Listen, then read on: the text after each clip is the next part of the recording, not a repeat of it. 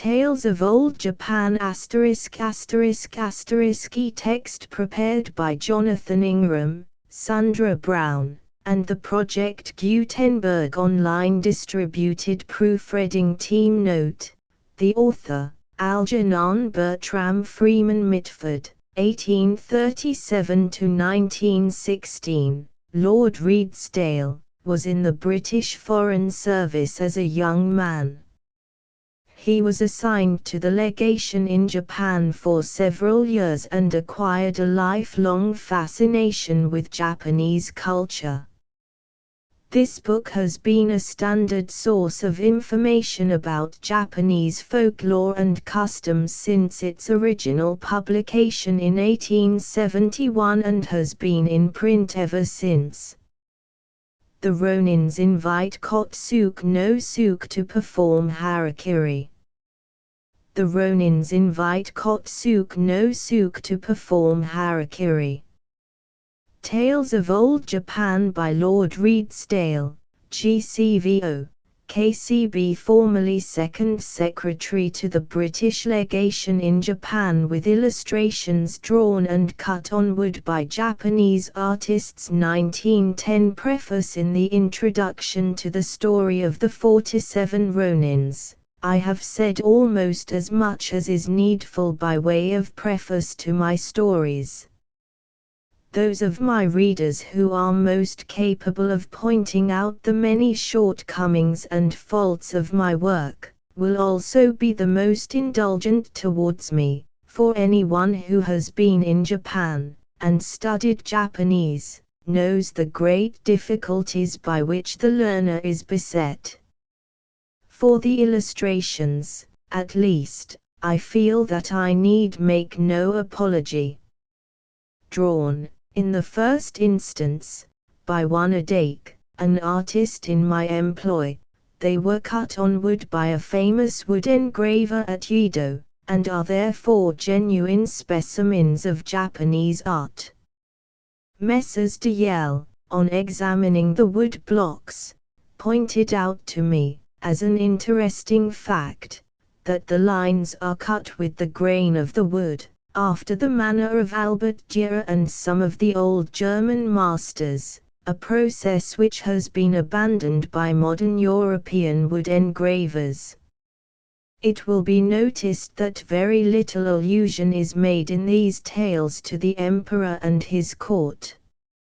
Although I searched diligently, I was able to find no story in which they played a conspicuous part. Another class to which no allusion is made is that of the Goshi. The Goshi are a kind of yeomen, or bonnet lairds, as they would be called over the border, living on their own land, and owning no allegiance to any feudal lord. Their rank is inferior to that of the samurai, or men of the military class, between whom and the peasantry they hold a middle place. Like the samurai, they wear two swords, and are in many cases prosperous and wealthy men claiming a descent more ancient than that of many of the feudal princes. A large number of them are enrolled among the emperor's bodyguard, and these have played a conspicuous part in the recent political changes in Japan, as the most conservative and anti-foreign element in the nation. With these exceptions, I think that all classes are fairly represented in my stories. The feudal system has passed away like a dissolving view before the eyes of those who have lived in Japan during the last few years. But when they arrived there it was in full force, and there is not an incident narrated in the following pages, however strange it may appear to Europeans, for the possibility and probability of which those most competent to judge will not vouch. Nor, as many a recent event can prove, have heroism, chivalry, and devotion gone out of the land altogether. We may deplore and inveigh against the Yamato Damashi, or spirit of old Japan, which still breathes in the soul of the samurai, but we cannot withhold our admiration from the self-sacrifices which men will still make for the love of their country. The first two of the tales have already appeared in the Fortnightly Review, and two of the sermons, with a portion of the appendix on the subject of the harakiri, in the pages of the Cornhill magazine. I have to thank the editors of those periodicals for permission to reprint them here. London, the 7th of January, 1871.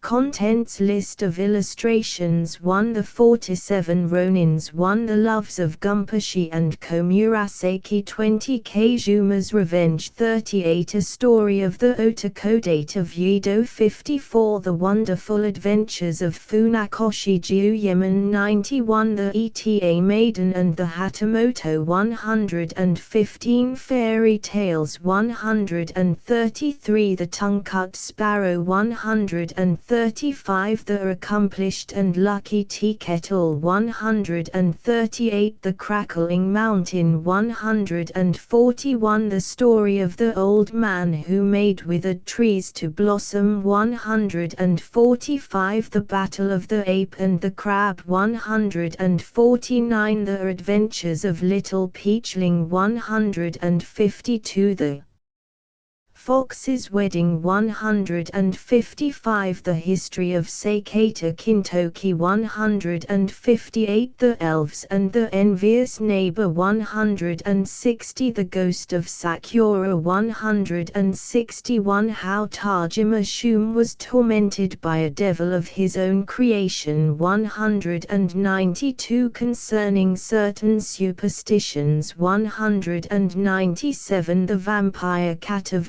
Shimmer 200. The Story of the Faithful Cat 207. How a man was bewitched and had his head shaved by the foxes 209. The Grateful Foxes 213. The Badger's Money 220. The Prince and the Badger 224. Japanese Sermons 227. The Sermons of Kiuo Vol I Sermon I 235. The Sermons of Kiuo, Vol I Sermon 2 244. The Sermons of Kiuo, Vol I Sermon 3 253. Appendices. An account of the harakiri 263. The marriage ceremony 288. On the birth and rearing of children 296. Funeral rites 301. List of illustrations. The Ronins invite Rotsuke no Suke to perform harakiri. The well in which the head was washed. The Satsuma man insults Oishikura no Juke. The tombs of the Ronins. The tomb of the Shioku Gunpashi awakened by the maiden in the robber's den forging the sword. Matagoro kills Yuki. The death of Daniemon. Tricks of swordsmanship at Asakusa. The death of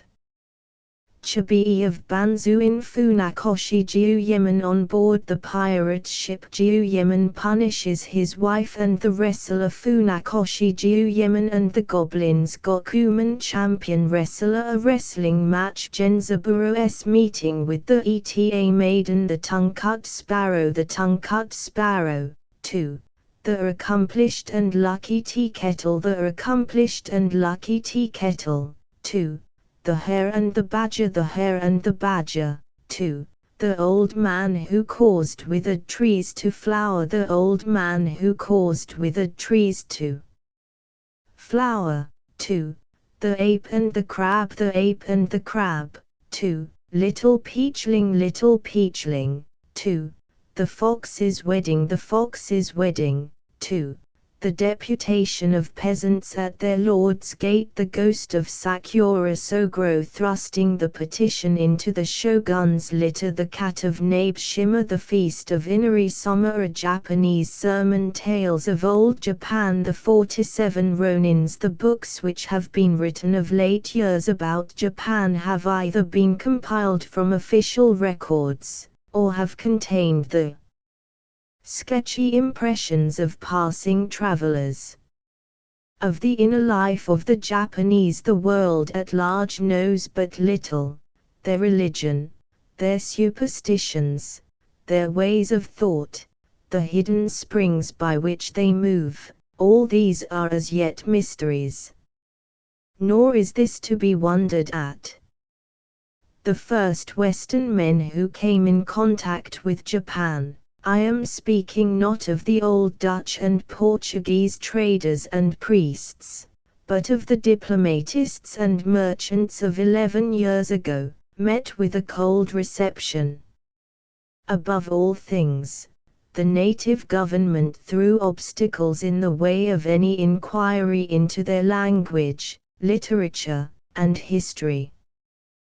The fact was that the Tycoon's government, with whom alone, so long as the Mikado remained in seclusion in his sacred capital at Kyoto, any relations were maintained, knew that the imperial purple with which they sought to invest their chief must quickly fade before the strong sunlight which would be brought upon it so soon as there should be European linguists capable of examining their books and records.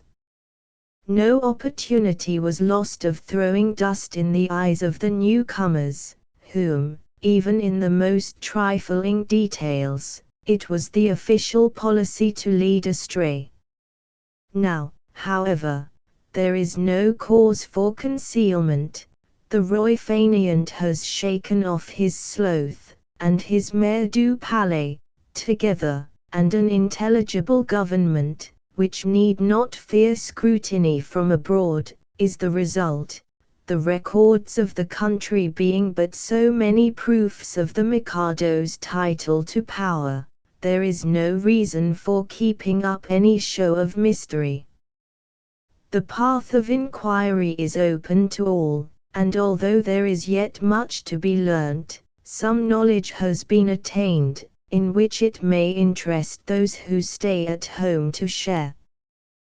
The recent revolution in Japan has wrought changes social as well as political, and it may be that when, in addition to the advance which has already been made, railways and telegraphs shall have connected the principal points of the land of sunrise, the old Japanese, such as he was and had been for centuries when we found him 11 short years ago, will have become extinct. It has appeared to me that no better means could be chosen of preserving a record of a curious and fast disappearing civilization than the translation of some of the most interesting national legends and histories, together with other specimens of literature bearing upon the same subject. Thus the Japanese may tell their own tale, their translator only adding here and there a few words of heading or tag to a chapter, where an explanation or amplification may seem necessary. I fear that the long and hard names will often make my tales tedious reading, but I believe that those who will bear with the difficulty will learn more of the character of the Japanese people than by skimming over descriptions of travel and adventure, however brilliant. The lord and his retainer, the warrior and the priest, the humble artisan and the despised debtor or pariah, each in his turn will become a leading character in my budget of stories. And it is out of the mouths of these personages that I hope to show forth a tolerably complete picture of Japanese society. Having said so much by way of preface, I beg my readers to fancy themselves wafted away to the shores of the Bay of Yedo, a fair, smiling landscape, gentle slopes, crested by a dark fringe of pines and firs, lead down to the sea. The quaint eaves of many a temple and holy shrine peep out here and there from the groves. The bay itself is studded with picturesque fisher craft. the torches of which shine by night like glowworms among the outlying forts. Far away to the west loom the goblin-haunted heights of Oyama, and beyond the twin hills of the Hakone Pass, Fujiyama, the peerless mountain, solitary and grand, stands in the center of the plain, from which it sprang vomiting flames 21 centuries ago. For 160 years the huge mountain has been at peace, but the frequent earthquakes still tell of hidden fires, and none can say when the red-hot stones and ashes may once more fall like rain over 5 provinces. In the midst of a nest of venerable trees in Takanawa, a suburb of Yedo, is hidden Sengakuji, or the Spring Hill Temple, renowned throughout the length and breadth of the land for its cemetery, which contains the graves of the 47 Ronins, too famous in Japanese history, heroes of Japanese drama, the tale of whose deeds I am about to transcribe. On the left-hand side of the main court of the temple is a chapel, in which, surmounted by a gilt figure of Kuan-Yin, the goddess of mercy, are enshrined the images of the 47 men, and of the master whom they loved so well.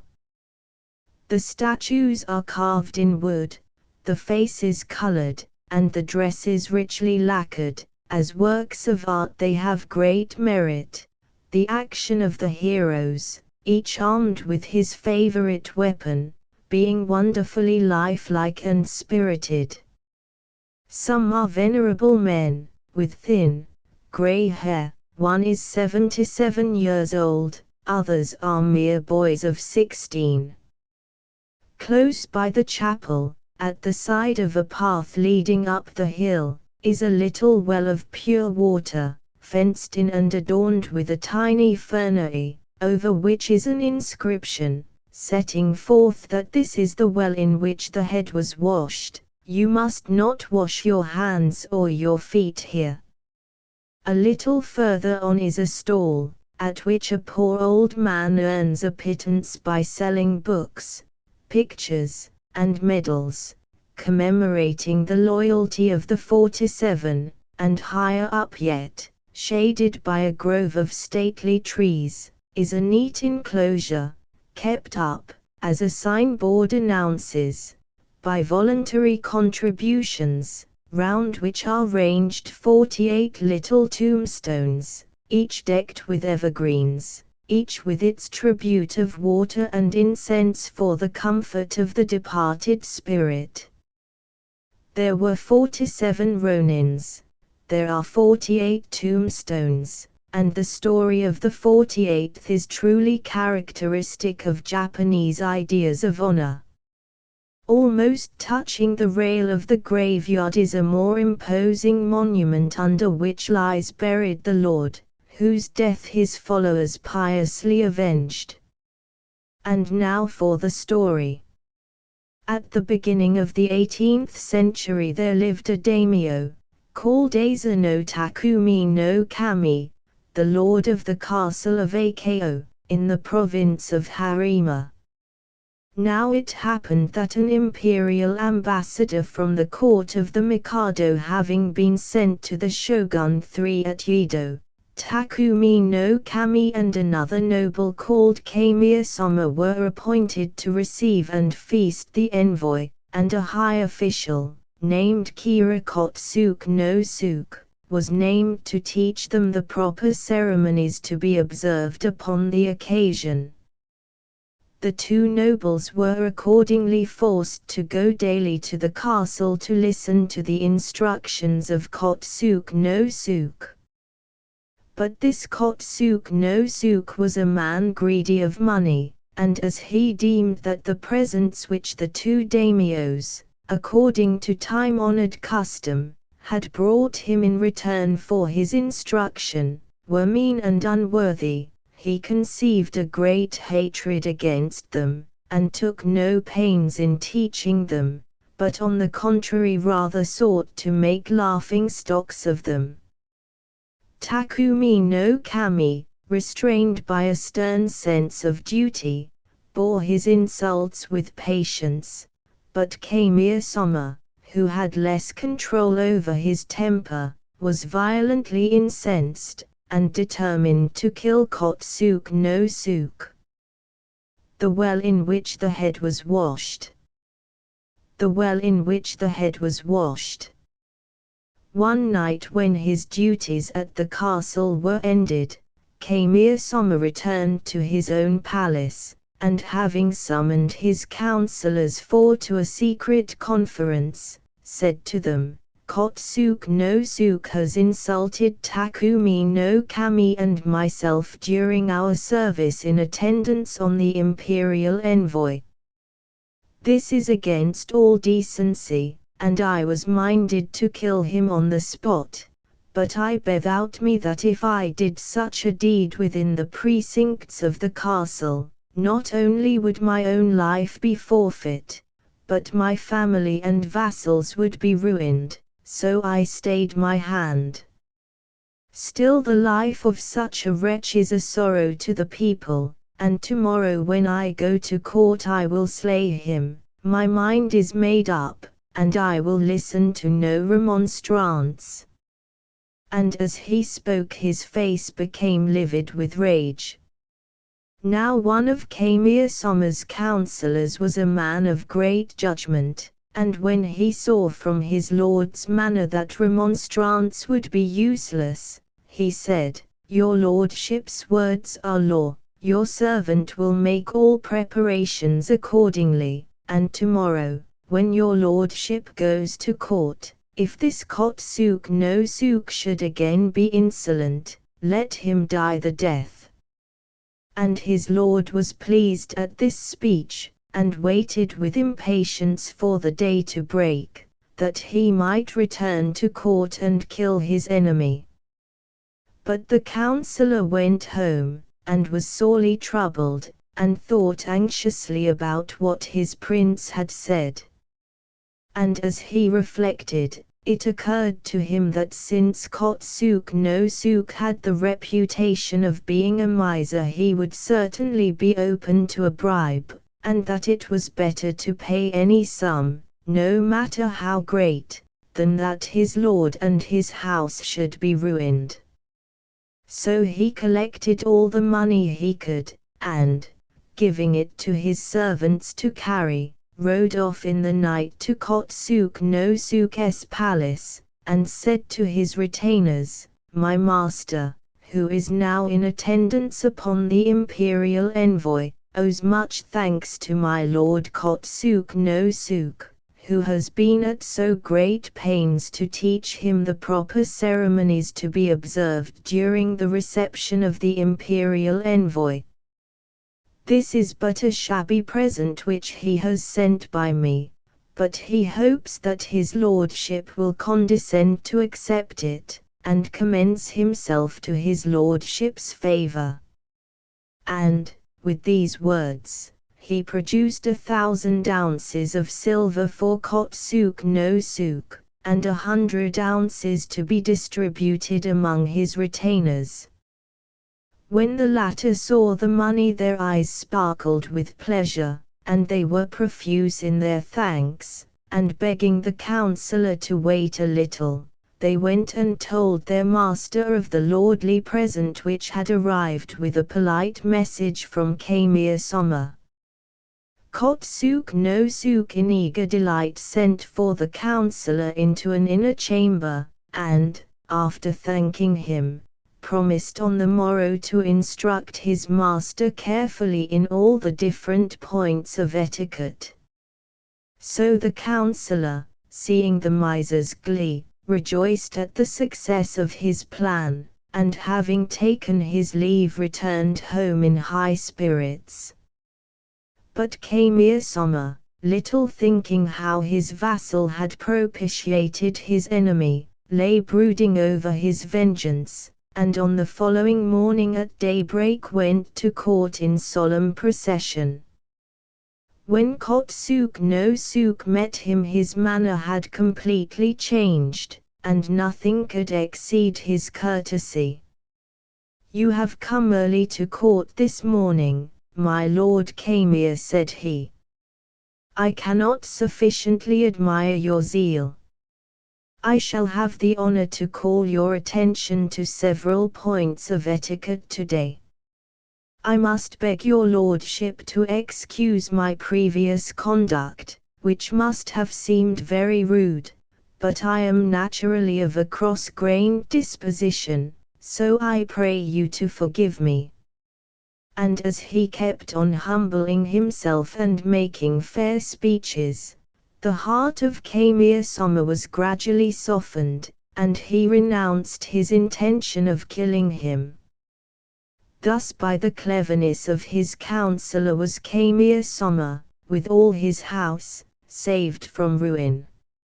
Shortly after this, Takumi no Kami, who had sent no present, arrived at the castle, and Kotsuke no Suke turned him into ridicule even more than before, provoking him with sneers and covert insults.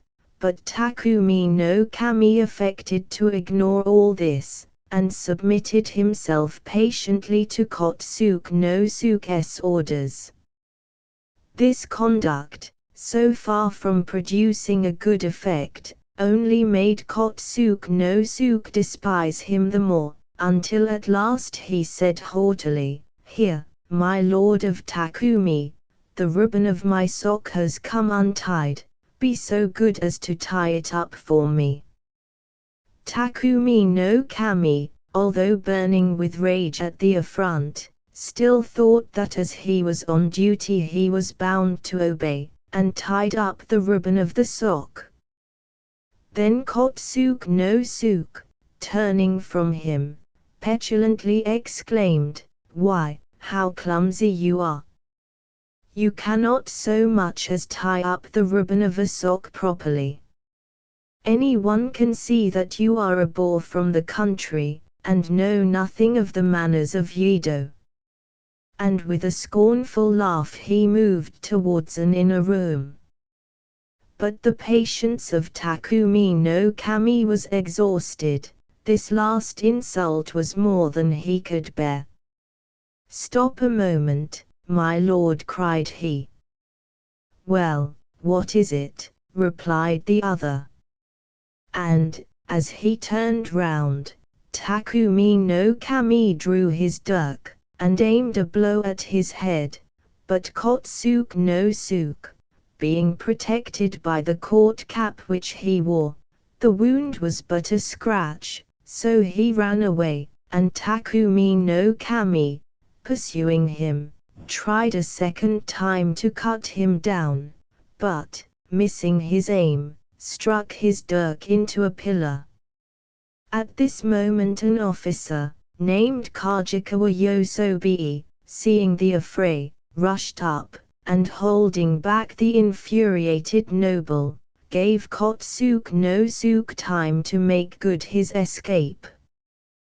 Then there arose a great uproar and confusion, and Takumi no Kami was arrested and disarmed, and confined in one of the apartments of the palace under the care of the censors.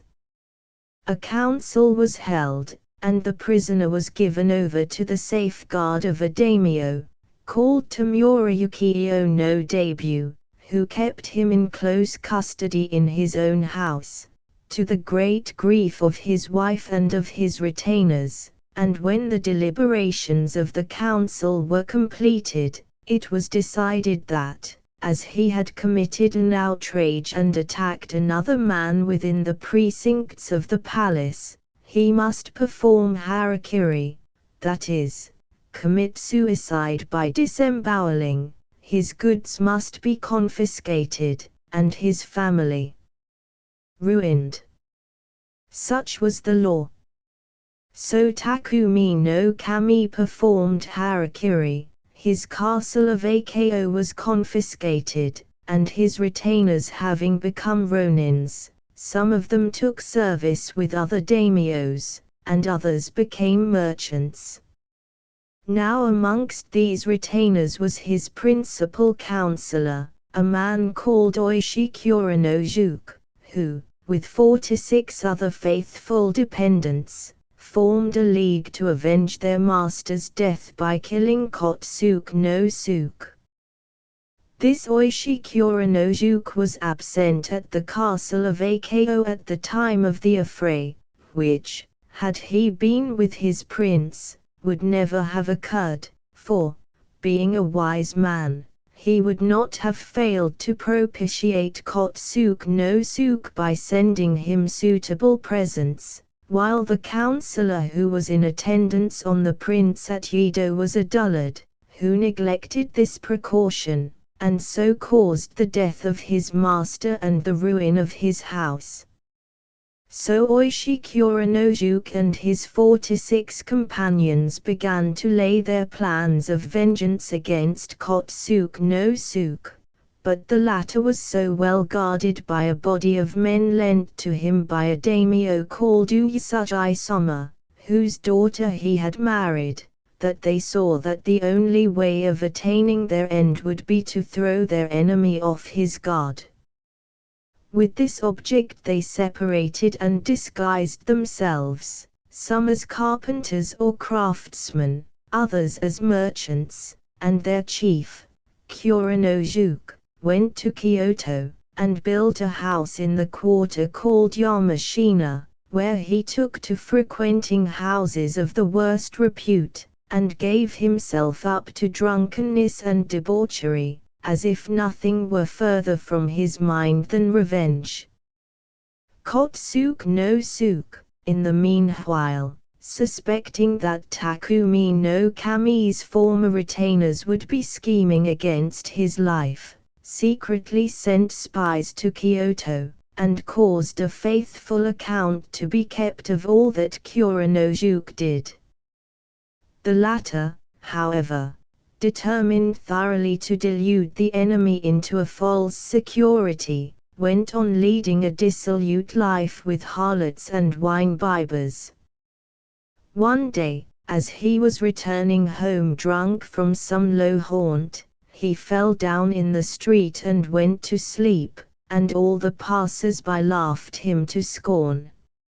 It happened that a Satsuma man saw this, and said, "Is not this Oishi Kuranojuk, who was a counselor of Asano Takumi no Kami, and who, not having the heart to avenge his lord, gives himself up to women and wine? See how he lies drunk in the public street. Faithless beast! Fool and craven! Unworthy the name of a samurai." 5. The Satsuma man insults Oishi Kuranojuk. The Satsuma man insults Oishi Kuranojuk. And he trod on Kuranojuk's face as he slept, and spat upon him. But when Kotsuke no Suke's spies reported all this at Yedo, he was greatly relieved at the news, and felt secure from danger. One day Kuranojuk's wife, who was bitterly grieved to see her husband lead this abandoned life, went to him and said, "My lord, you told me at first that your debauchery was but a trick to make your enemy relax in watchfulness. But indeed, this has gone too far. I pray and beseech you to put some restraint upon yourself." "Trouble me not," replied Kuranojuk, "for I will not listen to your whining. Since my way of life is displeasing to you, I will divorce you, and you may go about your business, and I will buy some pretty young girl from one of the public houses, and marry her for my pleasure. I am sick of the sight of an old woman like you about the house, so get you gone, the sooner the better." So saying, he flew into a violent rage, and his wife, terror-stricken, pleaded piteously for mercy. "Oh, my lord! unsay those terrible words. I have been your faithful wife for 20 years, and have borne you 3 children. In sickness and in sorrow I have been with you. You cannot be so cruel as to turn me out of doors now.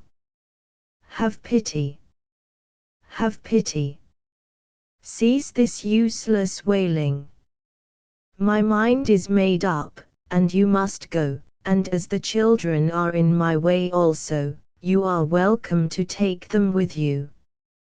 When she heard her husband speak thus, in her grief she sought her eldest son, Oishikra, and begged him to plead for her, and pray that she might be pardoned. But nothing would turn Kuranojuk from his purpose, so his wife was sent away, with the 2 younger children, and went back to her native place. But Oishikra remained with his father. The spies communicated all this without fail to Kotsuk no Suk, and he, when he heard how Kuranojuk, having turned his wife and children out of doors and bought a concubine, was grovelling in a life of drunkenness and lust, began to think that he had no longer anything to fear from the retainers of Takumi no Kami, who must be cowards, without the courage to avenge their lord. So by degrees he began to keep a less strict watch, and sent back half of the guard which had been lent to him by his father-in-law, Uyasujisama. Little did he think how he was falling into the trap laid for him by Kuranojuk, who, in his zeal to slay his lord's enemy, thought nothing of divorcing his wife and sending away his children. Admirable and faithful man! In this way Kuranojuk continued to throw dust in the eyes of his foe, by persisting in his apparently shameless conduct. But his associates all went to Yedo, and, having in their several capacities as workmen and peddlers contrived to gain access to Kotsuk no Suk's house, made themselves familiar with the plan of the building and the arrangement of the different rooms, and ascertained the character of the inmates, who were brave and loyal men, and who were cowards. Upon all of which matters, they sent regular reports to Kuranojuk. And when at last it became evident from the letters which arrived from Yedo that Kotsuk no Suk was thoroughly off his guard, Kuranojuk rejoiced that the day of vengeance was at hand, and, having appointed a trysting place at Yedo, he fled secretly from Kyoto, eluding the vigilance of his enemy's spies. Then the 47 men, having laid all their plans, bided their time patiently. It was now midwinter, the 12th month of the year, and the cold was bitter. One night, during a heavy fall of snow, when the whole world was hushed, and peaceful men were stretched in sleep upon the mats, the Ronins determined that no more favorable opportunity could occur for carrying out their purpose. So they took counsel together, and, having divided their band into 2 parties, assigned to each man his post. One band, led by Oishi Kuranojuk, was to attack the front gate, and the other, under his son Oishichikra, was to attack the postern of Kotsuk no Suk's house. But as Chikra was only 16 years of age, Yoshida Kyuzaemon was appointed to act as his guardian. Further, it was arranged that a drum, beaten at the order of Kuranojuk, should be the signal for the simultaneous attack, and that if anyone slew Kotsuk no Suk and cut off his head, he should blow a shrill whistle, as a signal to his comrades, who would hurry to the spot, and, having identified the head, carry it off to the temple called Sengakuji, and lay it as an offering before the tomb of their dead lord.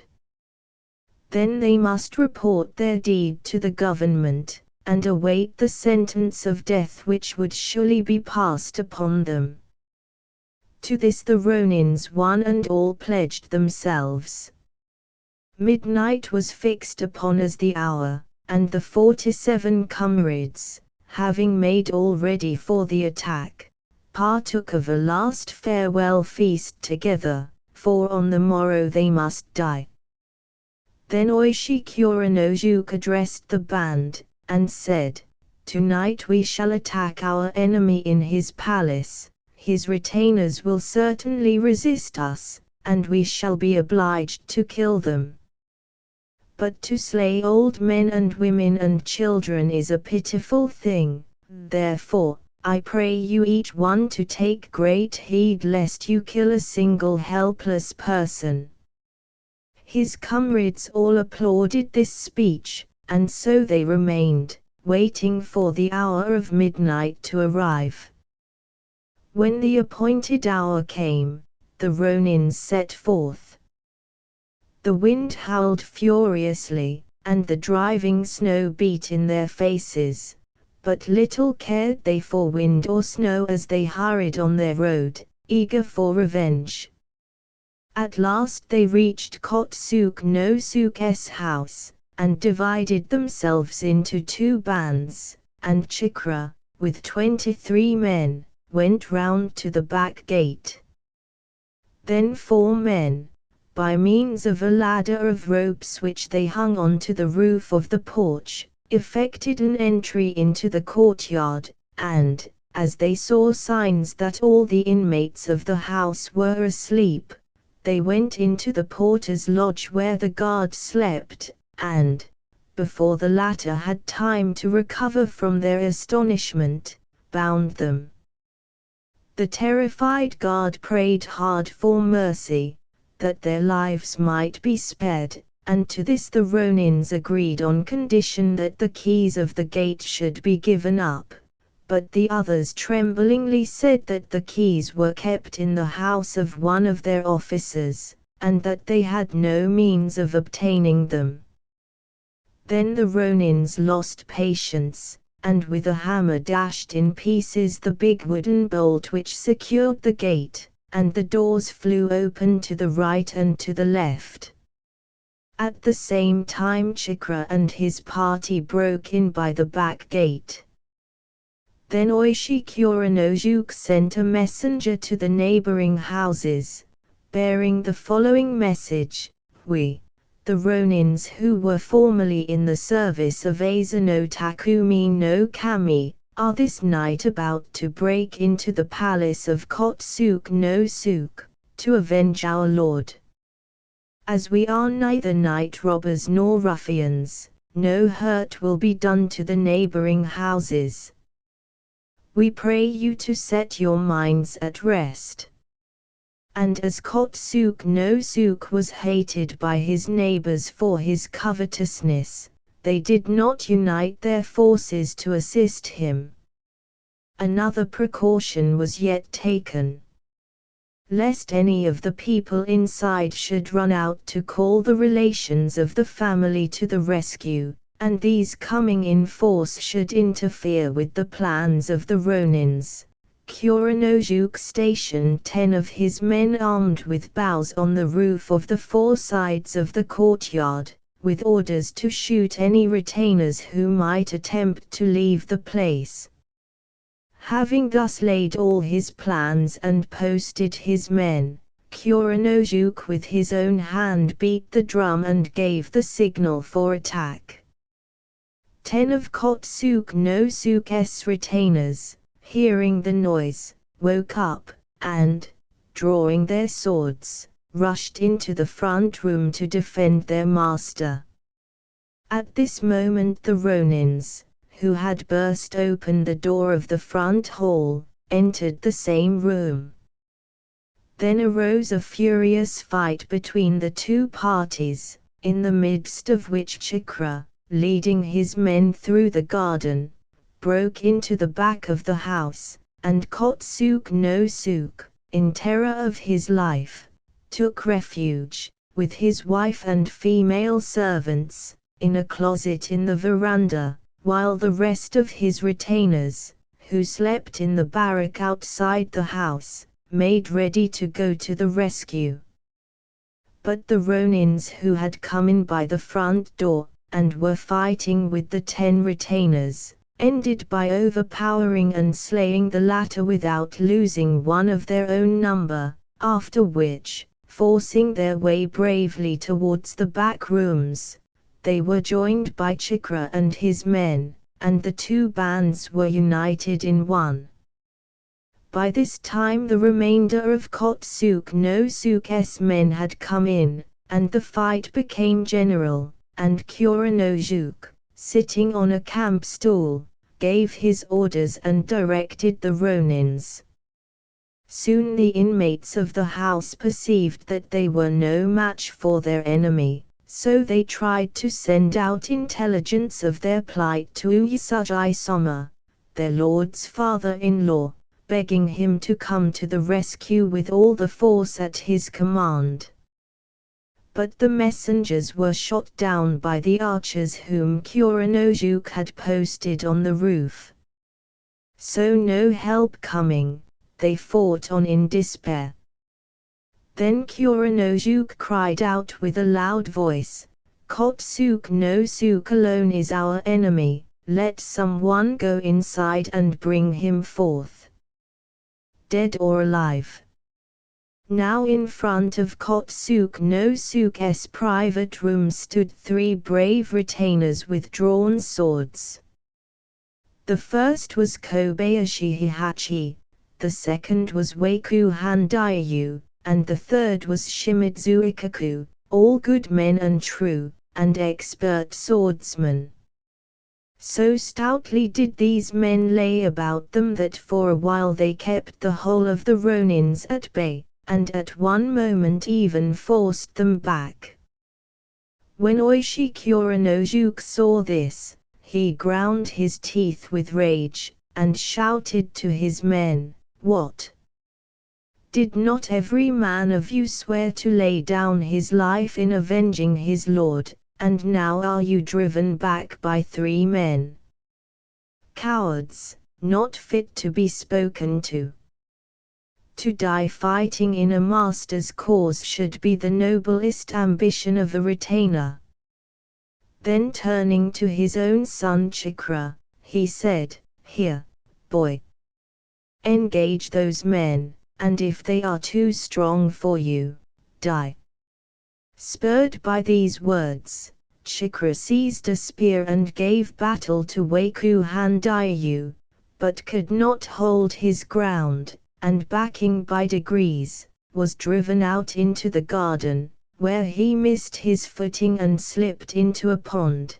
But as Handaiyu, thinking to kill him, looked down into the pond, Chikra cut his enemy in the leg and caused him to fall, and then, crawling out of the water, dispatched him. In the meanwhile Kobayashi Hihachi and Shimizu Ikaku had been killed by the other Ronins, and of all Kotsook no Sook's retainers not one fighting man remained.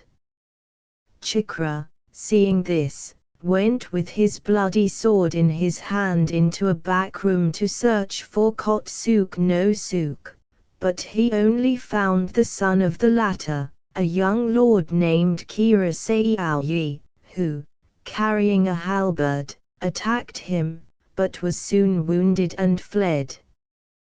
Thus the whole of Kotsook no Sook's men having been killed, there was an end of the fighting, but as yet there was no trace of Kotsook no Sook to be found. Then Kuranojuk divided his men into several parties and searched the whole house, but all in vain. Women and children weeping were alone to be seen.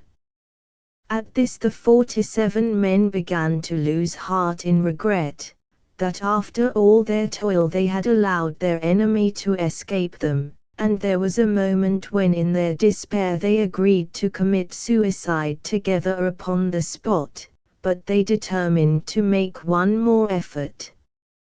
So Kuranosuke went into Kotsuke no Suke's sleeping room, and touching the quilt with his hands, exclaimed, "I have just felt the bedclothes and they are yet warm, and so methinks that our enemy is not far off. He must certainly be hidden somewhere in the house." Greatly excited by this, the Ronins renewed their search. Now in the raised part of the room, near the place of honor, there was a picture hanging. Taking down this picture, they saw that there was a large hole in the plastered wall, and on thrusting a spear in they could feel nothing beyond it. So one of the Ronins, called Yazuma Jotaro, got into the hole, and found that on the other side there was a little courtyard, in which there stood an outhouse for holding charcoal and firewood. Looking into the outhouse, he spied something white at the further end, at which he struck with his spear, when two armed men sprang out upon him and tried to cut him down. But he kept them back until one of his comrades came up and killed one of the two men and engaged the other, while Jotaro entered the outhouse and felt about with his spear. Again seeing something white, he struck it with his lance, when a cry of pain betrayed that it was a man, so he rushed up, and the man in white clothes, who had been wounded in the thigh, drew a dirk and aimed a blow at him. But Jotaro wrested the dirk from him, and clutching him by the collar, dragged him out of the outhouse. Then the other Ronin came up, and they examined the prisoner attentively, and saw that he was a noble-looking man, some 60 years of age, dressed in a white satin sleeping robe, which was stained by the blood from the thigh wound which Jotaro had inflicted. The two men felt convinced that this was no other than Kotsuke no Suke, and they asked him his name, but he gave no answer, so they gave the signal whistle, and all their comrades collected together at the call. Then Oishi Kuranosuke, bringing a lantern, scanned the old man's features, and it was indeed Kotsuke no Suke, and if further proof were wanting, he still bore a scar on his forehead where their master, Asa no Takumi no Kami, had wounded him during the affray in the castle. There being no possibility of mistake, therefore, Oishi Kuranosuke went down on his knees, and addressing the old man very respectfully, said, "My lord, we are the retainers of Asa no Takumi no Kami. Last year your lordship and our master quarreled in the palace, and our master was sentenced to harakiri, and his family was ruined. We have come tonight to avenge him, as is the duty of faithful and loyal men. I pray your lordship to acknowledge the justice of our purpose. And now, my lord, we beseech you to perform harakiri. I myself shall have the honor to act as your second, and when, with all humility, I shall have received your lordship's head, it is my intention to lay it as an offering upon the grave of Asa no Takumi no Kami." Thus, in consideration of the high rank of Kotsuke no Suke, the Ronins treated him with the greatest courtesy, and over again entreated him to perform harakiri. But he crouched speechless and trembling. At last Kuranosuke, seeing that it was vain to urge him to die the death of a nobleman, forced him down, and cut off his head with the same dirk with which Asa no Takumi no Kami had killed himself. Then the 47 comrades, elated at having accomplished their design, placed the head in a bucket, and prepared to depart, but before leaving the house they carefully extinguished all the lights and fires in the place, lest by any accident a fire should break out and the neighbors suffer. As they were on their way to Takanawa, the suburb in which the temple called Sengakuji stands, the day broke, and the people flocked out to see the 47 men, who, with their clothes and arms all blood-stained, presented a terrible appearance, and every one praised them, wondering at their valor and faithfulness. But they expected every moment that Kotsuke no Suke's father-in-law would attack them and carry off the head, and made ready to die bravely sword in hand. However, they reached Takanawa in safety, for Matsudera Eki no Kami, one of the 18 chief daimyos of Japan, of whose house Asano Takumi no Kami had been a cadet, had been highly pleased when he heard of the last night's work, and he had made ready to assist the Ronins in case they were attacked. So Kotsuke no Suke's father-in-law dared not pursue them.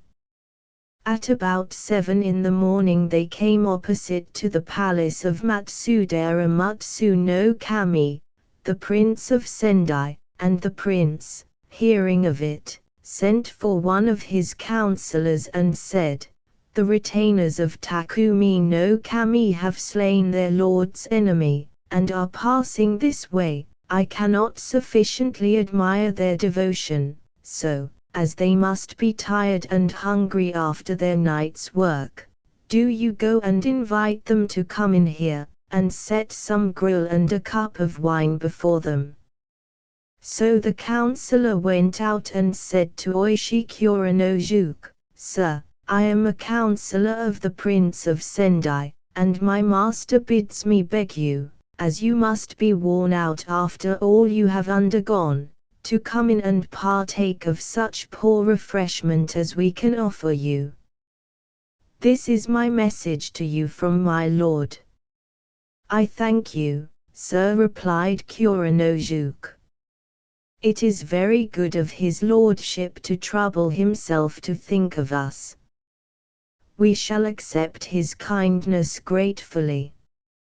So the 47 Ronins went into the palace, and were feasted with grill and wine, and all the retainers of the Prince of Sendai came and praised them.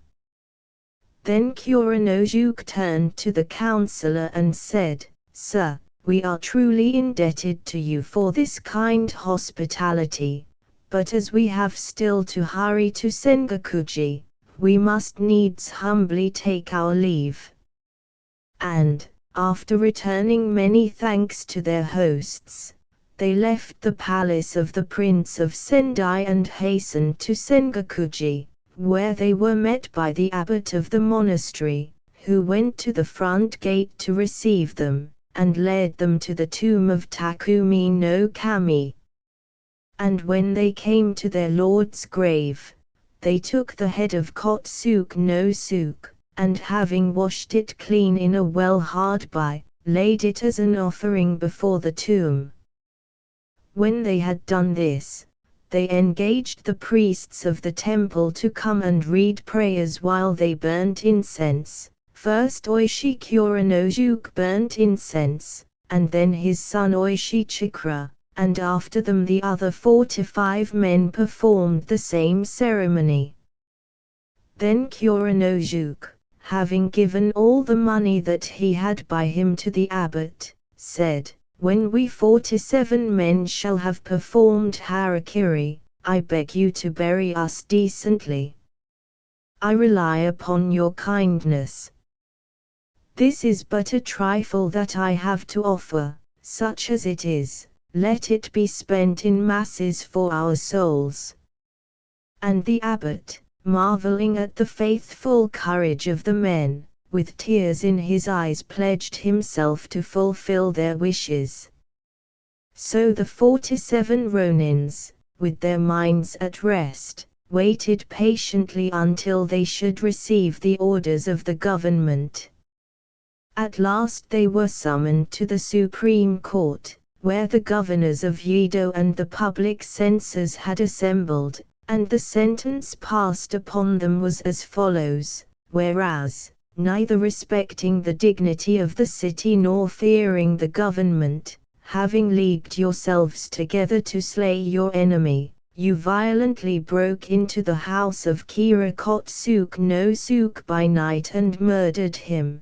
The sentence of the court is, that, for this audacious conduct, you perform harakiri. When the sentence had been read, the 47 Ronins were divided into 4 parties, and handed over to the safekeeping of 4 different daimyos, and sheriffs were sent to the palaces of those daimyos in whose presence the Ronins were made to perform harakiri. But, as from the very beginning they had all made up their minds that to this end they must come, they met their death nobly, and their corpses were carried to Sengakuji, and buried in front of the tomb of their master, Asa no Takumi no Kami. And when the fame of this became noised abroad, the people flocked to pray at the graves of these faithful men. The tombs of the Ronins. The tombs of the Ronins. Among those who came to pray was a Satsuma man, who, prostrating himself before the grave of Oishikura no Juk, said, "When I saw you lying drunk by the roadside at Yamashina, in Kyoto, I knew not that you were plotting to avenge your lord, and, thinking you to be a faithless man, I trampled on you and spat in your face as I passed. And now I have come to ask pardon and offer atonement for the insult of last year." With those words he prostrated himself again before the grave, and, drawing a dirk from his girdle, stabbed himself in the belly and died. And the chief priest of the temple, taking pity upon him, buried him by the side of the Ronins, and his tomb still remains to be seen with those of the 47 comrades. This is the end of the story of the 47 Ronins. A terrible picture of fierce heroism which it is impossible not to admire. In the Japanese mind this feeling of admiration is unmixed, and hence it is that the 47 Ronins receive almost divine honors. Pious hands still deck their graves with green boughs and burn incense upon them. The clothes and arms which they wore are preserved carefully in a fireproof storehouse attached to the temple, and exhibited yearly to admiring crowds, who behold them probably with little less veneration than is accorded to the relics of Aila Chapel or Treves. And once in 60 years the monks of Sengakuji reap quite a harvest for the good of their temple by holding a commemorative fair or festival, to which the people flock during nearly 2 months. A silver key once admitted me to a private inspection of the relics. We were ushered, my friend and myself, into a back apartment of the spacious temple, overlooking one of those marvelous miniature gardens, cunningly adorned with rockeries and dwarf trees, in which the Japanese delight.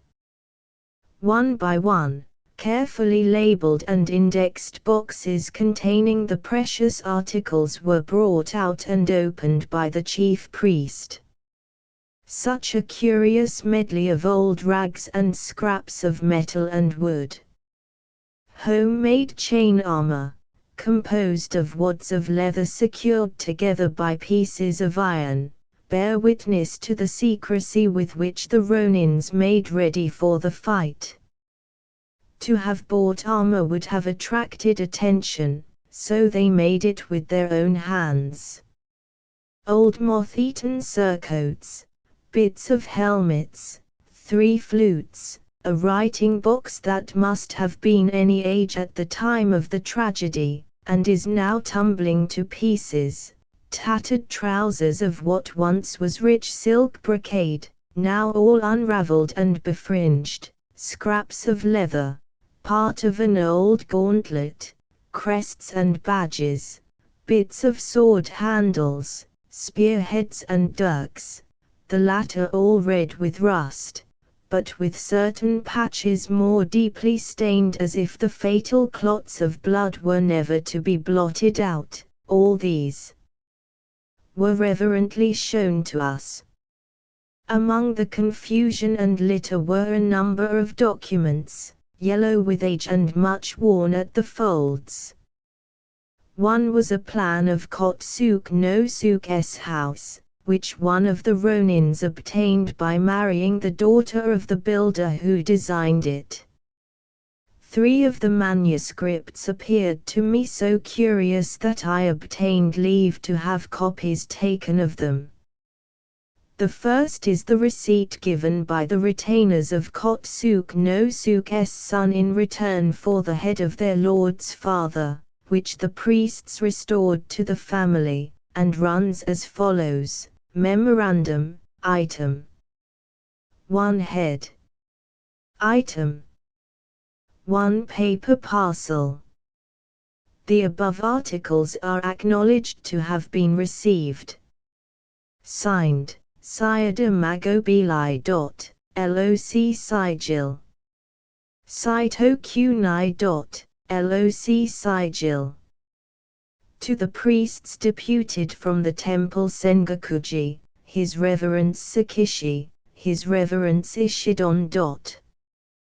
The second paper is a document explanatory of their conduct, a copy of which was found on the person of each of the 47 men, last year, in the 3rd month, Asa no Takumi no Kami, upon the occasion of the entertainment of the imperial ambassador, was driven, by the force of circumstances, to attack and wound my lord Kotsuk no Suke in the castle, in order to avenge an insult offered to him. Having done this without considering the dignity of the place, and having thus disregarded all rules of propriety, he was condemned to harakiri, and his property and castle of Ako were forfeited to the state, and were delivered up by his retainers to the officers deputed by the shogun to receive them. After this his followers were all dispersed. At the time of the quarrel the high officials present prevented Asa no Takumi no Kami from carrying out his intention of killing his enemy, my lord Kotsuk no Suke. So Asa no Takumi no Kami died without having avenged himself, and this was more than his retainers could endure.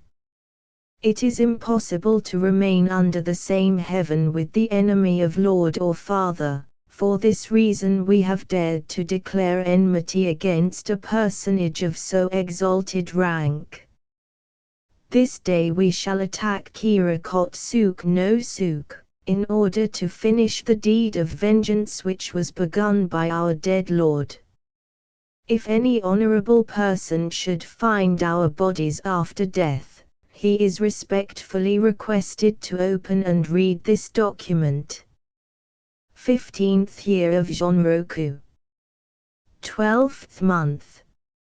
Signed, Oishi Kuranojuke, retainer of Asa no Takumi no Kami, and 46 others. 6. The third manuscript is a paper which the 47 Ronins laid upon the tomb of their master, together with the head of Kira Kotsuk no Suke, the 15th year of Jonroku, the 12th month, and 15th day.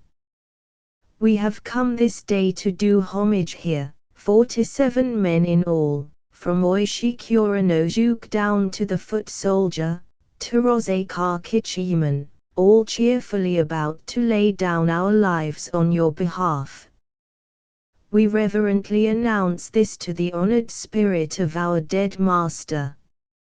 On the 14th day of the 3rd month of last year our honored master was pleased to attack Kirakot Suk no Suk, for what reason we know not. Our honored master put an end to his own life, but Kirakot Suk no Suk lived.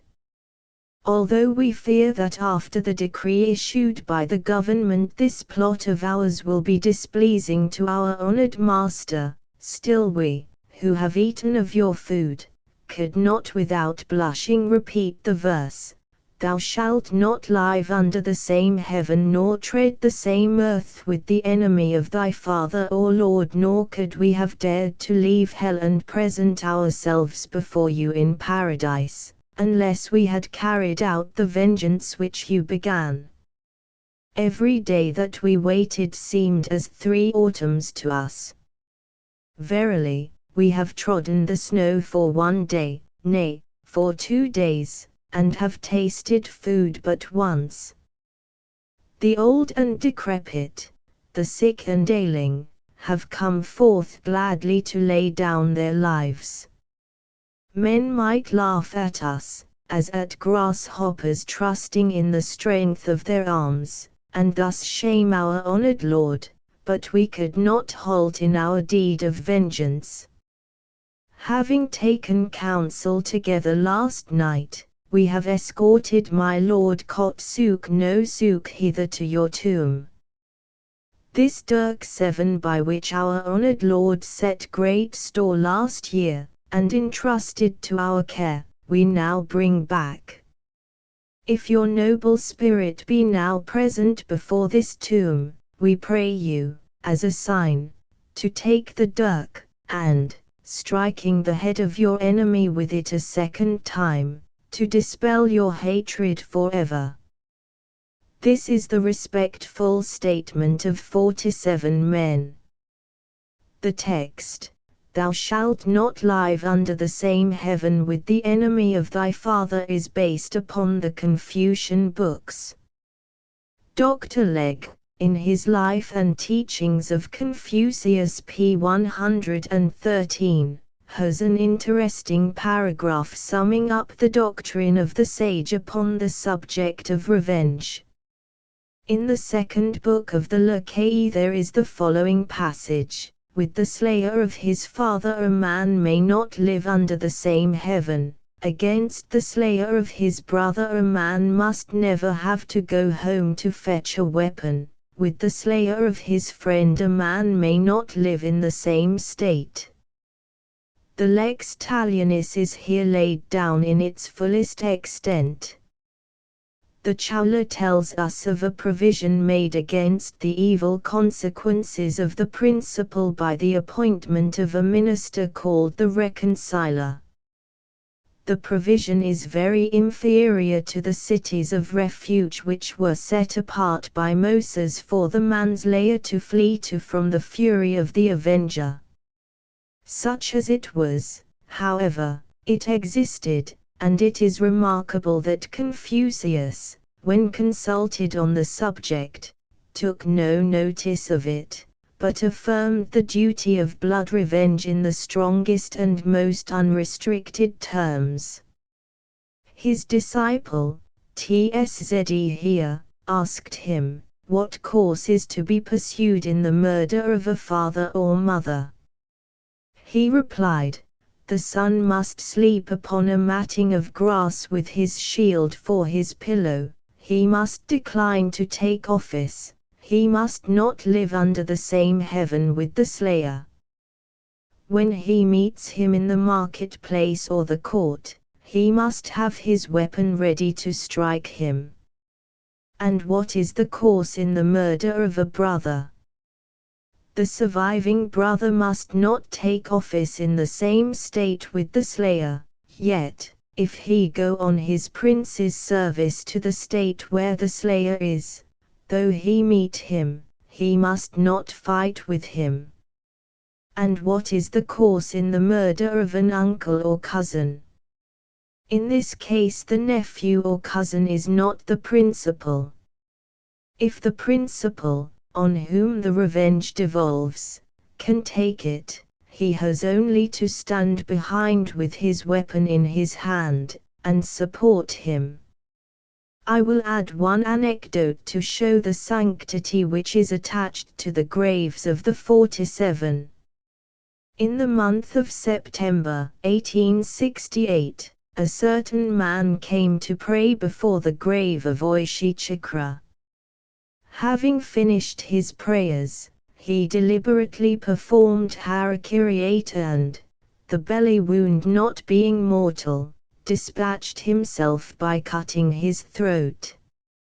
Upon his person were found papers setting forth that, being a ronin and without means of earning a living, he had petitioned to be allowed to enter the clan of the Prince of Chushi, which he looked upon as the noblest clan in the realm. His petition having been refused, nothing remained for him but to die, for to be a ronin was hateful to him, and he would serve no other master than the Prince of Chushi. What more fitting place could he find in which to put an end to his life than the graveyard of these braves?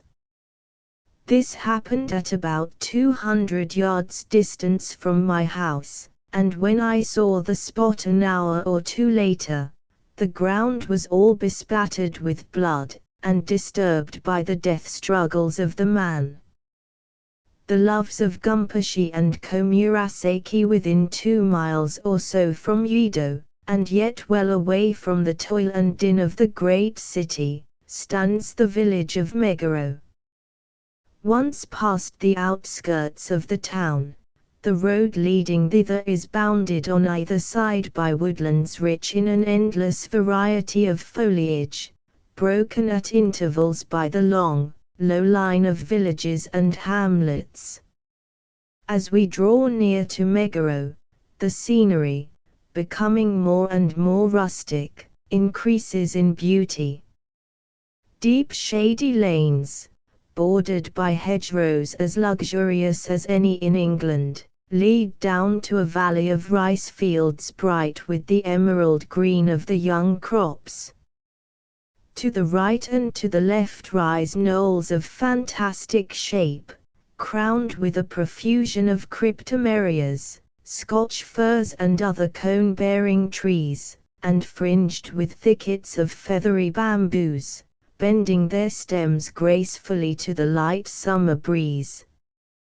Wherever there is a spot shadier and pleasanter to look upon than the rest, there may be seen the red portal of a shrine which the simple piety of the country folk has raised to Inari Summer, the patron god of farming, or to some other tutelary deity of the place. At the eastern outlet of the valley a strip of blue sea bounds the horizon, westward are the distant mountains. In the foreground, in front of a farmhouse, snug-looking, with its roof of velvety brown thatch, a troop of sturdy urchins, suntanned and stark naked, are frisking in the wildest gambols, all heedless of the scolding voice of the withered old grandam who sits spinning and minding the house, while her son and his wife are away toiling at some outdoor labor. Close at our feet runs a stream of pure water, in which a group of countrymen are washing the vegetables which they will presently shoulder and carry off to sell by auction in the suburbs of Yedo. Not the least beauty of the scene consists in the wondrous clearness of an atmosphere so transparent that the most distant outlines are scarcely dimmed, while the details of the nearer ground stand out in sharp, bold relief, now lit by the rays of a vertical sun, now darkened under the flying shadows thrown by the fleecy clouds which sail across the sky. Under such a heaven, what painter could limn the lights and shades which flit over the woods, the pride of Japan, whether in late autumn, when the russets and yellows of our own trees are mixed with the deep crimson glow of the maples, or in springtime, when plum and cherry trees and wild camellias, giants, 50 feet high, are in full blossom. All that we see is enchanting, but there is a strange stillness in the groves. Rarely does the song of a bird break the silence. Indeed, I know but one warbler whose note has any music in it, the uguisu, by some enthusiasts called the Japanese nightingale, at best, a king in the kingdom of the blind. The scarcity of animal life of all descriptions, man and mosquitoes alone excepted, is a standing wonder to the traveler.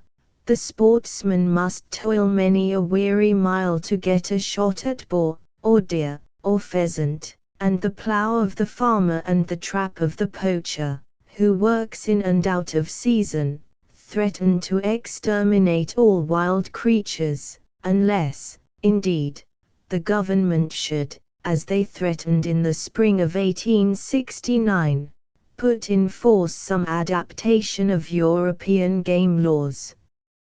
But they are lukewarm in the matter. A little hawking on a duck pond satisfies the cravings of the modern Japanese sportsman, who knows that, game laws or no game laws, the wild fowl will never fail in winter, and the days are long past when my lord the shogun used to ride forth with a mighty company to the wild places about Mount Fuji, there camping out and hunting the boar, the deer, and the wolf, believing that in so doing he was fostering a manly and military spirit in the land.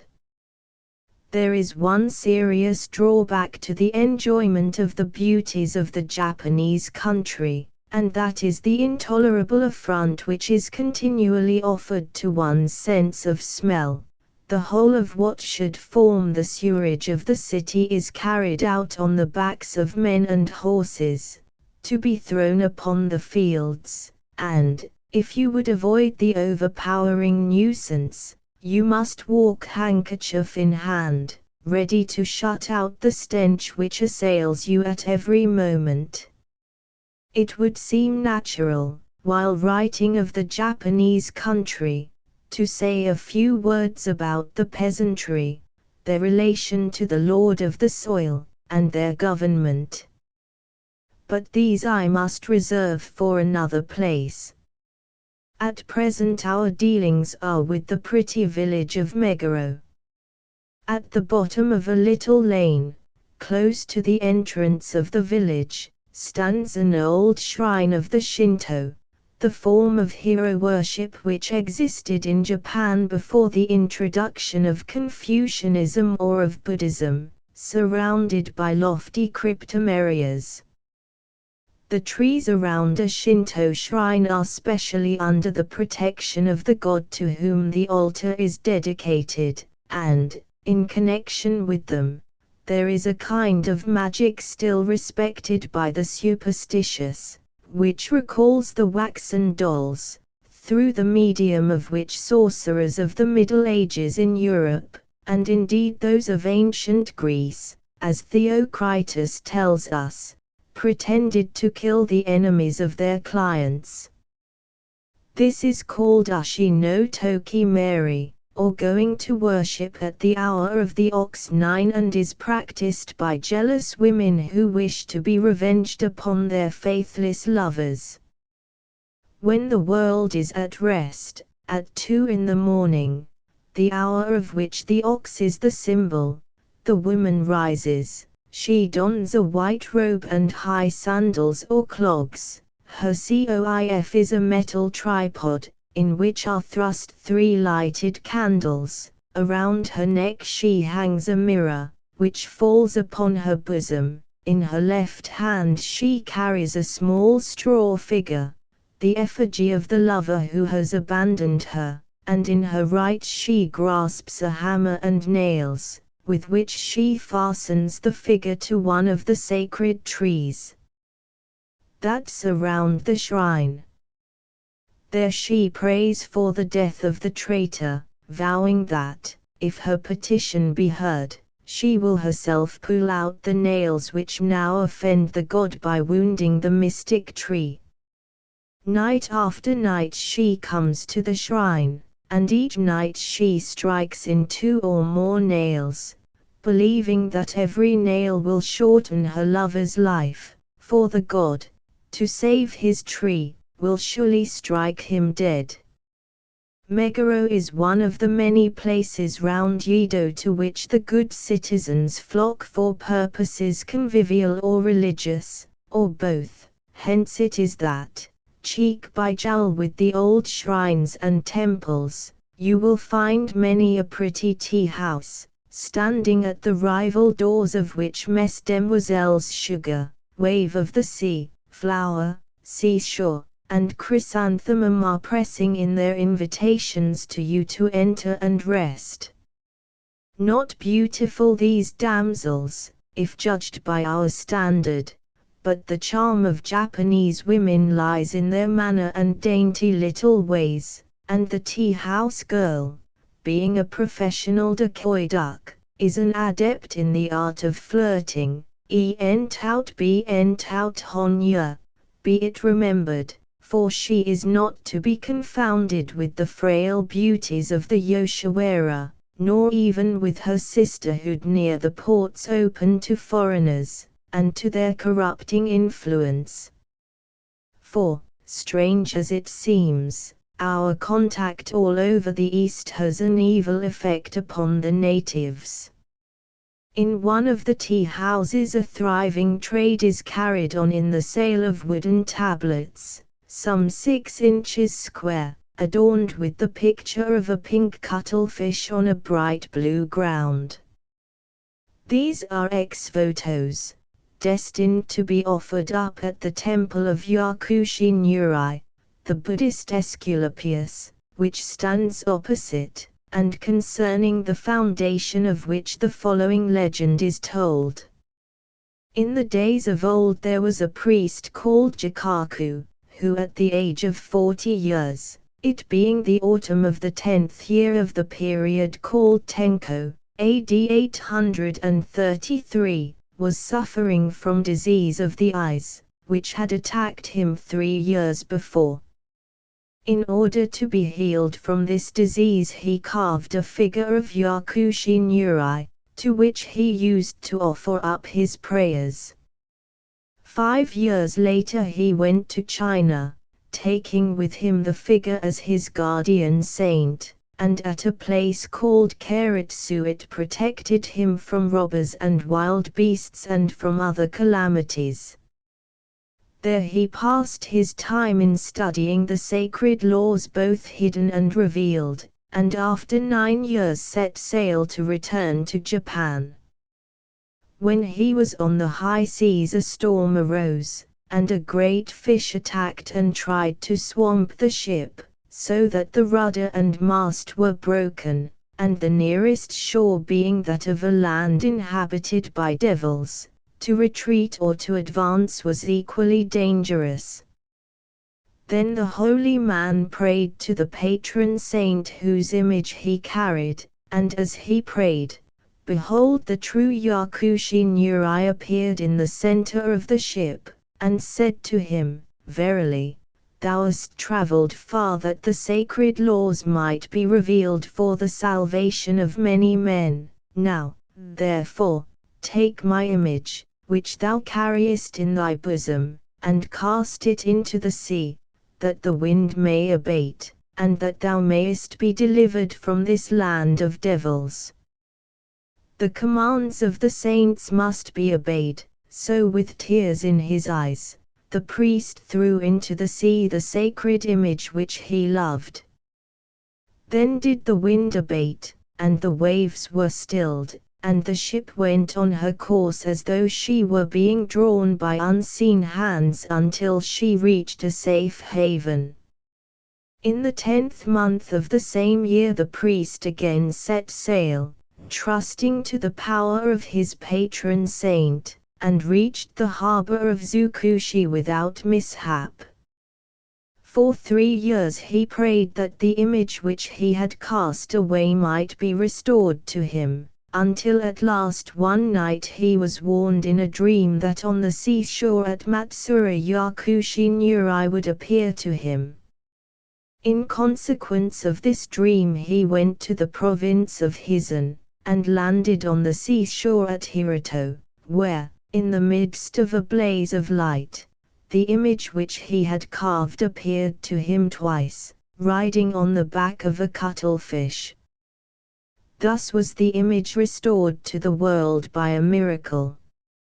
In commemoration of his recovery from the disease of the eyes and of his preservation from the dangers of the sea, that these things might be known to all posterity, the priest established the worship of Tako Yakushi Nyurai of the cuttlefish, and came to Meguro, where he built the temple of Fudo-sama Ten, another Buddhist divinity.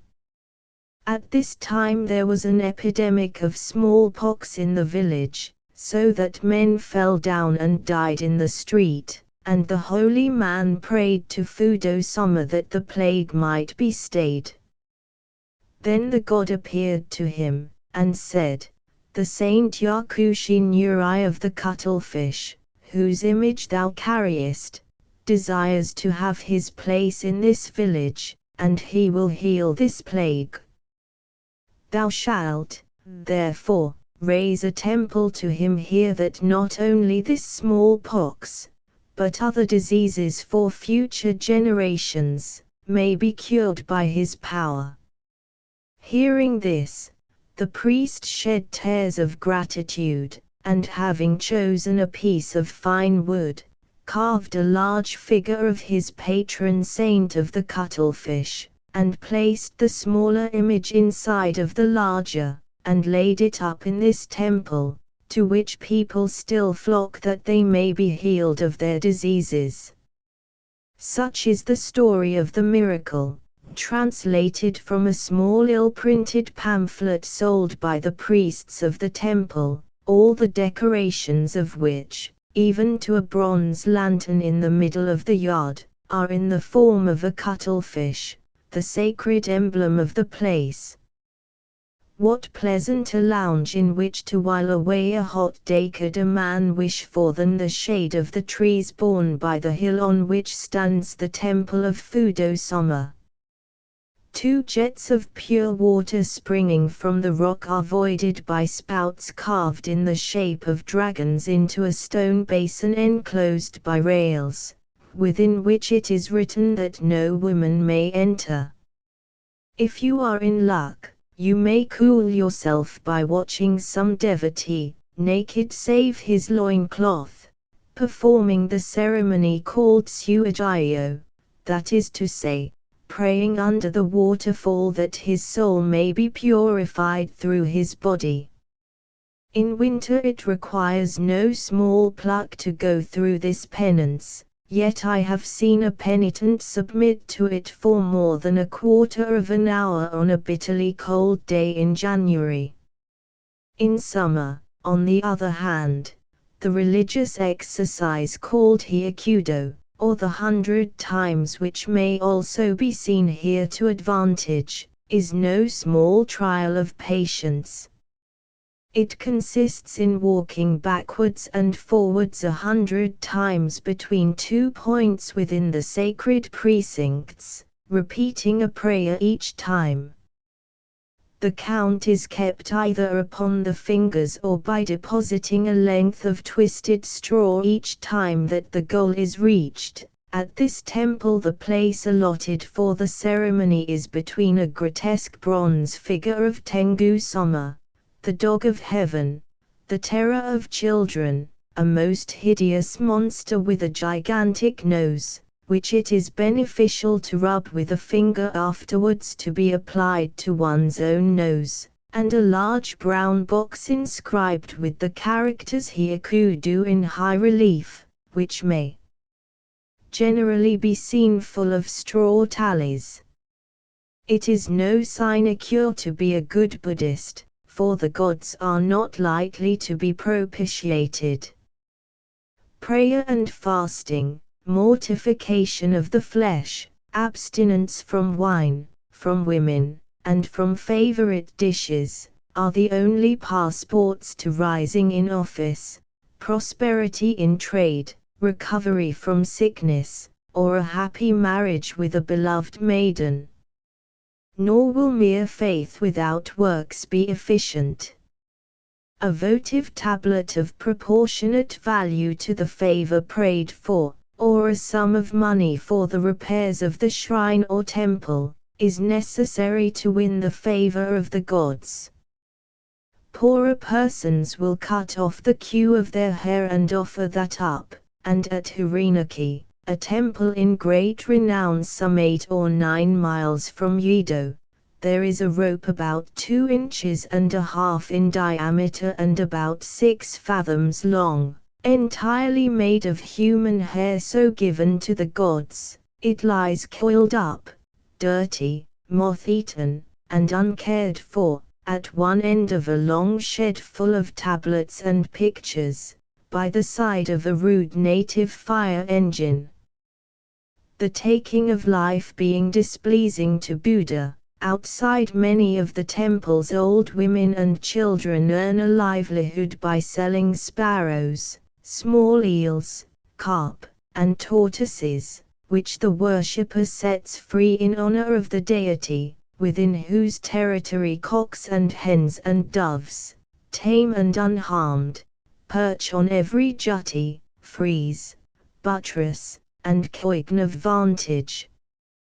But of all the marvelous customs that I wot of in connection with Japanese religious exercises, none appears to me so strange as that of spitting at the images of the gods, more especially at the statues of the Neo, the 2 huge red or red and green statues which, like Gog and Magog, emblems of strength, stand as guardians of the chief Buddhist temples.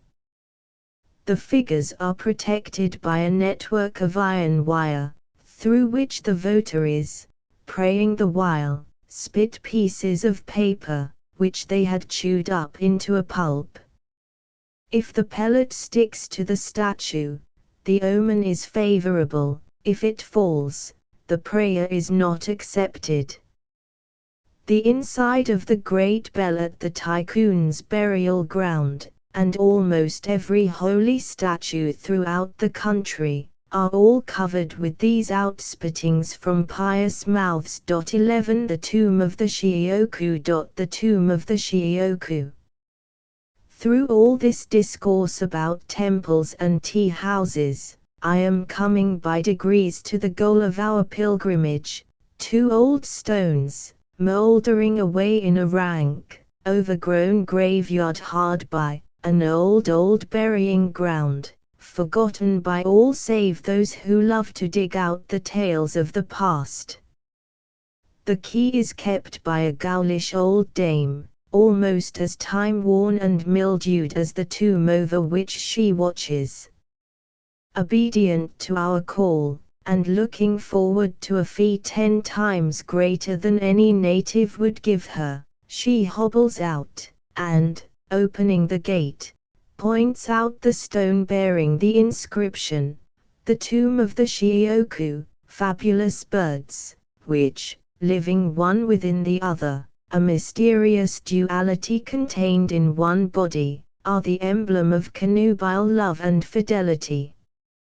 By this stone stands another, graven with a longer legend, which runs as follows: "In the old days of Jonroku, she pined for the beauty of her lover, who was as fair to look upon as the flowers, and now beneath the moss of this old tombstone all has perished of her save her name." Amid the changes of a fitful world, this tomb is decaying under the dew and rain, gradually crumbling beneath its own dust, its outline alone remains. Stranger, bestow an alms to preserve this stone, and we, sparing neither pain nor labor, will second you with all our hearts. Erecting it again, let us preserve it from decay for future generations, and let us write the following verse upon it. These two birds, beautiful as the cherry blossoms, perished before their time, like flowers broken down by the wind before they have borne seed. Under the first stone is the dust of Gumpushe, robber and murderer, mixed with that of his true love Komurasaki, who lies buried with him.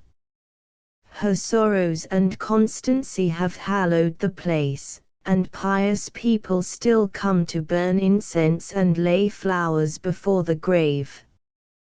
How she loved him even in death may be seen from the following old world story.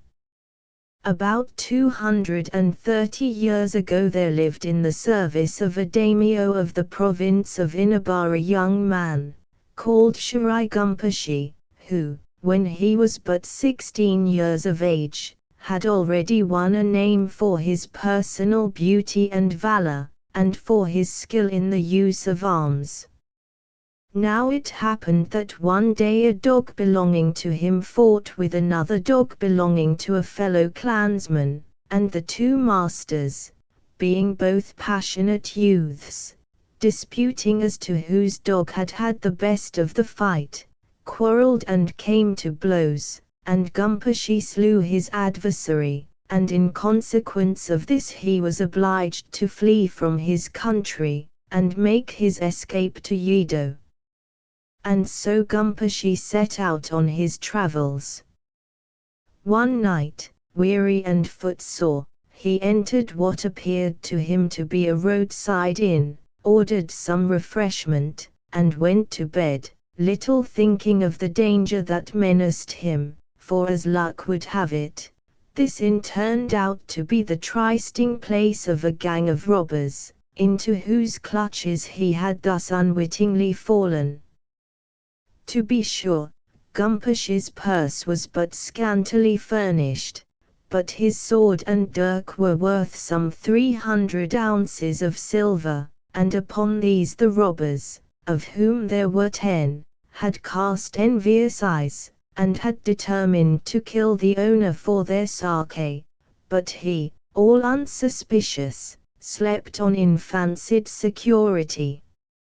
In the middle of the night he was startled from his deep slumbers by some one stealthily opening the sliding door which led into his room, and rousing himself with an effort, he beheld a beautiful young girl, 15 years of age, who, making signs to him not to stir, came up to his bedside, and said to him in a whisper, "Sir, the master of this house is the chief of a gang of robbers, who have been plotting to murder you this night for the sake of your clothes and your sword. As for me, I am the daughter of a rich merchant in Mikawa. Last year the robbers came to our house, and carried off my father's treasure and myself. I pray you, sir, take me with you, and let us fly from this dreadful place."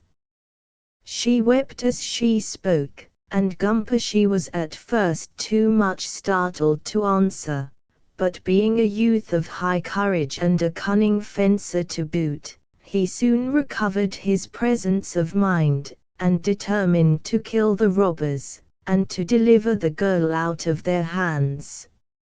So he replied, "Since you say so, I will kill these thieves, and rescue you this very night. Only do you, when I begin the fight, run outside the house, that you may be out of harm's way, and remain in hiding until I join you." Upon this understanding the maiden left him, and went her way. But he lay awake, holding his breath and watching, and when the thieves crept noiselessly into the room, where they supposed him to be fast asleep, he cut down the first man that entered, and stretched him dead at his feet. The other 9, seeing this, laid about them with their drawn swords, but Gumpushe, fighting with desperation, mastered them at last, and slew them.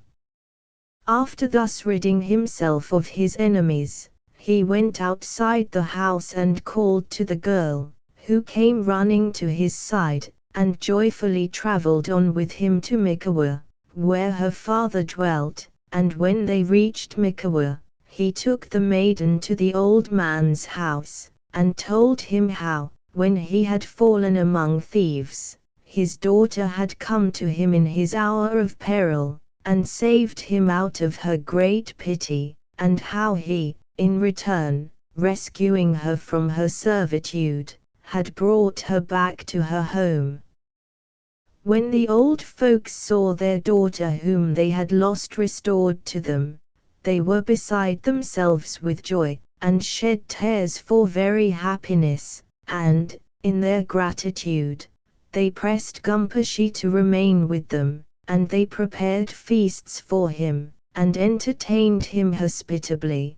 But their daughter, who had fallen in love with him for his beauty and knightly valor, spent her days in thinking of him, and of him alone. The young man, however, in spite of the kindness of the old merchant, who wished to adopt him as his son, and tried hard to persuade him to consent to this, was fretting to go to Yedo and take service as an officer in the household of some noble lord. So he resisted the entreaties of the father and the soft speeches of the daughter, and made ready to start on his journey. And the old merchant, seeing that he would not be turned from his purpose, gave him a parting gift of 200 ounces of silver, and sorrowfully bade him farewell. Gumpushy awakened by the maiden in the robber's den. Gumpushy awakened by the maiden in the robber's den. But alas for the grief of the maiden, who sat sobbing her heart out and mourning over her lover's departure. He, all the while thinking more of ambition than of love, went to her and comforted her, and said, "Dry your eyes, sweetheart, and weep no more, for I shall soon come back to you. Do you, in the meanwhile, be faithful and true to me, and tend your parents with filial piety." So she wiped away her tears and smiled again, when she heard him promise that he would soon return to her. And Gumpushy went his way, and in due time came near to Yedo. But his dangers were not yet over, for late one night, arriving at a place called Suzugamori, in the neighborhood of Yedo, he fell in with 6 highwaymen, who attacked him, thinking to make short work of killing and robbing him. Nothing daunted, he drew his sword, and dispatched 2 out of the 6, but, being weary and worn out with his long journey, he was sorely pressed, and the struggle was going hard with him, when a wardsman 12 who happened to pass that way riding in a chair, seeing the affray, jumped down from his chair and drawing his dirk came to the rescue, and between them they put the robbers to flight. Now it turned out that this kind tradesman, who had so happily come to the assistance of Gumpushy, was no other than Chibii of Banzuin, the chief of the Otakodate, or Friendly Society of the Wardsmen of Yedo, a man famous in the annals of the city, whose life, exploits, and adventures are recited to this day, and form the subject of another tale. When the highwayman had disappeared, Gumpushy, turning to his deliverer, said, "I know not who you may be, sir, but I have to thank you for rescuing me from a great danger." And as he proceeded to express his gratitude, Chibii replied, "I am but a poor wardsman, a humble man in my way, sir, and if the robbers ran away, it was more by good luck than owing to any merit of mine. But I am filled with admiration at the way you fought. You displayed a courage and a skill that were beyond your years, sir." "Indeed," said the young man, smiling with pleasure at hearing himself praised, "I am still young and inexperienced, and am quite ashamed of my bungling style of fencing. And now may I ask you, sir, whither you are bound?" "That is almost more than I know myself, for I am a ronin, and have no fixed purpose in view." "That is a bad job," said Chabii, who felt pity for the lad. "However, if you will excuse my boldness in making such an offer, being but a wardsman, until you shall have taken service I would fain place my poor house at your disposal." Gumpashi accepted the offer of his new but trusty friend with thanks, so Chabii led him to his house, where he lodged him and hospitably entertained him for some months. And now Gumpashi, being idle and having nothing to care for, fell into bad ways, and began to lead a dissolute life, thinking of nothing but gratifying his whims and passions. He took to frequenting the Yoshiwara, the quarter of the town which is set aside for tea houses and other haunts of wild young men, where his handsome face and figure attracted attention, and soon made him a great favorite with all the beauties of the neighborhood. About this time men began to speak loud in praise of the charms of Komurasaki, or Little Purple, a young girl who had recently come to the Yoshiwara, and who in beauty and accomplishments outshone all her rivals. Gumpashi, like the rest of the world, heard so much of her fame that he determined to go to the house where she dwelt, at the sign of the 3 sea-coasts, and judge for himself whether she deserved all that men said of her. Accordingly he set out one day, and having arrived at the 3 sea-coasts asked to see Komurasaki, and being shown into the room where she was sitting, advanced towards her, but when their eyes met, they both started back with a cry of astonishment, for this Komurasaki, the famous beauty of the Yoshiwara, proved to be the very girl whom several months before Gumpashi had rescued from the robber's den, and restored to her parents in Mikawa. He had left her in prosperity and affluence, the darling child of a rich father, when they had exchanged vows of love and fidelity, and now they met in a common stew in Yedo. What a change! What a contrast! How had the riches turned to rust, the vows to lies? "What is this?" cried Gumpashi, when he had recovered from his surprise. "How is it that I find you here pursuing this vile calling, in the Yoshiwara? Pray explain this to me, for there is some mystery beneath all this which I do not understand." But Komurasaki, who, having thus unexpectedly fallen in with her lover that she had yearned for, was divided between joy and shame, answered, weeping, "Alas! My tale is a sad one, and would be long to tell.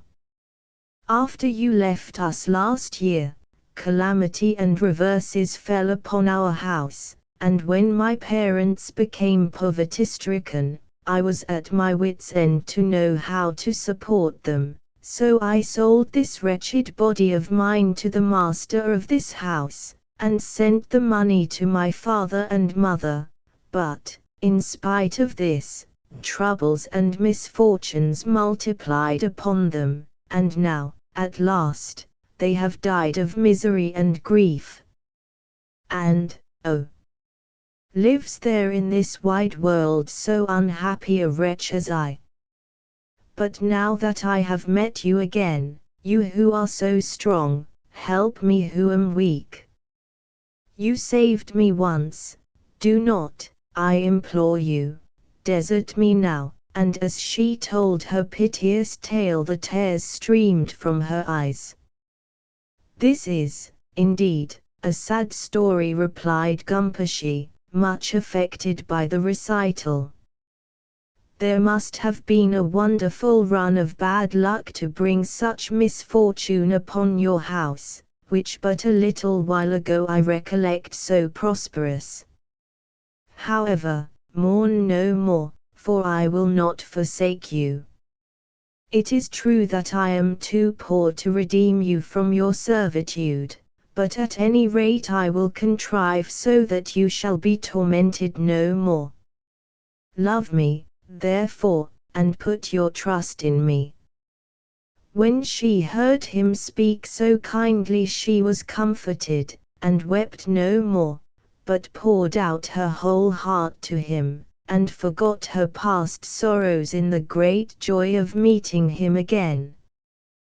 When it became time for them to separate, he embraced her tenderly and returned to Chibi's house, but he could not banish Komurasaki from his mind, and all day long he thought of her alone, and so it came about that he went daily to the Yoshiwara to see her, and if any accident detained him, she, missing the accustomed visit, would become anxious and write to him to inquire the cause of his absence. At last, pursuing this course of life, his stock of money ran short, and as, being a ronin and without any fixed employment, he had no means of renewing his supplies, he was ashamed of showing himself penniless at the 3 sea coasts. Then it was that a wicked spirit arose within him, and he went out and murdered a man, and having robbed him of his money carried it to the Yoshiwara. From bad to worse is an easy step, and the tiger that has once tasted blood is dangerous. Blinded and infatuated by his excessive love, Gumpushy kept on slaying and robbing, so that, while his outer man was fair to look upon, the heart within him was that of a hideous devil. At last his friend Chibi could no longer endure the sight of him, and turned him out of his house, and as, sooner or later, virtue and vice meet with their reward, it came to pass that Gumpushy's crimes became notorious, and the government having set spies upon his track, he was caught red-handed and arrested, and his evil deeds having been fully proved against him, he was carried off to the execution ground at Suzugamori, the Bell Grove, and beheaded as a common malefactor. Now when Gumpushy was dead, Chibi's old affection for the young man returned, and, being a kind and pious man, he went and claimed his body and head, and buried him at Meguro, in the grounds of the temple called Buronji. When Komurasaki heard the people at Yoshiwara gossiping about her lover's end, her grief knew no bounds, so she fled secretly from the 3 sea coasts and came to Meguro and threw herself upon the newly made grave. Long she prayed and bitterly she wept over the tomb of him whom, with all his faults, she had loved so well, and then, drawing a dagger from her girdle, she plunged it in her breast and died. The priests of the temple, when they saw what had happened, wondered greatly and were astonished at the loving faithfulness of this beautiful girl, and taking compassion on her, they laid her side by side with Gumpushy in one grave, and over the grave they placed a stone which remains to this day, bearing the inscription "The Tomb of the Shioku." And still the people of Yedo visit the place, and still they praise the beauty of Gumpushy and the filial piety and fidelity of Komurasaki. Let us linger for a moment longer in the old graveyard. The word which I have translated a few lines above as loving faithfulness means literally chastity. When Komurasaki sold herself to supply the wants of her ruined parents, she was not, according to her lights, forfeiting her claim to virtue. On the contrary, she could perform no greater act of filial piety, and, so far from incurring reproach among her people, her self-sacrifice would be worthy of all praise in their eyes. This idea has led to grave misunderstanding abroad, and indeed no phase of Japanese life has been so misrepresented as this. I have heard it stated, and seen it printed, that it is no disgrace for a respectable Japanese to sell his daughter, that men of position and family often choose their wives from such places as the three sea-coasts, and that up to the time of her marriage the conduct of a young girl is a matter of no importance whatever. Nothing could be more unjust or more untrue. It is only the neediest people that sell their children to be waitresses, singers, or prostitutes.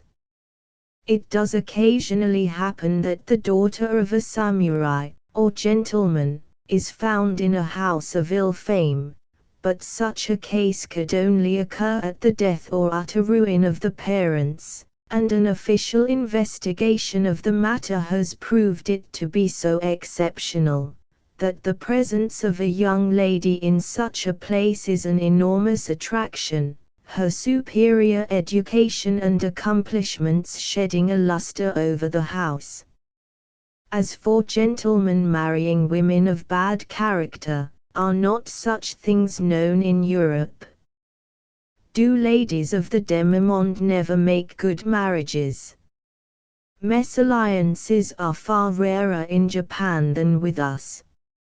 Certainly among the lowest class of the population such marriages may occasionally occur, for it often happens that a woman can lay by a tempting dowry out of her wretched earnings, but amongst the gentry of the country they are unknown. And yet a girl is not disgraced if for her parents' sake she sells herself to a life of misery so great, that, when a Japanese enters a house of ill fame, he is forced to leave his sword and dirk at the door for two reasons: first, to prevent brawling; secondly, because it is known that some of the women inside so loathe their existence that they would put an end to it, could they get hold of a weapon. It is a curious fact that in all the daimyo's castle towns, with the exception of some which are also seaports, open prostitution is strictly forbidden, although, if report speaks truly, public morality rather suffers than gains by the prohibition. The misapprehension which exists upon the subject of prostitution in Japan may be accounted for by the fact that foreign writers, basing their judgment upon the vice of the open ports, have not hesitated to pronounce the Japanese women unchaste. As fairly might a Japanese, writing about England, argue from the street walkers of Portsmouth or Plymouth to the wives, sisters, and daughters of these very authors. In some respects the gulf fixed between virtue and vice in Japan is even greater than in England. The Eastern courtesan is confined to a certain quarter of the town, and distinguished by a peculiarly gaudy costume, and by a headdress which consists of a forest of light tortoise-shell hairpins, stuck round her head like a saint's glory, a glory of shame which a modest woman would sooner die than wear. Vice jostling virtue in the public places, virtue imitating the fashions set by vice, and buying trinkets or furniture at the sale of vice's effects. These are social phenomena which the East knows not. The custom prevalent among the lower orders of bathing in public bath-houses without distinction of the sexes, is another circumstance which has tended to spread abroad very false notions upon the subject of the chastity of the Japanese women. Every traveler is shocked by it, and every writer finds in it matter for a page of pungent description.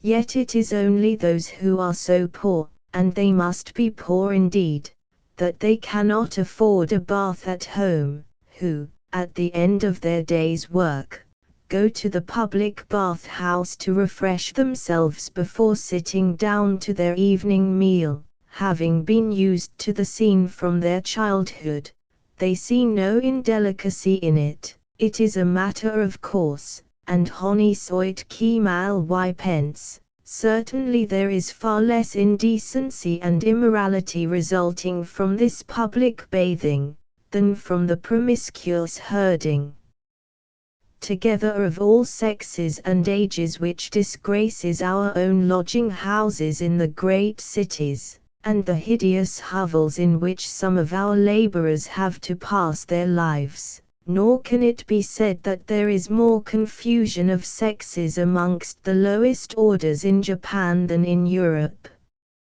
Speaking upon the subject once with a Japanese gentleman, I observed that we considered it an act of indecency for men and women to wash together. He shrugged his shoulders as he answered, "But then Westerns have such prurient minds." Some time ago, at the open port of Yokohama, the government, out of deference to the prejudices of foreigners, forbade the men and women to bathe together, and no doubt this was the first step towards putting down the practice altogether. As for women tubbing in the open streets of Yedo, I have read of such things in books written by foreigners, but during a residence of 3 years and a half, in which time I crossed and recrossed every part of the great city at all hours of the day, I never once saw such a sight. I believe myself that it can only be seen at certain hot mineral springs in remote country districts. The best answer to the general charge of immorality which has been brought against the Japanese women during their period of unmarried life, lies in the fact that every man who can afford to do so keeps the maidens of his family closely guarded in the strictest seclusion.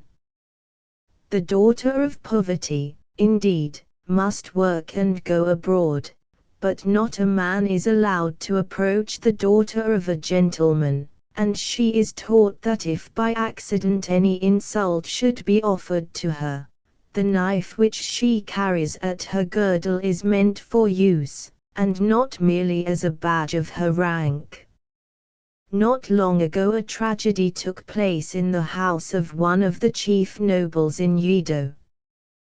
One of my lady's tirewomen, herself a damsel of gentle blood, and gifted with rare beauty, had attracted the attention of a retainer in the palace, who fell desperately in love with her.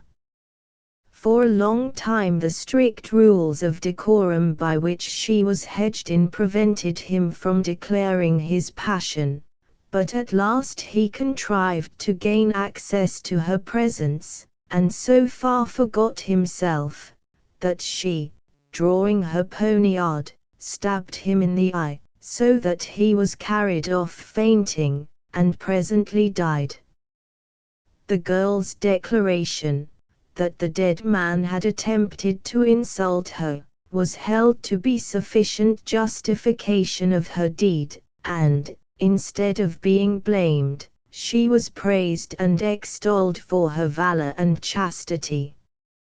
As the affair had taken place within the 4 walls of a powerful noble, there was no official investigation into the matter, with which the authorities of the palace were competent to deal. The truth of this story was vouched for by 2 or 3 persons whose word I have no reason to doubt, and who had themselves been mixed up in it. I can bear witness that it is in complete harmony with Japanese ideas, and certainly it seems more just that Luretia should kill Tarquin than herself. The better the Japanese people come to be known and understood, the more, I am certain, will it be felt that a great injustice has been done them in the sweeping attacks which have been made upon their women. Writers are agreed, I believe, that their matrons are, as a rule, without reproach. If their maidens are chaste, as I contend that from very force of circumstances they cannot help being, what becomes of all these charges of vice and immodesty? Do they not rather recoil upon the accusers, who would appear to have studied the Japanese woman only in the harlot of Yokohama? Having said so much, I will now try to give some account of the famous Yoshiwara 13 of Yedo, to which frequent allusion will have to be made in the course of these tales.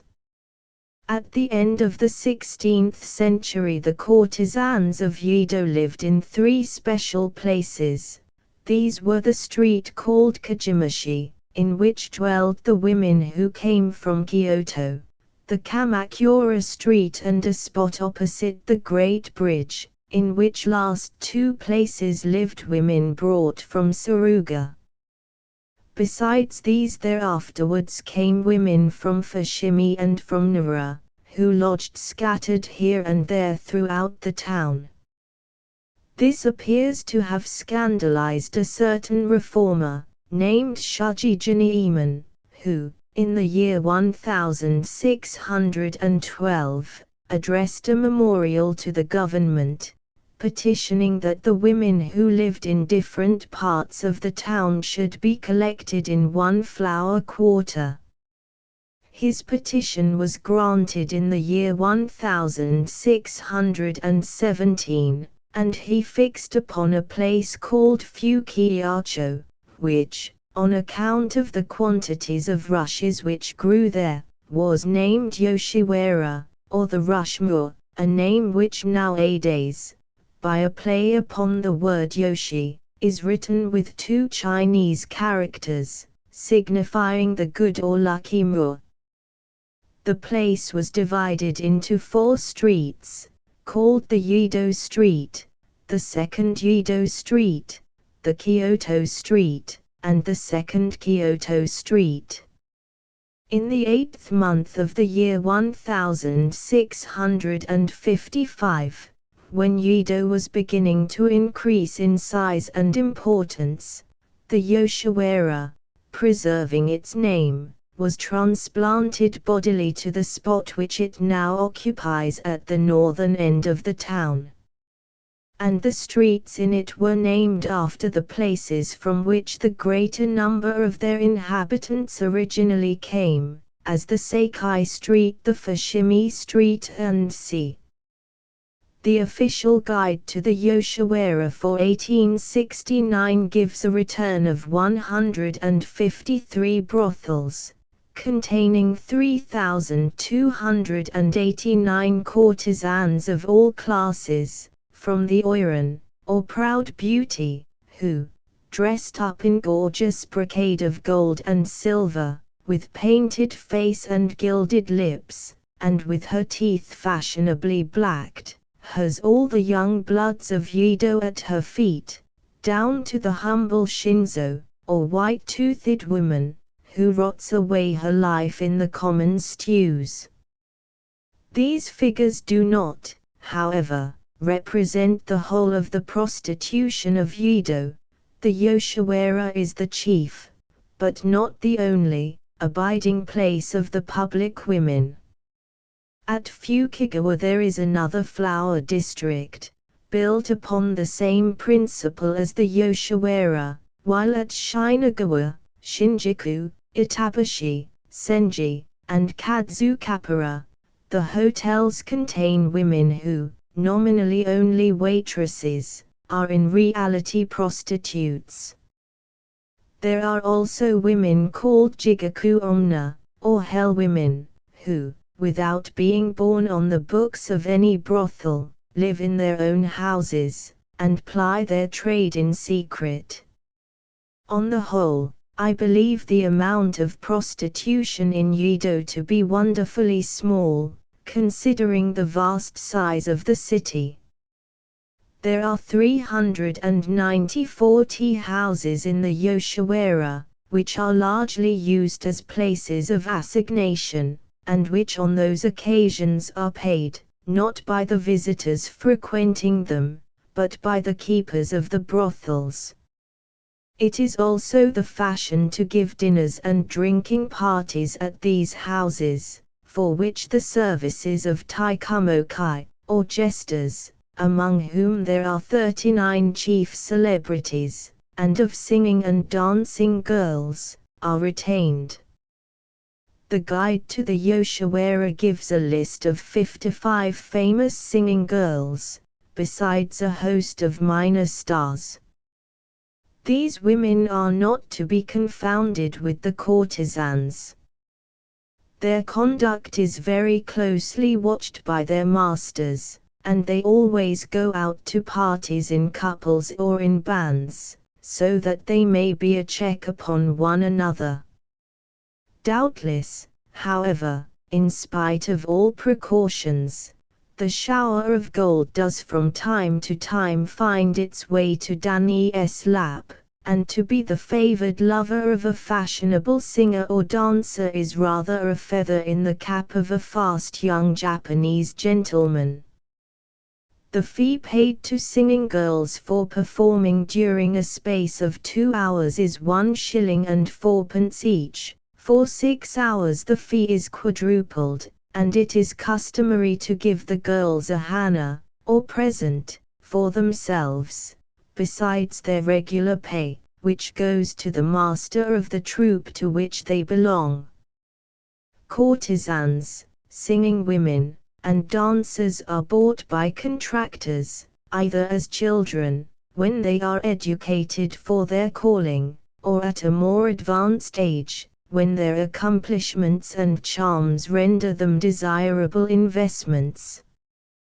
The engagement is never made lifelong, for once past the flower of their youth the poor creatures would be mere burthens upon their masters. A courtesan is usually bought until she shall have reached the age of 27, after which she becomes her own property.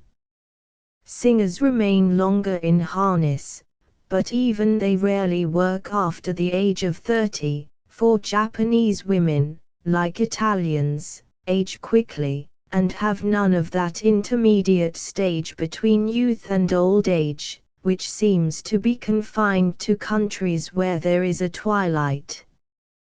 Children destined to be trained as singers are usually bought when they are 5 or 6 years old, a likely child fetching from about 35 to 50 shillings. The purchaser undertakes the education of his charge, and brings the little thing up as his own child. The parents sign a paper absolving him from all responsibility in case of sickness or accident, but they know that their child will be well treated and cared for, the interests of the buyer being their material guarantee. Girls of 15 or upwards who are sufficiently accomplished to join a company of singers fetch 10 times the price paid for children, for in their case there is no risk and no expense of education. Little children who are bought for purposes of prostitution at the age of 5 or 6 years fetch about the same price as those that are bought to be singers. During their novitiate they are employed to wait upon the oiran, or fashionable courtesans, in the capacity of little female pages, kamuro. They are mostly the children of distressed persons, or orphans, whom their relatives cruelly sell rather than be at the expense and trouble of bringing them up. Of the girls who enter the profession later in life, some are orphans, who have no other means of earning a livelihood. Others sell their bodies out of filial piety, that they may succor their sick or needy parents. Others are married women, who enter the yoshiwara to supply the wants of their husbands, and a very small proportion is recruited from girls who have been seduced and abandoned, perhaps sold, by faithless lovers. The time to see the yoshiwara to the best advantage is just after nightfall, when the lamps are lighted. Then it is that the women, who for the last 2 hours have been engaged in gilding their lips and painting their eyebrows black, and their throats and bosoms a snowy white, carefully leaving 3 brown Van Dyke collar points where the back of the head joins the neck, in accordance with one of the strictest rules of Japanese cosmetic science, leave the back rooms, and take their places, side by side, in a kind of long narrow cage, the wooden bars of which open onto the public thoroughfare. Here they sit for hours, gorgeous in dresses of silk and gold and silver embroidery, speechless and motionless as wax figures, until they shall have attracted the attention of some of the passers-by, who begin to throng the place. At Yokohama indeed, and at the other open ports, the women of the yoshiwara are loud in their invitations to visitors, frequently relieving the monotony of their own language by some blasphemous term of endearment picked up from British and American seamen. But in the flower district at Yedo, and wherever Japanese customs are untainted, the utmost decorum prevails. Although the shape which vice takes is ugly enough, still it has this merit, that it is unobtrusive. Never need the pure be contaminated by contact with the impure. He who goes to the yoshiwara, goes there knowing full well what he will find, but the virtuous man may live through his life without having this kind of vice forced upon his sight. Here again do the open ports contrast unfavorably with other places. Yokohama at night is as leprous a place as the London Haymarket. 14 A public woman or singer on entering her profession assumes a nom de guerre, by which she is known until her engagement is at an end. Some of these names are so pretty and quaint that I will take a few specimens from the Yoshiwara Seikan, the guidebook upon which this notice is based. Little pine, little butterfly, brightness of the flowers, the jewel river, gold mountain, pearl harp, the stork that lives 1,000 years, village of flowers, sea beach, the little dragon, little purple silver chrysanthemum, waterfall, white brightness, forest of cherries. These and a host of other quaint conceits are the one prettiness of a very foul place. Kazuma's revenge. It is a law that he who lives by the sword shall die by the sword. In Japan, where there exists a large armed class over whom there is practically little or no control, party and clan broils, and single quarrels ending in bloodshed and death, are matters of daily occurrence, and it has been observed that Edinburgh in the olden time, when the clansmen, roistering through the streets at night, would pass from high words to deadly blows, is perhaps the best European parallel of modern Yedo or Kyoto. It follows that of all his possessions the samurai sets most store by his sword, his constant companion, his ally, defensive and offensive. The price of a sword by a famous maker reaches a high sum, a Japanese noble will sometimes be found girding on a sword, the blade of which unmounted is worth from 600 to 1,000 ryos, say from £200 to £300, and the mounting, rich in cunning metal work, will be of proportionate value. These swords are handed down as heirlooms from father to son, and become almost a part of the wearer's own self. Ieyasu, the founder of the last dynasty of shoguns, wrote in his Legacy 15 a code of rules drawn up for the guidance of his successors and their advisors in the government. The girded sword is the living soul of the samurai. In the case of a samurai forgetting his sword, act as is appointed, it may not be overlooked. The occupation of a swordsmith is an honorable profession, the members of which are men of gentle blood. In a country where trade is looked down upon as degrading, it is strange to find this single exception to the general rule. The traditions of the craft are many and curious.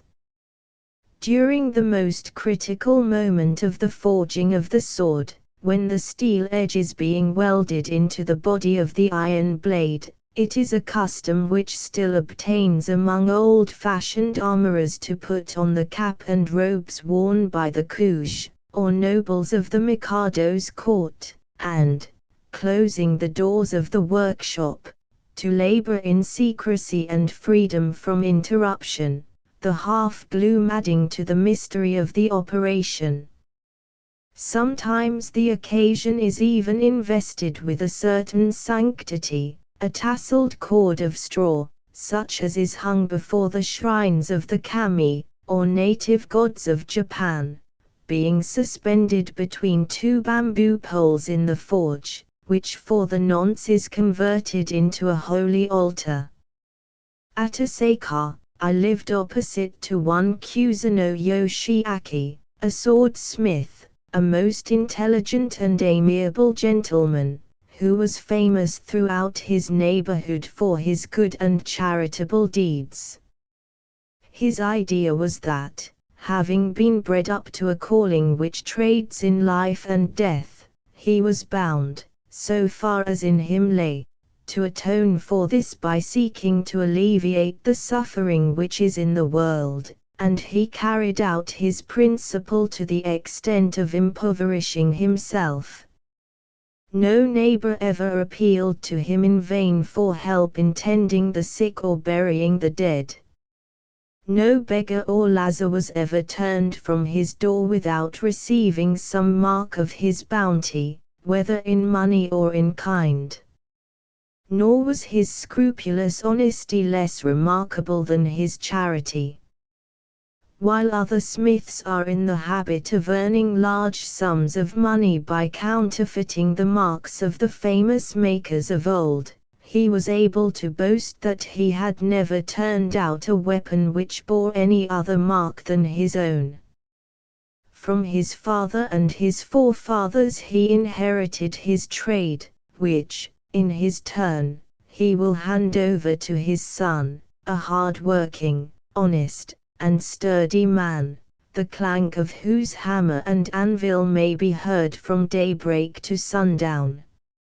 Forging the sword. Forging the sword. The trenchant edge of the Japanese sword is notorious.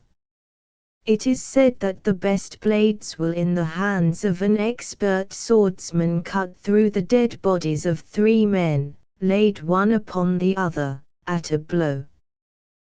The swords of the shogun used to be tried upon the corpses of executed criminals. The public headsman was entrusted with the duty, and for a nose medicine or bribe of 2 bus, about 3 shillings, would substitute the weapon of a private individual for that of his lord. Dogs and beggars, lying helpless by the roadside, not unfrequently serve to test a ruffian's sword, but the executioner earns many a fee from those who wish to see how their blades will cut off a head.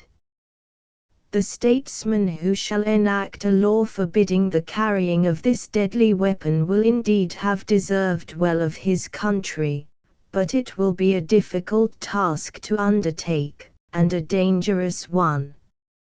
I would not give much for that man's life.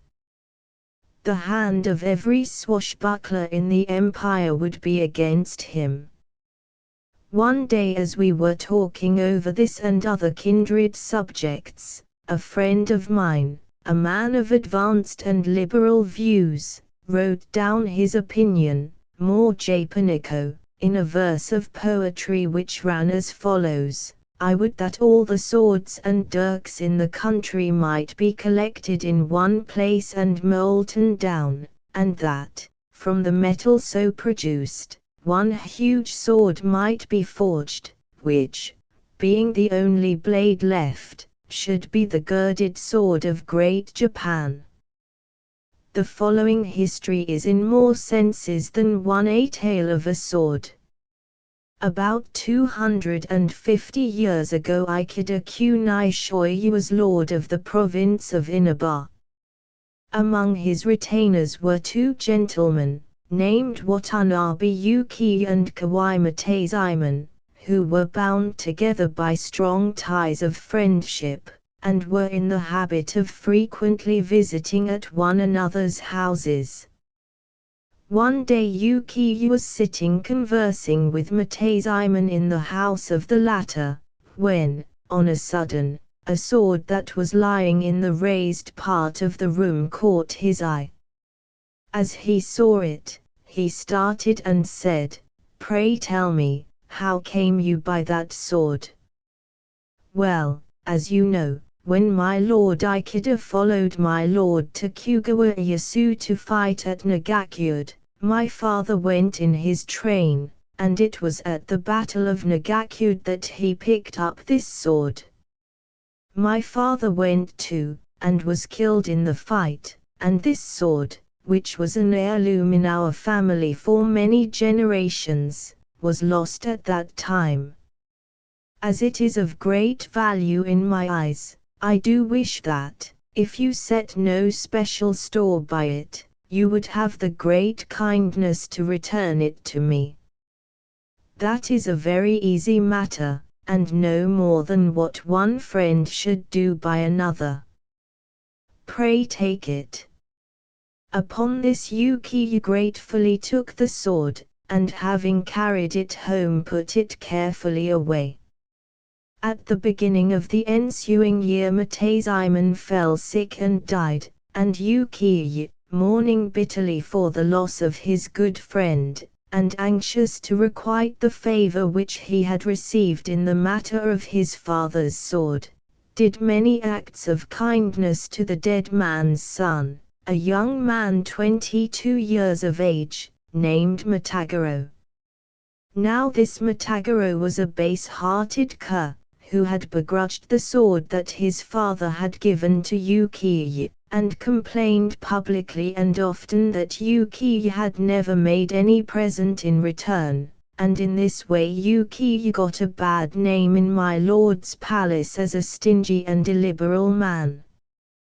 But Yuki had a son, called Keizuma, a youth 16 years of age, who served as one of the prince's pages of honor. One evening, as he and one of his brother pages were talking together, the latter said, "Matagoro is telling everybody that your father accepted a handsome sword from him and never made him any present in return, and people are beginning to gossip about it." "Indeed," replied the other, "my father received that sword from Matagoro's father as a mark of friendship and goodwill, and, considering that it would be an insult to send a present of money in return, thought to return the favor by acts of kindness towards Matagoro. I suppose it is money he wants." When Keijuma's service was over, he returned home, and went to his father's room to tell him the report that was being spread in the palace, and begged him to send an ample present of money to Matagorô. Yukri reflected for a while, and said, "You are too young to understand the right line of conduct in such matters.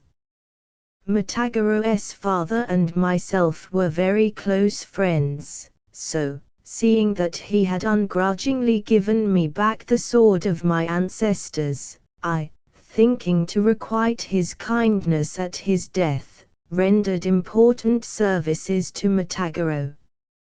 It would be easy to finish the matter by sending a present of money, but I had rather take the sword and return it than be under an obligation to this mean churl, who knows not the laws which regulate the intercourse and dealings of men of gentle blood."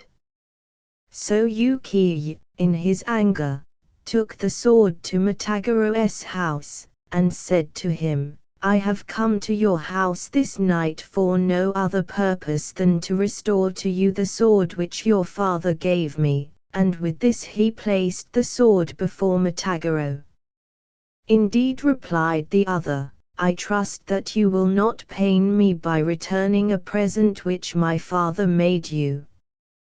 "Amongst men of gentle birth," said Yukri, laughing scornfully, "it is the custom to requite presents, in the first place by kindness, and afterwards by a suitable gift offered with a free heart. But it is no use talking to such as you, who are ignorant of the first principles of good breeding, so I have the honor to give you back the sword." As Yukri went on bitterly to reprove Matagorô, the latter waxed very wroth, and, being a ruffian, would have killed Yukri on the spot, but he, old man as he was a skillful swordsman, so Matagorô, craven-like, determined to wait until he could attack him unawares.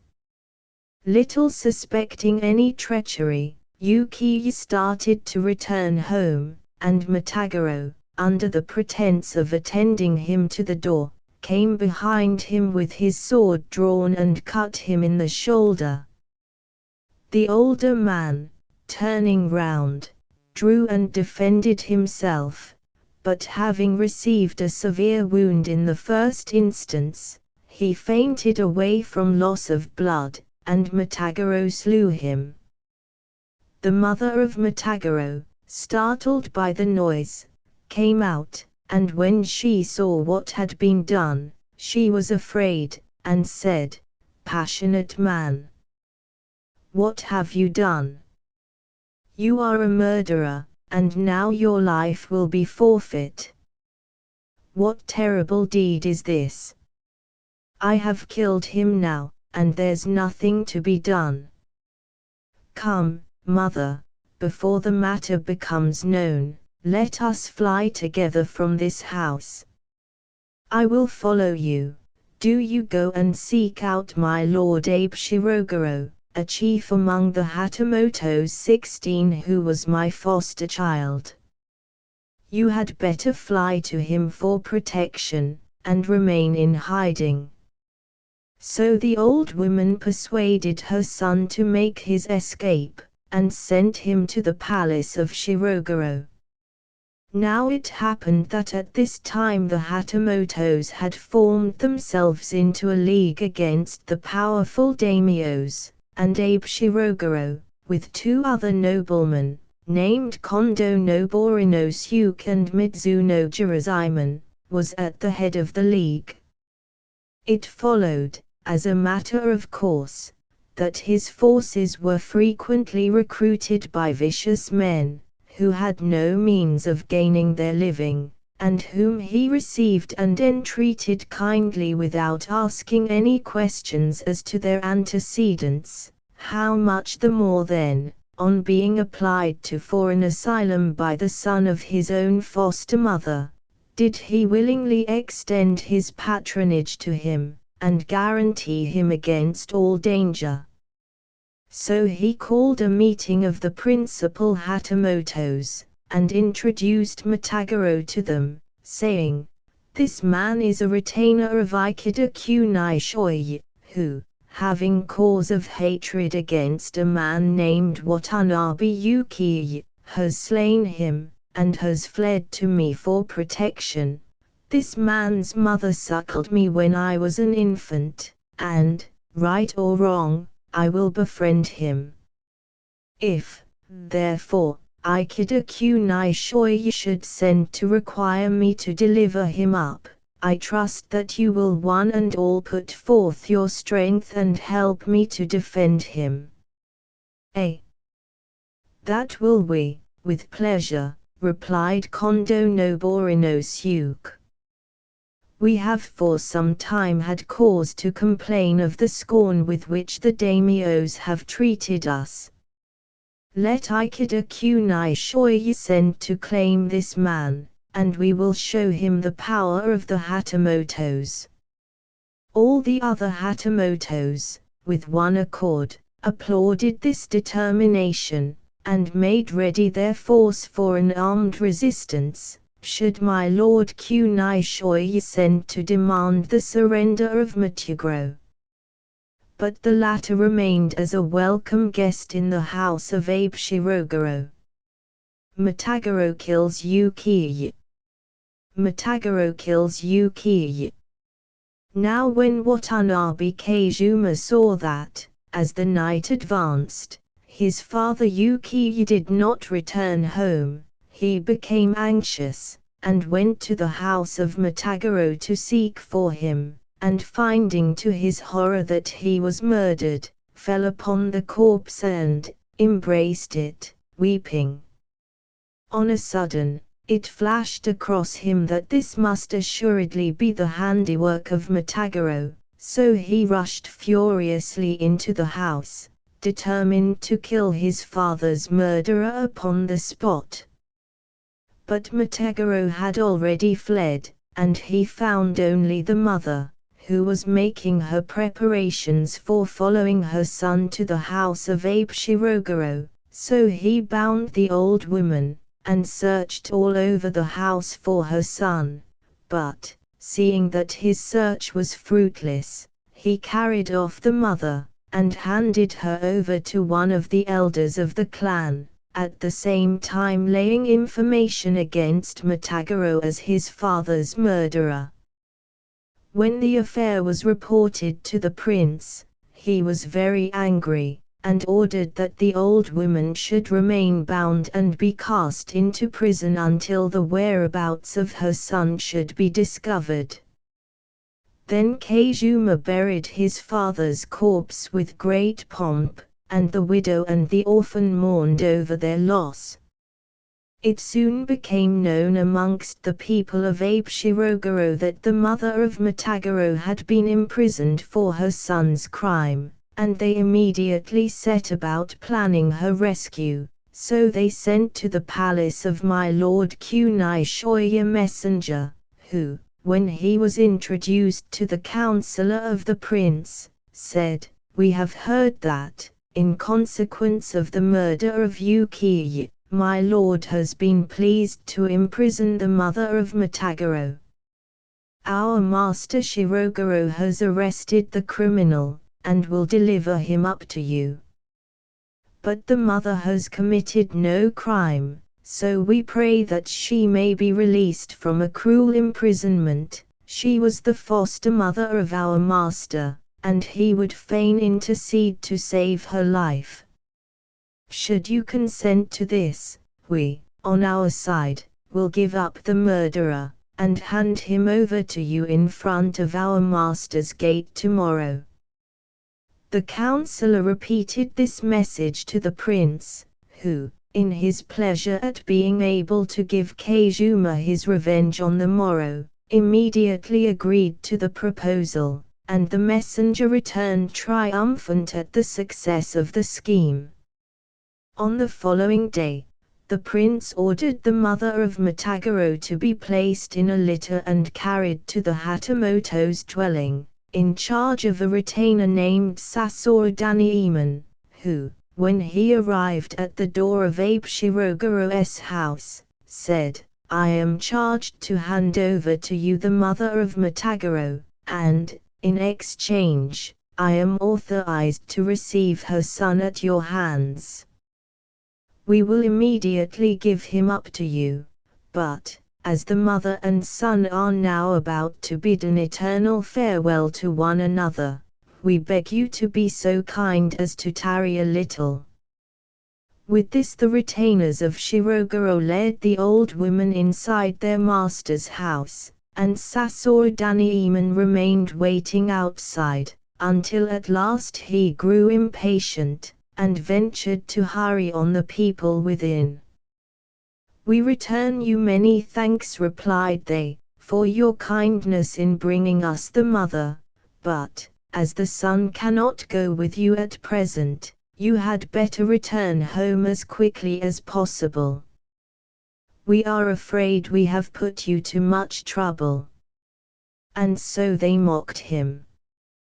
When Daniemon saw that he had not only been cheated into giving up the old woman, but was being made a laughing-stock of into the bargain, he flew into a great rage, and thought to break into the house and seize Matagoro and his mother by force, but, peeping into the courtyard, he saw that it was filled with Hatamotos, carrying guns and naked swords.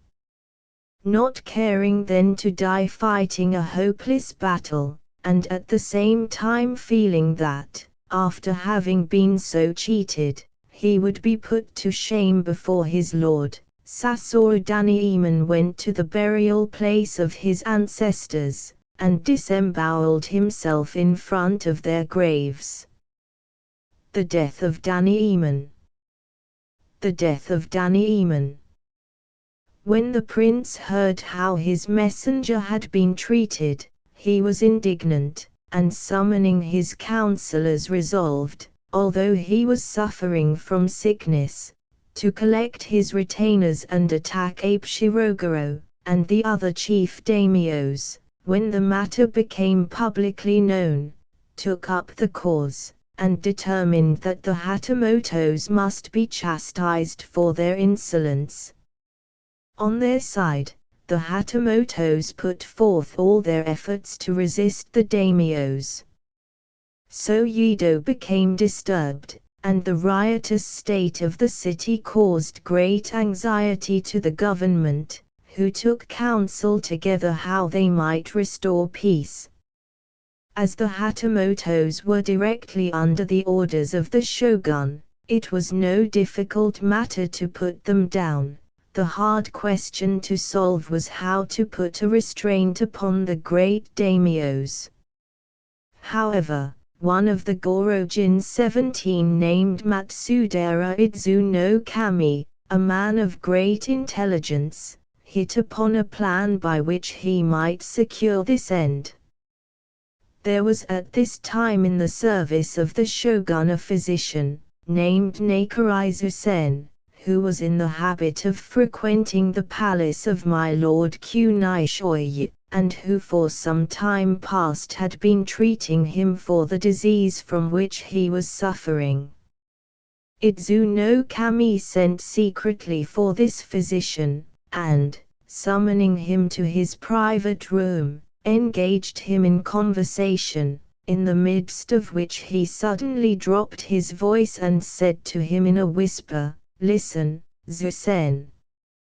You have received great favors at the hands of the shogun. The government is now sorely straitened. Are you willing to carry your loyalty so far as to lay down your life on its behalf?" My lord, for generations my forefathers have held their property by the grace of the shogun. I am willing this night to lay down my life for my prince, as a faithful vassal should. Well, then, I will tell you. The great daimyos and the Hatamotos have fallen out about this affair of Matagoro, and lately it has seemed as if they meant to come to blows. The country will be agitated, and the farmers and townsfolk suffer great misery, if we cannot quell the tumult. The Hatamotos will be easily kept under, but it will be no light task to pacify the great daimyos. If you are willing to lay down your life in carrying out a stratagem of mine, peace will be restored to the country, but your loyalty will be your death. I am ready to sacrifice my life in this service. This is my plan.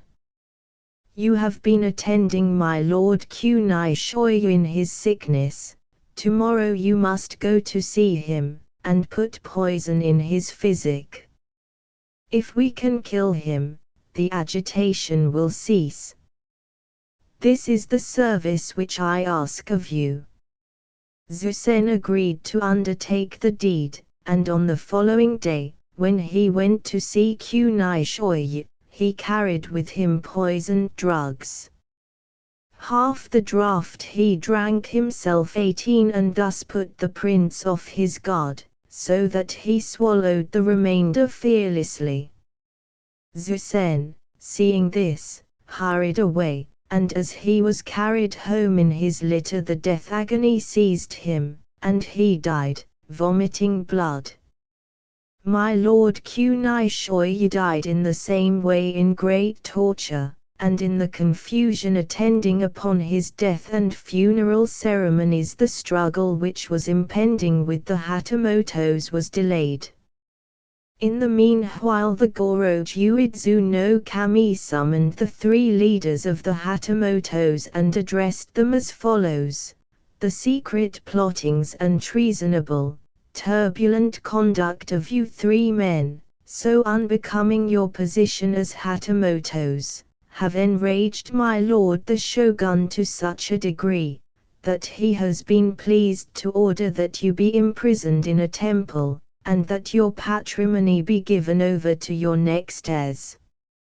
Accordingly the 3 Hatamotos, after having been severely admonished, were confined in a temple called Kaniiji, and the remaining Hatamotos, scared by this example, dispersed in peace. As for the great daimyos, inasmuch as after the death of my lord Kunai Shoyu the Hatamotos were all dispersed, there was no enemy left for them to fight with, so the tumult was quelled, and peace was restored. Thus it happened that Matagoro lost his patron, so, taking his mother with him, he went and placed himself under the protection of an old man named Sakurai Jizaemon. This old man was a famous teacher of lance exercise, and enjoyed both wealth and honor, so he took in Matagoro, and having engaged as a guard 30 ronins, all resolute fellows and well skilled in the arts of war, they all fled together to a distant place called Sagara. All this time Watanabe Kazuma had been brooding over his father's death, and thinking how he should be revenged upon the murderer, so when my lord Kunai Shoyu suddenly died, he went to the young prince who succeeded him and obtained leave of absence to go and seek out his father's enemy. Now Kazuma's elder sister was married to a man named Araki Mataemon, who at that time was famous as the first swordsman in Japan. As Kazuma was but 16 years of age, this Mataemon, taking into consideration his near relationship as son-in-law to the murdered man, determined to go forth with the lad, as his guardian, and help him to seek out Matagoro, and 2 of Mataemon's retainers, named Ishidome Bizuke and Ikizoi Magohashi, made up their minds, at all hazards, to follow their master. The latter, when he heard their intention, thanked them, but refused the offer, saying that as he was now about to engage in a vendetta in which his life would be continually in jeopardy, and as it would be a lasting grief to him should either of them receive a wound in such a service, he must beg them to renounce their intention. But they answered, "Master, this is a cruel speech of yours.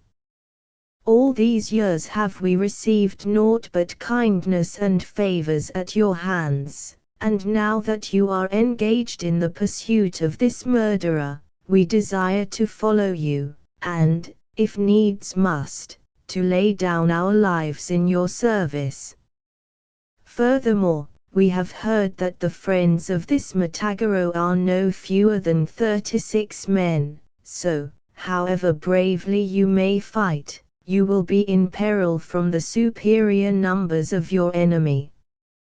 However, if you are pleased to persist in your refusal to take us, we have made up our minds that there is no resource for us but to disembowel ourselves on the spot." When Mataiman and Kejuma heard these words, they wondered at these faithful and brave men, and were moved to tears. Then Mataiman said, "The kindness of you two brave fellows is without precedent. Well, then, I will accept your services gratefully." Then the two men, having obtained their wish, cheerfully followed their master, and the four set out together upon their journey to seek out Matagorô, of whose whereabouts they were completely ignorant. Matagorô in the meanwhile had made his way, with the old man Sakurai Jazaiman and his 30 ronins, to Asaka. But, strong as they were in numbers, they travelled in great secrecy. The reason for this was that the old man's younger brother, Sakurai Jinsuke, a fencing master by profession, had once had a fencing match with Mataiman, Kejuma's brother-in-law, and had been shamefully beaten, so that the party were greatly afraid of Mataiman, and felt that, since he was taking up Kejuma's cause and acting as his guardian, they might be worsted in spite of their numbers, so they went on their way with great caution, and, having reached Asaka, put up at an inn in a quarter called Ikutama, and hid from Kejuma and Mataiman. The latter also in good time reached Asaka, and spared no pains to seek out Matagorô. One evening towards dusk, as Mataiman was walking in the quarter where the enemy were staying, he saw a man, dressed as a gentleman's servant, enter a cook shop and order some buckwheat porridge for 36 men, and looking attentively at the man, he recognized him as the servant of Sakurai Jazaiman, so he hid himself in a dark place and watched, and heard the fellow say, "My master, Sakurai Jazaiman, is about to start for Sagara tomorrow morning, to return thanks to the gods for his recovery from a sickness from which he has been suffering, so I am in a great hurry." With these words the servant hastened away, and Mataiman, entering the shop, called for some porridge, and as he ate it, made some inquiries as to the man who had just given so large an order for buckwheat porridge. The master of the shop answered that he was the attendant of a party of 36 gentlemen who were staying at such and such an inn. Then Mataiman, having found out all that he wanted to know, went home and told Kejuma, who was delighted at the prospect of carrying his revenge into execution on the morrow. That same evening Mataiman sent one of his 2 faithful retainers as a spy to the inn, to find out at what hour Matagorô was to set out on the following morning, and he ascertained from the servants of the inn that the party was to start at daybreak for Sagara, stopping at Is to worship at the shrine of Tashodajan. 19 Martaeman made his preparations accordingly, and, with Kazuma and his 2 retainers, started before dawn. Beyond Uyeno, in the province of Aga, the castle town of the daimyo Taduidzumi no Kami, there is a wide and lonely moor, and this was the place upon which they fixed for the attack upon the enemy. When they had arrived at the spot, Martaeman went into a tea-house by the roadside, and wrote a petition to the governor of the daimyo's castle town for permission to carry out the vendetta within its precincts. 20 Then he addressed Kazuma, and said, "When we fall in with Matagoro and begin the fight, do you engage and slay your father's murderer, attack him and him only, and I will keep off his guard of Ronins." Then turning to his 2 retainers, "As for you, keep close to Kazuma, and should the Ronins attempt to rescue Matagoro, it will be your duty to prevent them, and succor Kazuma." And having further laid down each man's duties with great minuteness, they lay in wait for the arrival of the enemy. Whilst they were resting in the tea-house, the governor of the castle town arrived, and, asking for Martaema, said, "I have the honor to be the governor of the castle town of Taduidzumi no Kami. My lord, having learnt your intention of slaying your enemy within the precincts of his citadel, gives his consent, and as a proof of his admiration of your fidelity and valor, he has further sent you a detachment of infantry, 100 strong, to guard the place, so that should any of the 36 men attempt to escape, you may set your mind at ease, for flight will be impossible. A person harboring such vengeance shall notify the same in writing to the criminal court, and although no check or hindrance may be offered to his carrying out his desire within the period allowed for that purpose, it is forbidden that the chastisement of an enemy be attended with riot. Fellows who neglect to give notice of their intended revenge are like wolves of pretext, and their punishment or pardon should depend upon the circumstances of the case." Legacy of Ieyasu, Ut Supra. When Martaeman and Kazuna had expressed their thanks for his lordship's gracious kindness, the governor took his leave and returned home. At last the enemy's train was seen in the distance. First came Sakurai Jazaiman and his younger brother Jinsuke, and next to them followed Kawai Matagoro and Takenaki Genten.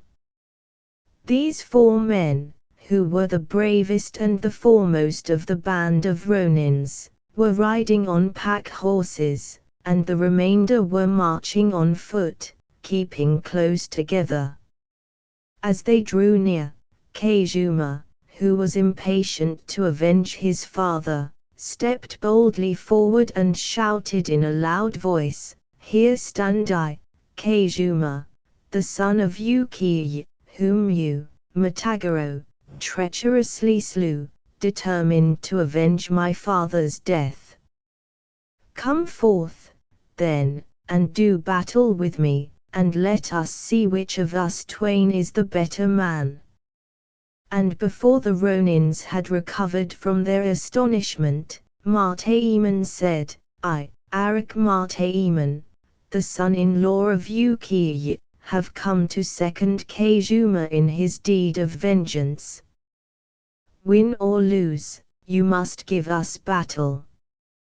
When the 36 men heard the name of Martaeman, they were greatly afraid, but Sakurai Jazaiman urged them to be upon their guard, and leaped from his horse, and Martaeman, springing forward with his drawn sword, cleft him from the shoulder to the nipple of his breast, so that he fell dead. Sakurai Jinsuke, seeing his brother killed before his eyes, grew furious, and shot an arrow at Martaeman, who deftly cut the shaft in two with his dirk as it flew, and Jinsuke, amazed at this feat, threw away his bow and attacked Martaeman, who, with his sword in his right hand and his dirk in his left, fought with desperation. The other Ronins attempted to rescue Jinsuke, and, in the struggle, Keizuma, who had engaged Matagoro, became separated from Martaeman, whose two retainers, Bizuke and Magohashi, bearing in mind their master's orders, killed 5 Ronins who had attacked Keizuma, but were themselves badly wounded. In the meantime, Martaeman, who had killed 7 of the Ronins, and who the harder he was pressed the more bravely he fought, soon cut down 3 more, and the remainder dared not approach him. At this moment there came up one Kano Tozaemon, a retainer of the lord of the castle town, and an old friend of Martaeman, who, when he heard that Martaeman was this day about to avenge his father-in-law, had seized his spear and set out, for the sake of the goodwill between them, to help him, and act as his second, and said, "Sir Martaeman, hearing of the perilous adventure in which you have engaged, I have come out to offer myself as your second." Martaeman, hearing this, was rejoiced, and fought with renewed vigor. Then one of the Ronins, named Takenaki Genton, a very brave man, leaving his companions to do battle with Martaeman, came to the rescue of Matagoro, who was being hotly pressed by Keizuma, and, in attempting to prevent this, Bizuke fell covered with wounds. His companion Magohashi, seeing him fall, was in great anxiety, for should any harm happen to Keizuma, what excuse could he make to Martaeman?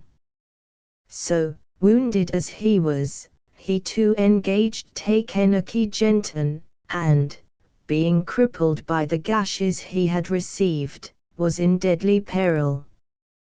Then the man who had come up from the castle town to act as Martaeman's second cried out, "See there, Sir Martaeman, your follower who is fighting with Genton is in great danger. Do you go to his rescue, and second Sir Keizuma, I will give an account of the others." "Great thanks to you, sir. I will go and second Keizuma." So Martaeman went to help Keizuma, whilst his second and the infantry soldiers kept back the surviving Ronins, who, already wearied by their fight with Martaeman, were unfit for any further exertion.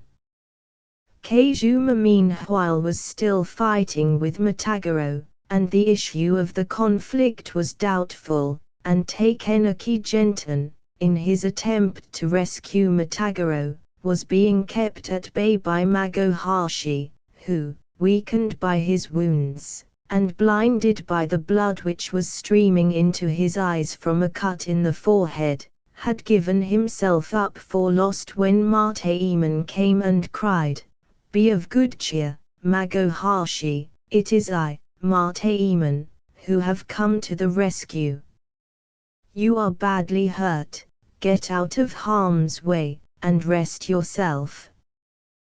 Then Magohashi, who until then had been kept up by his anxiety for Keizuma's safety, gave in, and fell fainting from loss of blood, and Martaeman worsted and slew Genton, and even then, although he had received 2 wounds, he was not exhausted, but drew near to Kazuma and said, "Courage, Kazuma.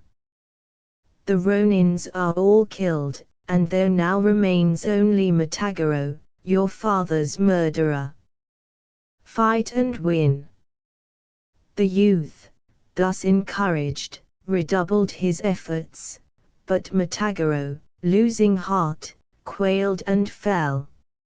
So Kazuma's vengeance was fulfilled, and the desire of his heart was accomplished.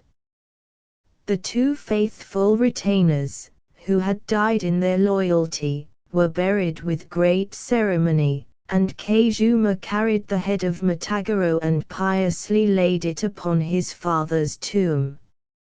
So ends the tale of Kazuma's revenge. I fear that stories of which killing and bloodshed form the principal features can hardly enlist much sympathy in these peaceful days. Still, when such tales are based upon history, they are interesting to students of social phenomena. The story of Kazuma's revenge is mixed up with events which at the present time are peculiarly significant. I mean the feud between the great daimyos and the Hatamotos. Those who have followed the modern history of Japan will see that the recent struggle, which has ended in the ruin of the tycoon's power and the abolition of his office, was the outburst of a hidden fire which had been smoldering for centuries. But the repressive might had been gradually weakened, and contact with Western powers had rendered still more odious a feudality which men felt to be out of date. The revolution which has ended in the triumph of the daimyos over the tycoon, is also the triumph of the vassal over his feudal lord, and is the harbinger of political life to the people at large. In the time of Ieyasu the burden might be hateful, but it had to be borne, and so it would have been to this day, had not circumstances from without broken the spell. The Japanese daimyo, in advocating the isolation of his country, was hugging the very yoke which he hated. Strange to say, however, there are still men who, while they embrace the new political creed, yet praise the past, and look back with regret upon the day when Japan stood alone, without part or share in the great family of nations. Note. Hatamoto. This word means under the flag. The Hatamotos were men who, as their name implied, rallied round the standard of the shogun, or tycoon, in wartime. They were 80,000 in number. When Ieyasu left the province of Mikawa and became shogun, the retainers whom he ennobled, and who received from him grants of land yielding revenue to the amount of 10,000 kokus of rice a year, and from that down to 100 kokus, were called Hatamoto.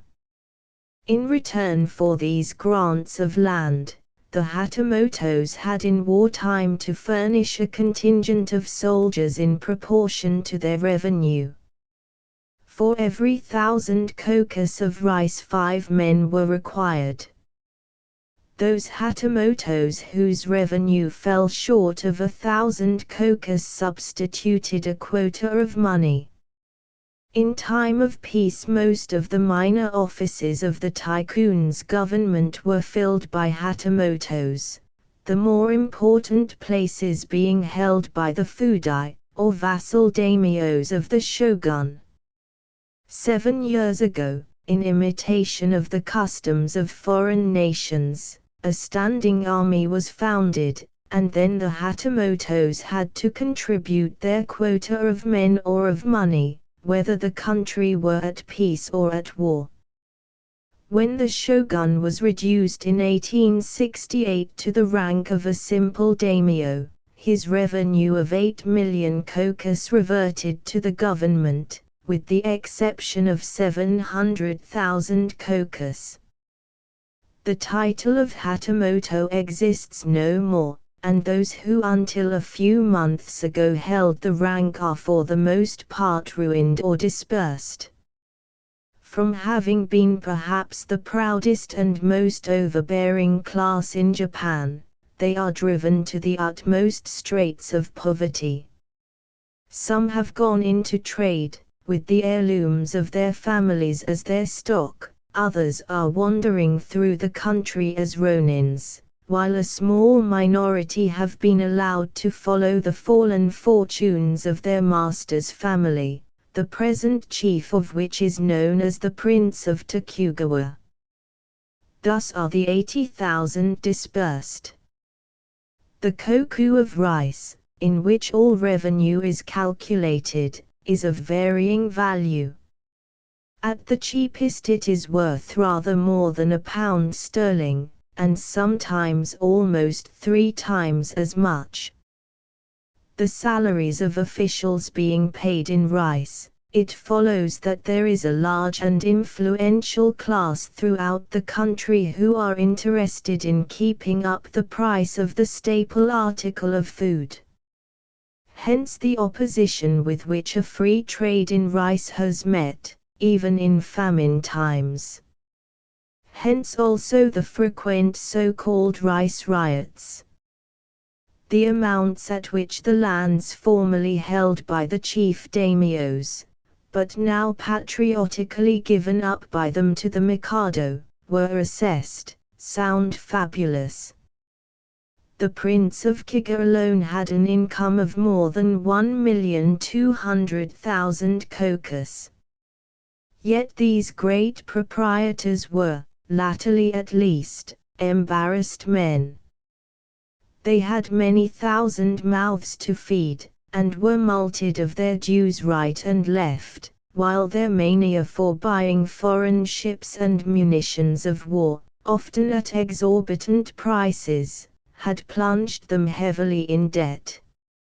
A story of the Otokodate of Yedo, being the supplement of the story of Gumpashi and Komuraseki. The word Otokodate occurs several times in these tales, and as I cannot convey its full meaning by a simple translation, I must preserve it in the text, explaining it by the following note, taken from the Japanese of a native scholar. The Otokodate were friendly associations of brave men bound together by an obligation to stand by one another in weal or in woe, regardless of their own lives, and without inquiring into one another's antecedents. A bad man, however, having joined the Otokodate must forsake his evil ways, for their principle was to treat the oppressor as an enemy, and to help the feeble as a father does his child. If they had money, they gave it to those that had none, and their charitable deeds won for them the respect of all men. The head of the society was called its father. If any of the others, who were his apprentices, were homeless, they lived with the father and served him, paying him at the same time a small fee, in consideration of which, if they fell sick or into misfortune, he took charge of them and assisted them. The father of the Otokodate pursued the calling of farming out coolies to the daimyos and great personages for their journeys to and from Yedo, and in return for this received from them rations in rice. He had more influence with the lower classes even than the officials, and if the coolies had struck work or refused to accompany a daimyo on his journey, a word from the father would produce as many men as might be required. When Prince Tokugawa Iemuchi, the last but one of the shoguns, left Yedo for Kyoto, one Shimon Tatsugoro, chief of the Otokodate, undertook the management of his journey, and some 3 or 4 years ago was raised to the dignity of Hatamoto for many faithful services. After the Battle of Fushimi, and the abolition of the shogunate, he accompanied the last of the shoguns in his retirement. In old days there were also otakodate among the Hatamotos. This was after the civil wars of the time of Ieyasu, when, though the country was at peace, the minds of men were still in a state of high excitement, and could not be reconciled to the dullness of a state of rest. It followed that broils and faction fights were continually taking place among the young men of the samurai class, and that those who distinguished themselves by their personal strength and valor were looked up to as captains. Leagues after the manner of those existing among the German students were formed in different quarters of the city, under various names, and used to fight for the honor of victory. When the country became more thoroughly tranquil, the custom of forming these leagues amongst gentlemen fell into disuse.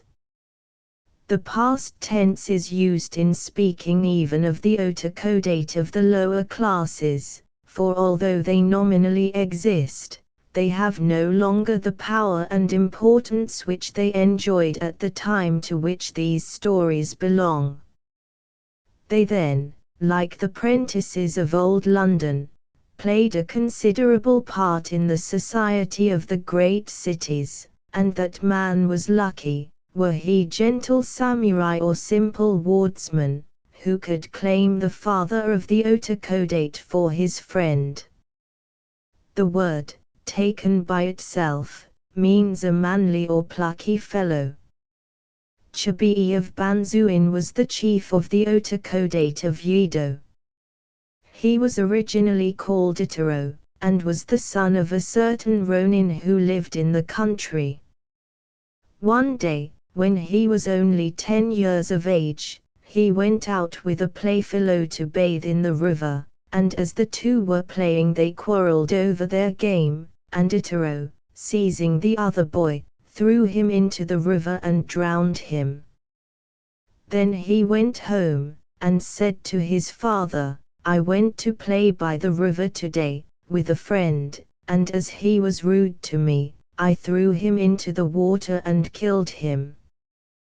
When his father heard him speak thus, quite calmly, as if nothing had happened, he was thunderstruck, and said, "This is indeed a fearful thing. Child as you are, you will have to pay the penalty of your deed, so tonight you must fly to Yedo in secret, and take service with some noble samurai, and perhaps in time you may become a soldier yourself." With these words he gave him 20 ounces of silver and a fine sword, made by the famous swordsmith Aiku Natoshi, and sent him out of the province with all dispatch. The following morning the parents of the murdered child came to claim that Itaro should be given up to their vengeance, but it was too late, and all they could do was to bury their child and mourn for his loss. Itaro made his way to Yedo in hot haste, and there found employment as a shopboy, but soon tiring of that sort of life, and burning to become a soldier, he found means at last to enter the service of a certain Hatamoto called Sakurai Shozaemon, and changed his name to Tsunhia.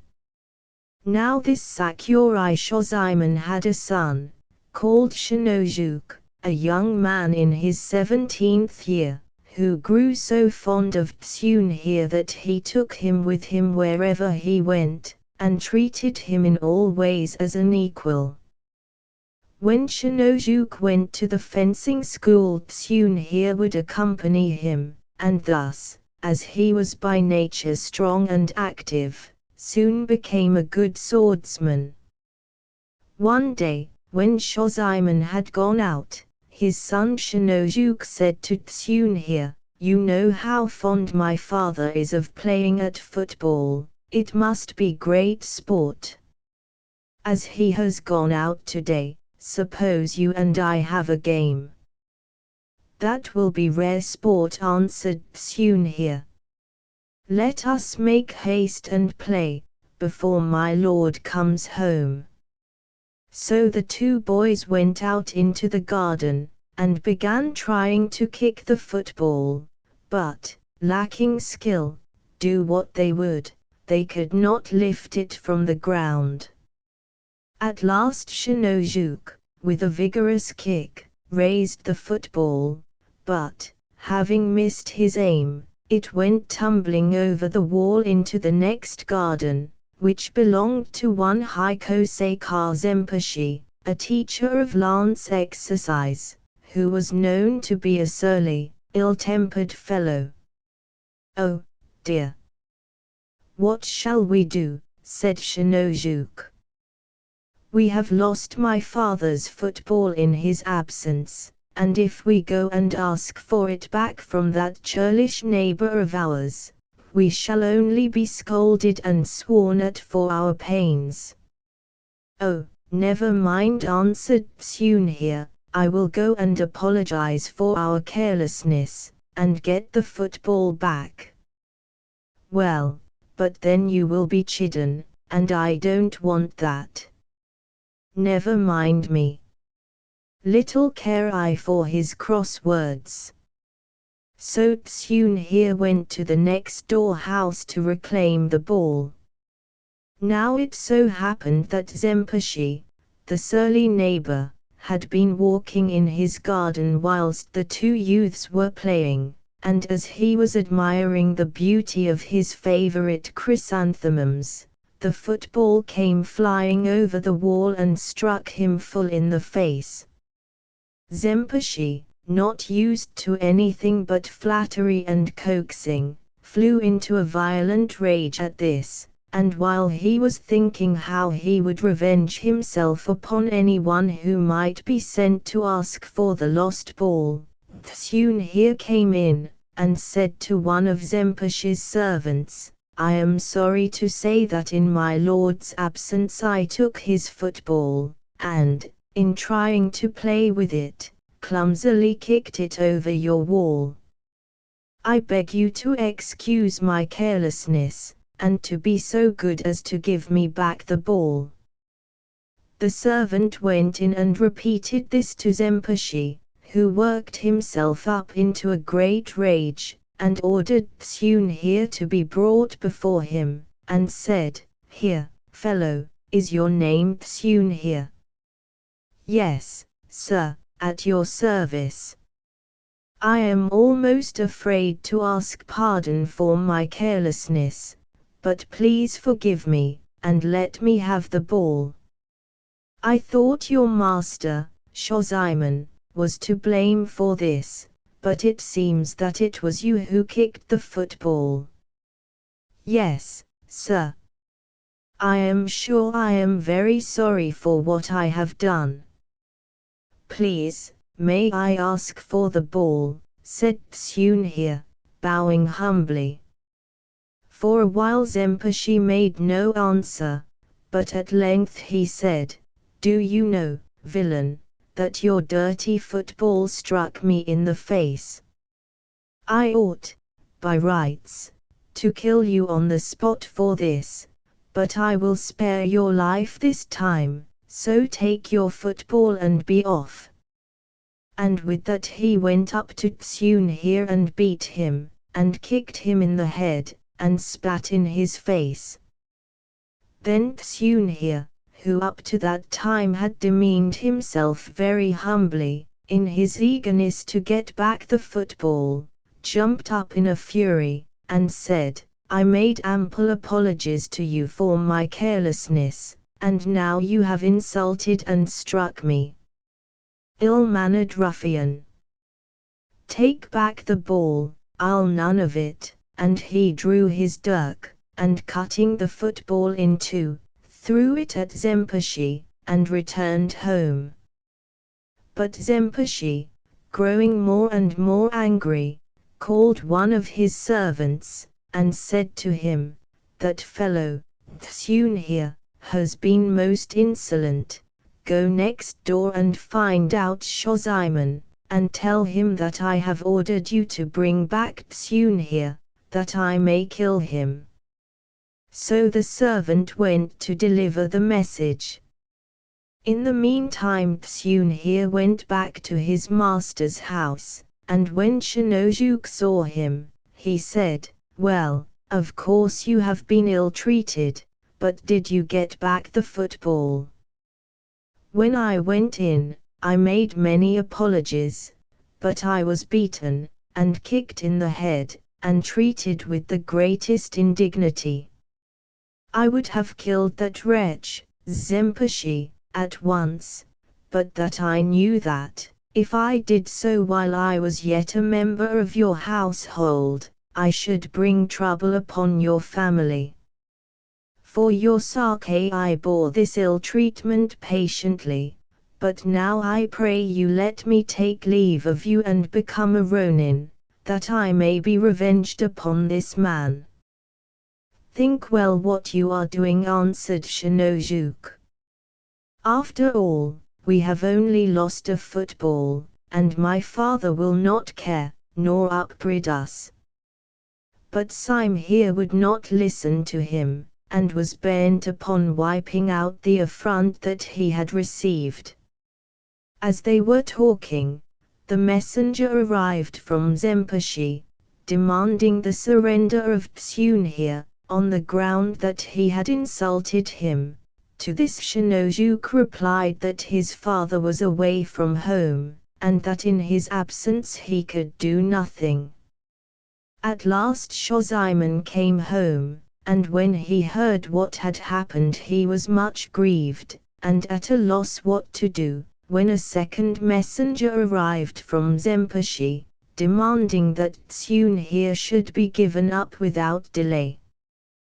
Then Shozaiman, seeing that the matter was serious, called the youth to him, and said, "This Zempushi is heartless and cruel, and if you go to his house will assuredly kill you. Take, therefore, these 50 ryos, and fly to Osaka or Kyoto, where you may safely set up in business." "Sir," answered Tsunhir, with tears of gratitude for his lord's kindness, "from my heart I thank you for your great goodness, but I have been insulted and trampled upon, and, if I lay down my life in the attempt, I will repay Zempushi for what he has this day done."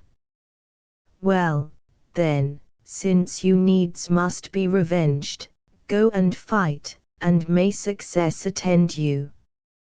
Still, as much depends upon the blade you carry, and I fear yours is likely to be but a sorry weapon, I will give you a sword," and with this he offered Tsunhir his own. "Nay, my lord," replied Tsunhir, "I have a famous sword, by Aiku Nitoshi, which my father gave me. I have never shown it to your lordship, but I have it safely stowed away in my room."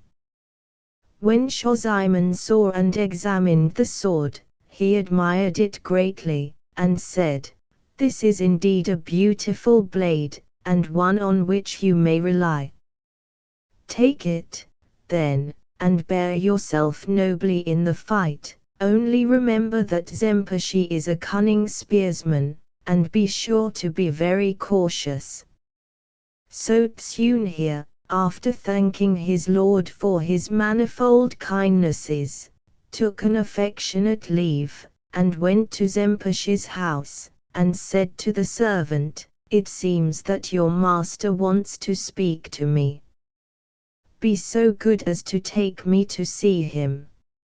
So the servant led him into the garden, where Zempushi, spear in hand, was waiting to kill him. When Zempushi saw him, he cried out, "Ha! So you have come back, and now for your insolence, this day I mean to kill you with my own hand." "Insolent yourself," replied Tsunehir. "Beast, and no samurai. Come, let us see which of us is the better man." Furiously incensed, Zemposhi thrust with his spear at Tsunehir, but he, trusting to his good sword, attacked Zemposhi, who, cunning warrior as he was, could gain no advantage. At last Zemposhi, losing his temper, began fighting less carefully, so that Tsunehir found an opportunity of cutting the shaft of his spear. Zemposhi then drew his sword, and 2 of his retainers came up to assist him, but Tsunehir killed one of them, and wounded Zemposhi in the forehead. The second retainer fled affrighted at the youth's valor, and Zemposhi was blinded by the blood which flowed from the wound on his forehead. Then Tsunehir said, "To kill one who is as a blind man were unworthy a soldier. Wipe the blood from your eyes, Sir Zemposhi, and let us fight it out fairly." So Zemposhi, wiping away his blood, bound a kerchief round his head, and fought again desperately. But at last the pain of his wound and the loss of blood overcame him, and Tsunehir cut him down with a wound in the shoulder and easily dispatched him. Then Tsunehir went and reported the whole matter to the governor of Yedo, and was put in prison until an inquiry could be made. But the chief priest of Banzuin, who had heard of the affair, went and told the governor all the bad deeds of Zemposhi, and having procured Tsunehir's pardon, took him home and employed him as porter in the temple. So Tsunehir changed his name to Chibii, and earned much respect in the neighborhood, both for his talents and for his many good works. If any man were in distress, he would help him, heedless of his own advantage or danger, until men came to look up to him as to a father, and many youths joined him and became his apprentices. So he built a house at Hanekawado, in Asakusa, and lived there with his apprentices, whom he farmed out as spearsmen and footmen to the daimyos and hatamotos, taking for himself the tithe of their earnings. But if any of them were sick or in trouble, Chibii would nurse and support them, and provide physicians and medicine. And the fame of his goodness went abroad until his apprentices were more than 2,000 men, and were employed in every part of the city. But as for Chibii, the more he prospered, the more he gave in charity, and all men praised his good and generous heart. This was the time when the Hatamotos had formed themselves into bands of Otakodate 21, of which Mitsuno Jirazaimon, Kondo no Borino Suke, and Abe Shirogoro were the chiefs. And the leagues of the nobles despised the leagues of the wardsmen, and treated them with scorn, and tried to put to shame Chibii and his brave men, but the nobles' weapons recoiled upon themselves, and, whenever they tried to bring contempt upon Chibii, they themselves were brought to ridicule. So there was great hatred on both sides. One day, that Chibii went to divert himself in a tea house in the Yoshiwara, he saw a felt carpet spread in an upper room, which had been adorned as for some special occasion, and he asked the master of the house what guest of distinction was expected. The landlord replied that my lord Jirazaimon, the chief of the Otakodate of the Hatamotos, was due there that afternoon. On hearing this, Chibii replied that as he much wished to meet my lord Jirazaimon, he would lie down and await his coming. The landlord was put out at this, and knew not what to say, but yet he dare not thwart Chibiyi, the powerful chief of the Otakodate. So Chibiyi took off his clothes and laid himself down upon the carpet. After a while my Lord Jerusalem arrived, and going upstairs found a man of large stature lying naked upon the carpet which had been spread for him. "What low ruffian is this?" shouted he angrily to the landlord. "My lord, it is Chibiyi, the chief of the Otakodate," answered the man, trembling. Jerusalem at once suspected that Chibiyi was doing this to insult him, so he sat down by the side of the sleeping man, and lighting his pipe began to smoke. When he had finished his pipe, he emptied the burning ashes into Chibiyi's navel, but Chibiyi, patiently bearing the pain, still feigned sleep. 10 times did Jerusalem fill his pipe 22, and 10 times he shook out the burning ashes onto Chibiyi's navel, but he neither stirred nor spoke. Then Jerusalem, astonished at his fortitude, shook him, and roused him, saying, "Chibiyi! Chibiyi! Wake up, man!" "What is the matter?" said Chibiyi, rubbing his eyes as though he were awaking from a deep sleep. Then seeing Jerusalem, he pretended to be startled, and said, "Oh, my lord, I know not who you are, but I have been very rude to your lordship. I was overcome with wine, and fell asleep. I pray your lordship to forgive me." "Is your name Chibiyi?" "Yes, my lord, at your service."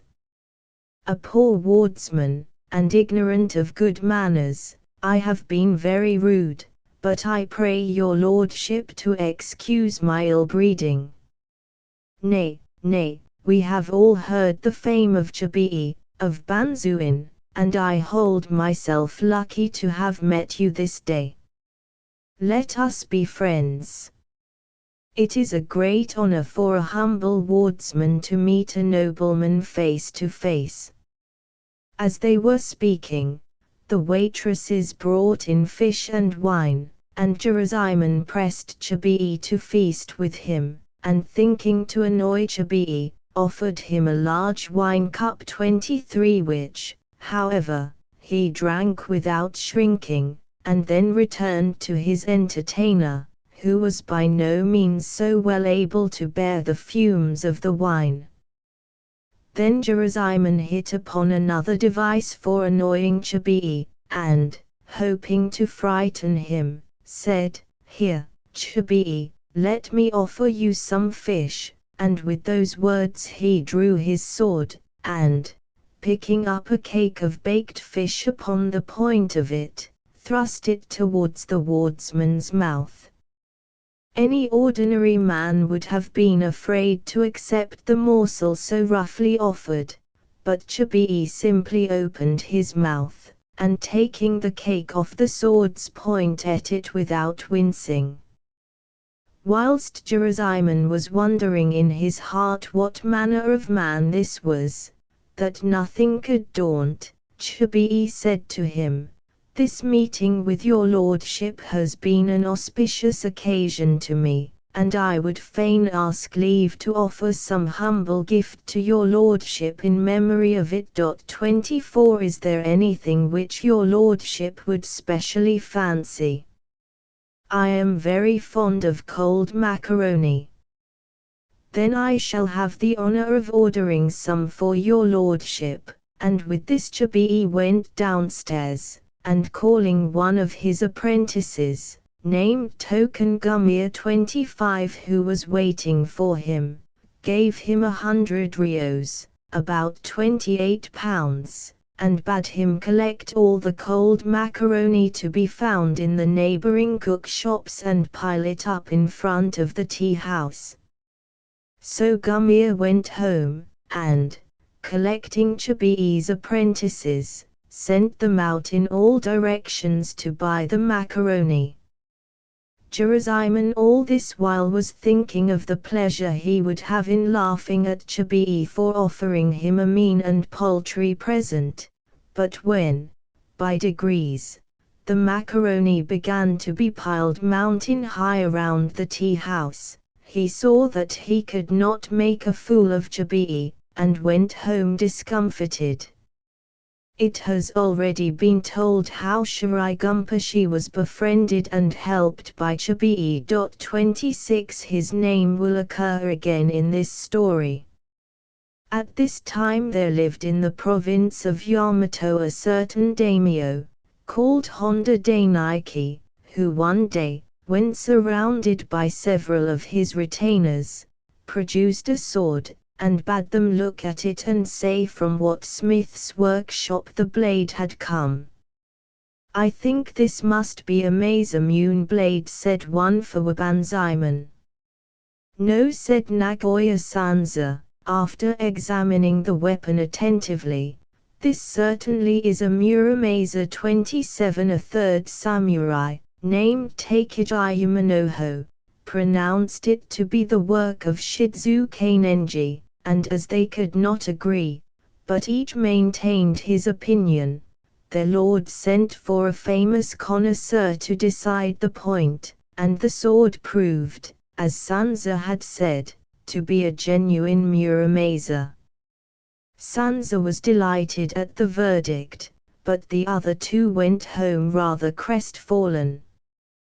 Yamanoho, although he had been worsted in the argument, bore no malice nor ill will in his heart, but Banzaimon, who was a vainglorious personage, puffed up with the idea of his own importance, conceived a spite against Sanza, and watched for an opportunity to put him to shame. At last, one day Banzaimon, eager to be revenged upon Sanza, went to the prince, and said, "Your lordship ought to see Sanza fence, his swordsmanship is beyond all praise. I know that I am no match for him, still, if it will please your lordship, I will try a bout with him." And the prince, who was a mere stripling, and thought it would be rare sport, immediately sent for Sanza and desired he would fence with Banzaimon. So the two went out into the garden, and stood up facing each other, armed with wooden swords. Now Banzaimon was proud of his skill, and thought he had no equal in fencing, so he expected to gain an easy victory over Sanza, and promised himself the luxury of giving his adversary a beating that should fully make up for the mortification which he had felt in the matter of the dispute about the sword. It happened, however, that he had undervalued the skill of Sanza, who, when he saw that his adversary was attacking him savagely and in good earnest, by a rapid blow struck Banzaimon so sharply on the wrist that he dropped the sword, and, before he could pick it up again, delivered a second cut on the shoulder, which sent him rolling over in the dust. All the officers present, seeing this, praised Sanza's skill, and Banzaimon, utterly stricken with shame, ran away home and hid himself. After this affair Sanza rose high in the favor of his lord, and Banzaimon, who was more than ever jealous of him, feigned sickness, and stayed at home devising schemes for Sanza's ruin. Now it happened that the prince, wishing to have the Muramasa blade mounted, sent for Sanza and entrusted it to his care, ordering him to employ the most cunning workmen in the manufacture of the scabbard hilt and ornaments, and Sanza, having received the blade, took it home, and put it carefully away. When Banzaimon heard of this, he was overjoyed, for he saw that his opportunity for revenge had come. He determined, if possible, to kill Sansa, but at any rate to steal the sword which had been committed to his care by the prince, knowing full well that if Sansa lost the sword he and his family would be ruined. Being a single man, without wife or child, he sold his furniture, and, turning all his available property into money, made ready to fly the country. When his preparations were concluded, he went in the middle of the night to Sansa's house and tried to get in by stealth, but the doors and shutters were all carefully bolted from the inside, and there was no hole by which he could effect an entrance. All was still, however, and the people of the house were evidently fast asleep, so he climbed up to the second story, and, having contrived to unfasten a window, made his way in. With soft, cat-like footsteps he crept downstairs, and, looking into one of the rooms, saw Sansa and his wife sleeping on the mats, with their little son Kosanza, a boy of 13, curled up in his quilt between them. The light in the night lamp was at its last flicker, but, peering through the gloom, he could just see the prince's famous Muramasa sword lying on a sword rack in the raised part of the room, so he crawled stealthily along until he could reach it, and stuck it in his girdle. Then, drawing near to Sansa, he bestrode his sleeping body, and, brandishing the sword, made a thrust at his throat, but in his excitement his hand shook, so that he missed his aim, and only scratched Sansa, who, waking with a start and trying to jump up, felt himself held down by a man standing over him. Stretching out his hands, he would have wrestled with his enemy, when Banzaemon, leaping back, kicked over the night lamp, and throwing open the shutters, dashed into the garden.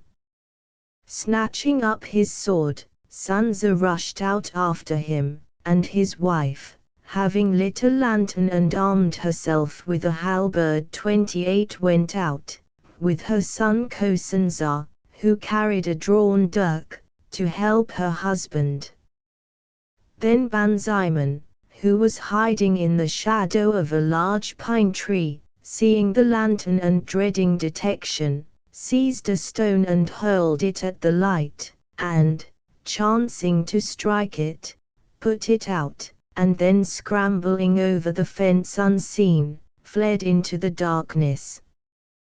When Sansa had searched all over the garden in vain, he returned to his room and examined his wound, which proving very slight, he began to look about to see whether the thief had carried off anything, but when his eye fell upon the place where the Muramasa sword had lain, he saw that it was gone. He hunted everywhere, but it was not to be found.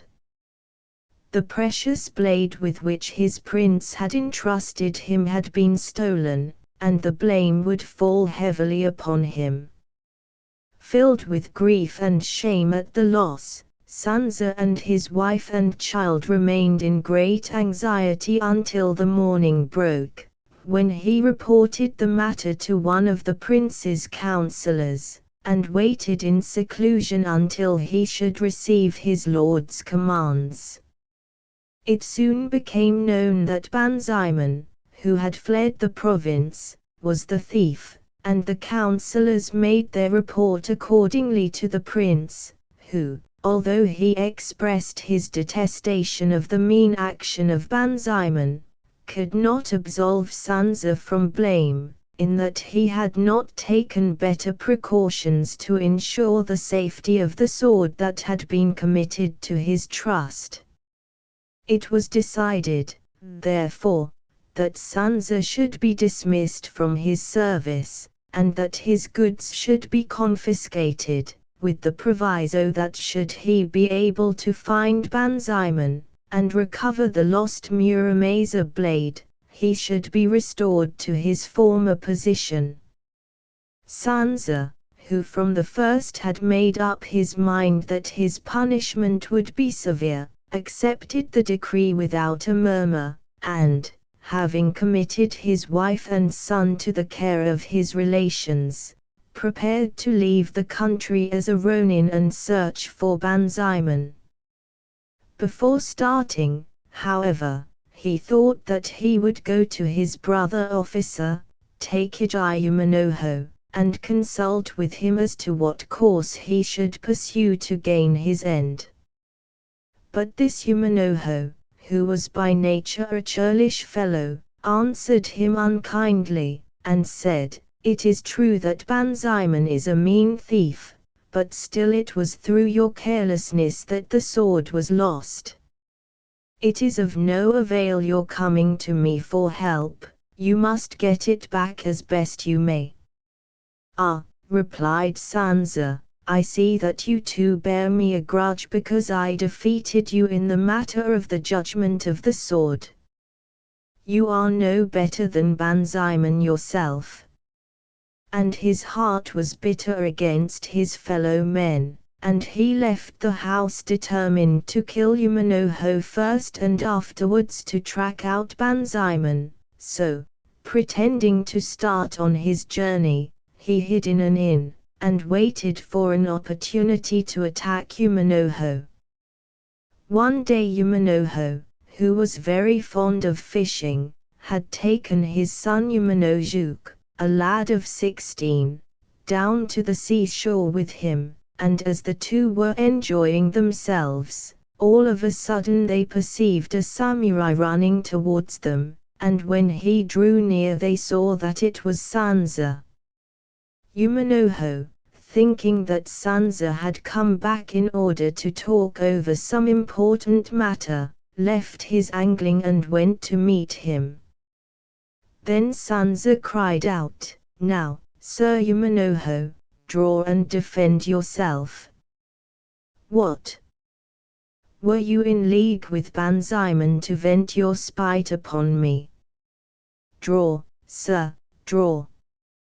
You have spirited away your accomplice, but, at any rate, you are here yourself, and shall answer for your deed. It is no use playing the innocent, your astonished face shall not save you. Defend yourself, coward and traitor." And with these words Sansa flourished his naked sword. "Nay, Sir Sansa," replied the other, anxious by a soft answer to turn away his wrath, "I am innocent of this deed. Waste not your valor on so poor a cause." "Lying knave," said Sansa, "think not that you can impose upon me.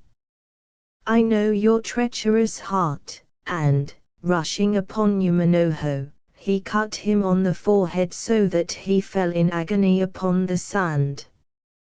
Umanojuke in the meanwhile, who had been fishing at some distance from his father, rushed up when he saw him in this perilous situation and threw a stone at Sansa, hoping to distract his attention, but, before he could reach the spot, Sansa had delivered the death blow, and Umanoho lay a corpse upon the beach.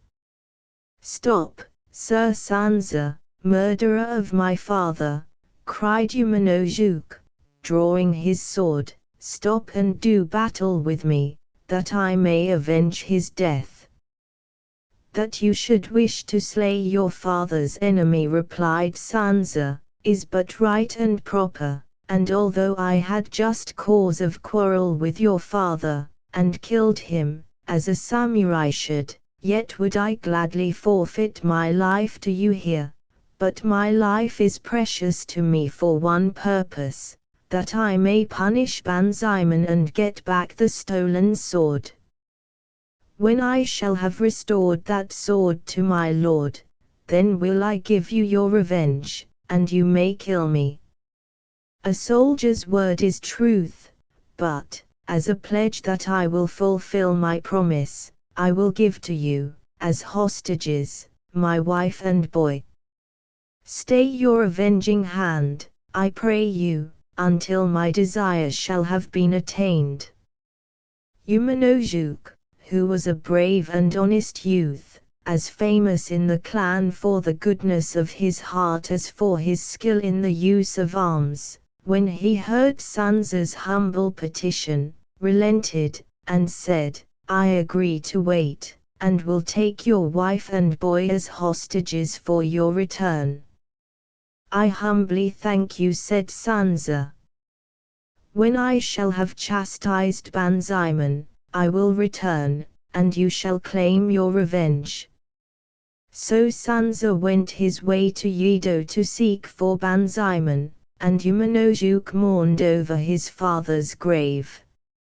Now Banzaemon, when he arrived in Yedo, found himself friendless and without the means of earning his living, when by accident he heard of the fame of Chabii of Banzuin, the chief of the Otakodate, to whom he applied for assistance, and having entered the fraternity, supported himself by giving fencing lessons. He had been plying his trade for some time, and had earned some little reputation, when Sansa reached the city and began his search for him.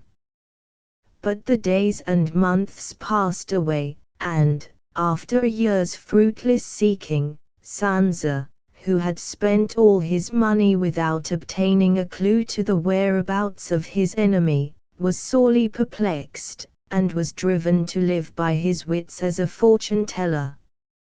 Work as he would, it was a hard matter for him to gain the price of his daily food, and, in spite of all his pains, his revenge seemed as far off as ever, when he bethought him that the Yoshiwara was one of the most bustling places in the city, and that if he kept watch there, sooner or later he would be sure to fall in with Banzaemon.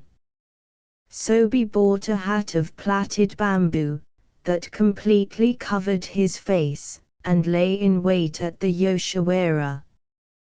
One day Banzaemon and two of Chabii's apprentices Tokengumir and Shirobii, who, from his wild and indocile nature, was surnamed the Colt, were amusing themselves and drinking in an upper story of a tea-house in the Yoshiwara, when Tokengumir, happening to look down upon the street below, saw a samurai pass by, poorly clad in worn-out old clothes, but whose poverty-stricken appearance contrasted with his proud and haughty bearing.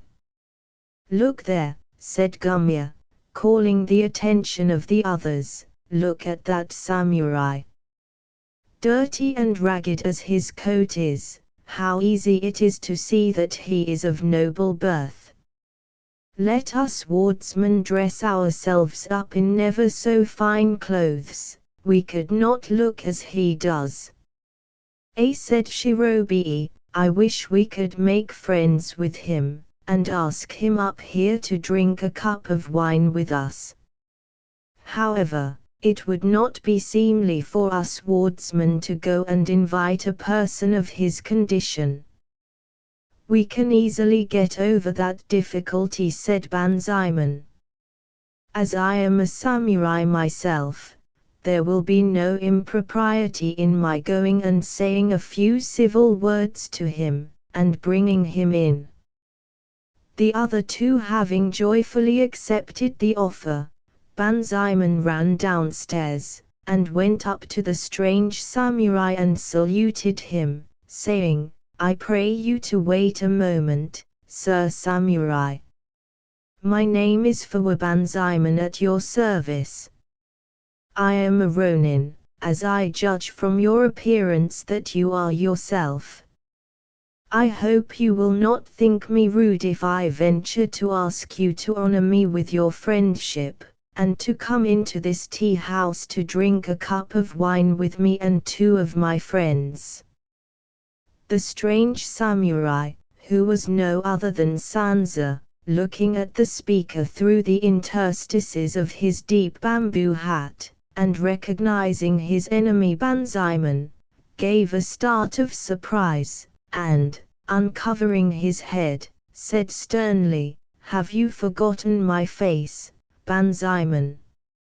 For a moment Banzaiman was taken aback, but quickly recovering himself, he replied, "Ah, Sir Sanza, you may well be angry with me, but since I stole the Muramasa sword and fled to Yedo I have known no peace. I have been haunted by remorse for my crime.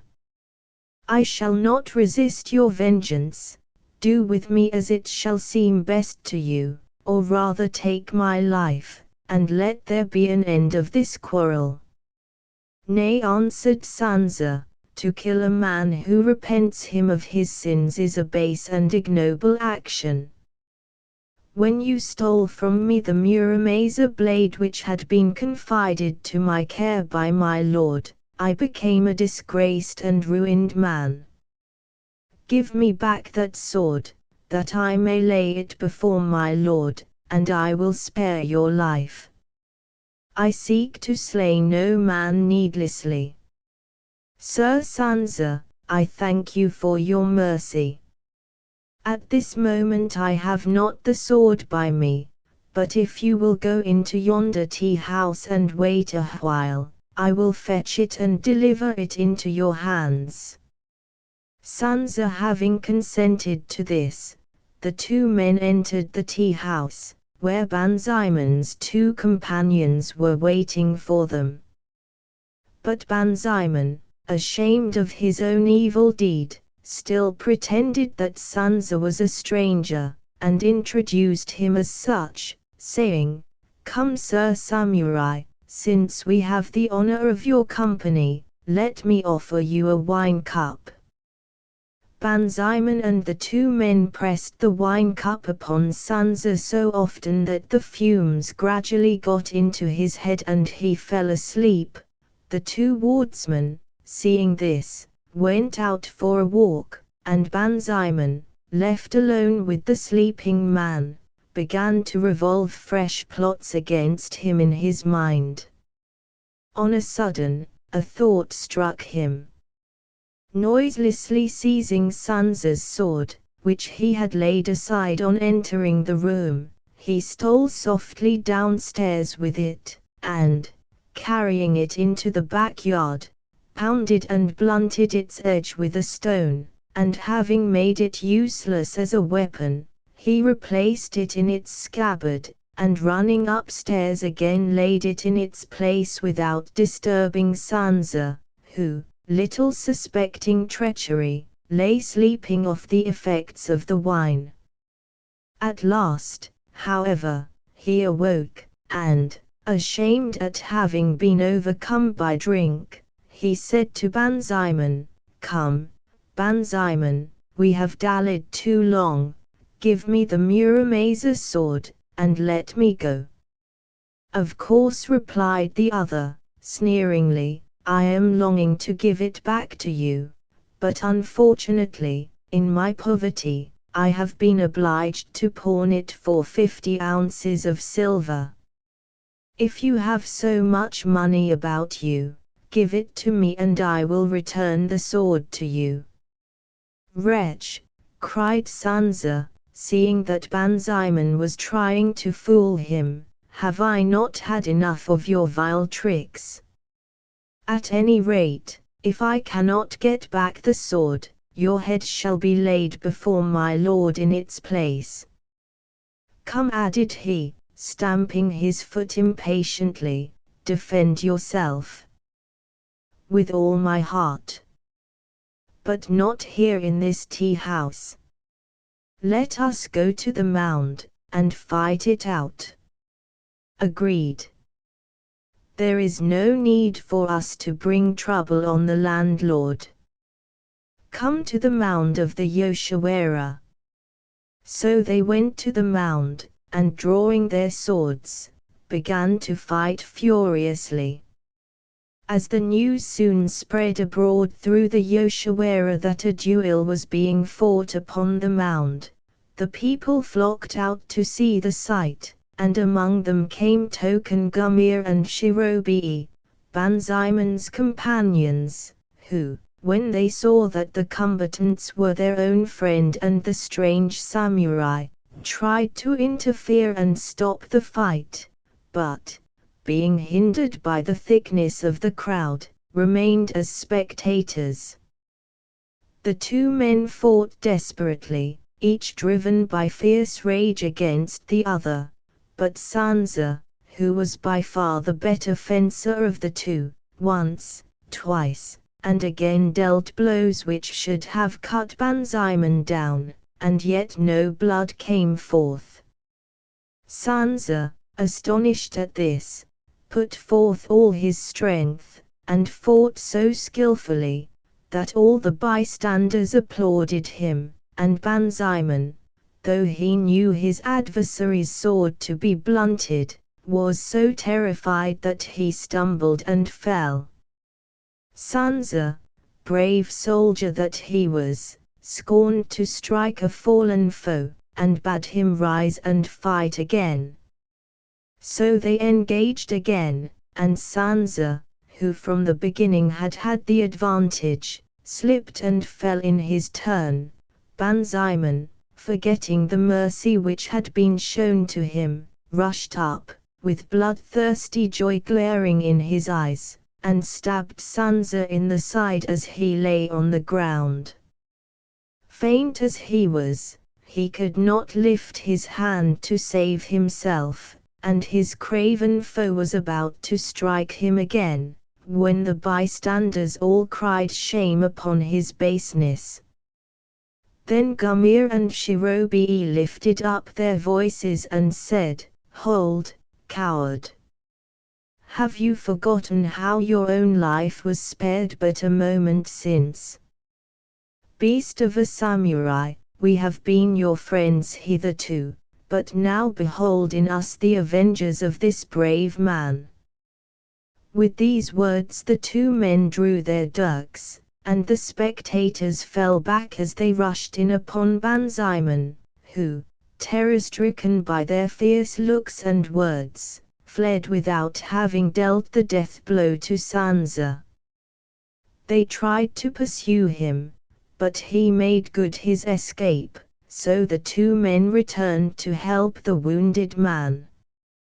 When he came to himself by dint of their kind treatment, they spoke to him and comforted him, and asked him what province he came from, that they might write to his friends and tell them what had befallen him. Sanza, in a voice faint from pain and loss of blood, told them his name and the story of the stolen sword, and of his enmity against Banzaiman.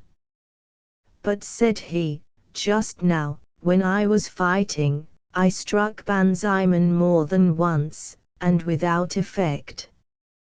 How could that have been?" Then they looked at his sword, which had fallen by his side, and saw that the edge was all broken away. More than ever they felt indignant at the baseness of Banzaiman's heart, and redoubled their kindness to Sanza, but, in spite of all their efforts, he grew weaker and weaker, until at last his breathing ceased altogether.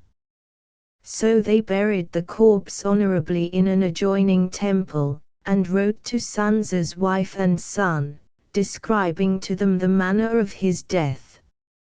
Now when Sanza's wife, who had long been anxiously expecting her husband's return, opened the letter and learned the cruel circumstances of his death, she and her son Kosanza mourned bitterly over his loss. Then Kosanza, who was now 14 years old, said to his mother, "Take comfort, mother, for I will go to Yedo and seek out this Banzaiman, my father's murderer, and I will surely avenge his death. Now, therefore, make ready all that I need for this journey."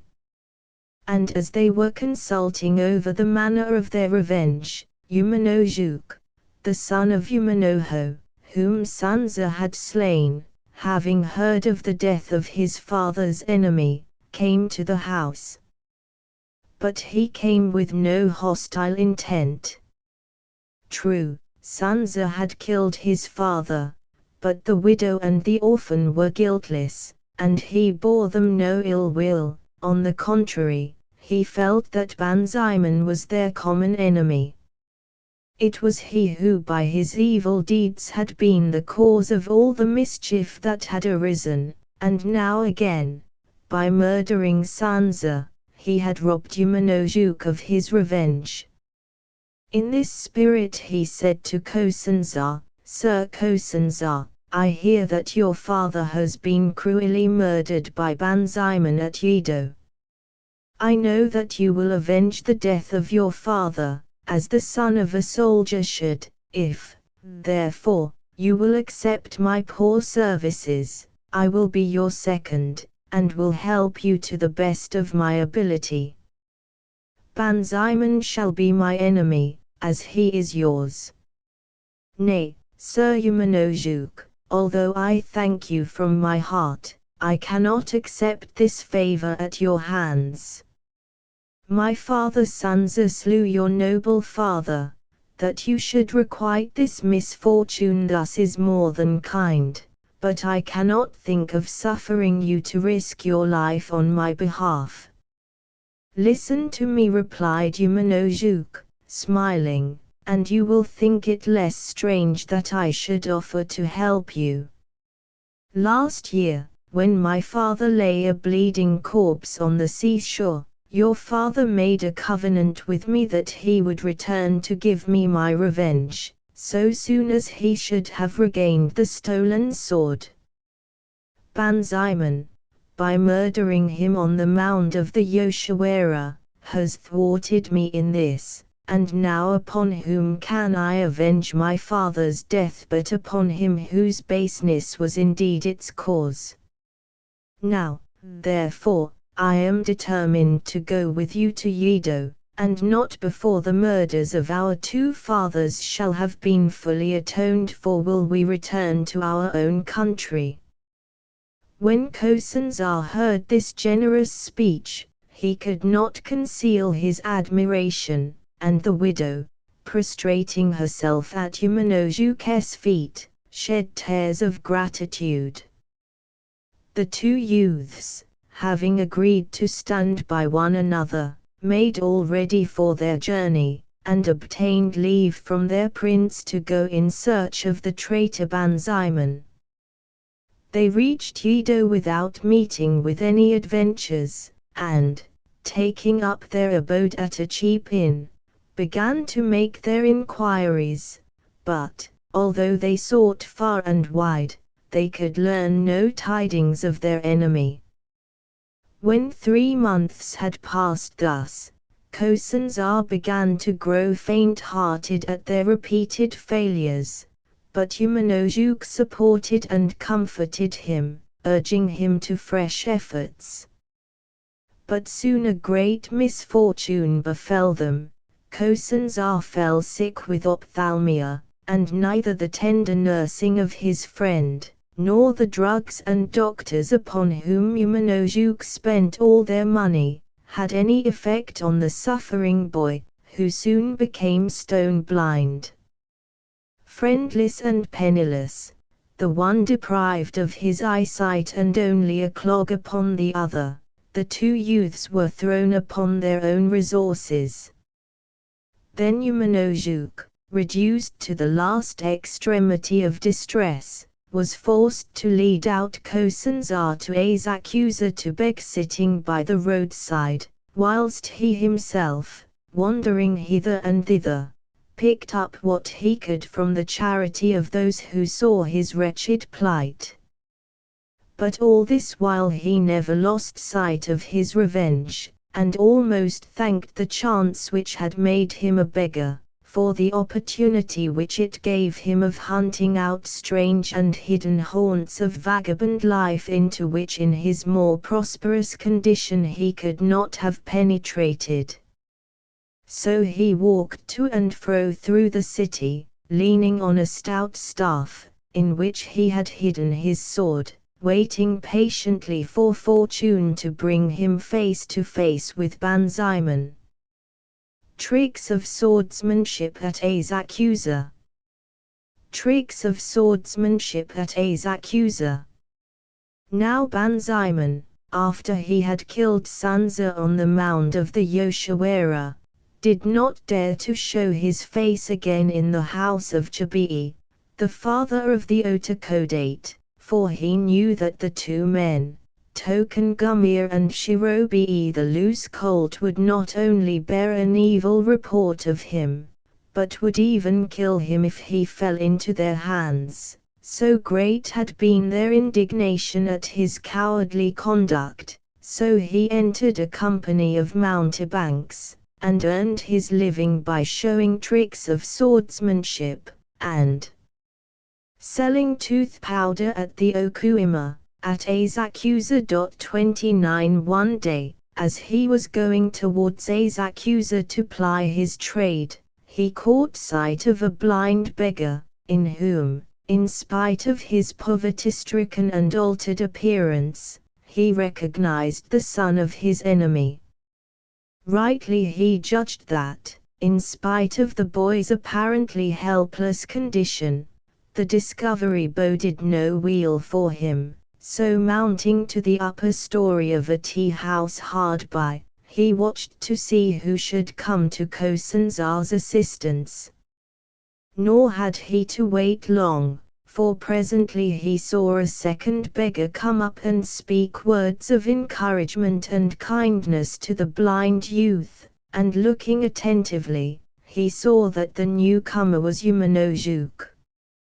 Having thus discovered who was on his track, he went home and sought means of killing the two beggars, so he lay in wait and traced them to the poor hut where they dwelt, and one night, when he knew Umanojuk to be absent, he crept in. Kosanzar, being blind, thought that the footsteps were those of Umanojuk, and jumped up to welcome him, but he, in his heartless cruelty, which not even the boy's piteous state could move, slew Kosanzar as he helplessly stretched out his hands to feel for his friend. The deed was yet unfinished when Umanojuk returned, and, hearing a scuffle inside the hut, drew the sword which was hidden in his staff and rushed in, but Banzaiman, profiting by the darkness, eluded him and fled from the hut. Umanojuk followed swiftly after him, but just as he was on the point of catching him, Banzaiman, making a sweep backwards with his drawn sword, wounded Umanojuk in the thigh, so that he stumbled and fell, and the murderer, swift of foot, made good his escape. The wounded youth tried to pursue him again, but being compelled by the pain of his wound to desist, returned home and found his blind companion lying dead, weltering in his own blood. Cursing his unhappy fate, he called in the beggars of the fraternity to which he belonged, and between them they buried Kosanzar, and he himself, being too poor to procure a surgeon's aid, or to buy healing medicaments for his wound, became a cripple. It was at this time that Shirigumpashi, who was living under the protection of Jabii, the father of the Otakodate, was in love with Komurasaki, the beautiful courtesan who lived at the sign of the Three Seashores, in the Yoshiwara. He had long exhausted the scanty supplies which he possessed, and was now in the habit of feeding his purse by murder and robbery, that he might have means to pursue his wild and extravagant life.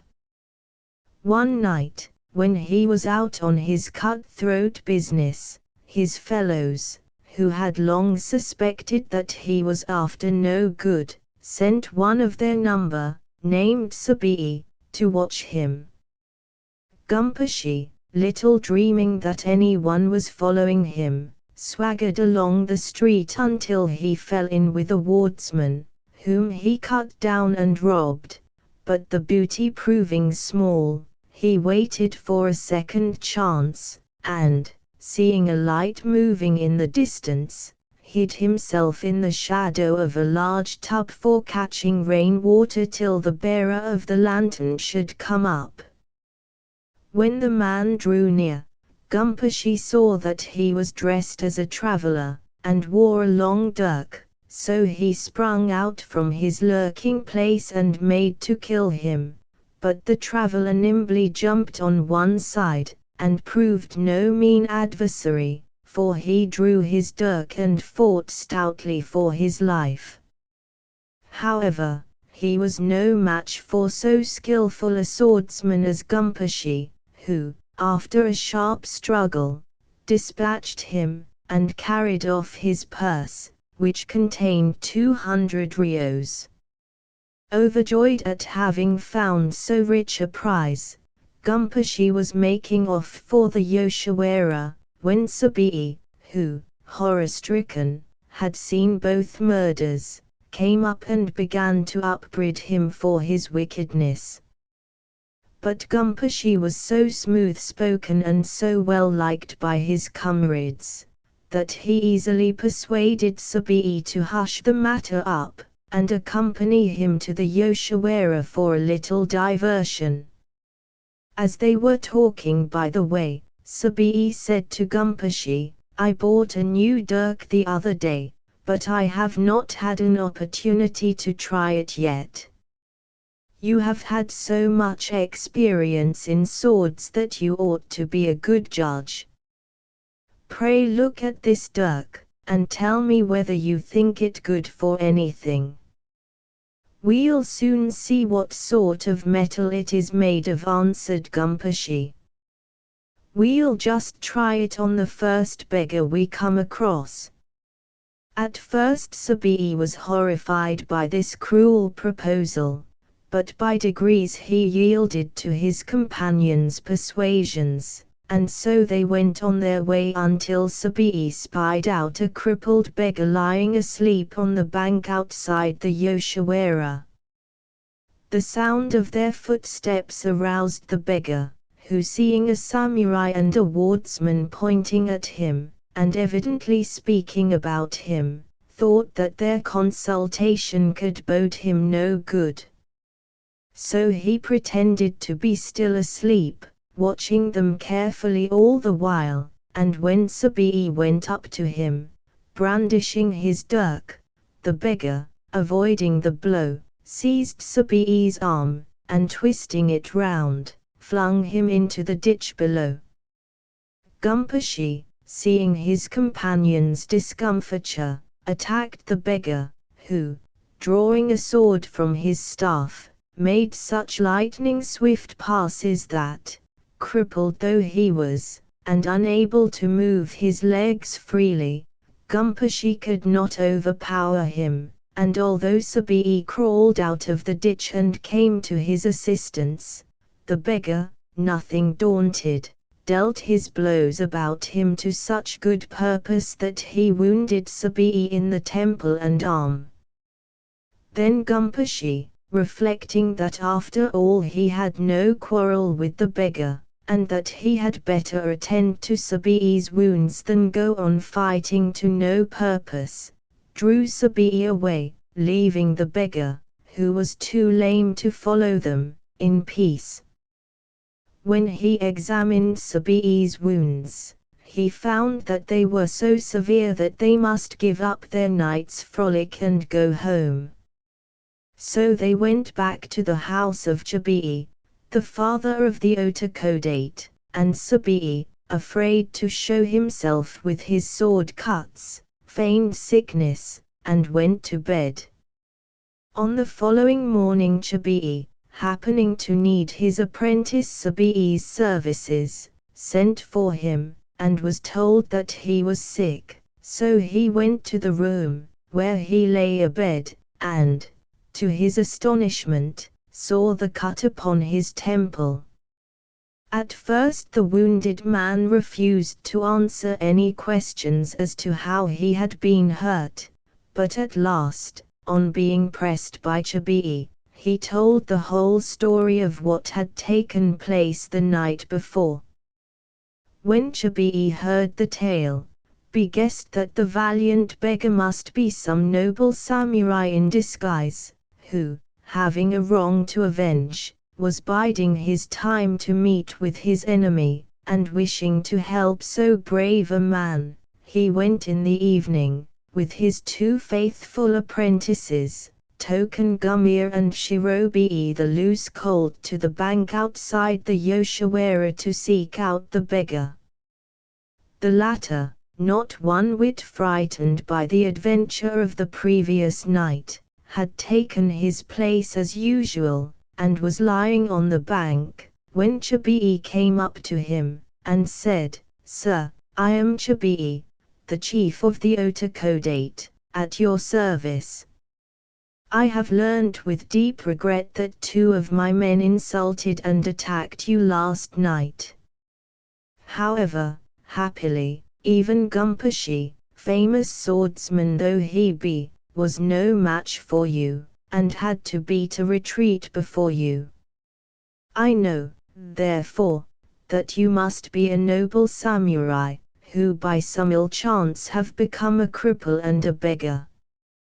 Now, therefore, I pray you tell me all your story, for, humble wardsman as I am, I may be able to assist you, if you will condescend to allow me." The cripple at first tried to shun Chibi's questions, but at last, touched by the honesty and kindness of his speech, he replied, "Sir, my name is Takiji Yamanojuke, and I am a native of Yamato," and then he went on to narrate all the misfortunes which the wickedness of Banzaiman had brought about. "This is indeed a strange story," said Chibi, who had listened with indignation. "This Banzaiman, before I knew the blackness of his heart, was once under my protection. But after he murdered Sanza, hard by here, he was pursued by these 2 apprentices of mine, and since that day he has been no more to my house." When he had introduced the 2 apprentices to Yamanojuke, Chibi pulled forth a suit of silk clothes befitting a gentleman, and having made the crippled youth lay aside his beggar's raiment, led him to a bath, and had his hair dressed. Then he bade Token Gumir lodge him and take charge of him, and, having sent for a famous physician, caused Yamanojuke to undergo careful treatment for the wound in his thigh.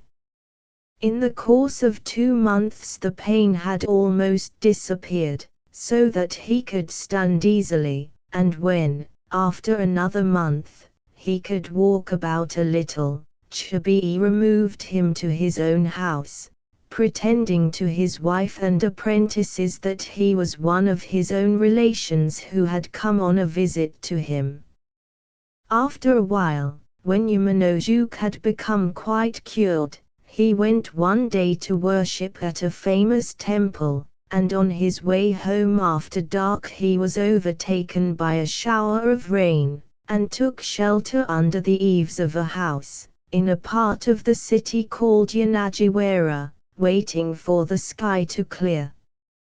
Now it happened that this same night Gumpashi had gone out on one of his bloody expeditions, to which his poverty and his love for Komurasaki drove him in spite of himself, and, seeing a samurai standing in the gloom, he sprang upon him before he had recognized Yamanojuke, whom he knew as a friend of his patron Chibi.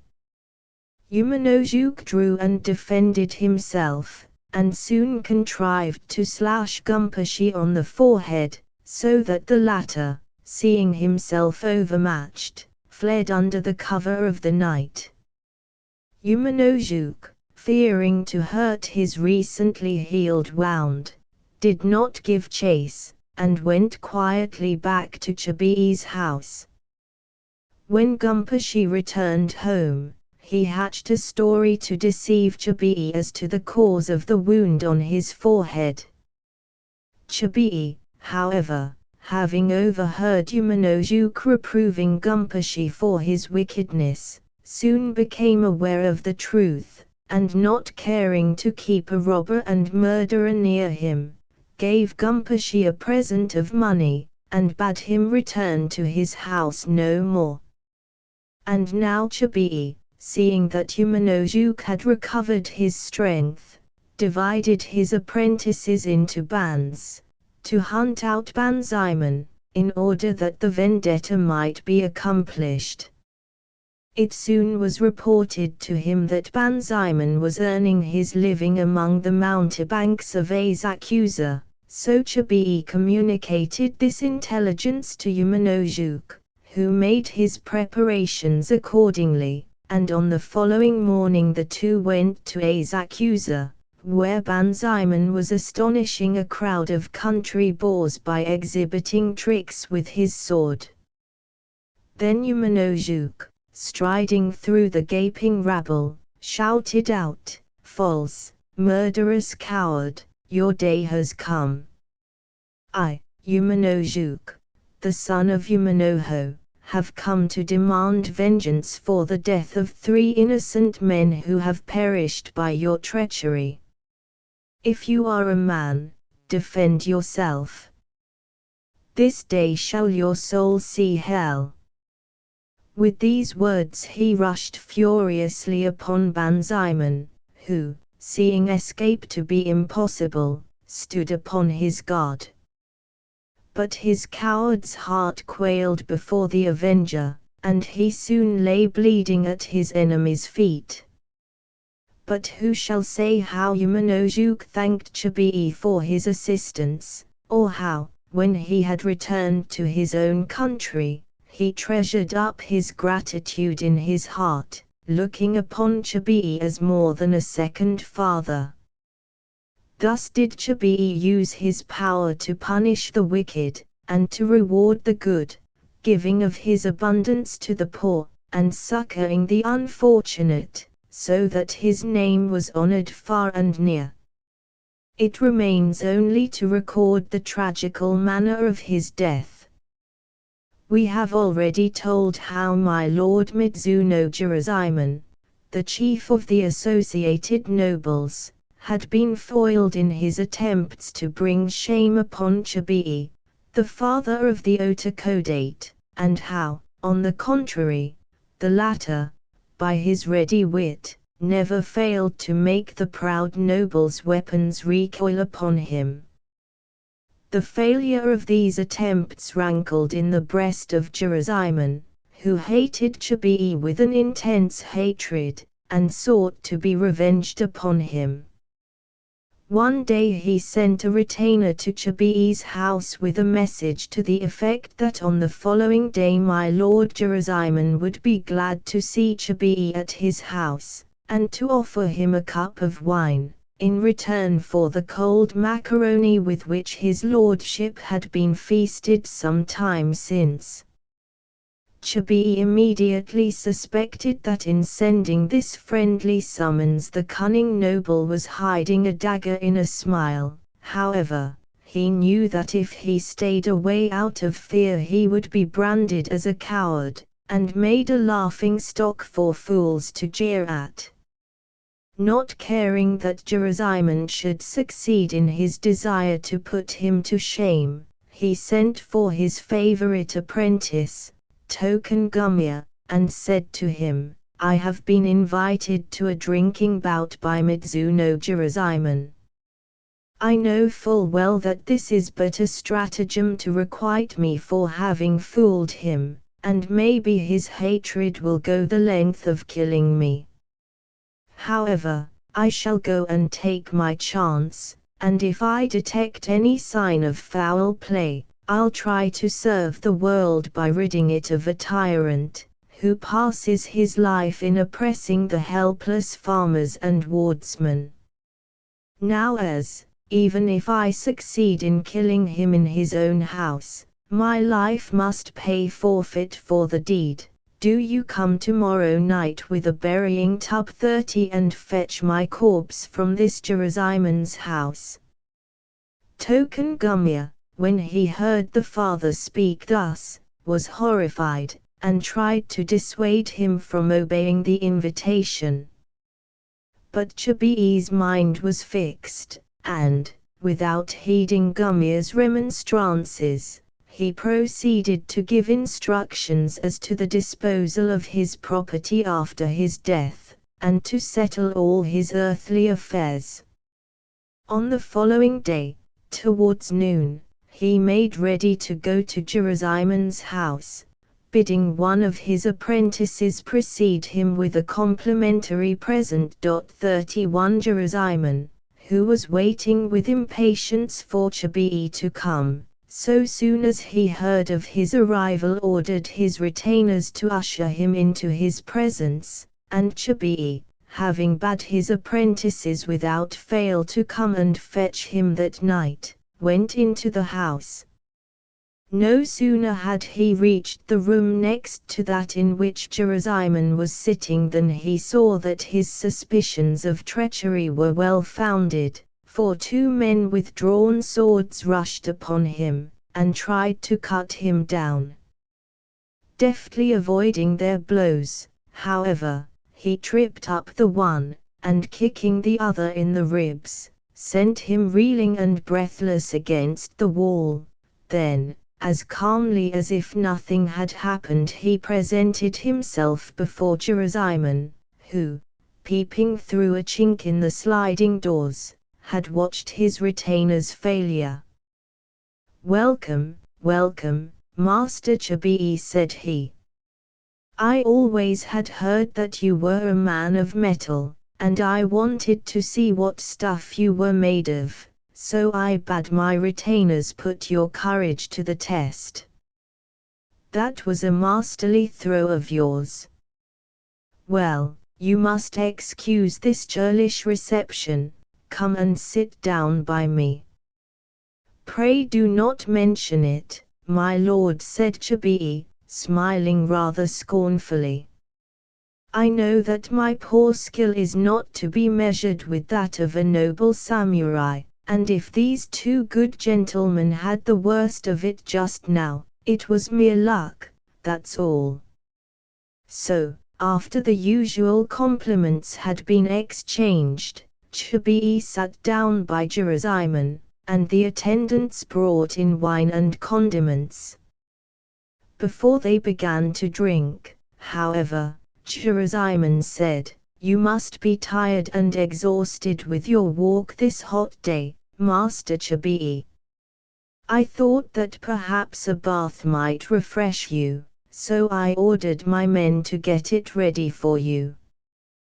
Would you not like to bathe and make yourself comfortable?"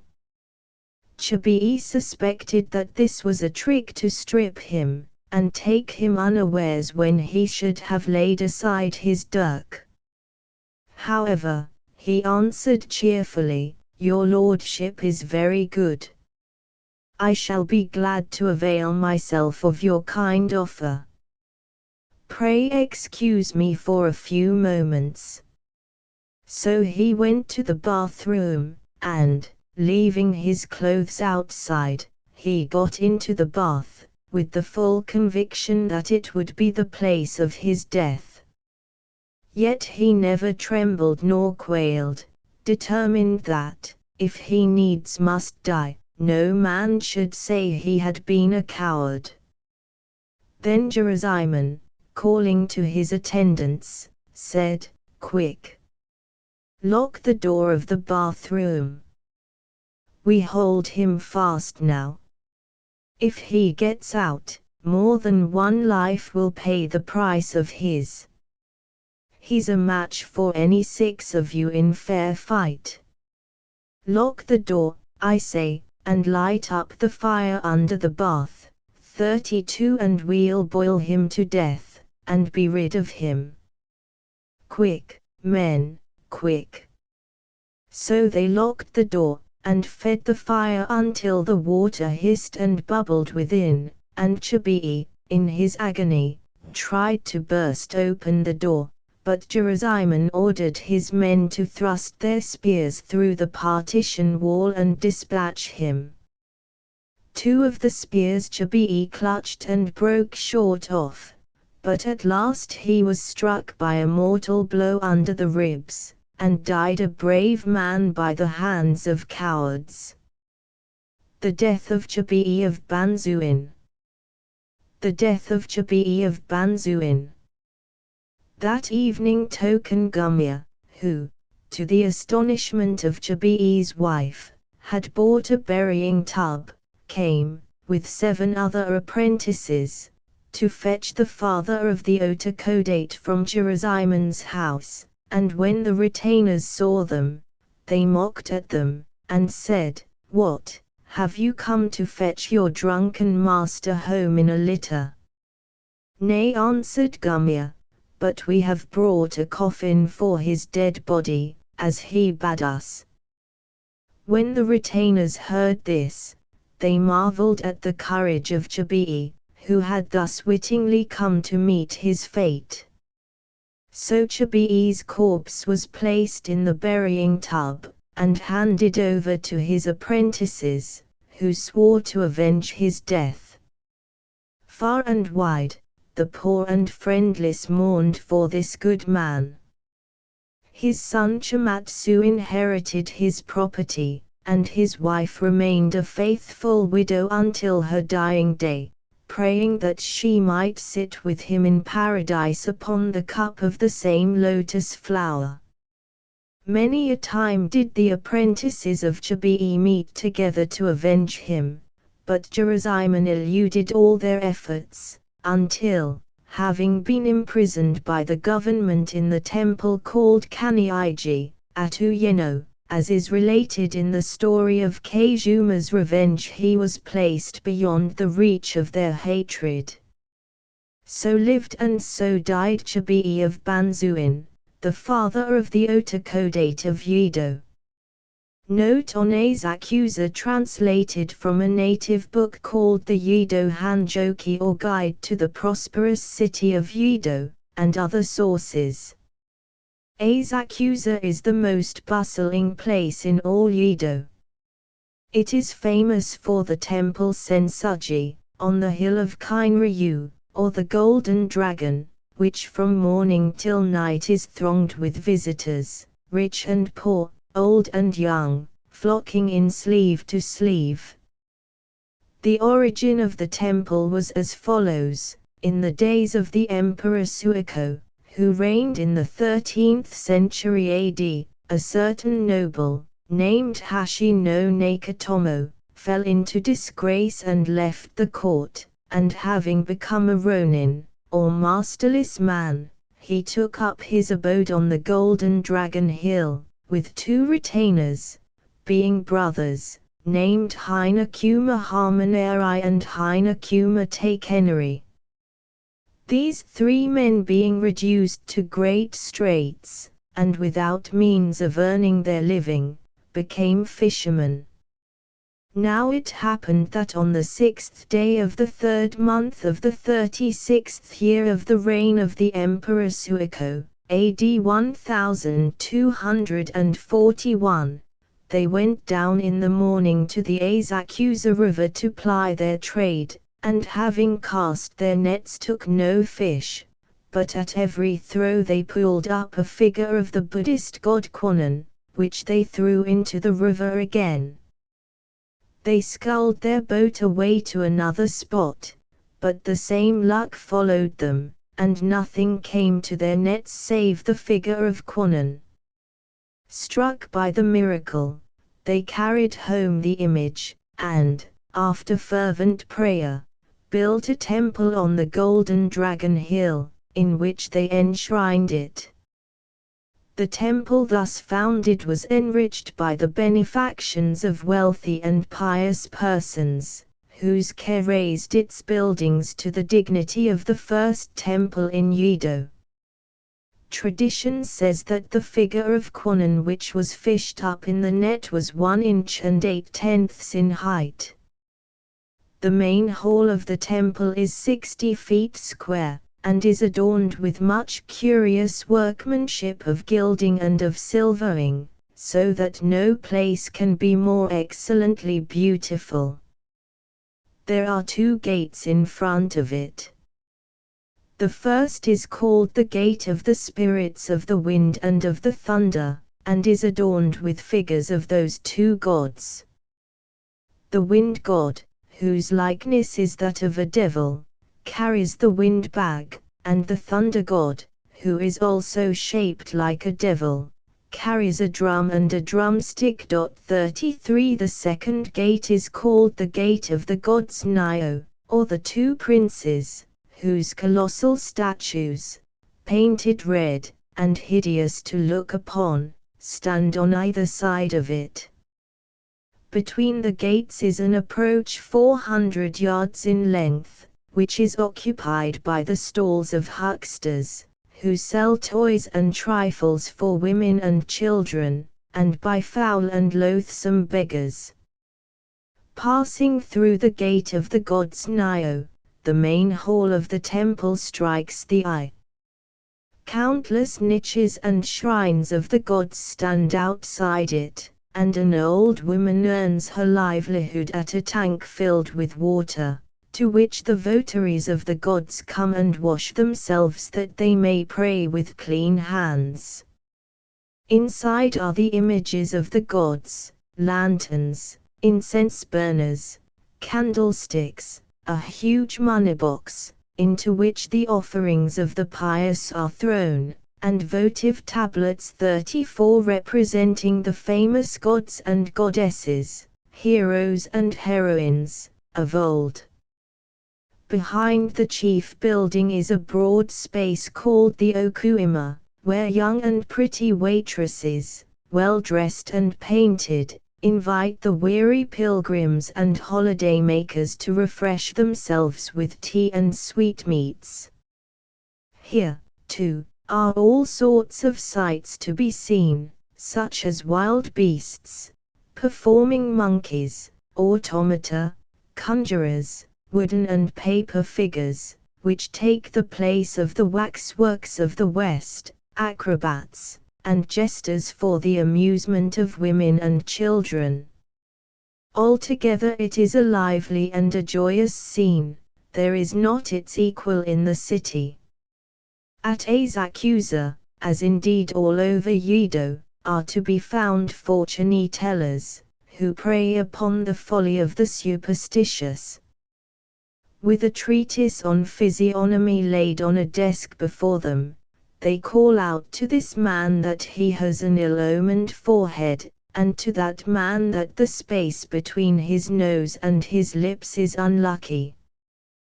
Their tongues wag like flowing water until the passers-by are attracted to their stalls. If the seer finds a customer, he closes his eyes, and, lifting the divining sticks reverently to his forehead, mutters incantations between his teeth. Then, suddenly parting the sticks in 2 bundles, he prophesies good or evil, according to the number in each. With a magnifying glass he examines his dupe's face and the palms of his hands. By the fashion of his clothes and his general manner the prophet sees whether he is a countryman or from the city. "I am afraid, sir," says he, "you have not been altogether fortunate in life, but I foresee that great luck awaits you in 2 or 3 months, or, like a clumsy doctor who makes his diagnosis according to his patient's fancies, if he sees his customer frowning and anxious, he adds, alas! In 7 or 8 months you must beware of great misfortune." but I cannot tell you all about it. For a slight fee, with a long sigh, he lays down the divining sticks on the desk, and the frightened boor pays a further fee to hear the sum of the misfortune which threatens him, until, with 3 feet of bamboo slips and 3 inches of tongue, the clever rascal has made the poor fool turn his purse inside out. The class of diviners called Ishiko profess to give tidings of the dead, or of those who have gone to distant countries. The Ishiko exactly corresponds to the spirit medium of the West.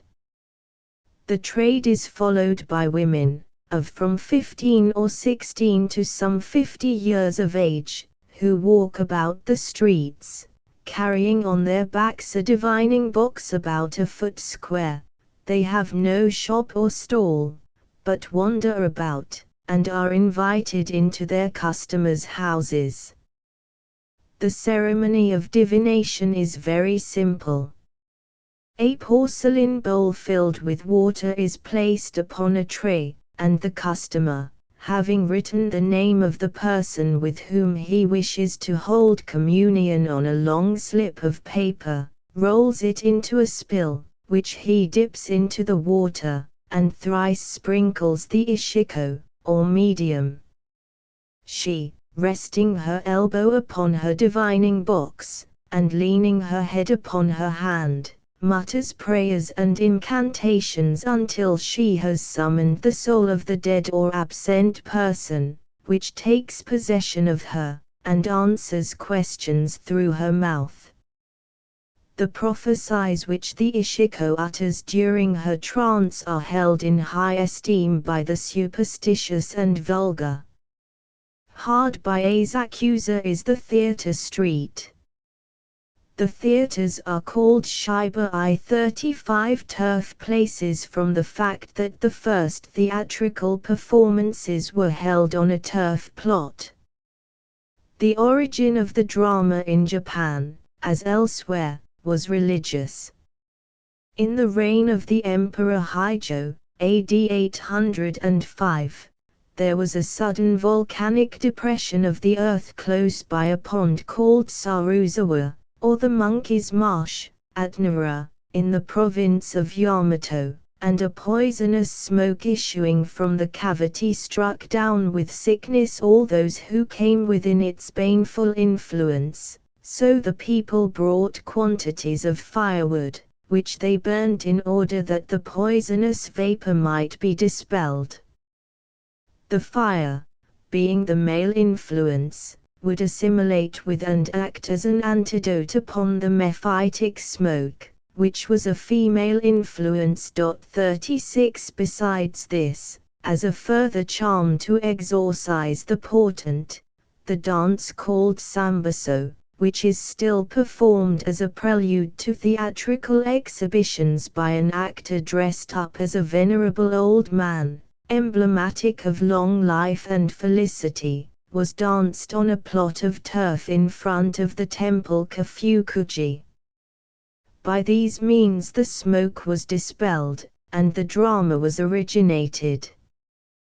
The story is to be found in the Zoku Nihonki, or Supplementary History of Japan. 3 centuries later, during the reign of the Emperor Toba, AD 1108, there lived a woman called Iso Nozanji, who is looked upon as the mother of the Japanese drama. Her performances, however, seem only to have consisted in dancing or posturing dressed up in the costume of the nobles of the court, from which fact her dance was called a takomai, or the man's dance. Her name is only worth mentioning on account of the respect in which her memory is held by actors.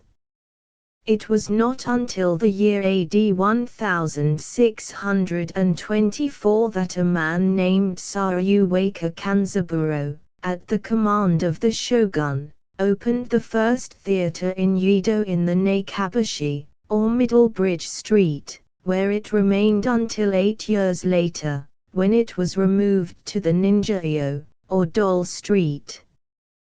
The company of this theatre was formed by two families named Miyako and Ichimura, who did not long enjoy their monopoly, for in the year 1644 we find a third family, that of Yamamura, setting up a rival theatre in the Kobuki, or Sawyer Street. In the year 1651, the Asiatic prejudice in favor of keeping persons of one calling in one place exhibited itself by the removal of the playhouses to their present site, and the street was called the Saryuwaka Street, after Saryuwaka Kanzaburo, the founder of the drama in Yedo. Theatrical performances go on from 6 in the morning until 6 in the evening. Just as the day is about to dawn in the east, the sound of the drum is heard, and the dance sambaso is danced as a prelude, and after this follow the dances of the famous actors of old. These are called the extra performances, Wakikiyajan. The dance of Nakamura represents the demon Shudandoji, an ogre who was destroyed by the hero Yorimitsu according to the following legend. At the beginning of the 11th century, when Ishijo II was emperor, lived the hero Yorimitsu. Now it came to pass that in those days the people of Kyoto were sorely troubled by an evil spirit, which took up its abode near the Rasho Gate.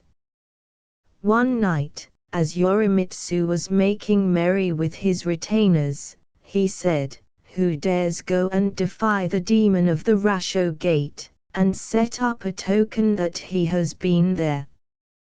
"That dare I," answered Tsuna, who, having donned his coat of mail, mounted his horse, and rode out through the dark bleak night to the Rasho Gate. Having written his name upon the gate, he was about to turn homewards when his horse began to shiver with fear, and a huge hand coming forth from the gate seized the back of the knight's helmet. Tsuna, nothing daunted, struggled to get free, but in vain, so drawing his sword he cut off the demon's arm, and the spirit with a howl fled into the night. But Tsuna carried home the arm in triumph, and locked it up in a box. One night the demon, having taken the shape of Tsuna's aunt, came to him and said, "I pray thee show me the arm of the fiend." Tsuna answered, "I have shown it to no man, and yet to thee I will show it." So he brought forth the box and opened it, when suddenly a black cloud shrouded the figure of the supposed aunt, and the demon, having regained its arm, disappeared. From that time forth the people were more than ever troubled by the demon, who carried off to the hills all the fairest virgins of Kyoto, whom he ravished and ate, so that there was scarce a beautiful damsel left in the city. Then was the emperor very sorrowful, and he commanded Yorimitsu to destroy the monster, and the hero, having made ready, went forth with 4 trusty knights and another great captain to search among the hidden places of the mountains.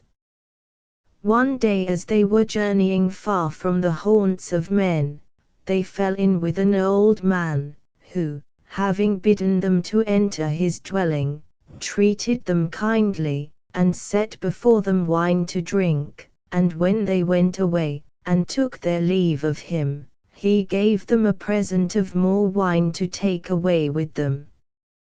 Now this old man was a mountain god. As they went on their way they met a beautiful lady, who was washing blood-stained clothes in the waters of the valley, weeping bitterly the while. When they asked her why she shed tears, she answered, "Sirs, I am a woman from Kyoto, whom the demon has carried off, he makes me wash his clothes, and when he is weary of me, he will kill and eat me. I pray your lordships to save me." Then the 6 heroes bade the woman lead them to the ogre's cave, where 100 devils were mounting guard and waiting upon him. The woman, having gone in first, told the fiend of their coming, and he, thinking to slay and eat them, called them to him. So they entered the cave, which reeked with the smell of the flesh and blood of men, and they saw Shoodendoji, a huge monster with the face of a little child.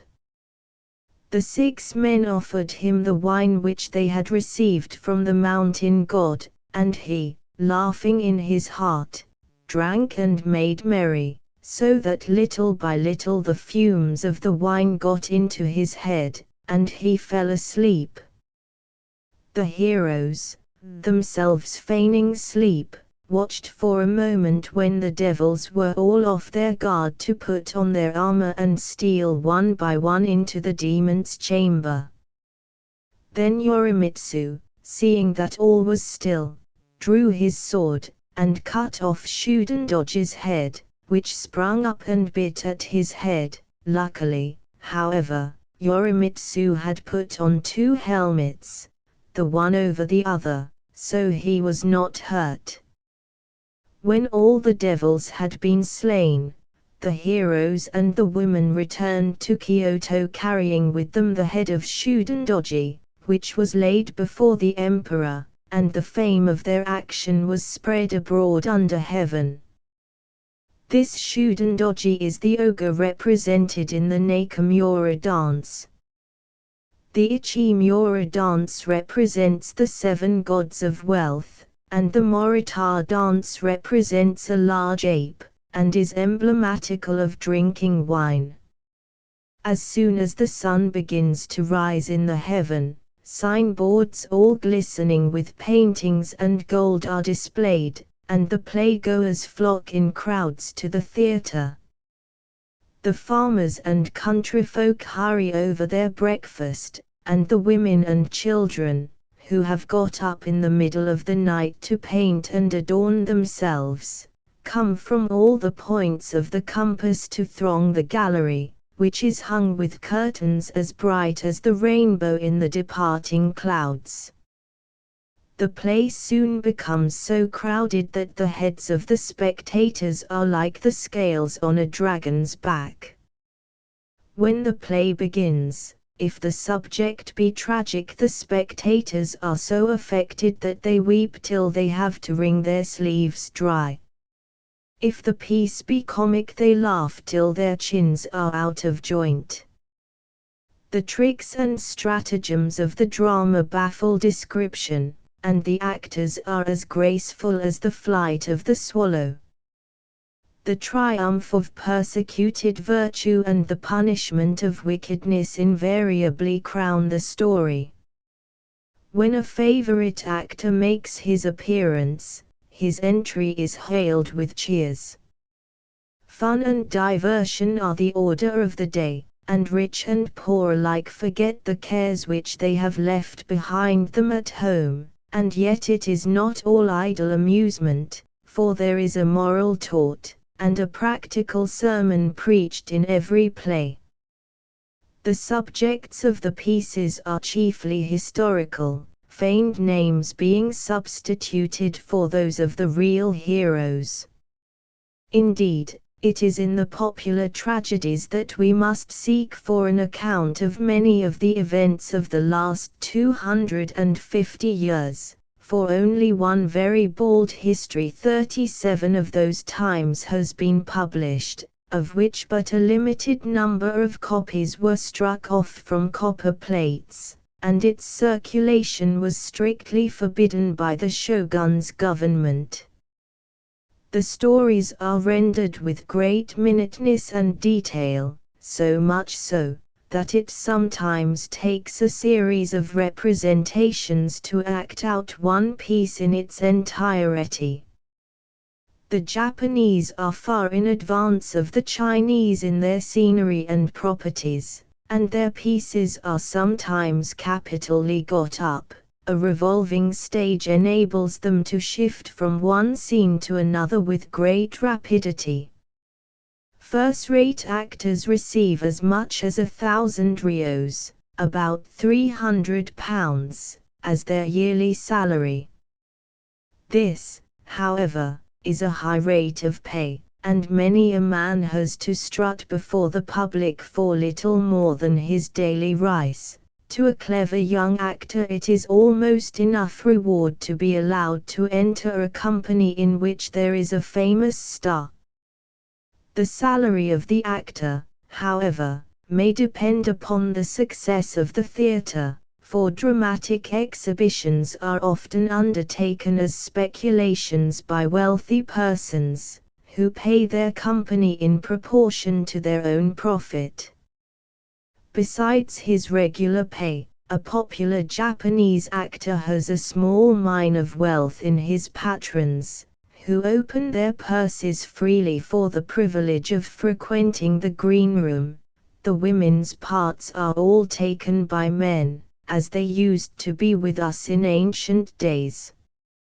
Touching the popularity of plays, it is related that in the year 1833, when two actors called Bundo Shuka and Segoro Roko, both famous players of women's parts, died at the same time, the people of Yedo mourned to heaven and to earth, and if 1,000,000 rios could have brought back their lives, the money would have been forthcoming. Thousands flocked to their funeral, and the richness of their coffins and of the clothes laid upon them was admired by all. When I heard this, says to Ricardo Saiken, the author of the Yedo Hanjoki, I lifted my eyes to heaven and heaved a great sigh. When my friend Saito Shimiya, a learned and good man, died, there was barely enough money to bury him. His needy pupils and friends subscribed to give him a humble coffin. Alas! Alas! Here was a teacher who from his youth up had honored his parents, and whose heart knew no guile. If his friends were in need, he ministered to their wants. He grudged no pains to teach his fellow men. His goodwill and charity were beyond praise. Under the blue sky and bright day he never did a shameful deed. His merits were as those of the sages of old, but because he lacked the cunning of a fox or badger he received no patronage from the wealthy, and, remaining poor to the day of his death, never had an opportunity of making his worth known. Alas! Alas! The drama is exclusively the amusement of the middle and lower classes. Etiquette, sternest of tyrants, forbids the Japanese of high rank to be seen at any public exhibition, wrestling matches alone excepted. Actors are, however, occasionally engaged to play in private for the edification of my lord and his ladies, and there is a kind of classical opera, called No, which is performed on stages specially built for the purpose in the palaces of the principal nobles. These No represent the entertainments by which the sun goddess was lured out of the cave in which she had hidden, a fable said to be based upon an eclipse.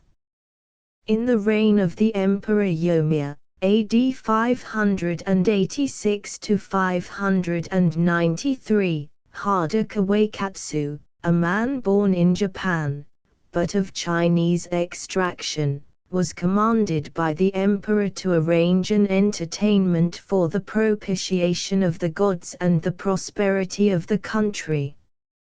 Kawakatsu wrote 33 plays, introducing fragments of Japanese poetry with accompaniments of musical instruments. Two performers, named Takta and Hatrai, having especially distinguished themselves in these entertainments, were ordered to prepare other similar plays, and their productions remain to the present day.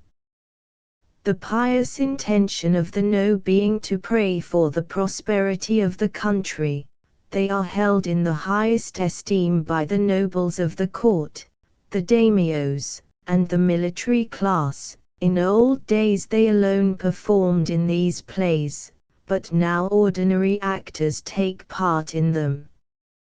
The No are played in sets. The first of the set is specially dedicated to the propitiation of the gods, the second is performed in full armor, and is designed to terrify evil spirits, and to ensure the punishment of malefactors. The third is of a gentler intention, and its special object is the representation of all that is beautiful and fragrant and delightful. The performers wear hideous wigs and masks, not unlike those of ancient Greece, and gorgeous brocade dresses. The masks, which belong to what was the private company of the shogun, are many centuries old, and have been carefully preserved as heirlooms from generation to generation, being made of very thin wood lacquered over, and kept each in a silken bag. They have been uninjured by the lapse of time. During the Duke of Edinburgh's stay in Yedo, this company was engaged to give a performance in the yashiki of the Prince of Kishi, which has the reputation of being the handsomest palace in all Yedo. So far as I know, such an exhibition had never before been witnessed by foreigners, and it may be interesting to give an account of it. Opposite the principal reception room, where His Royal Highness sat, and separated from it by a narrow courtyard, was a covered stage, approached from the green room by a long gallery at an angle of 45 degrees. Half a dozen musicians, clothed in dresses of ceremony, marched slowly down the gallery, and, having squatted down on the stage, bowed gravely. The performances then began. There was no scenery, nor stage appliances. The descriptions of the chorus or of the actors took their place. The dialogue and choruses are given in a nasal recitative, accompanied by the mouth organ, flute, drum, and other classical instruments, and are utterly unintelligible. The ancient poetry is full of puns and plays upon words, and it was with no little difficulty that, with the assistance of a man of letters, I prepared beforehand the arguments of the different pieces. The first play was entitled Hachiman of the Bow. Hachiman is the name under which the Emperor Ajin, AC 270–312, was deified as the god of war. He is specially worshipped on account of his miraculous birth, his mother, the Empress Jingo, having, by the virtue of a magic stone which she wore at her girdle, borne him in her womb for 3 years, during which she made war upon and conquered the Koreans. The time of the plot is laid in the reign of the Emperor Uda II, AD 1275–1289. In the second month of the year pilgrims are flocking to the temple of Hachiman at Mount Otako, between Osaka and Kyoto. All this is explained by the chorus. A worshipper steps forth, sent by the emperor, and delivers a congratulatory oration upon the peace and prosperity of the land. The chorus follows in the same strain. They sing the praises of Hachiman and of the reigning emperor. An old man enters, bearing something which appears to be a bow in a brocade bag. On being asked who he is, the old man answers that he is an aged servant of the shrine, and that he wishes to present his mulberry-wood bow to the emperor. Being too humble to draw near to his majesty, he has waited for this festival, hoping that an opportunity might present itself. He explains that with this bow, and with certain arrows made of the artemisia, the heavenly gods pacified the world. On being asked to show his bow, he refuses. It is a mystic protector of the country, which in old days was overshadowed by the mulberry tree. The peace which prevails in the land is likened to a calm at sea. The emperor is the ship, and his subjects the water. The old man dwells upon the ancient worship of Hachiman, and relates how his mother, the Empress Jingo, sacrificed to the gods before invading Korea, and how the present prosperity of the country is to be attributed to the acceptance of those sacrifices. After having revealed himself as the god Hachiman in disguise, the old man disappears. The worshipper, awestruck, declares that he must return to Kyoto and tell the emperor what he has seen. The chorus announces that sweet music and fragrant perfumes issue from the mountain, and the piece ends with felicitations upon the visible favor of the gods, and especially of Hachiman. The second piece was Tsunamasa. Tsunamasa was a hero of the 12th century, who died in the civil wars. He was famous for his skill in playing on the biwa, a sort of four-stringed lute. A priest enters, and announces that his name is Jyoki, and that before he retired from the world he held high rank at court. He relates how Tsunamasa, in his childhood the favorite of the emperor, died in the wars by the western seas. During his lifetime the emperor gave him a lute, called Seizan, the Azure Mountain. This lute at his death was placed in a shrine erected to his honor, and at his funeral music and plays were performed during 7 days within the palace, by the special grace of the emperor. The scene is laid at the shrine. The lonely and awesome appearance of the spot is described. Although the sky is clear, the wind rustles through the trees like the sound of falling rain, and although it is now summertime, the moonlight on the sand looks like hoarfrost. All nature is sad and downcast.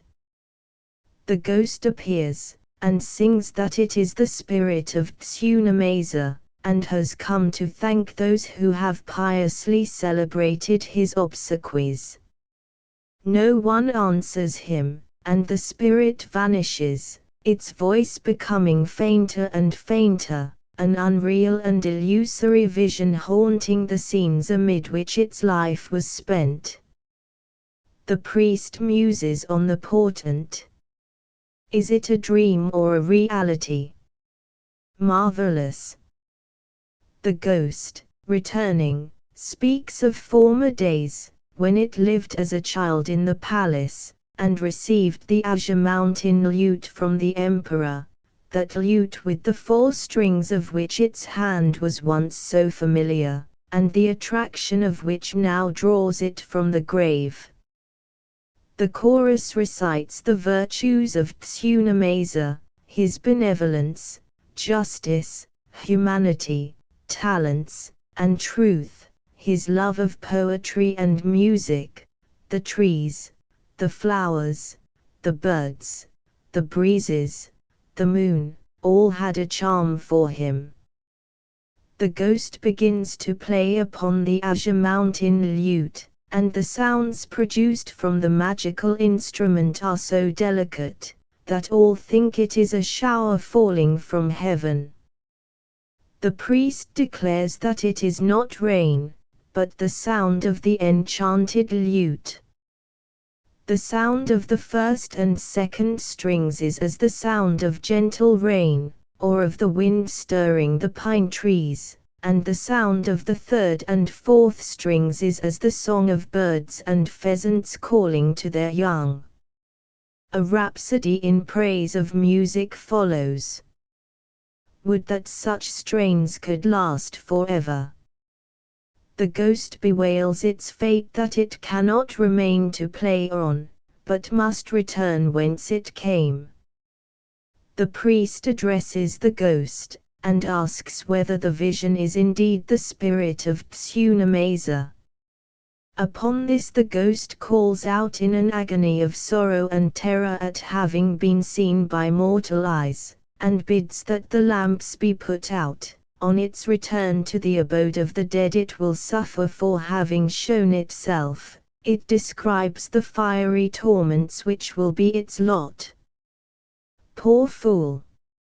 It has been lured to its destruction, like the insect of summer that flies into the flame. Summoning the winds to its aid, it puts out the lights, and disappears. The Suit of Feathers is the title of a very pretty conceit which followed. A fisherman enters, and in a long recitative describes the scenery at the seashore of Maiwo, in the province of Suruga, at the foot of Fujiyama, the peerless mountain. The waves are still, and there is a great calm. The fishermen are all out plying their trade. The speaker's name is Hakurio, a fisherman living in the pine grove of Maiwo. The rains are now over, and the sky is serene. The sun rises bright and red over the pine trees and rippling sea, while last night's moon is yet seen faintly in the heaven. Even he, humble fisher though he be, is softened by the beauty of the nature which surrounds him. A breeze springs up, the weather will change, clouds and waves will succeed sunshine and calm, the fisherman must get them home again.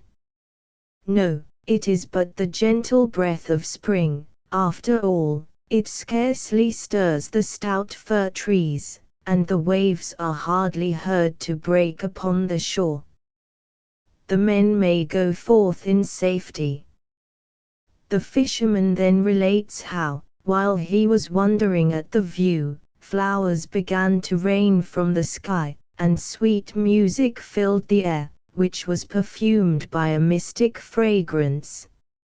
Looking up, he saw hanging on a pine tree a fairy's suit of feathers, which he took home, and showed to a friend, intending to keep it as a relic in his house. A heavenly fairy makes her appearance, and claims the suit of feathers, but the fisherman holds to his treasure trove. She urges the impiety of his act. A mortal has no right to take that which belongs to the fairies. He declares that he will hand down the feather suit to posterity as one of the treasures of the country. The fairy bewails her lot. Without her wings how can she return to heaven? She recalls the familiar joys of heaven, now closed to her. She sees the wild geese and the gulls flying to the skies, and longs for their power of flight. The tide has its ebb and its flow, and the sea breezes blow whither they list. For her alone there is no power of motion, she must remain on earth. At last, touched by her plaint, the fisherman consents to return the feather suit, on condition that the fairy shall dance and play heavenly music for him. She consents, but must first obtain the feather suit, without which she cannot dance. The fisherman refuses to give it up, lest she should fly away to heaven without redeeming her pledge. The fairy reproaches him for his want of faith. How should a heavenly being be capable of falsehood? He is ashamed, and gives her the feather suit, which she dons, and begins to dance, singing of the delights of heaven, where she is one of the 15 attendants who minister to the moon. The fisherman is so transported with joy, that he fancies himself in heaven, and wishes to detain the fairy to dwell with him forever. A song follows in praise of the scenery and of the peerless mountain capped with the snows of spring. When her dance is concluded, the fairy, wafted away by the sea breeze, floats past the pine grove to Yukishima and Mount Ashidaka, over Mount Fuji, till she is seen dimly like a cloud in the distant sky, and vanishes into thin air. The last of the No was the little smith, the scene of which is laid in the reign of the Emperor Ishijo, AD 987-1011. A noble of the court enters, and proclaims himself to be Tachibana a missionary. He has been commanded by the emperor, who has seen a dream of good omen on the previous night, to order a sword of the smith Munekika of Sanjo. He calls Munekika, who comes out, and, after receiving the order, expresses the difficulty he is in, having at that time no fitting mate to help him. He cannot forge a blade alone. The excuse is not admitted.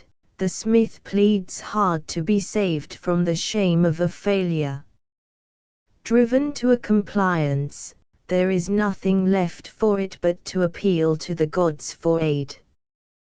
He prays to the patron god of his family, Inari-sama. 38. A man suddenly appears, and calls the smith. This man is the god Inari-sama in disguise. The smith asks who is his visitor, and how does he know him by name. The stranger answers, "Thou hast been ordered to make a blade for the emperor." "This is passing strange," says the smith. "I received the order but a moment since. How comest thou to know of it?" "Heaven has a voice which is heard upon the earth. Walls have ears, and stones tell tales." 39. There are no secrets in the world. The flash of the blade ordered by him who is above the clouds, the emperor, is quickly seen. By the grace of the emperor the sword shall be quickly made. Here follows the praise of certain famous blades, and an account of the part they played in history, with special reference to the sword which forms one of the regalia. The sword which the emperor has sent for shall be inferior to none of these. The smith may set his heart at rest. The smith, awestruck, expresses his wonder, and asks again who is addressing him. He is bidden to go and deck out his anvil, and a supernatural power will help him. The visitor disappears in a cloud. The smith prepares his anvil, at the four corners of which he places images of the gods, while above it he stretches the straw rope and paper pendants hung up in temples to shut out foul or ill-omened influences. He prays for strength to make the blade, not for his own glory, but for the honor of the emperor. A young man, a fox in disguise, appears, and helps Munekika to forge the steel. The noise of the anvil resounds to heaven and over the earth. The chorus announces that the blade is finished. On one side is the mark of Munekika, on the other is graven the little fox in clear characters. The subjects of the No are all taken from old legends of the country. A shrine at Maiwo, by the seashore, marks the spot where the suit of feathers was found, and the miraculously forged sword is supposed to be in the armory of the emperor to this day. The beauty of the poetry, and it is very beautiful, is marred by the want of scenery and by the grotesque dresses and make-up. In the suit of feathers, for instance, the fairy wears a hideous mask and a wig of scarlet elf locks. The suit of feathers itself is left entirely to the imagination, and the heavenly dance is a series of whirls, stamps, and jumps, accompanied by unearthly yells and shrieks, while the vanishing into thin air is represented by pirouettes something like the motion of a dancing dervish. The intoning of the recitative is unnatural and unintelligible, so much so that not even a highly educated Japanese could understand what is going on unless he were previously acquainted with the piece. This, however, is supposing that which is not, for the no are as familiarly known as the masterpieces of our own dramatists. The classical severity of the no is relieved by the introduction between the pieces of light farces called keigen.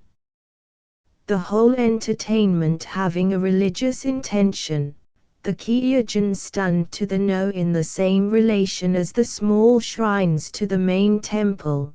They, too, are played for the propitiation of the gods, and for the softening of men's hearts.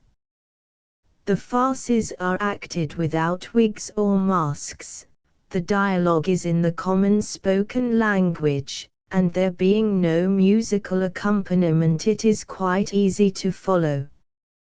The plots of the two farces which were played before the Duke of Edinburgh are as follows. In the ink smearing the hero is a man from a distant part of the country, who, having a petition to prefer, comes to the capital, where he is detained for a long while.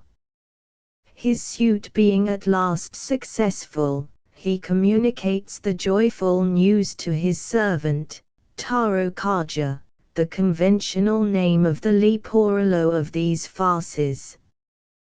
The two congratulate one another. To while away his idle hours during his sojourn at the capital, the master has entered into a flirtation with a certain young lady. Master and servant now hold a consultation as to whether the former should not go and take leave of her. Taro Kaja is of opinion that as she is of a very jealous nature, his master ought to go. Accordingly the two set out to visit her, the servant leading the way. Arrived at her house, the gentleman goes straight in without the knowledge of the lady, who, coming out and meeting Taro Kaja, asks after his master. He replies that his master is inside the house. She refuses to believe him, and complains that, for some time past, his visits have been few and far between. Why should he come now? Surely Taro Kaja is hoaxing her. The servant protests that he is telling the truth, and that his master really has entered the house. She, only half persuaded, goes in, and finds that my lord is indeed there. She welcomes him, and in the same breath upbraids him. Some other lady has surely found favor in his eyes.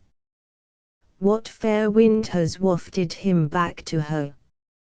He replies that business alone has kept him from her. He hopes that all is well with her.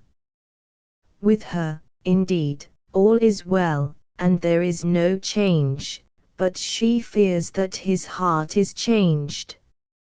Surely he has found mountains upon mountains of joy elsewhere. Even now, perhaps, he is only calling on his way homeward from some haunt of pleasure. what pleasure can there be away from her? Answers he. Indeed, his time has not been his own, else he would have come sooner. Why, then, did he not send his servant to explain? Tarokaja here puts in his oar, and protests that, between running on errands and dancing attendance upon his lord, he has not had a moment to himself. At any rate, says the master, I must ask for your congratulations, for my suit, which was so important, has prospered. The lady expresses her happiness, and the gentleman then bids his servant tell her the object of their visit. Tarokaja objects to this. His lord had better tell his own story. While the two are disputing as to who shall speak, the lady's curiosity is aroused. What terrible tale is this that neither of you dare tell? Pray let one or other of you speak. At last the master explains that he has come to take leave of her, as he must forthwith return to his own province. The girl begins to weep, and the gentleman following suit, the two shed tears in concert. She uses all her art to cajole him, and secretly produces from her sleeve a cup of water, with which she smears her eyes to imitate tears. He, deceived by the trick, tries to console her, and swears that as soon as he reaches his own country he will send a messenger to fetch her, but she pretends to weep all the more, and goes on rubbing her face with water. Tarokaja, in the meanwhile, detects the trick, and, calling his master on one side, tells him what she is doing. The gentleman, however, refuses to believe him, and scolds him right roundly for telling lies. The lady calls my lord to her, and weeping more bitterly than ever, tries to coax him to remain. Tarokaja slyly fills another cup, with ink and water, and substitutes it for the cup of clear water. She, all unconcerned, goes on smearing her face. At last she lifts her face, and her lover, seeing it all black and sooty, gives a start. What can be the matter with the girl's face? Tarokaja, in an aside, explains what he has done. They determine to put her to shame. The lover, producing from his bosom a box containing a mirror, gives it to the girl, who, thinking that it is a parting gift, at first declines to receive it. It is pressed upon her, she opens the box and sees the reflection of her dirty face. Master and man burst out laughing. Furious, she smears Tarokaja's face with the ink. He protests that he is not the author of the trick, and the girl flies at her lover and rubs his face too. Both master and servant run off, pursued by the girl. The second farce was shorter than the first, and was called the theft of the sword. A certain gentleman calls his servant Tarokaja, and tells him that he is going out for a little diversion. Bidding Tarokaja follow him, he sets out. On their way they meet another gentleman, carrying a handsome sword in his hand, and going to worship at the Kitano shrine at Kyoto. Tarokaja points out the beauty of the sword to his master, and says what a fine thing it would be if they could manage to obtain possession of it. Tarokaja borrows his master's sword, and goes up to the stranger, whose attention is taken up by looking at the wares set out for sale in a shop.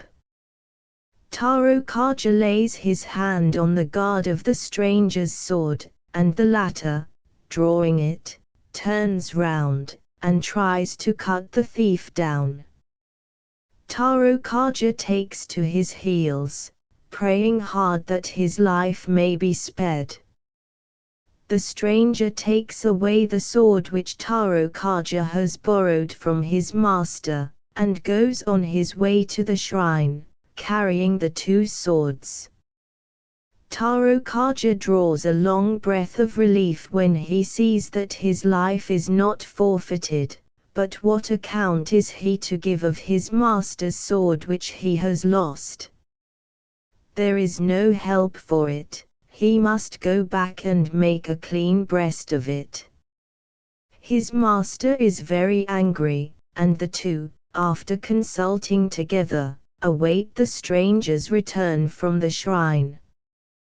The latter makes his appearance and announces that he is going home. Taro Kaja's master falls upon the stranger from behind, and pinions him, ordering Taro Kaja to fetch a rope and bind him. The knave brings the cord, but, while he is getting it ready, the stranger knocks him over with his sword. His master calls out to him to get up quickly and bind the gentleman from behind, and not from before. Taro Kaja runs behind the struggling pair, but is so clumsy that he slips the noose over his master's head by mistake, and drags him down. The stranger, seeing this, runs away laughing with the two swords. Taro Kaja, frightened at his blunder, runs off too, his master pursuing him off the stage. A general run-off, be it observed, something like the spill and pelt scene in an English pantomime, is the legitimate and invariable termination of the kyogen. Note on the game of football. The game of football is in great favor at the Japanese court. The days on which it takes place are carefully noted in the Daijikuan Nishi or Government Gazette. On the 25th of February 1869, for instance, we find two entries.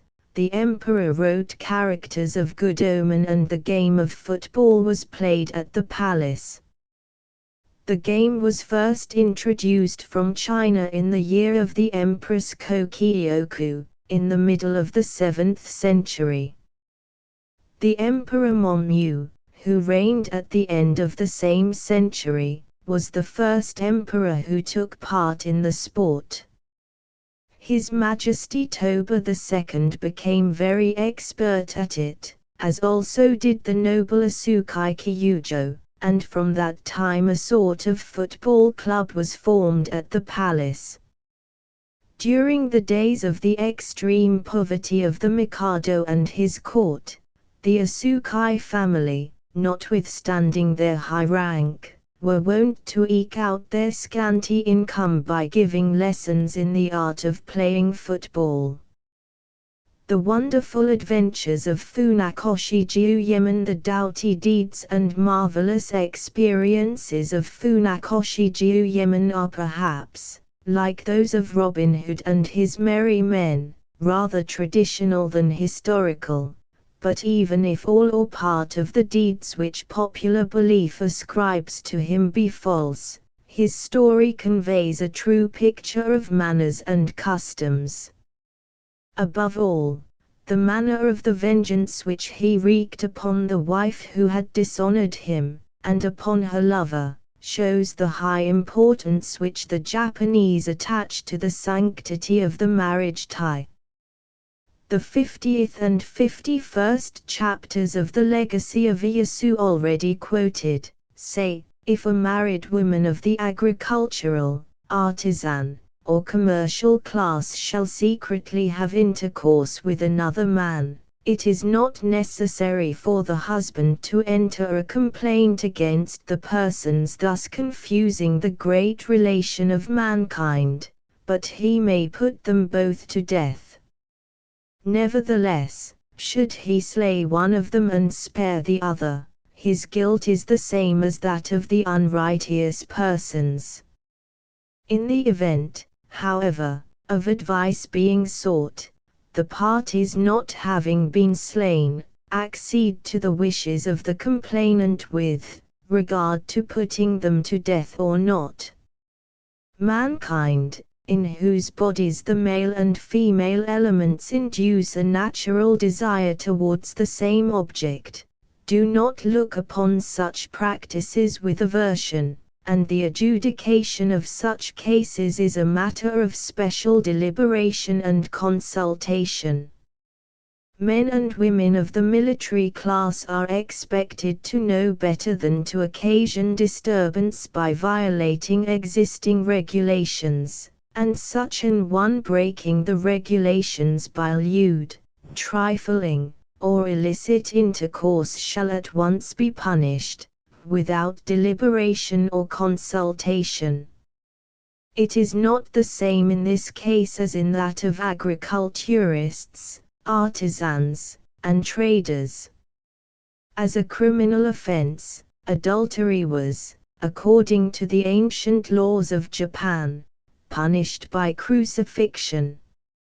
In more modern times it has been punished by decapitation and the disgraceful exposure of the head after death, but if the murder of the injured husband accompany the crime of adultery, then the guilty parties are crucified to this day. At the present time the husband is no longer allowed to take the law into his own hands. He must report the matter to the government, and trust to the state to avenge his honor. Sacred as the marriage tie is so long as it lasts, the law which cuts it is curiously facile, or rather there is no law. A man may turn his wife out of doors, as it may suit his fancy. An example of this practice was shown in the story of the 47 Ronins. A husband has but to report the matter to his lord, and the ceremony of divorce is completed. Thus, in the days of the shogun's power, a Hatamoto who had divorced his wife reported the matter to the shogun. A daimyo's retainer reports the matter to his prince. The facility of divorce, however, seems to be but rarely taken advantage of. This is probably owing to the practice of keeping concubines. It has often been asked, are the Japanese polygamists? The answer is, yes and no. They marry but one wife, but a man may, according to his station and means, have one or more concubines in addition. The emperor has 12 concubines, called kaiseki, and iyasu, alluding forcibly to excess in this respect as teterima belli causa, laid down that the princes might have 8, high officers 5, and ordinary samurai 2 handmaids. In the olden times he writes, the downfall of castles and the overthrow of kingdoms all proceeded from this alone. Why is not the indulgence of passions guarded against? The difference between the position of the wife and that of the concubine is marked. The legitimate wife is to the handmaid as a lord is to his vassal.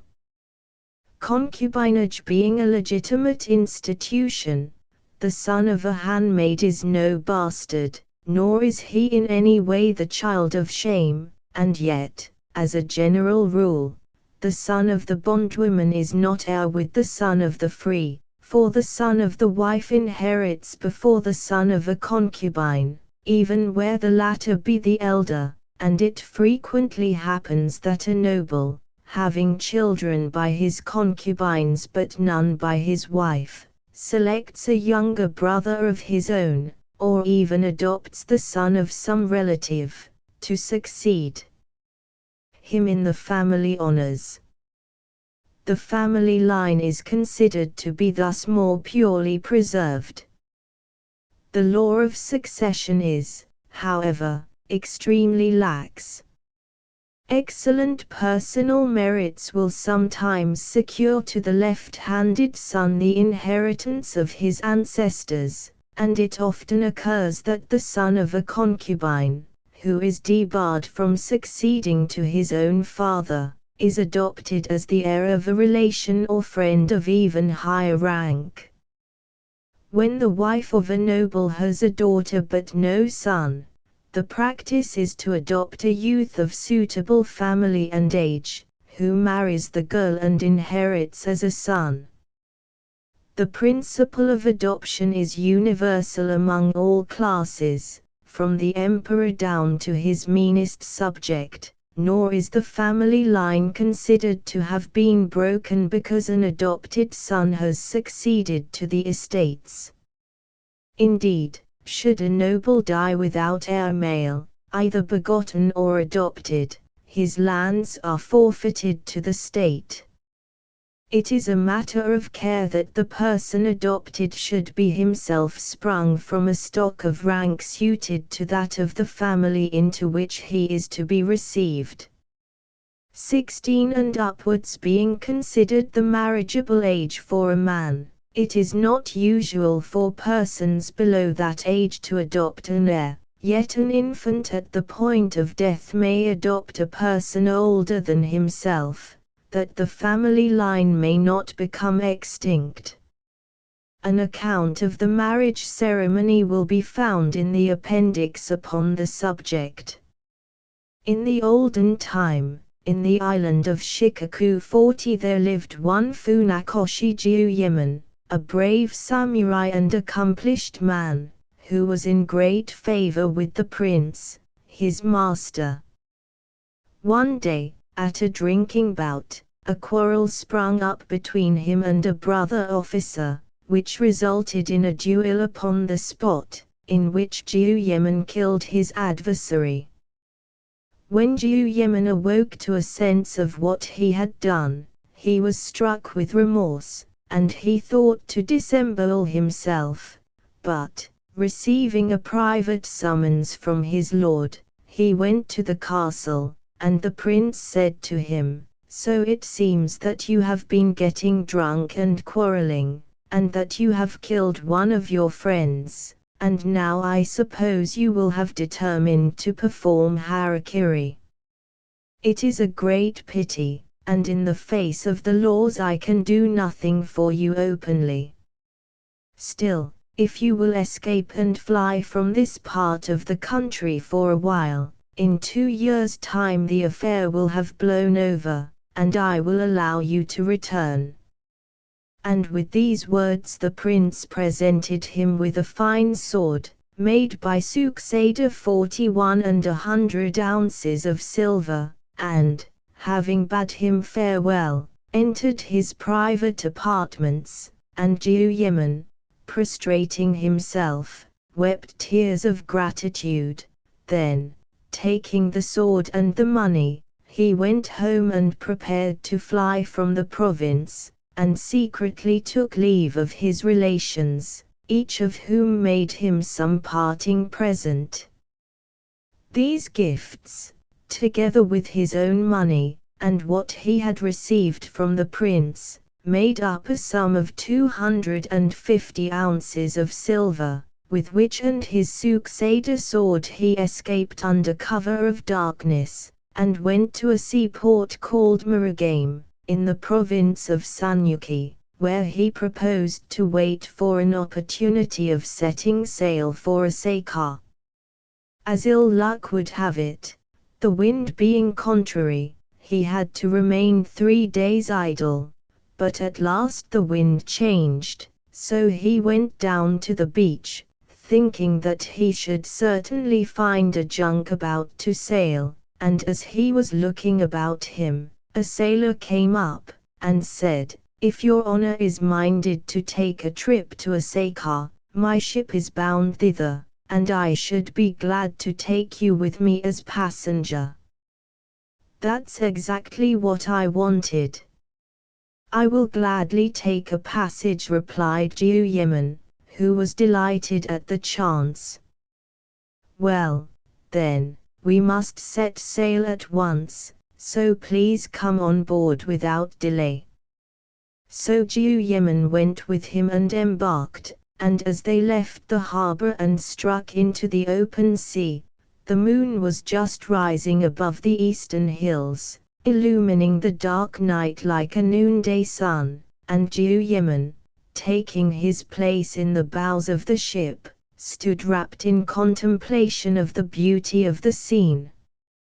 Jiuyémon on board the pirate ship. Jiuyémon on board the pirate ship. Now it happened that the captain of the ship, whose name was Akagoshi Kuroiman, was a fierce pirate who, attracted by Jiuyémon's well-to-do appearance, had determined to decoy him on board, that he might murder and rob him, and while Jiuyémon was looking at the moon, the pirate and his companions were collected in the stern of the ship, taking counsel together in whispers as to how they might slay him.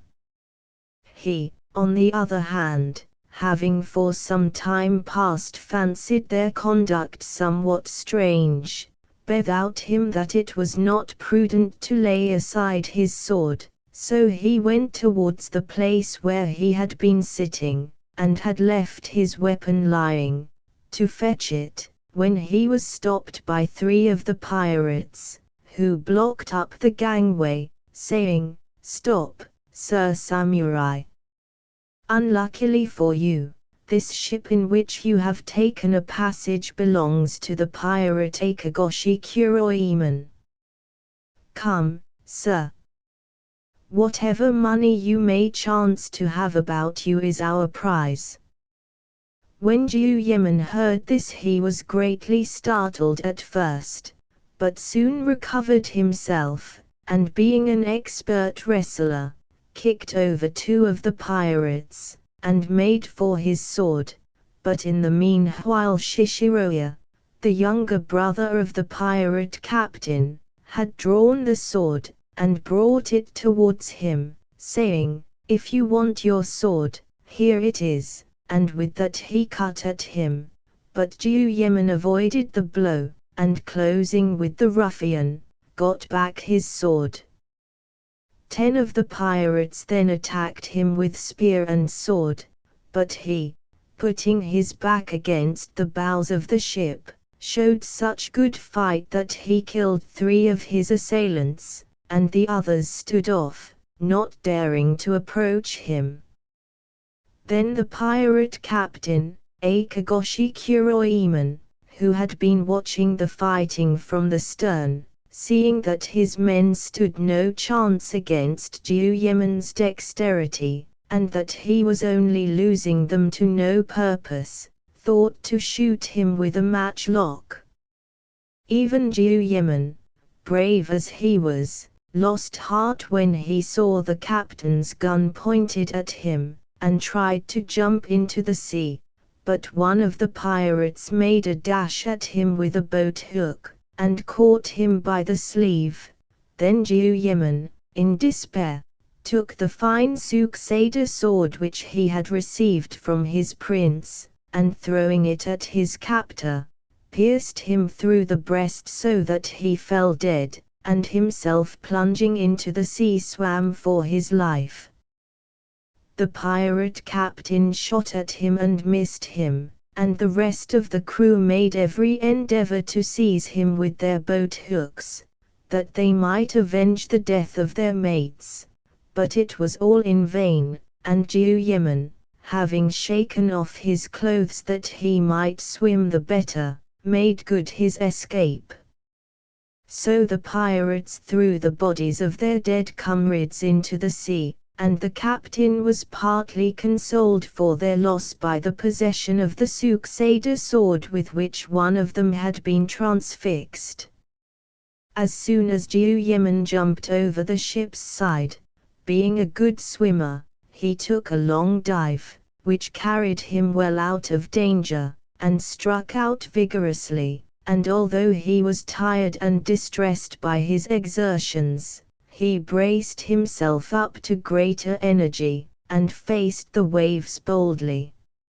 At last, in the far distance, to his great joy, he spied a light, for which he made, and found that it was a ship carrying lanterns marked with the badge of the governor of Asakar. So he hailed her, saying, "I have fallen into great trouble among pirates, pray rescue me." "Who and what are you?" shouted an officer, some 40 years of age. "My name is Funakoshi Jiuyemen, and I have unwittingly fallen in with pirates this night. I have escaped so far, I pray you save me, lest I die." "Hold on to this, and come up," replied the other, holding out the butt end of a spear to him, which he caught hold of and clambered up the ship's side. When the officer saw before him a handsome gentleman, naked all but his loincloth, and with his hair all in disorder, he called to his servants to bring some of his own clothes, and, having dressed him in them, said, "What clan do you belong to, sir?" "Sir, I am a Ronin, and was on my way to Asakar, but the sailors of the ship on which I had embarked were pirates," and so he told the whole story of the fight and of his escape. "Well done, sir," replied the other, astonished at his prowess. "My name is Kajiki Tozaimon, at your service. I am an officer attached to the governor of Asakar. Pray, have you any friends in that city?" "No, sir, I have no friends there, but as in 2 years I shall be able to return to my own country, and re-enter my lord's service, I thought during that time to engage in trade and live as a common wardsman." "Indeed, that's a poor prospect. However, if you will allow me, I will do all that is in my power to assist you." "Pray excuse the liberty I am taking in making such a proposal." Jiuyemen warmly thanked Kajiki Tozaimon for his kindness, and so they reached Asakar without further adventures. Jiuyemen, who had secreted in his girdle the 250 ounces which he had brought with him from home, bought a small house, and started in trade as a vendor of perfumes, tooth powder, combs, and other toilet articles, and Kajiki Tozaimon, who treated him with great kindness, and rendered him many services, prompted him, as he was a single man, to take to himself a wife.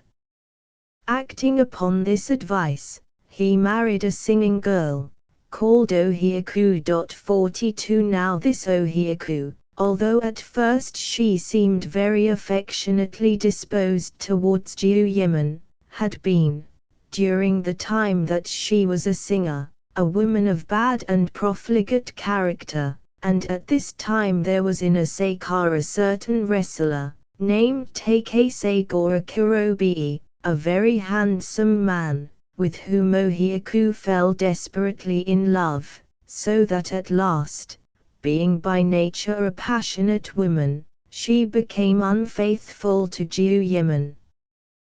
The latter, little suspecting that anything was amiss, was in the habit of spending his evenings at the house of his patron Kajiki Tozaimon, whose son, a youth of 18, named Tonashin, conceived a great friendship for Jiuyemen, and used constantly to invite him to play a game at checkers, and it was on these occasions that Ohioku, profiting by her husband's absence, used to arrange her meetings with the wrestler Takesegora. One evening, when Jiuyeman, as was his wont, had gone out to play at checkers with Kageki Tonoshin, Ohyaku took advantage of the occasion to go and fetch the wrestler, and invite him to a little feast, and as they were enjoying themselves over their wine, Ohyaku said to him, "Ah, Master Takesegora, how wonderfully chance favors us! And how pleasant these stolen interviews are! How much nicer still it would be if we could only be married. But, as long as Jiuyeman is in the way, it is impossible, and that is my one cause of distress. It's no use being in such a hurry. If you only have patience, we shall be able to marry, sure enough. What you have got to look out for now is, that Jiuyeman does not find out what we are about. I suppose there is no chance of his coming home tonight, is there?" "Oh dear, no. You need not be afraid.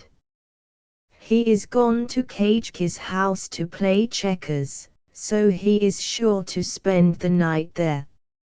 And so the guilty couple went on gossiping, with their minds at ease, until at last they dropped off asleep. In the meanwhile Jiuyeman, in the middle of his game at checkers, was seized with a sudden pain in his stomach, and said to Kageki Tonoshin, "Young sir, I feel an unaccountable pain in my stomach. I think I had better go home, before it gets worse." "That is a bad job. Wait a little, and I will give you some physic, but, at any rate, you had better spend the night here." "Many thanks for your kindness," replied Jiuyeman, "but I had rather go home." So he took his leave, and went off to his own house, bearing the pain as best he might. When he arrived in front of his own door, he tried to open it, but the lock was fastened, and he could not get in, so he rapped violently at the shutters to try and awaken his wife. When Ohyaku heard the noise, she woke with a start, and roused the wrestler, saying to him in a whisper, "Get up! Get up! Jiuyeman has come back. You must hide as fast as possible." "Oh dear! Oh dear," said the wrestler, in a great fright, "here's a pretty mess. Where on earth shall I hide myself?" And he stumbled about in every direction looking for a hiding place, but found none. Jiuyeman, seeing that his wife did not come to open the door, got impatient at last, and forced it open by unfixing the sliding shutter and, entering the house, found himself face to face with his wife and her lover, who were both in such confusion that they did not know what to do. Jiuyeman, however, took no notice of them, but lit his pipe and sat smoking and watching them in silence. At last the wrestler, Takesegora, broke the silence by saying, "I thought, sir, that I should be sure to have the pleasure of finding you at home this evening, so I came out to call upon you. When I got here, the Lady Ohyaku was so kind as to offer me some wine, and I drank a little more than was good for me, so that it got into my head, and I fell asleep. I must really apologize for having taken such a liberty in your absence, but, indeed, although appearances are against us, there has been nothing wrong." "Certainly," said Ohyaku, coming to her lover's support, "Master Takesegora is not at all to blame. It was I who invited him to drink wine, so I hope you will excuse him." Jiu-Yemen sat pondering the matter over in his mind for a moment, and then said to the wrestler, "You say that you are innocent, but, of course, that is a lie. It's no use trying to conceal your fault. However, next year I shall, in all probability, return to my own country, and then you may take Ohiaku and do what you will with her. Far be it from me to care what becomes of a woman with such a stinking heart." When the wrestler and Ohiaku heard Jiu-Yemen say this quite quietly, they could not speak, but held their peace for very shame. "Here, you take Asagora," pursued he, "you may stop here tonight, if you like it, and go home tomorrow." "Thank you, sir," replied the wrestler, "I am much obliged to you, but the fact is, that I have some pressing business in another part of the town, so, with your permission, I will take my leave," and so he went out, covered with confusion. As for the faithless wife, Ohiaku, she was in great agitation, expecting to be severely reprimanded at least, but Jiu-Yemen took no notice of her, and showed no anger. Only from that day forth, although she remained in his house as his wife, he separated himself from her entirely.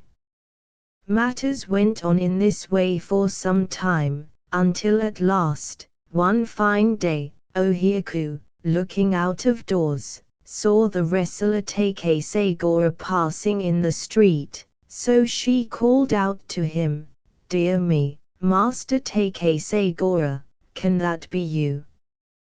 What a long time it is since we have met. Pray come in, and have a chat." "Thank you, I am much obliged to you, but as I do not like the sort of scene we had the other day, I think I had rather not accept your invitation." "Pray do not talk in such a cowardly manner. Next year, when Jiu-Yemen goes back to his own country, he is sure to give me this house, and then you and I can marry and live as happily as possible. I don't like being in too great a hurry to accept fair offers. 43 Nonsense. There's no need for showing such delicacy about accepting what is given you." And as she spoke, she caught the wrestler by the hand and led him into the house. After they had talked together for some time, she said, "Listen to me, Master Take Asagora. I have been thinking over all this for some time, and I see no help for it but to kill Jiu-Yemen and make an end of him.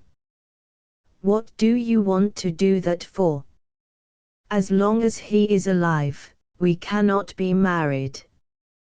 What I propose is that you should buy some poison, and I will put it secretly into his food. When he is dead, we can be happy to our heart's content." At first Take Asagora was startled and bewildered by the audacity of their scheme, but forgetting the gratitude which he owed to Jiu-Yemen for sparing his life on the previous occasion, he replied, "Well, I think it can be managed. I have a friend who is a physician, so I will get him to compound some poison for me, and will send it to you. You must look out for a moment when your husband is not on his guard, and get him to take it." Having agreed upon this, Take Asagora went away, and, having employed a physician to make up the poison, sent it to Ohiaku in a letter, suggesting that the poison should be mixed up with a sort of macaroni, of which Jiu-Yemen was very fond. Having read the letter, she put it carefully away in a drawer of her cupboard, and waited until Jiu Yimin should express a wish to eat some macaroni. One day, towards the time of the New Year, when Ohioku had gone out to a party with a few of her friends, it happened that Jiu Yimin, being alone in the house, was in want of some little thing, and, failing to find it anywhere, at last begged out himself to look for it in Ohioku's cupboard, and as he was searching amongst the odds and ends which it contained, he came upon the fatal letter. When he read the scheme for putting poison in his macaroni, he was taken aback, and said to himself, "When I caught those two beasts in their wickedness I spared them, because their blood would have defiled my sword, and now they are not even grateful for my mercy. Their crime is beyond all power of language to express, and I will kill them together." So he put back the letter in its place, and waited for his wife to come home.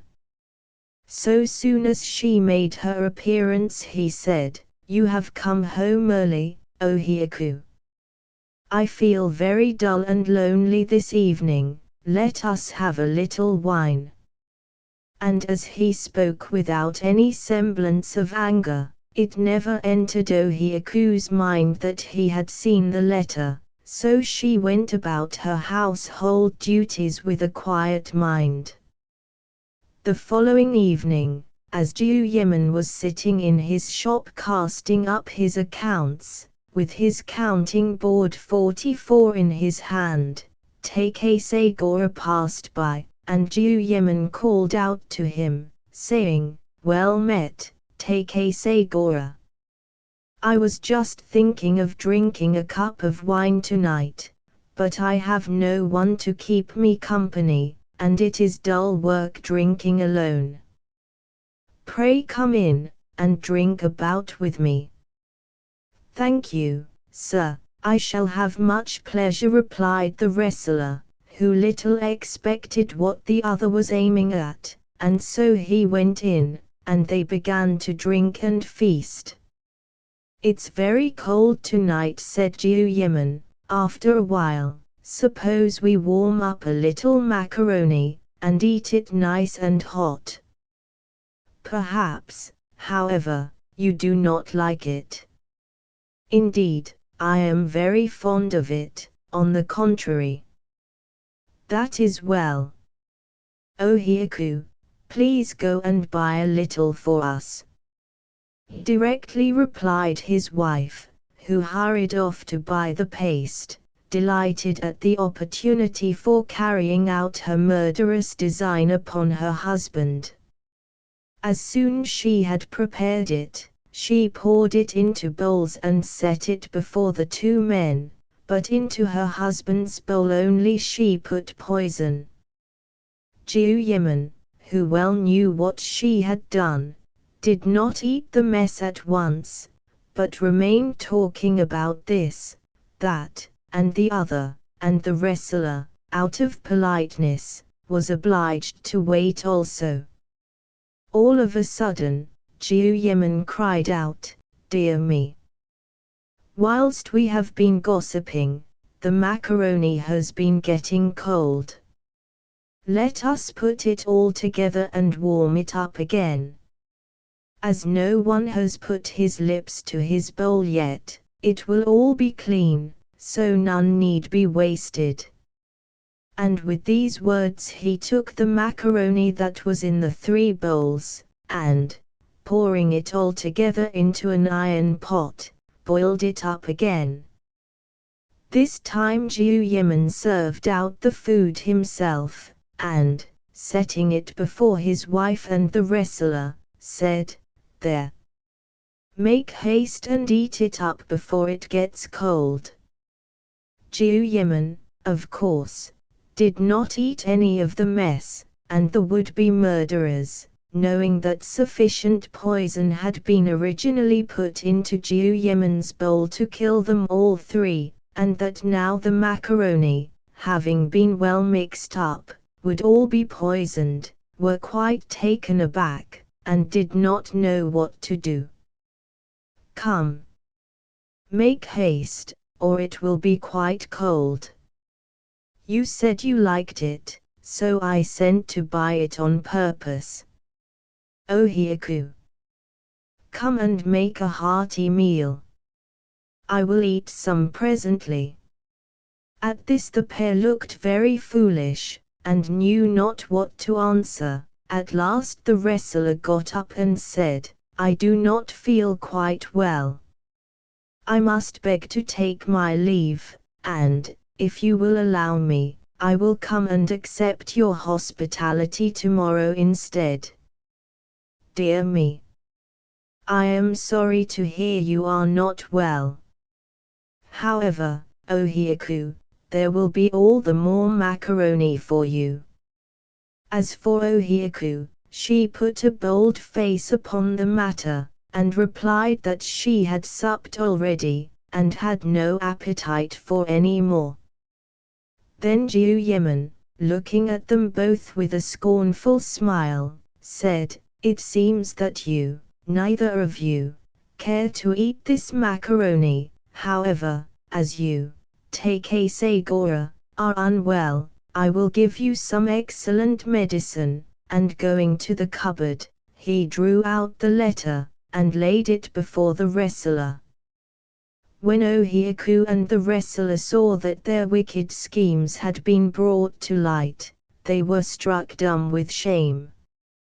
Takesagora, seeing that denial was useless, drew his dirk and cut at Jiuyemen, but he, being nimble and quick, dived under the wrestler's arm, and seizing his right hand from behind, tightened his grasp upon it until it became numbed, and the dirk fell to the ground, for, powerful man as the wrestler was, he was no match for Jiuyemen, who held him in so fast a grip that he could not move. Then Jiuyemen took the dirk which had fallen to the ground, and said, "Oh, I thought that you, being a wrestler, would at least be a strong man, and that there would be some pleasure in fighting you, but I see that you are but a poor feckless creature, after all. It would have defiled my sword to have killed such an ungrateful hound with it, but luckily here is your own dirk, and I will slay you with that." Takesagora struggled to escape, but in vain, and Ohiaku, seizing a large kitchen knife, attacked Jiuyemen, but he, furious, kicked her in the loins so violently that she fell powerless. Then brandishing the dirk, he cleft the wrestler from the shoulder down to the nipple of his breast, and the big man fell in his agony.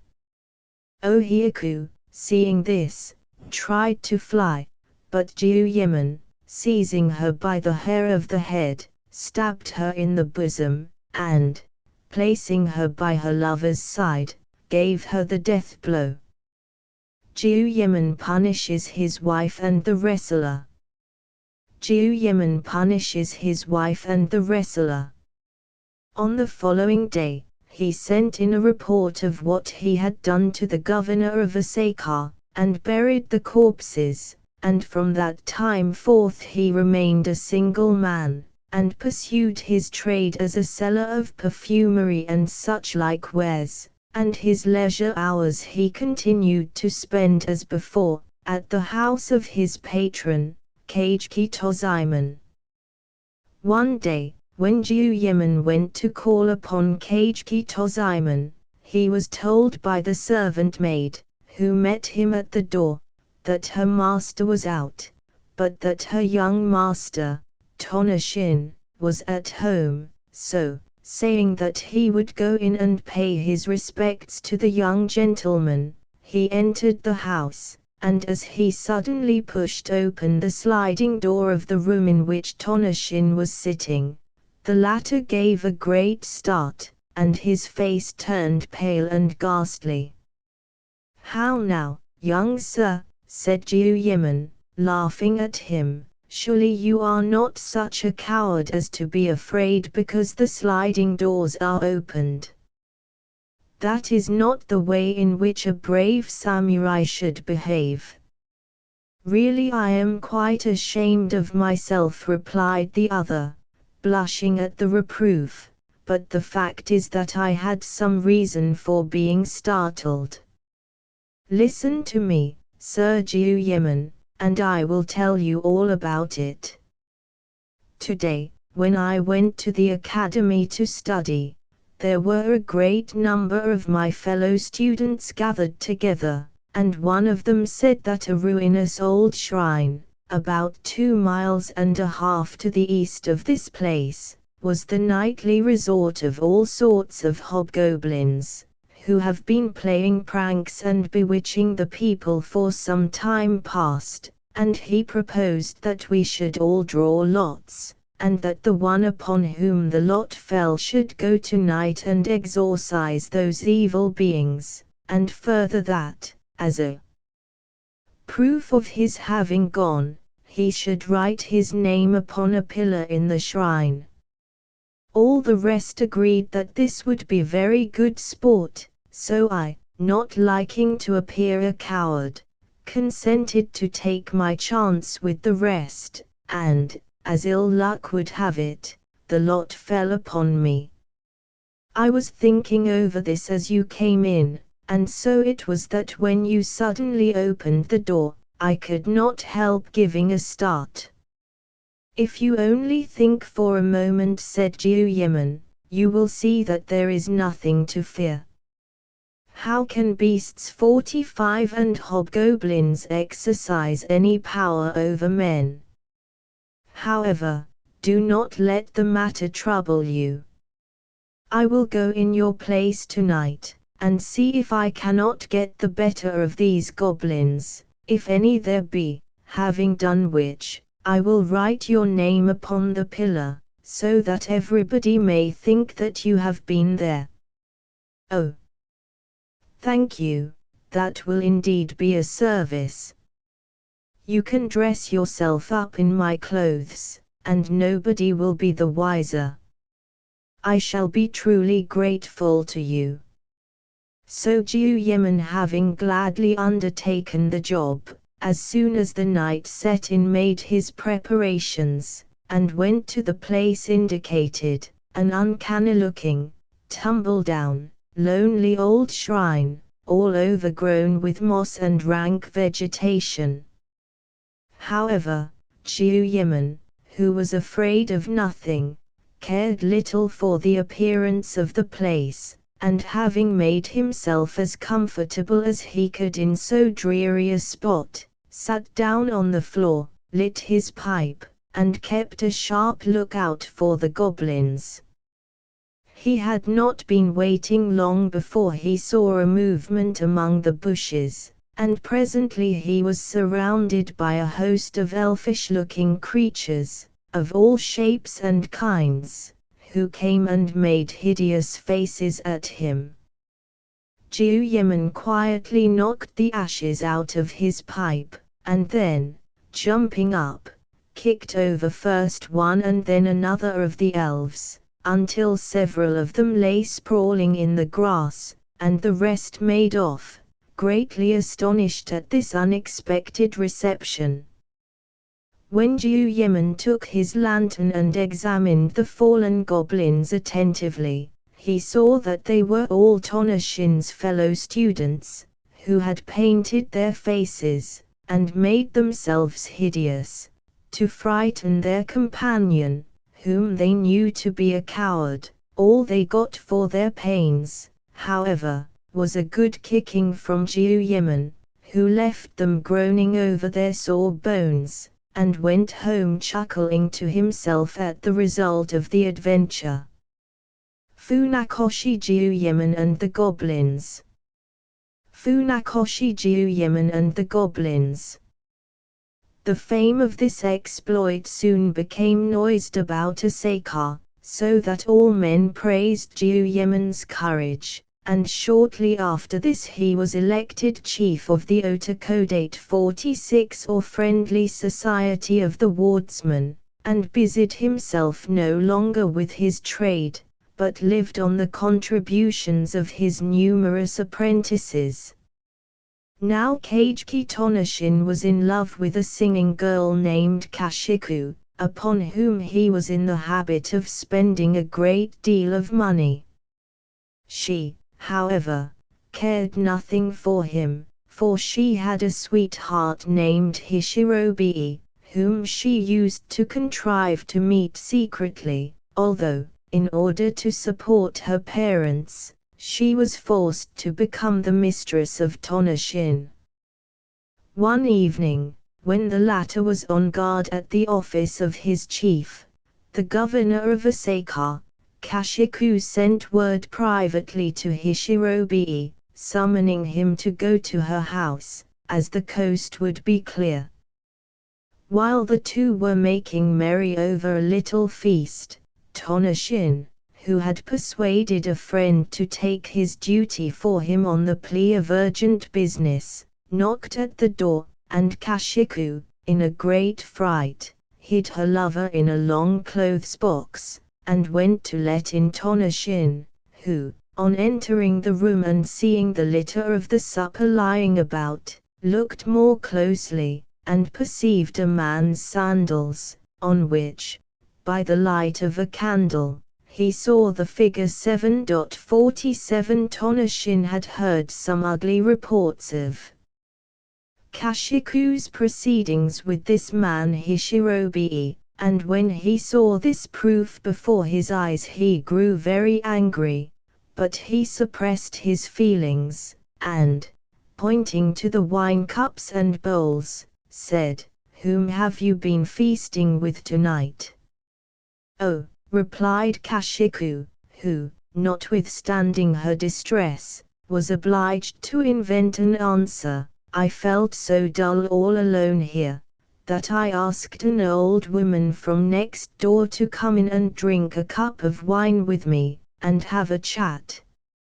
All this while Tonoshin was looking for the hidden lover, but, as he could not see him, he made up his mind that Kashiku must have let him out by the back door, so he secreted one of the sandals in his sleeve as evidence, and, without seeming to suspect anything, said, "Well, I shall be very busy this evening, so I must go home."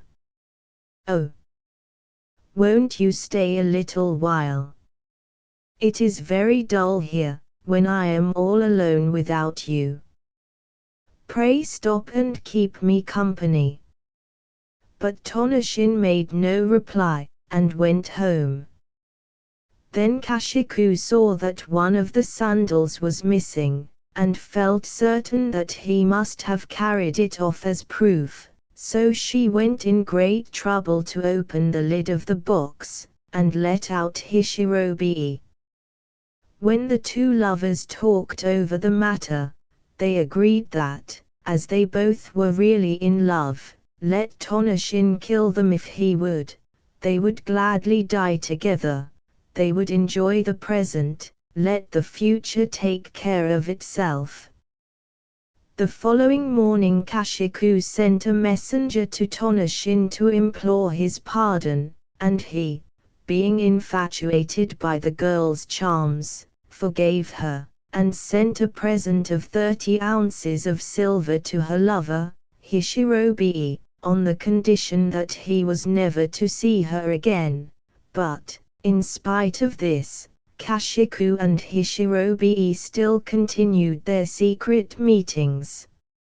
It happened that Hishirobi, who was a gambler by profession, had an elder brother called Chibi, who kept a wine shop in the Ajikawa street, at Osaka, so Tonoshin thought that he could not do better than depute Jiuyeman to go and seek out this man Chibi, and urge him to persuade his younger brother to give up his relations with Kashiku. Acting upon this resolution, he went to call upon Jiuyeman, and said to him, Sir Jiuyeman, I have a favor to ask of you in connection with that girl Kashiku, whom you know all about.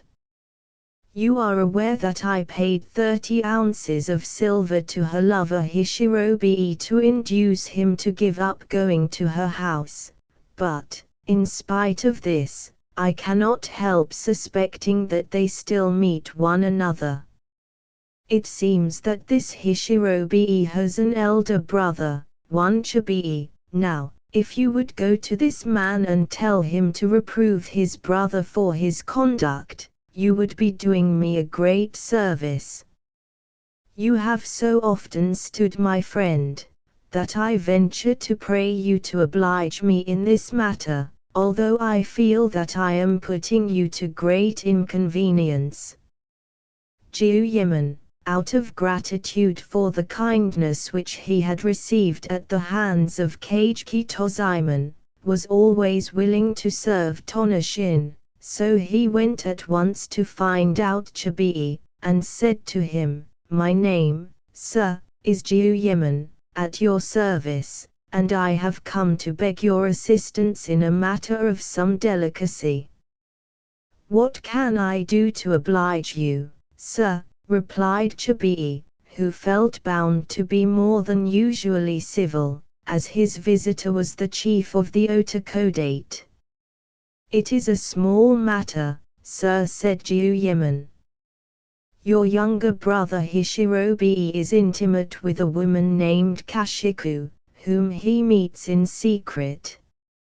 Now, this Kashiku is the mistress of the son of a gentleman to whom I am under great obligation. He bought her of her parents for a large sum of money, and, besides this, he paid your brother 30 ounces of silver some time since, on condition of his separating himself from the girl. In spite of this, it appears that your brother continues to see her, and I have come to beg that you will remonstrate with your brother on his conduct, and make him give her up."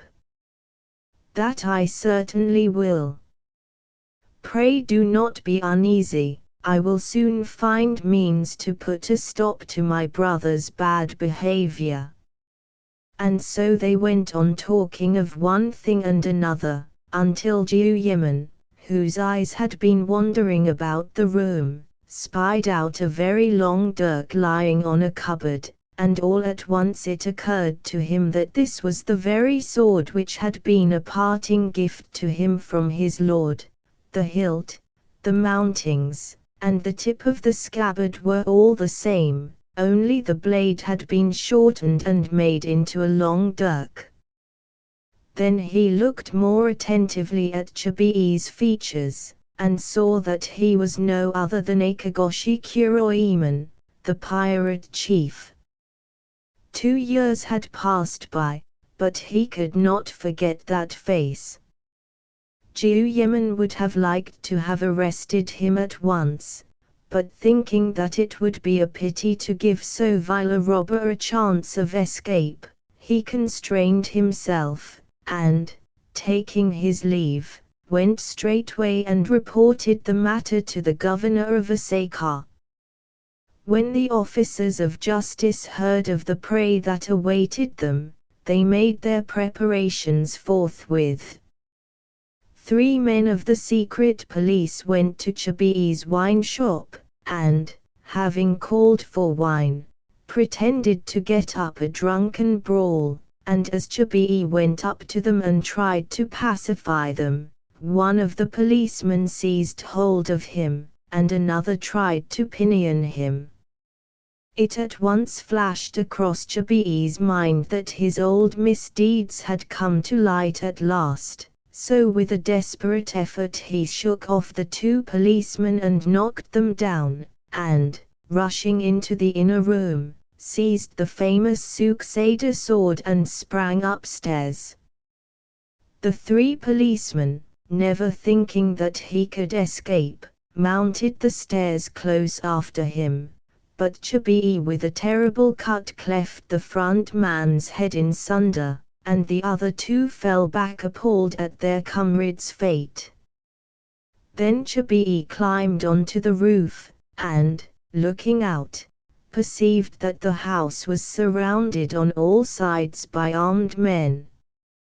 Seeing this, he made up his mind that his last moment was come, but, at any rate, he determined to sell his life dearly, and to die fighting, so he stood up bravely, when one of the officers, coming up from the roof of a neighboring house, attacked him with a spear, and at the same time several other soldiers clambered up. Chibii, seeing that he was overmatched, jumped down, and before the soldiers below had recovered from their surprise he had dashed through their ranks, laying about him right and left, and cutting down 3 men. At top speed he fled, with his pursuers close behind him, and, seeing the broad river ahead of him, jumped into a small boat that lay moored there, of which the boatman, frightened at the sight of his bloody sword, left him in undisputed possession. Chibii pushed off, and sculled vigorously into the middle of the river, and the officers, there being no other boat near, were for a moment baffled. One of them, however, rushing down the river bank, hid himself on a bridge, armed with a spear, and lay in wait for Chibii to pass in his boat, but when the little boat came up, he missed his aim, and only scratched Chibii's elbow, and he, seizing the spear, dragged down his adversary into the river, and killed him as he was struggling in the water. Then, sculling for his life, he gradually drew near to the sea. The other officers in the meantime had secured 10 boats, and, having come up with Chibii, surrounded him, but he, having formerly been a pirate, was far better skilled in the management of a boat than his pursuers, and had no great difficulty in eluding them, so at last he pushed out to sea, to the great annoyance of the officers, who followed him closely. Then Jiuyemen, who had come up, said to one of the officers on the shore, "Have you caught him yet?" "No, the fellow is so brave and so cunning that our men can do nothing with him. He's a determined ruffian, certainly. However, as the fellow has got my sword, I mean to get it back by fair means or foul. Will you allow me to undertake the job of seizing him?" "Well, you may try, and you will have officers to assist you, if you are in peril." Jiuyemen, having received this permission, stripped off his clothes and jumped into the sea, carrying with him a policeman's mace, to the great astonishment of all the bystanders. When he got near Chibii's boat, he dived and came up alongside, without the pirate perceiving him until he had clambered into the boat. Chibii had the good Suksada sword, and Jiuyemen was armed with nothing but a mace, but Chibii, on the other hand, was exhausted with his previous exertions, and was taken by surprise at a moment when he was thinking of nothing but how he should scull away from the pursuing boats, so it was not long before Jiuyemen mastered and secured him. For this feat, besides recovering his Suksada sword, Jiuyemen received many rewards and great praise from the governor of Osaka. But the pirate Chibii was cast into prison.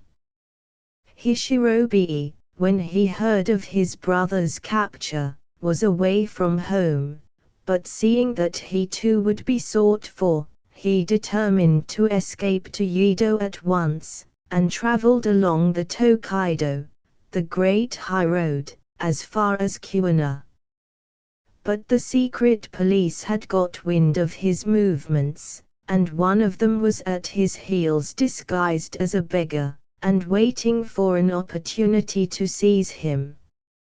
Hishirobe in the meanwhile was congratulating himself on his escape, and, little suspecting that he would be in danger so far away from Asaka, he went to a house of pleasure, intending to divert himself at his ease. The policeman, seeing this, went to the master of the house and said, "The guest who has just come in is a notorious thief, and I am on his track, waiting to arrest him.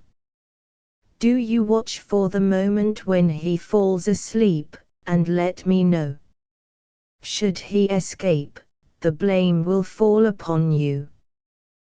The master of the house, who was greatly taken aback, consented of course, so he told the woman of the house to hide Hishirobe's dirk, and as soon as the latter, wearied with his journey, had fallen asleep, he reported it to the policeman, who went upstairs, and having bound Hishirobe as he lay wrapped up in his quilt, led him back to Asaka to be imprisoned with his brother. When Kashiku became aware of her lover's arrest, she felt certain that it was the handiwork of Jiuyemon, so she determined to kill him, were it only that she might die with Hishirobe. So hiding a kitchen knife in the bosom of her dress, she went at midnight to Jiuyemon's house, and looked all round to see if there were no hole or cranny by which she might slip in unobserved, but every door was carefully closed, so she was obliged to knock at the door and feign an excuse. "Let me in. Let me in. I am a servant maid in the house of Kageki Tozaemon, and am charged with a letter on most pressing business to Sir Jiuyemon." Hearing this, one of Jiuyemon's servants, thinking her tale was true, rose and opened the door, and Kashiku, stabbing him in the face, ran past him into the house.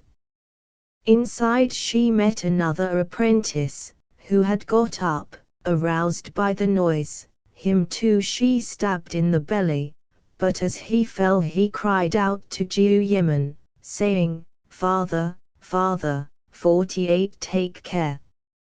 Some murderous villain has broken into the house. Gokuman! Gokuman!" And Kashiku, desperate, stopped his further utterance by cutting his throat. Jiuyemon, hearing his apprentice cry out, jumped up, and, lighting his night lamp, looked about him in the half-gloom, and saw Kashiku with the bloody knife, hunting for him that she might kill him. Springing upon her before she saw him, he clutched her right hand, and, having secured her, bound her with cords so that she could not move. As soon as he had recovered from his surprise, he looked about him, and searched the house, when, to his horror, he found one of his apprentices dead, and the other lying bleeding from a frightful gash across the face. With the first dawn of day, he reported the affair to the proper authorities, and gave Kashiku in custody. So, after due examination, the two pirate brothers and the girl Kashiku were executed, and their heads were exposed together. 49 Now the fame of all the valiant deeds of Jiuyemon having reached his own country, his lord ordered that he should be pardoned for his former offense, and return to his allegiance. So, after thanking Kageki Tozaemon for the manifold favors which he had received at his hands, he went home, and became a samurai as before. The fat wrestlers of Japan, whose heavy paunches and unwieldy, puffy limbs, however much they may be admired by their own country people, form a striking contrast to our Western notions of training, have attracted some attention from travelers, and those who are interested in athletic sports may care to learn something about them. The first historical record of wrestling occurs in the 6th year of the Emperor Suin in 24 BC, when one time no Kehaya, a noble of great stature and strength, boasting that there was not his match under heaven, begged the emperor that his strength might be put to the test. The emperor accordingly caused the challenge to be proclaimed, and one no me no Shikun answered it, and having wrestled with Kehaya, kicked him in the ribs and broke his bones, so that he died. After this Shikun was promoted to high office, and became further famous in Japanese history as having substituted earthen images for the living men who, before his time, used to be buried with the coffin of the Mikado. In the year AD 858 the throne of Japan was wrestled for. The Emperor Buntoku had two sons, called Kurishito and Kuritaka, both of whom aspired to the throne. Their claims were decided in a wrestling match, in which one Yoshio was the champion of Kurishito, and Natara the champion of Kuritaka. Natara having been defeated, Kurishito ascended his father's throne under the style of Seiwa. In the 8th century, when Nara was the capital of Japan, the Emperor Shomyu instituted wrestling as part of the ceremonies of the autumn festival of the 5 grains, or harvest home, and as the year proved a fruitful one, the custom was continued as auspicious. The strong men of the various provinces were collected, and one Kiyobayashi was proclaimed the champion of Japan. Many a brave and stout man tried a throw with him, but none could master him. Rules of the ring were now drawn up, and in order to prevent disputes, Kiyobayashi was appointed by the emperor to be the judge of wrestling matches, and was presented, as a badge of his office, with a fan, upon which were inscribed the words "The Prince of Lions." The wrestlers were divided into wrestlers of the eastern and of the western provinces, Omi being taken as the center province. The eastern wrestlers wore in their hair the badge of the hollyhock, the western wrestlers took for their sign the gourd flower. Hence the passage leading up to the wrestling stage was called the flower path. 48 various falls were fixed upon as fair, 12 throws, 12 lifts, 12 twists, and 12 throws over the back. All other throws not included in these were foul, and it was the duty of the umpire to see that no unlawful tricks were resorted to. It was decided that the covered stage should be composed of 16 rice bales, in the shape of one huge bale, supported by 4 pillars at the 4 points of the compass, each pillar being painted a different color, thus, together with certain paper pendants, making up 5 colors, to symbolize the 5 grains. Champion wrestler. Champion wrestler. The civil wars by which the country was disturbed for a while put a stop to the practice of wrestling, but when peace was restored it was proposed to re-establish the athletic games, and the umpire Kiyobayashi, the Prince of Lions, was sought for, but he had died or disappeared, and could not be found, and there was no umpire forthcoming. The various provinces were searched for a man who might fill his place, and one Yoshida Itsugu, a ronin of the province of Akizan, being reported to be well versed in the noble science, was sent for to the capital, and proved to be a pupil of Kiyobayashi. The emperor, having approved him, ordered that the fan of the Prince of Lions should be made over to him, and gave him the title of Bungo no Kami, and commanded that his name in the ring should be Oikes, the driving wind.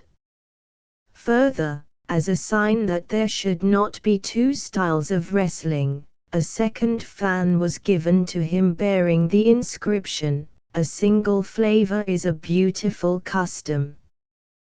The right of acting as umpire in wrestling matches was vested in his family, that the driving wind might for future generations preside over athletic sports. In ancient days, the prizes for the 3 champion wrestlers were a bow, a bowstring, and an arrow. These are still brought into the ring, and, at the end of the bout, the successful competitors go through a variety of antics with them. To the champion wrestlers, to 2 or 3 men only in a generation, the family of the driving wind awards the privilege of wearing a rope girdle. In the time of the shogunate, these champions used to wrestle before the shogun. At the beginning of the 17th century, AD 1606, wrestling matches, as forming a regular part of a religious ceremony, were discontinued. They are still held, however, at the shrines of Kamo, at Kyoto, and of Kasuga, in Yamato. They are also held at Kamakura every year, and at the shrines of the patron saints of the various provinces, in imitation of the ancient customs. In the year 1623, one Akashi Shigenosuke obtained leave from the government to hold public wrestling matches in the streets of Yedo. In the year 1644 was held the first wrestling match for the purpose of raising a collection for building a temple. This was done by the priests of Kafukuji, in Yamashio. In the year 1660 the same expedient was resorted to in Yedo, and the custom of getting up wrestling matches for the benefit of temple funds holds good to this day. The following graphic description of a Japanese wrestling match is translated from the Yedo Hanjoki : from daybreak till 8 in the morning a drum is beaten to announce that there will be wrestling. The spectators rise early for the sight. The adversaries having been settled, the wrestlers enter the ring from the east and from the west. Tall stalwart men are they, with sinews and bones of iron. Like the gods Nio 50 they stand with their arms akimbo, and, facing one another, they crouch in their strength. The umpire watches until the 2 men draw their breath at the same time, and with his fan gives the signal. They jump up and close with one another, like tigers springing on their prey, or dragons playing with a ball. Each is bent on throwing the other by twisting or by lifting him. It is no mere trial of brute strength, it is a tussle of skill against skill. Each of the 48 throws is tried in turn. From left to right, and from right to left, the umpire hovers about, watching for the victory to declare itself. Some of the spectators back the east, others back the west. The patrons of the ring are so excited that they feel the strength tingling within them. They clench their fists, and watch their men, without so much as blinking their eyes. At last one man, east or west, gains the advantage, and the umpire lifts his fan in token of victory. The plaudits of the bystanders shake the neighborhood, and they throw their clothes or valuables into the ring, to be redeemed afterwards in money. Nay, in his excitement, a man will even tear off his neighbor's jacket and throw it in. A wrestling match. A wrestling match. Before beginning their tussle, the wrestlers work up their strength by stamping their feet and slapping their huge thighs. This custom is derived from the following tale of the heroic or mythological age. After the 7 ages of the heavenly gods came the reign of Tensho-Daijin, the sun goddess, and first empress of Japan. Her younger brother, Sosunu no Mikoto, was a mighty and a brave hero, but turbulent, and delighted in hunting the deer and the boar. After killing these beasts, he would throw their dead bodies into the sacred hall of his sister, and otherwise defile her dwelling. When he had done this several times, his sister was angry, and hid in the cave called the Rock Gate of Heaven, and when her face was not seen, there was no difference between the night and the day. The heroes who served her, mourning over this, went to seek her, but she placed a huge stone in front of the cave, and would not come forth. The heroes, seeing this, consulted together, and danced and played antics before the cave to lure her out. Tempted by curiosity to see the sight, she opened the gate a little and peeped out. Then the hero Tajikarau, or great strength, clapping his hands and stamping his feet, with a great effort grasped and threw down the stone door, and the heroes fetched back the sun goddess. 51 As Tajikarau is the patron god of strength, wrestlers, on entering the ring, still commemorate his deed by clapping their hands and stamping their feet as a preparation for putting forth their strength. The great daimyos are in the habit of attaching wrestlers to their persons, and assigning to them a yearly portion of rice. It is usual for these athletes to take part in funeral or wedding processions, and to escort the princes on journeys. The rich wardsmen or merchants give money to their favorite wrestlers, and invite them to their houses to drink wine and feast. Though low, vulgar fellows, they are allowed something of the same familiarity which is accorded to prize fighters, jockeys, and the like, by their patrons in our own country. The Japanese wrestlers appear to have no regular system of training. They harden their naturally powerful limbs by much beating, and by butting at wooden posts with their shoulders. Their diet is stronger than that of the ordinary Japanese, who rarely touch meat. The Eta maiden and the Hatamoto. It will be long before those who were present at the newly opened port of Kobe on the 4th of February, 1868, will forget that day. The Civil War was raging, and the foreign legations, warned by the flames of burning villages, no less than by the flight of the shogun and his ministers, had left Osaka, to take shelter at Kobe, where they were not, as at the former place, separated from their ships by more than 20 miles of road, occupied by armed troops in a high state of excitement, with the alternative of crossing in tempestuous weather a dangerous bar, which had already taken much valuable life. It was a fine winter's day, and the place was full of bustle, and of the going and coming of men busy with the care of housing themselves and their goods and chattels.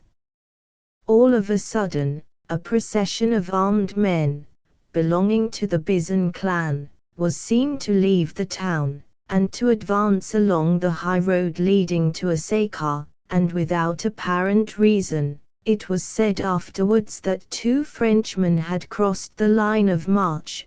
There was a halt, a stir, and a word of command given. Then the little clouds of white smoke puffed up, and the sharp ping of the rifle bullets came whizzing over the open space, destined for a foreign settlement, as fast as the repeating breech-loaders could be discharged.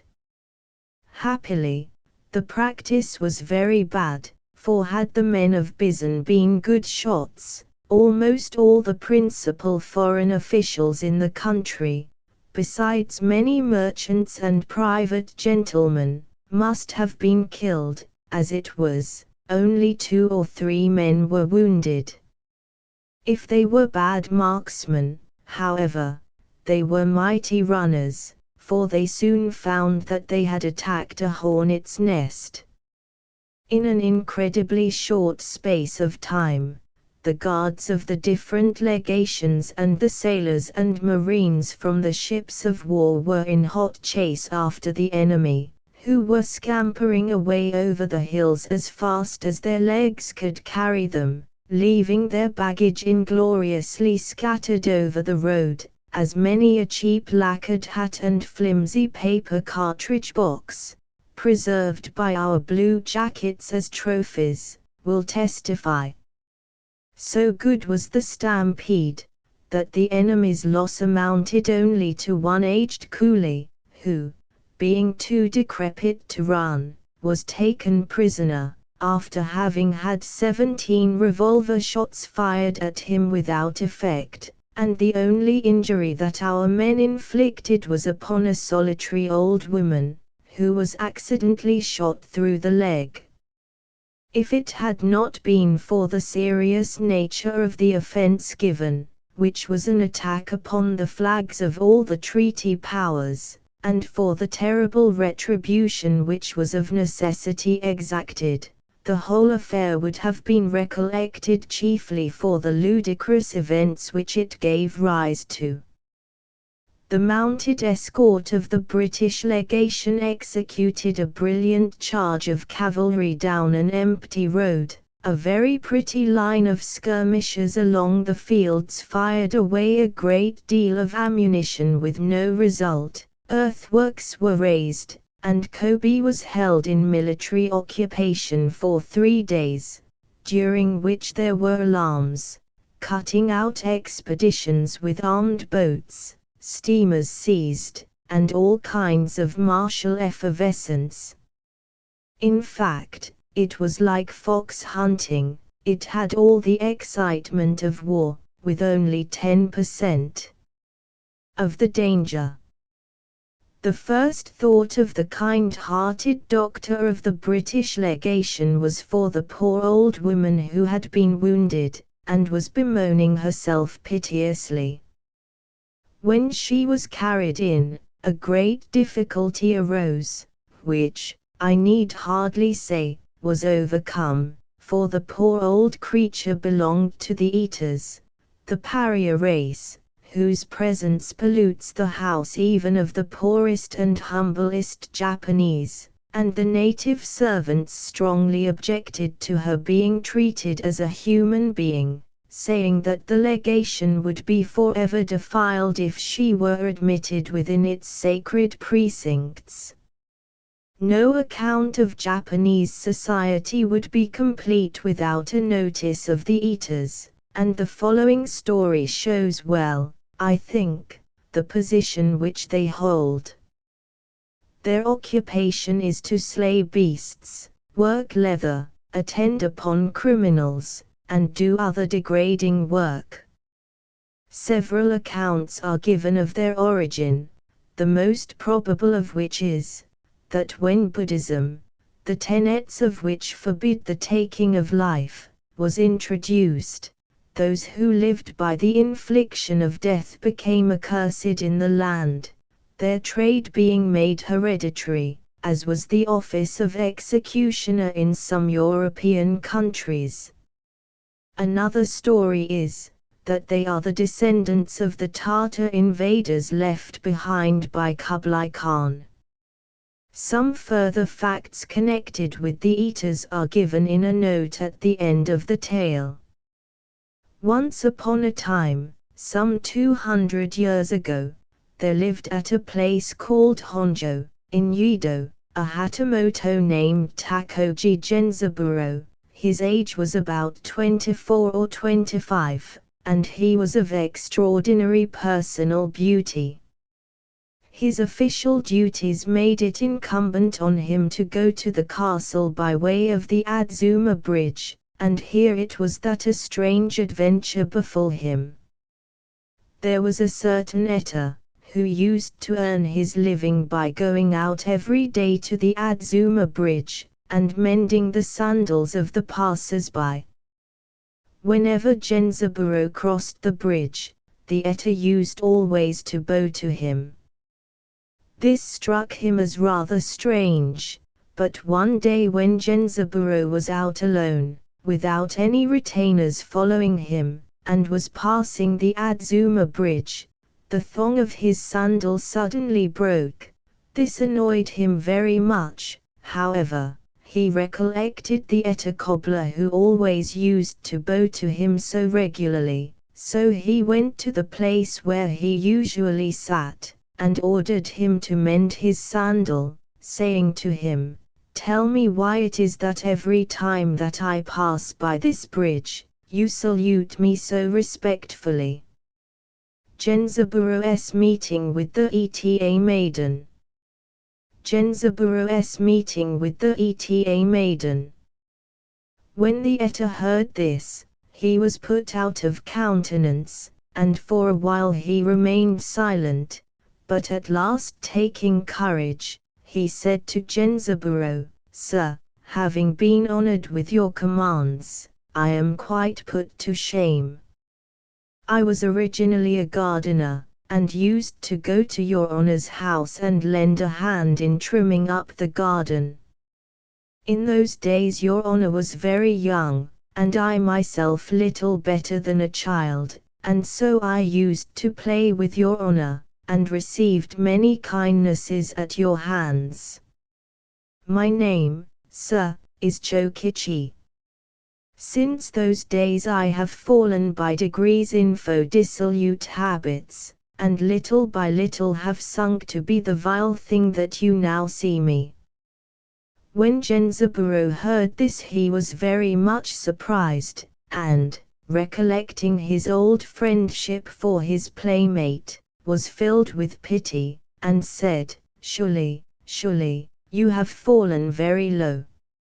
Now all you have to do is to persevere and use your utmost endeavors to find a means of escape from the class into which you have fallen, and become a wardsman again. Take this sum, small as it is, let it be a foundation for more to you." And with these words he took 10 ryos out of his pouch and handed them to Chokichi, who at first refused to accept the present, but, when it was pressed upon him, received it with thanks. Genzaburo was leaving him to go home, when 2 wandering singing girls came up and spoke to Chokichi, so Genzaburo looked to see what the 2 women were like. One was a woman of some 20 years of age, and the other was a peerlessly beautiful girl of 16. She was neither too fat nor too thin, neither too tall nor too short. Her face was oval, like a melon seed, and her complexion fair and white. Her eyes were narrow and bright, her teeth small and even, her nose was aquiline, and her mouth delicately formed, with lovely red lips. Her eyebrows were long and fine, she had a profusion of long black hair, she spoke modestly, with a soft sweet voice. And when she smiled, 2 lovely dimples appeared in her cheeks, in all her movements she was gentle and refined. Genzaburo fell in love with her at first sight, and she, seeing what a handsome man he was, equally fell in love with him, so that the woman that was with her, perceiving that they were struck with one another, led her away as fast as possible. Genzaburo remained as one stupefied, and, turning to Chokichi, said, "Are you acquainted with those two women who came up just now?" "Sir," replied Chokichi, "those are two women of our people. The elder woman is called Okuma, and the girl, who is only 16 years old, is named Okayo. She is the daughter of one Kaihachi, a chief of the eaters. She is a very gentle girl, besides being so exceedingly pretty, and all our people are loud in her praise." When he heard this, Genzaburo remained lost in thought for a while, and then said to Chokichi, "I want you to do something for me. Are you prepared to serve me in whatever respect I may require you?" Chokichi answered that he was prepared to do anything in his power to oblige his honor. Upon this Genzaburo smiled and said, "Well, then, I am willing to employ you in a certain matter, but as there are a great number of passers-by here, I will go and wait for you in a tea-house at Hanekawado, and when you have finished your business here, you can join me, and I will speak to you." With these words Genzaburo left him, and went off to the tea-house. When Chokichi had finished his work, he changed his clothes, and, hurrying to the tea-house, inquired for Genzaburo, who was waiting for him upstairs. Chokichi went up to him, and began to thank him for the money which he had bestowed upon him. Genzaburo smiled, and handed him a wine cup, inviting him to drink, and said, "I will tell you the service upon which I wish to employ you. I have set my heart upon that girl Okayo, whom I met today upon the Adzuma Bridge, and you must arrange a meeting between us." When Chokichi heard these words, he was amazed and frightened, and for a while he made no answer. At last he said, "Sir, there is nothing that I would not do for you after the favors that I have received from you. If this girl were the daughter of any ordinary man, I would move heaven and earth to comply with your wishes, but for your honor, a handsome and noble Hatamoto, to take for his concubine the daughter of an eta is a great mistake. By giving a little money you can get the handsomest woman in the town. Pray, sir, abandon the idea." Upon this Genzaburo was offended, and said, "This is no matter for you to give advice in. I have told you to get me the girl, and you must obey." Chokichi, seeing that all that he could say would be of no avail, thought over in his mind how to bring about a meeting between Genzaburo and Okayo, and replied, "Sir, I am afraid when I think of the liberty that I have taken. I will go to Kaihachi's house, and will use my best endeavors with him that I may bring the girl to you. But for today, it is getting late, and night is coming on, so I will go and speak to her father tomorrow." Genzaburo was delighted to find Chokichi willing to serve him. "Well," said he, "the day after tomorrow I will await you at the tea-house at Oji, and you can bring Okayo there. Take this present, small as it is, and do your best for me." With this he pulled out 3 ryos from his pocket and handed them to Chokichi. who declined the money with thanks, saying that he had already received too much, and could accept no more. But Genzaburo pressed him, adding, that if the wish of his heart were accomplished he would do still more for him. So Chokichi, in great glee at the good luck which had befallen him, began to revolve all sorts of schemes in his mind, and the two parted. But Okayo, who had fallen in love at first sight with Genzaburo on the Adzuma Bridge, went home and could think of nothing but him. Sad and melancholy she sat, and her friend Okuma tried to comfort her in various ways, but Okayo yearned, with all her heart, for Genzaburo, and the more she thought over the matter, the better she perceived that she, as the daughter of an Eta, was no match for a noble Hatamoto. And yet, in spite of this, she pined for him, and bewailed her own vile condition. Now it happened that her friend Okuma was in love with Chokichi, and only cared for thinking and speaking of him. One day, when Chokichi went to pay a visit at the house of Kaihachi the Eta chief, Okuma, seeing him come, was highly delighted, and received him very politely, and Chokichi, interrupting her, said, "Okuma, I want you to answer me a question. Where has Okayo gone to amuse herself today?" "Oh, you know the gentleman who was talking with you the other day, at the Adzuma Bridge.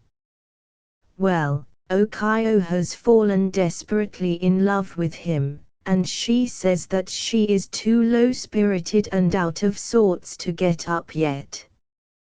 Chokichi was greatly pleased to hear this, and said to Okuma, "How delightful!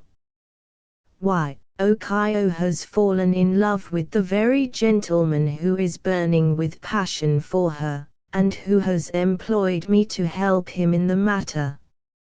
However, as he is a noble Hatamoto, and his whole family would be ruined if the affair became known to the world, we must endeavor to keep it as secret as possible." "Dear me," replied Okuma, "when Okayo hears this, how happy she will be, to be sure. I must go and tell her at once." "Stop," said Chokichi, detaining her. "If her father, Master Kaihachi, is willing, we will tell Okayo directly. You had better wait here a little until I have consulted him." And with this he went into an inner chamber to see Kaihachi, and, after talking over the news of the day, told him how Genzaburo had fallen passionately in love with Okayo, and had employed him as a go-between. Then he described how he had received kindness at the hands of Genzaburo when he was in better circumstances, dwelt on the wonderful personal beauty of his lordship, and upon the lucky chance by which he and Okayo had come to meet each other. When Kaihachi heard this story, he was greatly flattered, and said, "I am sure I am very much obliged to you. For one of our daughters, whom even the common people despise and shun as a pollution, to be chosen as the concubine of a noble Hatamoto, what could be a greater matter for congratulation?" So he prepared a feast for Chokichi, and went off at once to tell Okayo the news. As for the maiden, who had fallen over head and ears in love, there was no difficulty in obtaining her consent to all that was asked of her.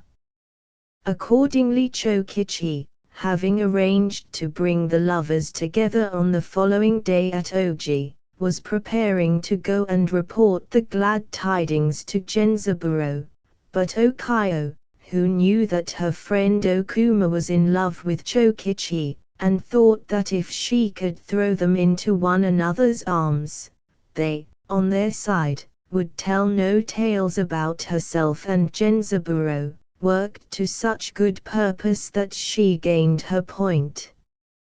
At last Chokichi, tearing himself from the embraces of Okuma, returned to Genzaburo, and told him how he had laid his plans so as, without fail, to bring Okayo to him, the following day, at Oji, and Genzaburo, beside himself with impatience, waited for the morrow. The next day Genzaburo, having made his preparations, and taking Chokichi with him, went to the tea-house at Oji, and sat drinking wine, waiting for his sweetheart to come.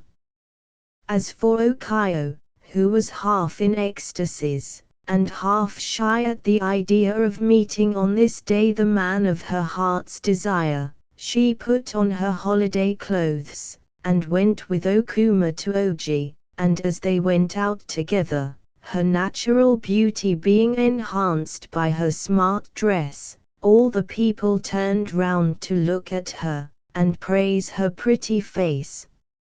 And so after a while, they arrived at Oji, and went into the tea-house that had been agreed upon, and Chokichi, going out to meet them, exclaimed, "Dear me, Miss Okayo, his lordship has been all impatience waiting for you. Pray make haste and come in." But, in spite of what he said, Okayo, on account of her virgin modesty, would not go in. Okuma, however, who was not quite so particular, cried out, "Why, what is the meaning of this? As you've come here, Okayo, it's a little late for you to be making a fuss about being shy. Don't be a little fool, but come in with me at once." And with these words she caught fast hold of Okayo's hand, and, pulling her by force into the room, made her sit down by Genzaburo. When Genzaburo saw how modest she was, he reassured her, saying, "Come, what is there to be so shy about? Come a little nearer to me, pray." "Thank you, sir. How could I, who am such a vile thing, pollute your nobility by sitting by your side?" And, as she spoke, the blushes mantled over her face, and the more Genzaburo looked at her, the more beautiful she appeared in his eyes, and the more deeply he became enamored of her charms.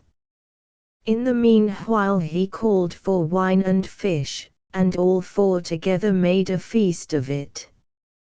When Chokichi and Okuma saw how the land lay, they retired discreetly into another chamber, and Genzaburo and Okayo were left alone together, looking at one another.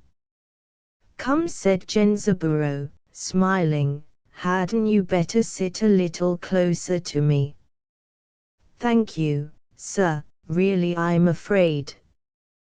But Genzaburo, laughing at her for her idle fears, said, "Don't behave as if you hated me." "Oh, dear. I'm sure I don't hate you, sir.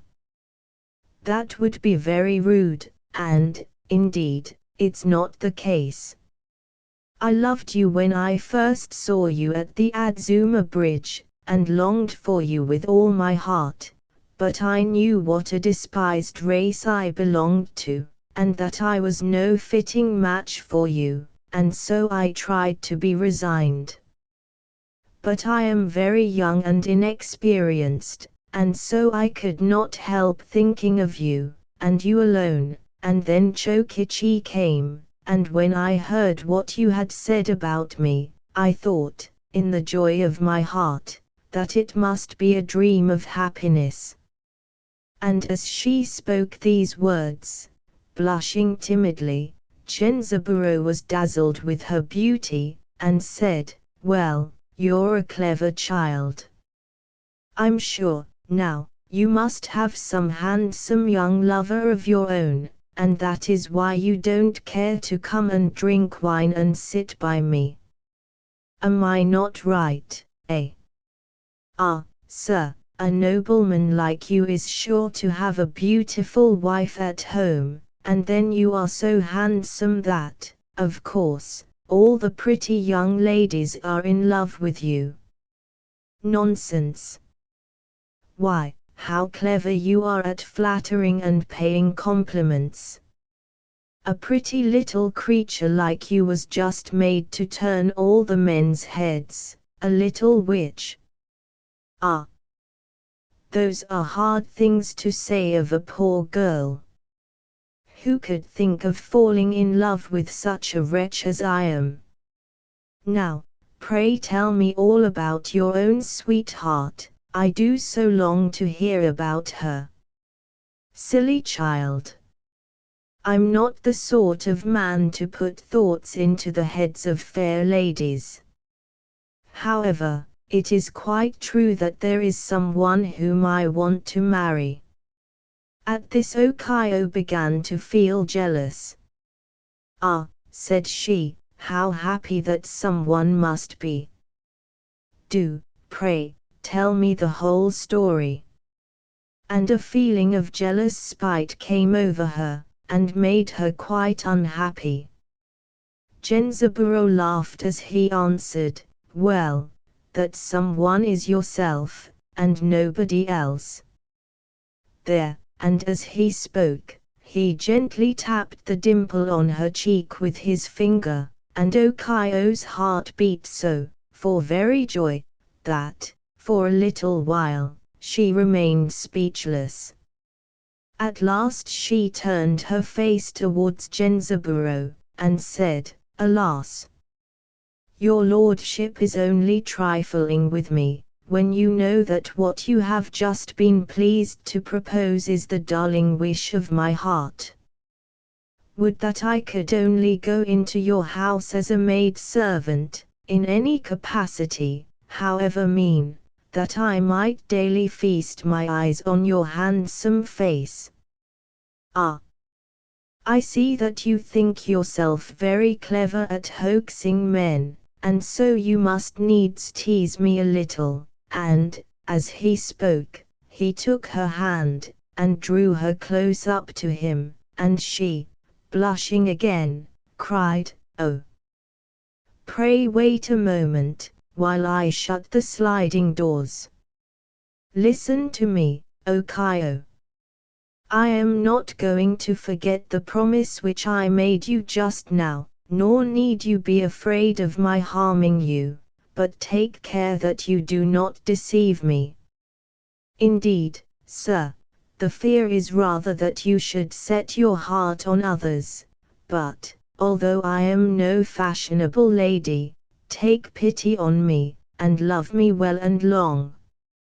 Of course, I shall never care for another woman but you. Pray, pray, never forget those words that you have just spoken. And now, replied Genzaburo, the night is advancing, and, for today, we must part, but we will arrange matters, so as to meet again in this tea-house. But, as people would make remarks if we left the tea-house together, I will go out first. And so, much against their will, they tore themselves from one another, Genzaburo returning to his house, and Okayo going home, her heart filled with joy at having found the man for whom she had pined, and from that day forth they used constantly to meet in secret at the tea-house, and Genzaburo, in his infatuation, never thought that the matter must surely become notorious after a while, and that he himself would be banished, and his family ruined. He only took care for the pleasure of the moment. Now Chokichi, who had brought about the meeting between Genzaburo and his love, used to go every day to the tea-house at Oji, taking with him Okayo, and Genzaburo neglected all his duties for the pleasure of these secret meetings. Chokichi saw this with great regret, and thought to himself that if Genzaburo gave himself up entirely to pleasure, and laid aside his duties, the secret would certainly be made public, and Genzaburo would bring ruin on himself and his family. So he began to devise some plan by which he might separate them, and plotted as eagerly to estrange them as he had formerly done to introduce them to one another. At last he hit upon a device which satisfied him. Accordingly one day he went to Okayo's house, and, meeting her father Kaihachi, said to him, "I've got a sad piece of news to tell you. The family of my lord Genzaburo have been complaining bitterly of his conduct in carrying on his relationship with your daughter, and of the ruin which exposure would bring upon the whole house, so they have been using their influence to persuade him to hear reason, and give up the connection. Now his lordship feels deeply for the damsel, and yet he cannot sacrifice his family for her sake. For the first time, he has become alive to the folly of which he has been guilty, and, full of remorse, he has commissioned me to devise some stratagem to break off the affair. Of course, this has taken me by surprise, but as there is no gainsaying the right of the case, I have had no option but to promise obedience. This promise I have come to redeem, and now, pray, advise your daughter to think no more of his lordship." When Kaihachi heard this he was surprised and distressed, and told Okayo immediately, and she, grieving over the sad news, took no thought either of eating or drinking, but remained gloomy and desolate. In the meanwhile, Chokichi went off to Genzaburo's house, and told him that Okayo had been taken suddenly ill, and could not go to meet him, and begged him to wait patiently until she should send to tell him of her recovery. Genzaburo, never suspecting the story to be false, waited for 30 days, and still Chokichi brought him no tidings of Okayo. At last he met Chokichi, and besought him to arrange a meeting for him with Okayo. "Sir," replied Chokichi, "she is not yet recovered, so it would be difficult to bring her to see your honor. But I have been thinking much about this affair, sir. If it becomes public, your honor's family will be plunged in ruin.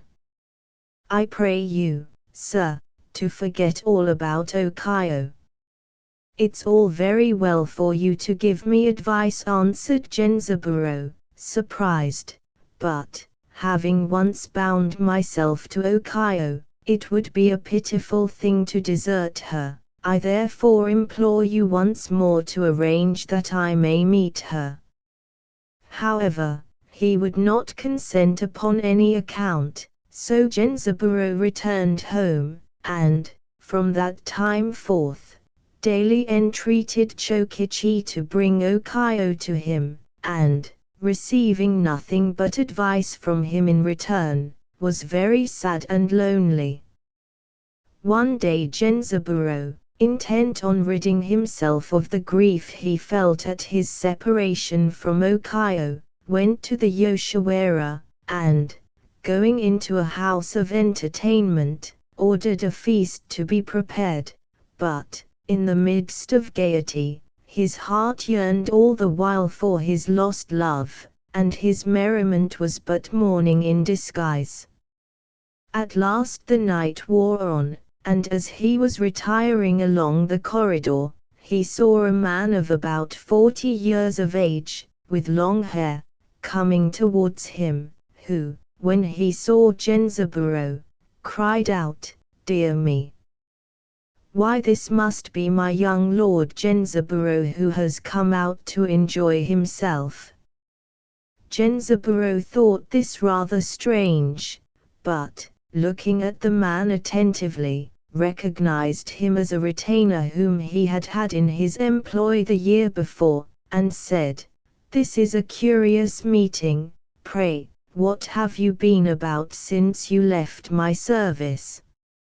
At any rate, I may congratulate you on being well and strong. Where are you living now?" "Well, sir, since I parted from you I have been earning a living as a fortune teller at Kanda, and have changed my name to K.G. Sazen. I am living in a poor and humble house, but if your lordship, at your leisure, would honor me with a visit, well, it's a lucky chance that has brought us together, and I certainly will go and see you. Besides, I want you to do something for me. Shall you be at home the day after tomorrow?" "Certainly, sir, I shall make a point of being at home." "Very well, then, the day after tomorrow I will go to your house." "I shall be at your service, sir.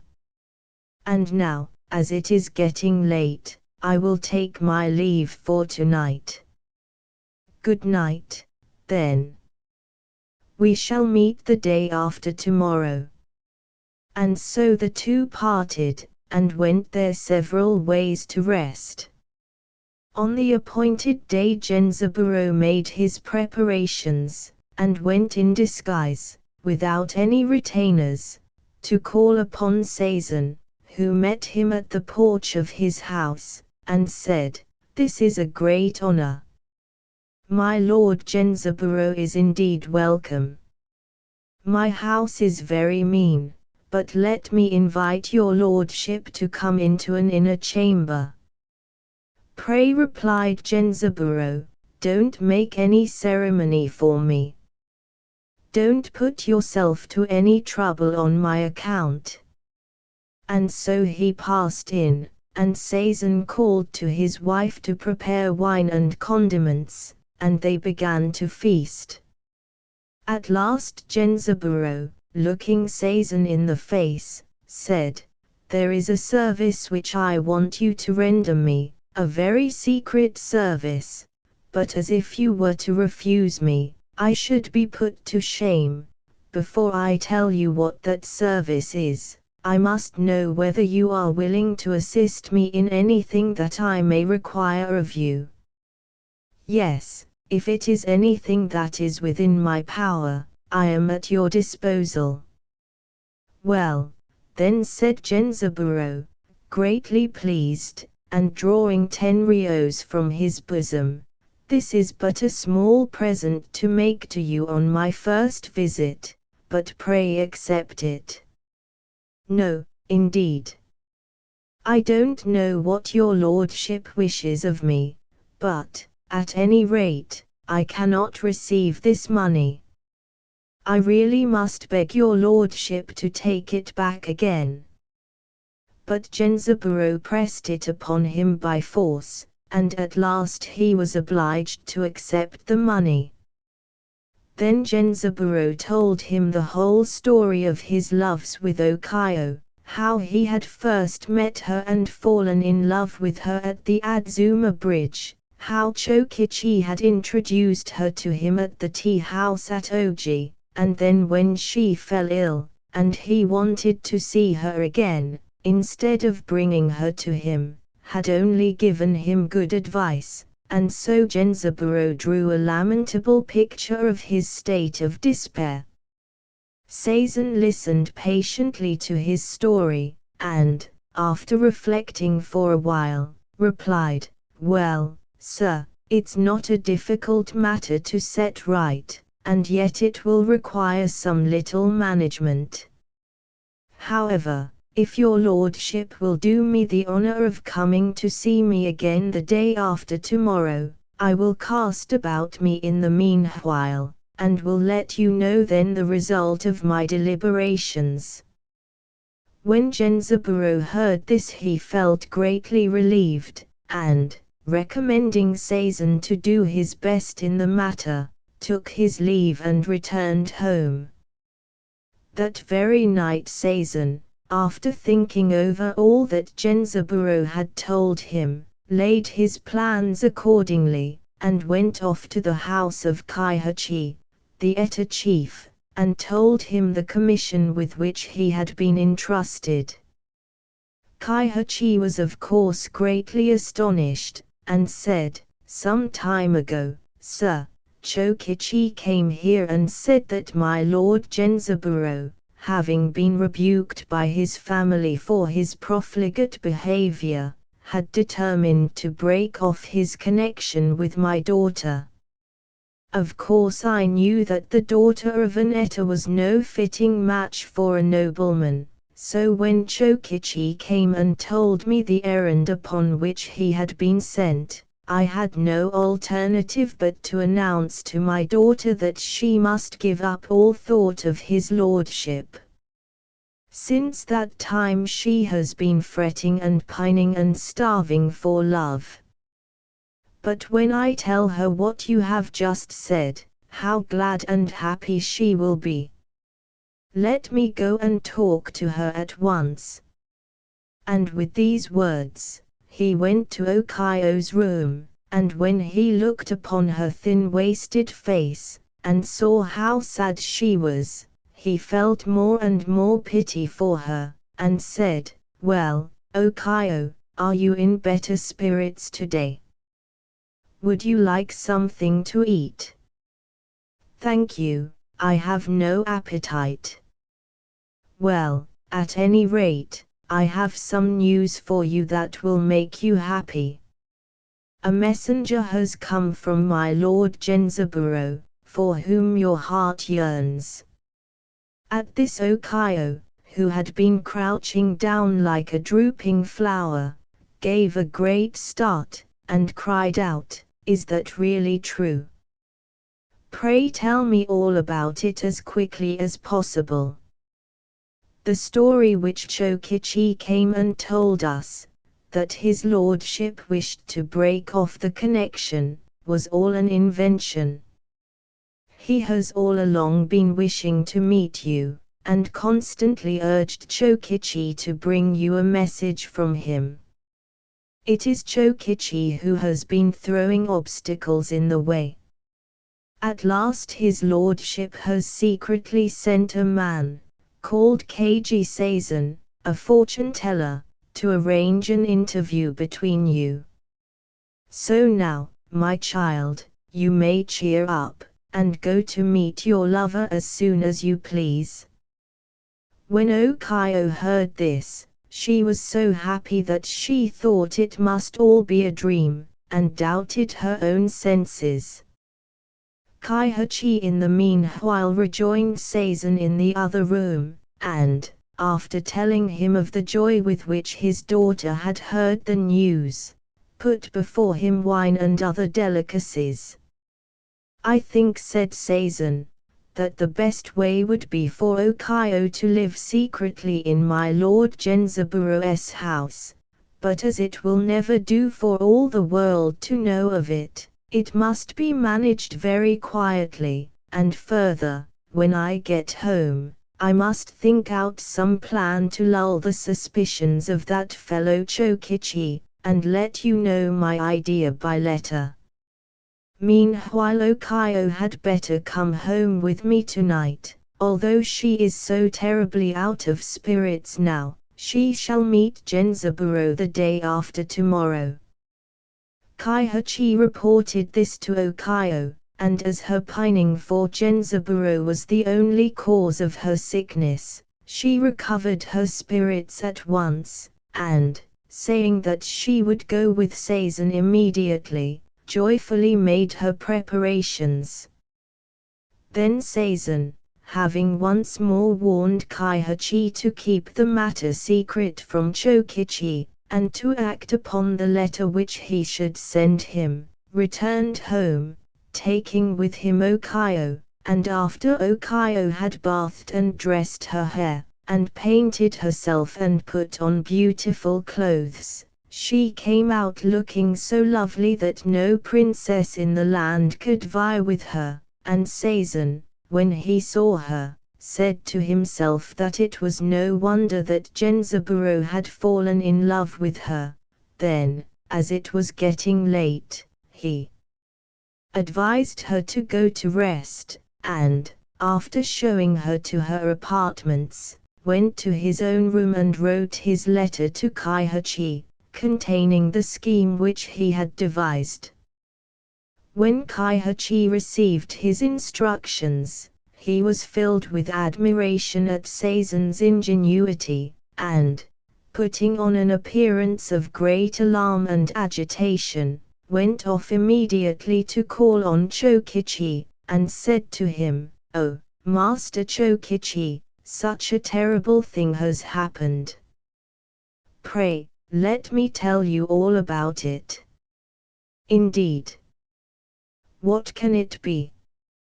"Oh, sir," answered Kaihachi, pretending to wipe away his tears, "my daughter Okayo, mourning over her separation from my lord Genzaburo, at first refused all sustenance, and remained nursing her sorrows until, last night, her woman's heart failing to bear up against her great grief, she drowned herself in the river, leaving behind her a paper on which she had written her intention." When Chokichi heard this, he was thunderstruck, and exclaimed, "Can this really be true? And when I think that it was I who first introduced her to my lord, I am ashamed to look you in the face." "Oh, say not so. Misfortunes are the punishment due for our misdeeds in a former state of existence. I bear you no ill will. This money which I hold in my hand was my daughter's, and in her last instructions she wrote to beg that it might be given, after her death, to you, through whose intervention she became allied with a nobleman. So please accept it as my daughter's legacy to you," and as he spoke, he offered him 3 ryos. "You amaze me," replied the other. "How could I, above all men, who have so much to reproach myself with in my conduct towards you, accept this money? Nay, it was my dead daughter's wish. But since you reproach yourself in the matter when you think of her, I will beg you to put up a prayer and to cause masses to be said for her." At last, Chokichi, after much persuasion, and greatly to his own distress, was obliged to accept the money, and when Kaihachi had carried out all Sazan's instructions, he returned home, laughing in his sleeve. Chokichi was sorely grieved to hear of Okayo's death, and remained thinking over the sad news, when all of a sudden looking about him, he saw something like a letter lying on the spot where Kaihachi had been sitting, so he picked it up and read it, and, as luck would have it, it was the very letter which contained Sazan's instructions to Kaihachi, and in which the whole story which had just affected him so much was made up. When he perceived the trick that had been played upon him, he was very angry, and exclaimed, "To think that I should have been so hoaxed by that hateful old dotard, and such a fellow as Sazan. And Genzaburo, too, out of gratitude for the favors which I had received from him in old days, I faithfully gave him good advice, and all in vain. Well, they've gulled me once, but I'll be even with them yet, and hinder their game before it is played out." And so he worked himself up into a fury, and went off secretly to prowl about Sazan's house to watch for Okayo, determined to pay off Genzaburo and Sazan for their conduct to him. In the meanwhile Sazon, who did not for a moment suspect what had happened, when the day which had been fixed upon by him and Genzaburo arrived, made Okayo put on her best clothes, smartened up his house, and got ready a feast against Genzaburo's arrival. The latter came punctually to his time, and, going in at once, said to the fortune-teller, "Well, have you succeeded in the commission with which I entrusted you?" At first Sazon pretended to be vexed at the question, and said, "Well, sir, I've done my best, but it's not a matter which can be settled in a hurry. However, there's a young lady of high birth and wonderful beauty upstairs, who has come here secretly to have her fortune told, and if your lordship would like to come with me and see her, you can do so." But Genzaburo, when he heard that he was not to meet Okayo, lost heart entirely, and made up his mind to go home again. Sazon, however, pressed him so eagerly, that at last he went upstairs to see this vaunted beauty, and Sazon, drawing aside a screen, showed him Okayo, who was sitting there. Genzaburo gave a great start, and, turning to Sazon, said, "Well, you certainly are a first-rate hand at keeping up a hoax. However, I cannot sufficiently praise the way in which you have carried out my instructions. Pray, don't mention it, sir. But as it is a long time since you have met the young lady, you must have a great deal to say to one another, so I will go downstairs, and, if you want anything, pray call me." And so he went downstairs and left them.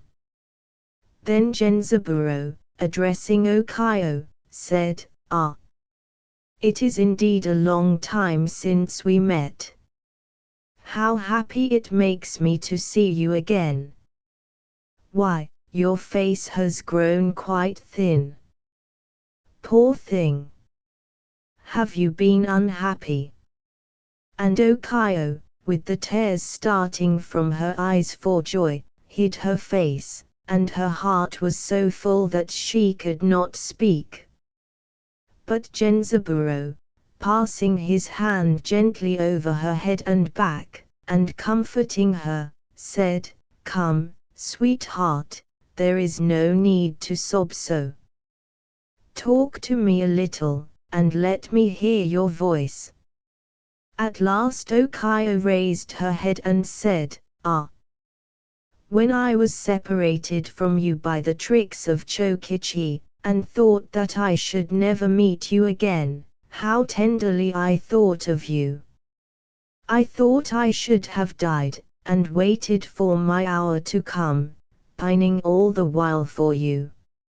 And when at last, as I lay between life and death, Sazon came with a message from you, I thought it was all a dream." And as she spoke, she bent her head and sobbed again, and in Genzaburo's eyes she seemed more beautiful than ever, with her pale, delicate face, and he loved her better than before. Then she said, "If I were to tell you all I have suffered until today, I should never stop." "Yes," replied Genzaburo, "I too have suffered much." And so they told one another their mutual griefs, and from that day forth they constantly met at Sazon's house. One day, as they were feasting and enjoying themselves in an upper story in Sazon's house, Chokichi came to the house and said, "I beg pardon, but does one Master Sazon live here?" "Certainly, sir, I am Sazon, at your service." "Pray where are you from?" "Well, sir, I have a little business to transact with you." May I make so bold as to go in?" And with these words, he entered the house. "But who and what are you?" said Seizan. "Sir, I am an Eta, and my name is Chokichi. I beg to bespeak your goodwill for myself. I hope we may be friends." Seizan was not a little taken aback at this, however. He put on an innocent face, as though he had never heard of Chokichi before, and said, "I never heard of such a thing. Why, I thought you were some respectable person, and you have the impudence to tell me that your name is Chokichi, and that you're one of those accursed eaters. To think of such a shameless villain coming and asking to be friends with me, forsooth. Get you gone, the quicker, the better, your presence pollutes the house." Chokichi smiled contemptuously, as he answered, "So you deem the presence of an Eta in your house a pollution, eh? Why, I thought you must be one of us. Insolent knave! Begone as fast as possible. Well, since you say that I defile your house, you had better get rid of Okayo as well. I suppose she must equally be a pollution to it." This put Seizan rather in a dilemma. However, he made up his mind not to show any hesitation, and said, "What are you talking about? There is no Okayo here, and I never saw such a person in my life." Chokichi quietly drew out of the bosom of his dress the letter from Seizan to Kaihachi, which he had picked up a few days before, and, showing it to Seizan, replied, "If you wish to dispute the genuineness of this paper, I will report the whole matter to the governor of Yedo, and Genzaburu's family will be ruined, and the rest of you who are parties in this affair will come in for your share of trouble. Just wait a little." And as he pretended to leave the house, Seizan, at his wit's end, cried out, "Stop! Stop! I want to speak to you. Pray, stop and listen quietly. It is quite true, as you said, that Okayo is in my house, and really your indignation is perfectly just. Come. Let us talk over matters a little. Now you yourself were originally a respectable man, and although you have fallen in life, there is no reason why your disgrace should last forever. All that you want in order to enable you to escape out of this fraternity of eaters is a little money. Why should you not get this from Genzaburo, who is very anxious to keep his intrigue with Okayo secret?" Chokichi laughed disdainfully. "I am ready to talk with you, but I don't want any money. All I want is to report the affair to the authorities, in order that I may be revenged for the fraud that was put upon me. Won't you accept 25 rios? 25 rios? No, indeed. I will not take a fraction less than 100, and if I cannot get them I will report the whole matter at once." Seizan, after a moment's consideration, hit upon a scheme, and answered, smiling, "Well, Master Chokichi, you're a fine fellow, and I admire your spirit.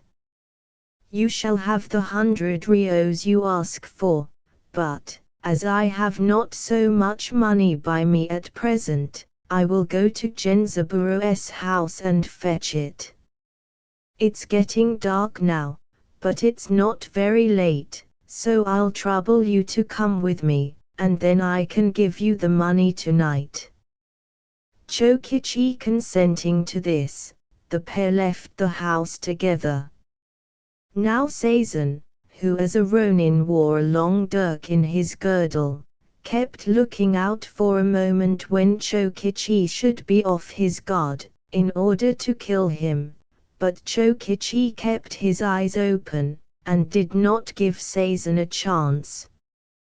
At last Chokichi, as ill luck would have it, stumbled against a stone and fell, and Sazan, profiting by the chance, drew his dirk and stabbed him in the side, and as Chokichi, taken by surprise, tried to get up, he cut him severely over the head, until at last he fell dead.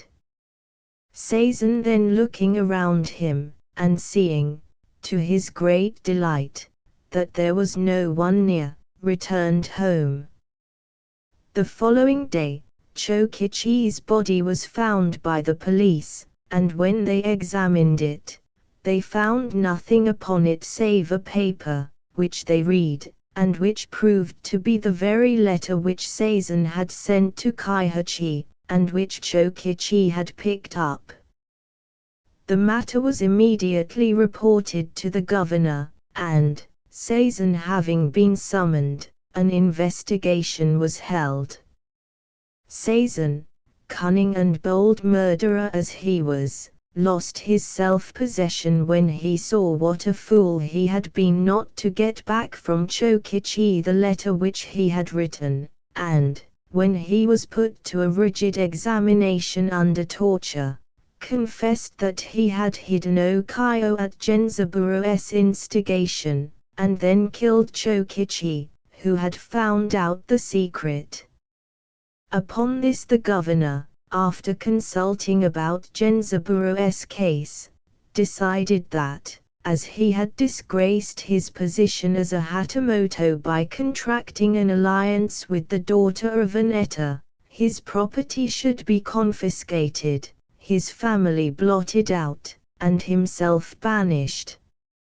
As for Kaihachi, the Eta chief, and his daughter Okayo, they were handed over for punishment to the chief of the Eaters, and by him they too were banished, while Sazan, against whom the murder of Chokichi had been fully proved, was executed according to law.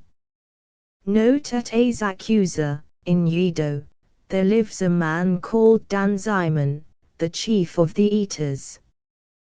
This man traces his pedigree back to Minamoto no Yoritomo, who founded the shogunate in the year AD 1192. The whole of the Eaters in Japan are under his jurisdiction. His subordinates are called Koyagashira, or chiefs of the huts, and he and they constitute the government of the Eaters. In the legacy of Ieyasu already quoted, the 36th law provides as follows: all wandering mendicants, such as male sorcerers, female diviners, hermits, blind people, beggars, and tanners, eaters, have had from of old their respective rulers. Be not disinclined, however, to punish any such who give rise to disputes, or who overstep the boundaries of their own classes and are disobedient to existing laws. The occupation of the Eaters is to kill and flay horses, oxen, and other beasts, to stretch drums and make shoes, and if they are very poor, they wander from house to house, working as cobblers, mending old shoes and leather, and so earn a scanty livelihood. Besides this, their daughters and young married women gain a trifle as wandering minstrels, called torioi, playing on the shamisen, a sort of banjo, and singing ballads. They never marry out of their own fraternity, but remain apart, a despised and shunned race.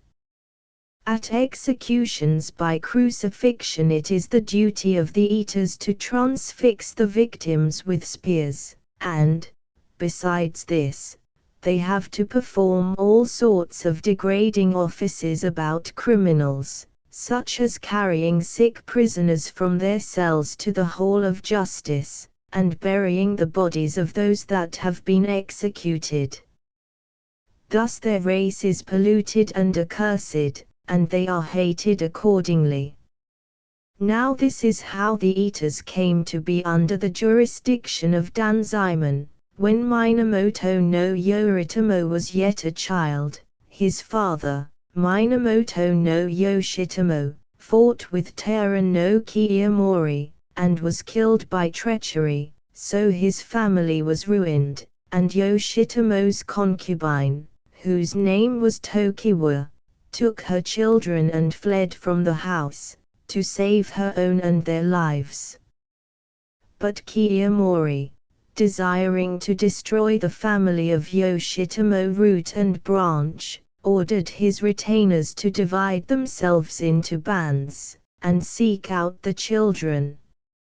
At last they were found, but Tokiwa was so exceedingly beautiful that Kiyomori was inflamed with love for her, and desired her to become his own concubine. Then Tokiwa told Kiyomori that if he would spare her little ones she would share his couch, but that if he killed her children she would destroy herself rather than yield to his desire. When he heard this, Kiyomori, bewildered by the beauty of Tokiwa, spared the lives of her children, but banished them from the capital. So Yoritomo was sent to Hirugakujima, in the province of Idzu, and when he grew up and became a man, he married the daughter of a peasant. After a while Yoritomo left the province, and went to the wars, leaving his wife pregnant, and in due time she was delivered of a male child, to the delight of her parents, who rejoiced that their daughter should bear seed to a nobleman. But she soon fell sick and died, and the old people took charge of the babe. And when they also died, the care of the child fell to his mother's kinsman, and he grew up to be a peasant. Now Kiyomori, the enemy of Yoritomo, had been gathered to his fathers, and Yoritomo had avenged the death of his father by slaying Munmori, the son of Kiyomori, and there was peace throughout the land. And Yoritomo became the chief of all the noble houses in Japan, and first established the government of the country. When Yoritomo had thus raised himself to power, if the son that his peasant wife had borne to him had proclaimed himself the son of the mighty prince, he would have been made lord over a province, but he took no thought of this, and remained a tiller of the earth, forfeiting a glorious inheritance, and his descendants after him lived as peasants in the same village, increasing in prosperity and in good repute among their neighbors. But the princely line of Yoritomo came to an end in 3 generations, and the house of Ho-Ho was all-powerful in the land. Now it happened that the head of the house of Ho-Ho heard that a descendant of Yoritomo was living as a peasant in the land, so he summoned him and said, "It is a hard thing to see the son of an illustrious house live and die a peasant. I will promote you to the rank of samurai."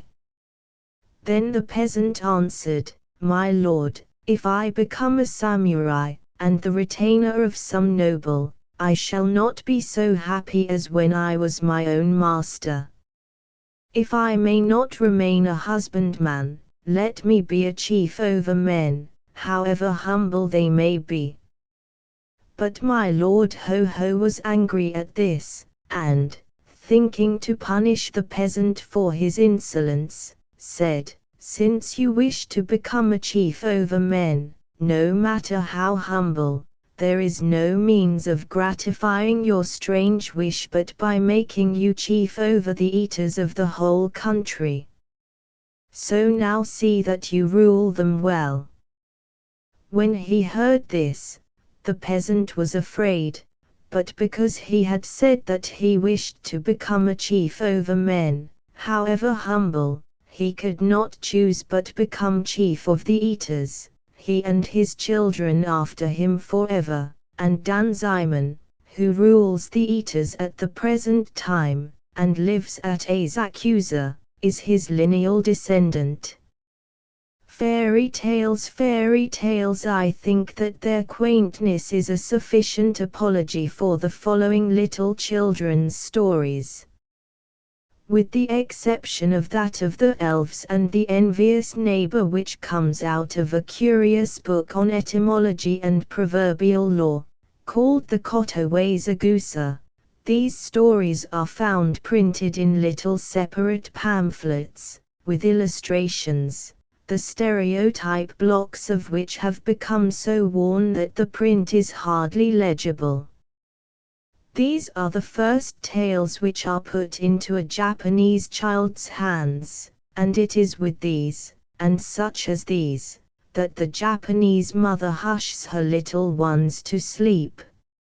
Knowing the interest which many children of a larger growth take in such baby stories, I was anxious to have collected more of them. I was disappointed, however, for those which I give here are the only ones which I could find in print, and if I asked the Japanese to tell me others, they only thought I was laughing at them, and changed the subject. The stories of the tongue-cut sparrow, and the old couple and their dog, have been paraphrased in other works upon Japan, but I am not aware of their having been literally translated before. The tongue-cut sparrow. Once upon a time there lived an old man and an old woman. The old man, who had a kind heart, kept a young sparrow, which he tenderly nurtured. But the dame was a cross-grained old thing, and one day, when the sparrow had pecked at some paste with which she was going to starch her linen, she flew into a great rage, and cut the sparrow's tongue and let it loose. When the old man came home from the hills and found that the bird had flown, he asked what had become of it. So the old woman answered that she had cut its tongue and let it go, because it had stolen her starching paste. Now the old man, hearing this cruel tale, was sorely grieved, and thought to himself, "Alas! Where can my bird be gone? Poor thing! Poor little tongue-cut sparrow! Where is your home now?" And he wandered far and wide, seeking for his pet, and crying, "Mr. Sparrow! Mr. Sparrow! Where are you living?" One day, at the foot of a certain mountain, the old man fell in with the lost bird, and when they had congratulated one another on their mutual safety, the sparrow led the old man to his home, and, having introduced him to his wife and chicks, set before him all sorts of dainties, and entertained him hospitably. "Please partake of our humble fare," said the sparrow. "Poor as it is, you are very welcome." "What a polite sparrow," answered the old man, who remained for a long time as the sparrow's guest, and was daily feasted right royally. At last the old man said that he must take his leave and return home, and the bird, offering him 2 wicker baskets, begged him to carry them with him as a parting present. One of the baskets was heavy, and the other was light, so the old man, saying that as he was feeble and stricken in years he would only accept the light one, shouldered it, and trudged off home, leaving the sparrow family disconsolate at parting from him.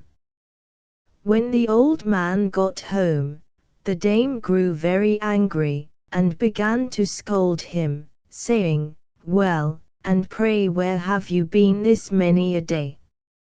A pretty thing, indeed, to be gadding about at your time of life." "Oh," replied he, "I have been on a visit to the sparrows, and when I came away, they gave me this wicker basket as a parting gift." Then they opened the basket to see what was inside, and, lo and behold! It was full of gold and silver and precious things. When the old woman, who was as greedy as she was cross, saw all the riches displayed before her, she changed her scolding strain, and could not contain herself for joy. The Tongue-cut Sparrow. The tongue-cut sparrow. "I'll go and call upon the sparrows, too," said she, "and get a pretty present." So she asked the old man the way to the sparrow's house, and set forth on her journey. Following his directions, she at last met the tongue-cut sparrow, and exclaimed, "Well met! Well met, Mr. Sparrow! I have been looking forward to the pleasure of seeing you." So she tried to flatter and cajole the sparrow by soft speeches. The bird could not but invite the dame to its home, but it took no pains to feast her, and said nothing about a parting gift. She, however, was not to be put off, so she asked for something to carry away with her in remembrance of her visit. The sparrow accordingly produced 2 baskets, as before, and the greedy old woman, choosing the heavier of the 2, carried it off with her. But when she opened the basket to see what was inside, all sorts of hobgoblins and elves sprang out of it, and began to torment her. The Tongue-cut Sparrow. 2. The Tongue-cut Sparrow. 2. But the old man adopted a son, and his family grew rich and prosperous. What a happy old man! The accomplished and lucky tea kettle. A long time ago, at a temple called Morinji, in the province of Joshi, there was an old tea kettle.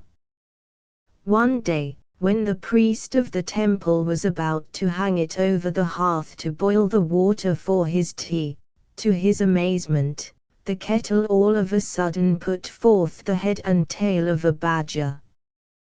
What a wonderful kettle, to come out all over fur!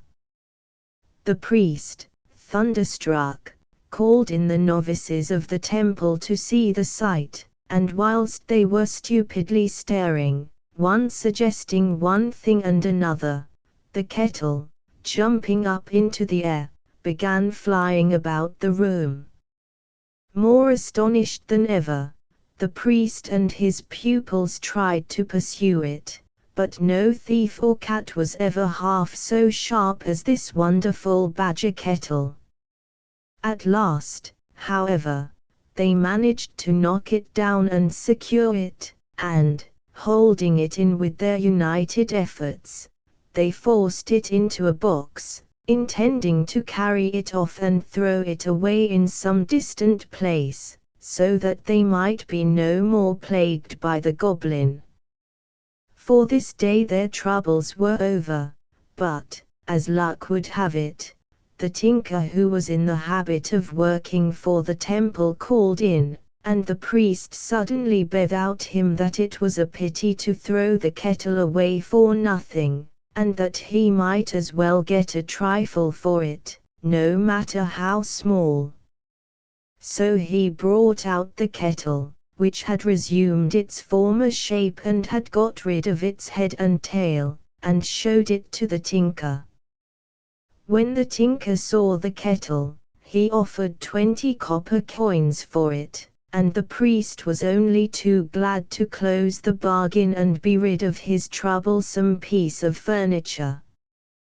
but the tinker trudged off home with his pack and his new purchase. That night, as he lay asleep, he heard a strange noise near his pillow, so he peeped out from under the bedclothes, and there he saw the kettle that he had bought in the temple covered with fur, and walking about on 4 legs. The tinker started up in a fright to see what it could all mean, when all of a sudden the kettle resumed its former shape.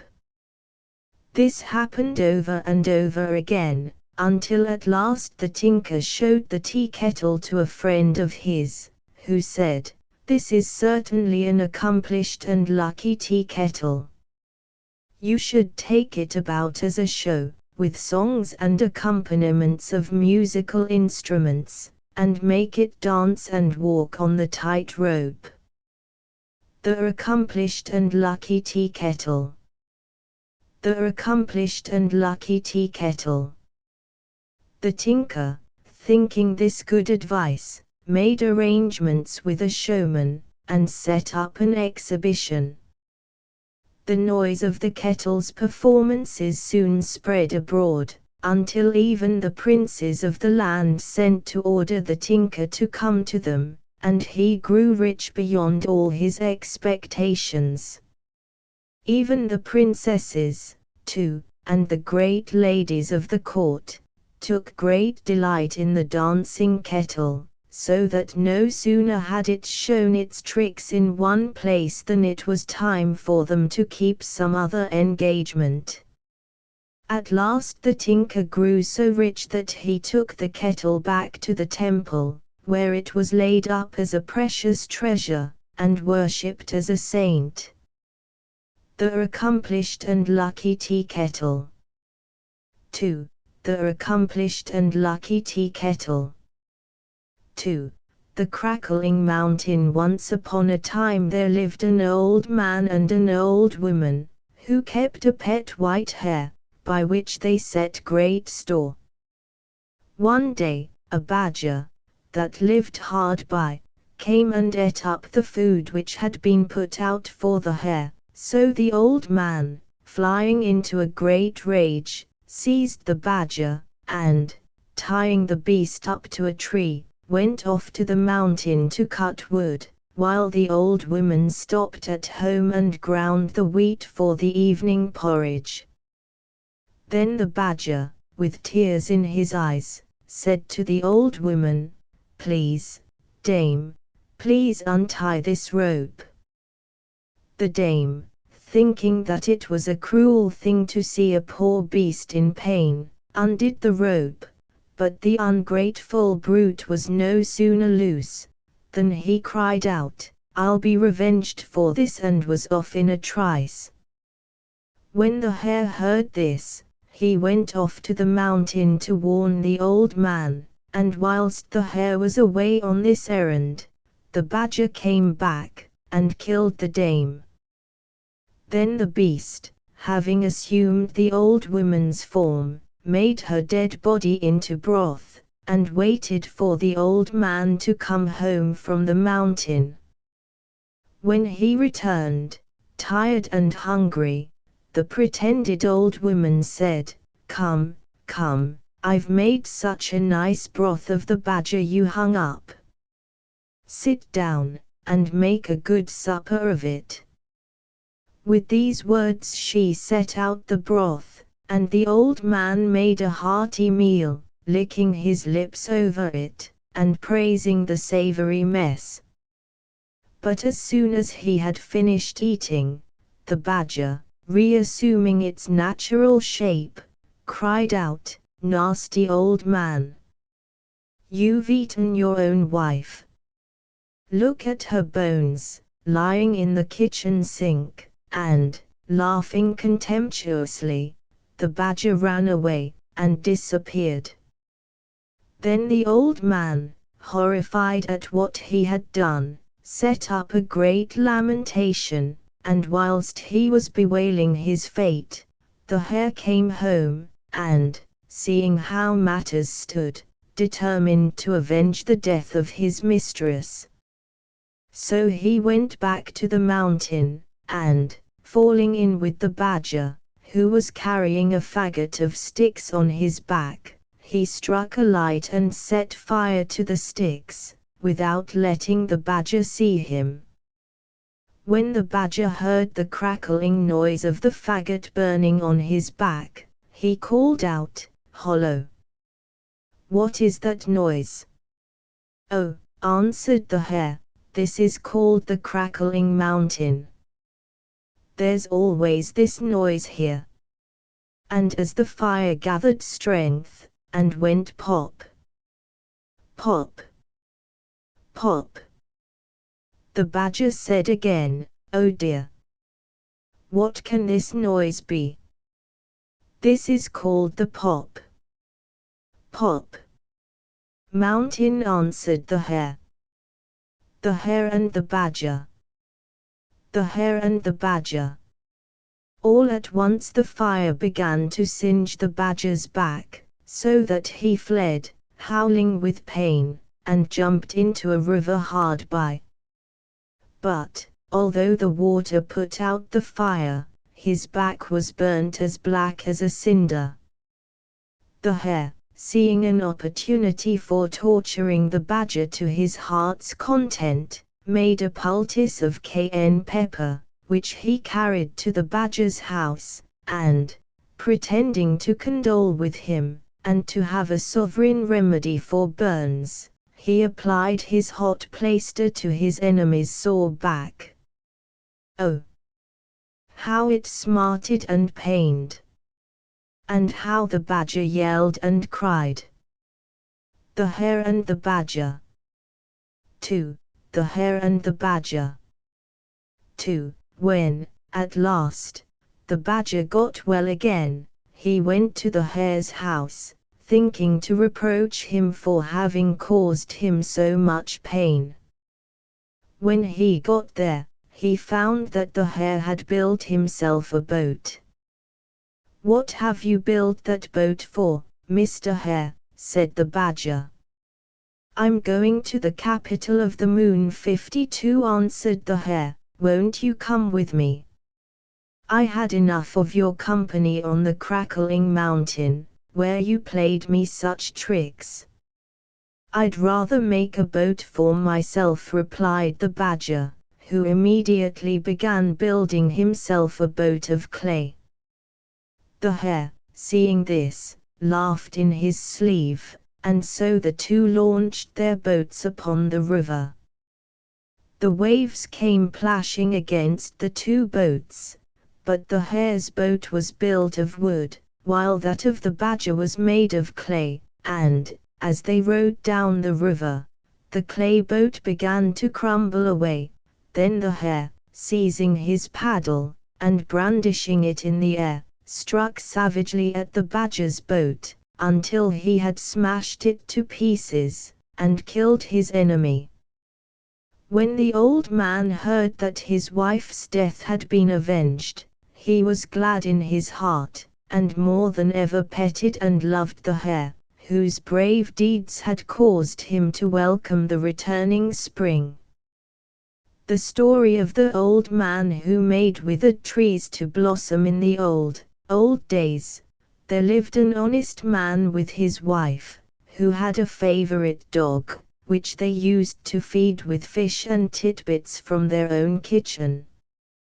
One day, as the old folks went out to work in their garden, the dog went with them, and began playing about. All of a sudden, the dog stopped short, and began to bark, "Bow, wow, wow," wagging his tail violently.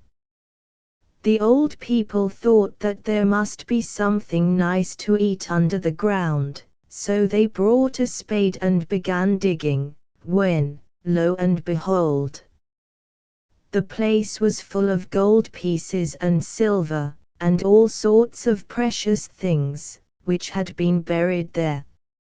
So they gathered the treasure together, and, after giving alms to the poor, bought themselves rice fields and corn fields, and became wealthy people.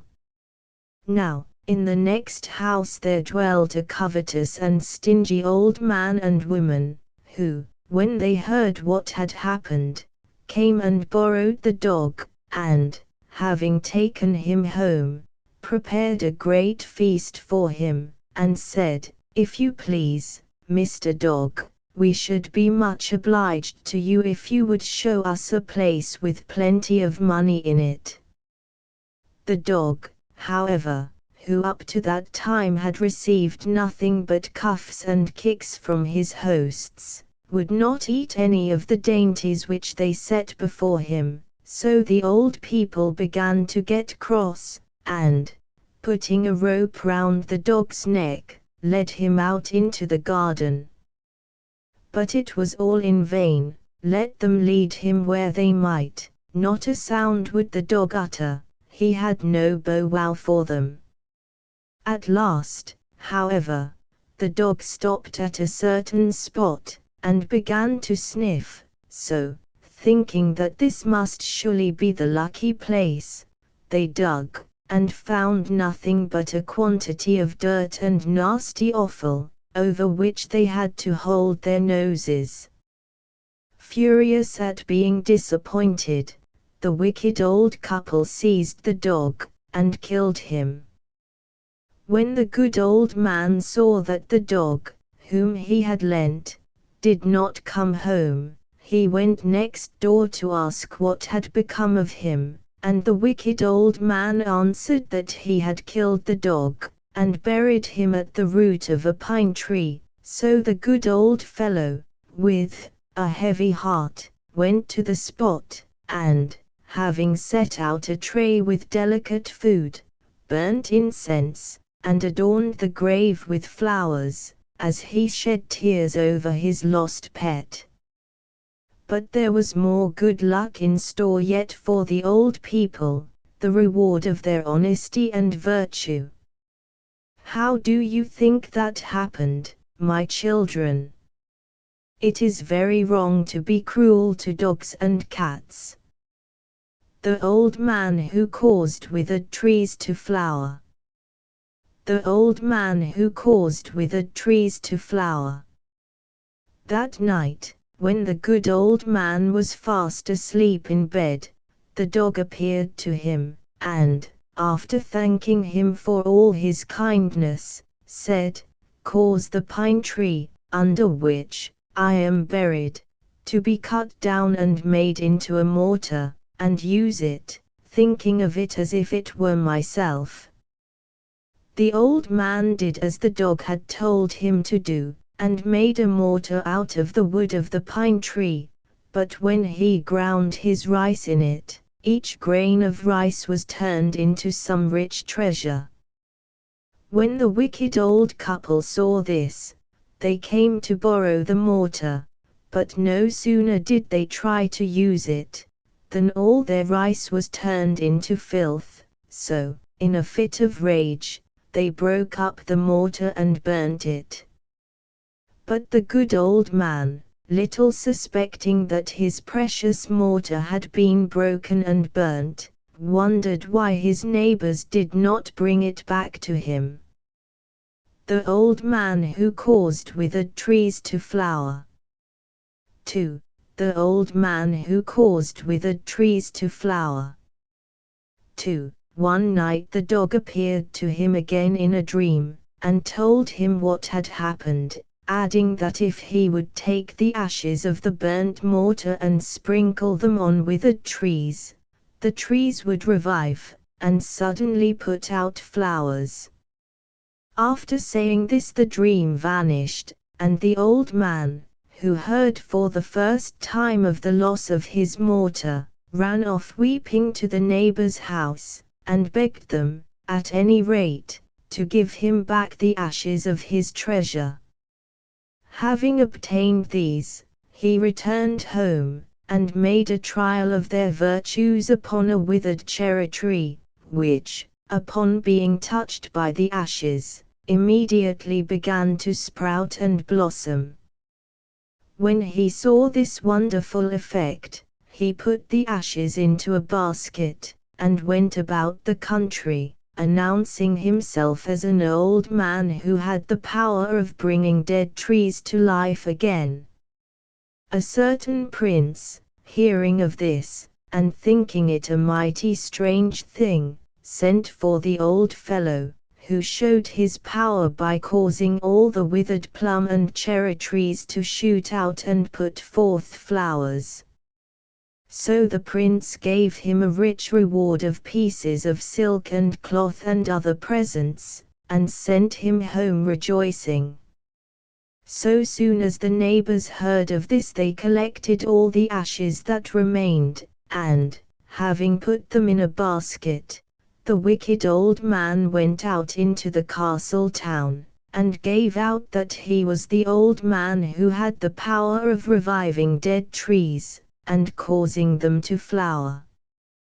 He had not to wait long before he was called into the prince's palace, and ordered to exhibit his power. But when he climbed up into a withered tree, and began to scatter the ashes, not a bud nor a flower appeared, but the ashes all flew into the prince's eyes and mouth, blinding and choking him. When the prince's retainers saw this, they seized the old man, and beat him almost to death, so that he crawled off home in a very sorry plight. When he and his wife found out what a trap they had fallen into, they stormed and scolded and put themselves into a passion, but that did no good at all. The good old man and woman, so soon as they heard of their neighbors' distress, sent for them, and, after reproving them for their greed and cruelty, gave them a share of their own riches, which, by repeated strokes of luck, had now increased to a goodly sum. So the wicked old people mended their ways, and led good and virtuous lives ever after. The battle of the ape and the crab. If a man thinks only of his own profit, and tries to benefit himself at the expense of others, he will incur the hatred of heaven. Men should lay up in their hearts the story of the battle of the ape and crab, and teach it, as a profitable lesson, to their children. Once upon a time there was a crab who lived in a marsh in a certain part of the country.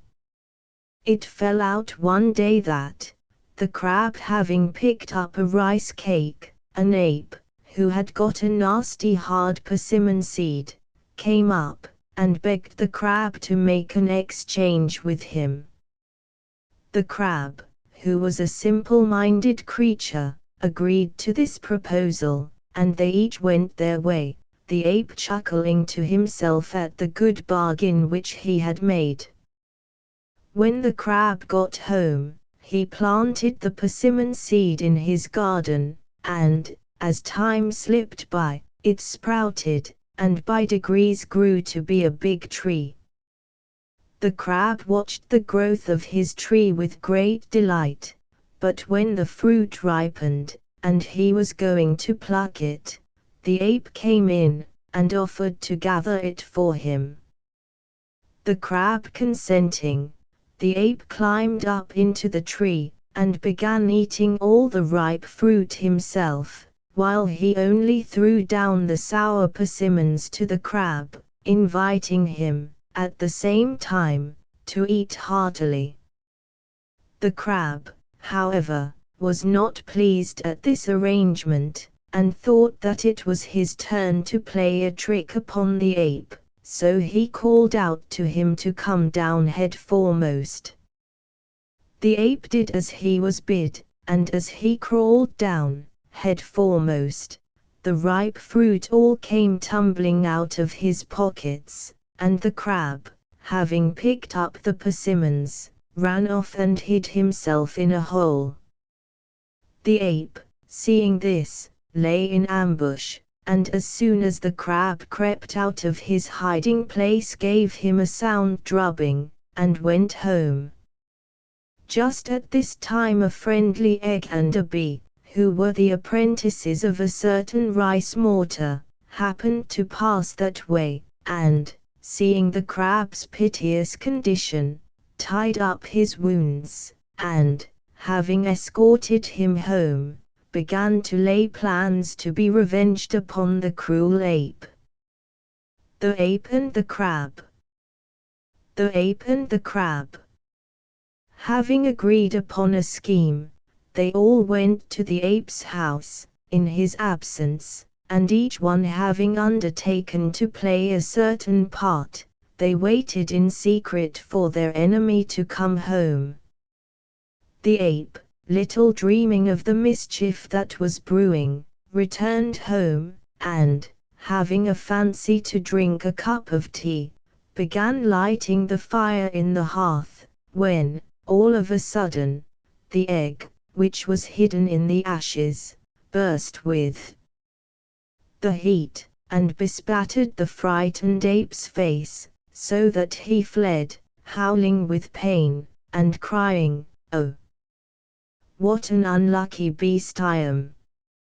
Maddened with the heat of the burst egg, he tried to go to the back of the house, when the bee darted out of a cupboard, and a piece of seaweed, who had joined the party, coming up at the same time, the ape was surrounded by enemies. In despair, he seized the clothes rack, and fought valiantly for a while, but he was no match for so many, and was obliged to run away, with the others in hot pursuit after him. Just as he was making his escape by a back door, however, the piece of seaweed tripped him up, and the rice mortar, closing with him from behind, made an end of him. The Ape and the Crab. 2. The Ape and the Crab. 2. So the crab, having punished his enemy, went home in triumph, and lived ever after on terms of brotherly love with the seaweed and the mortar. Was there ever such a fine piece of fun? The adventures of little Peachling. Many 100 years ago there lived an honest old woodcutter and his wife. One fine morning the old man went off to the hills with his bill-hook, to gather a faggot of sticks, while his wife went down to the river to wash the dirty clothes. When she came to the river, she saw a peach floating down the stream, so she picked it up, and carried it home with her, thinking to give it to her husband to eat when he should come in. The old man soon came down from the hills, and the good wife set the peach before him, when, just as she was inviting him to eat it, the fruit split in two, and a little puling baby was born into the world. So the old couple took the babe, and brought it up as their own, and, because it had been born in a peach, they called it Momotaro 53 or Little Peachling. By degrees Little Peachling grew up to be strong and brave, and at last one day he said to his old foster parents, "I am going to the Ogre's Island to carry off the riches that they have stored up there. Pray, then, make me some millet dumplings for my journey." So the old folks ground the millet, and made the dumplings for him, and Little Peachling, after taking an affectionate leave of them, cheerfully set out on his travels. As he was journeying on, he fell in with an ape, who gibbered at him, and said, "Kia! Kia! Kia! Where are you off to, Little Peachling?" "I'm going to the Ogre's Island, to carry off their treasure," answered Little Peachling. "What are you carrying at your girdle?" "I'm carrying the very best millet dumplings in all Japan." "If you'll give me one, I will go with you," said the ape. So Little Peachling gave one of his dumplings to the ape, who received it and followed him. When he had gone a little further, he heard a pheasant calling, "Ken! Ken! Ken! 54 Where are you off to, Master Peachling?" Little Peachling answered as before, and the pheasant, having begged and obtained a millet dumpling, entered his service, and followed him. A little while after this, they met a dog, who cried, "Bow! Wow! Wow! Whither away, Master Peachling?" "I'm going off to the Ogre's Island, to carry off their treasure." "If you will give me one of those nice millet dumplings of yours, I will go with you," said the dog. "Little Peachling! Little Peachling!" "With all my heart," said Little Peachling. So he went on his way, with the ape, the pheasant, and the dog following after him. When they got to the Ogre's Island, the pheasant flew over the castle gate, and the ape clambered over the castle wall, while Little Peachling, leading the dog, forced in the gate, and got into the castle. Then they did battle with the ogres, and put them to flight, and took their king prisoner. So all the ogres did homage to Little Peachling, and brought out the treasures which they had laid up. There were caps and coats that made their wearers invisible, jewels which governed the ebb and flow of the tide, coral, musk, emeralds, amber, and tortoise shell, besides gold and silver. All these were laid before Little Peachling by the conquered ogres. Little Peachling. 2. Little Peachling. 2. So Little Peachling went home laden with riches, and maintained his foster parents in peace and plenty for the remainder of their lives.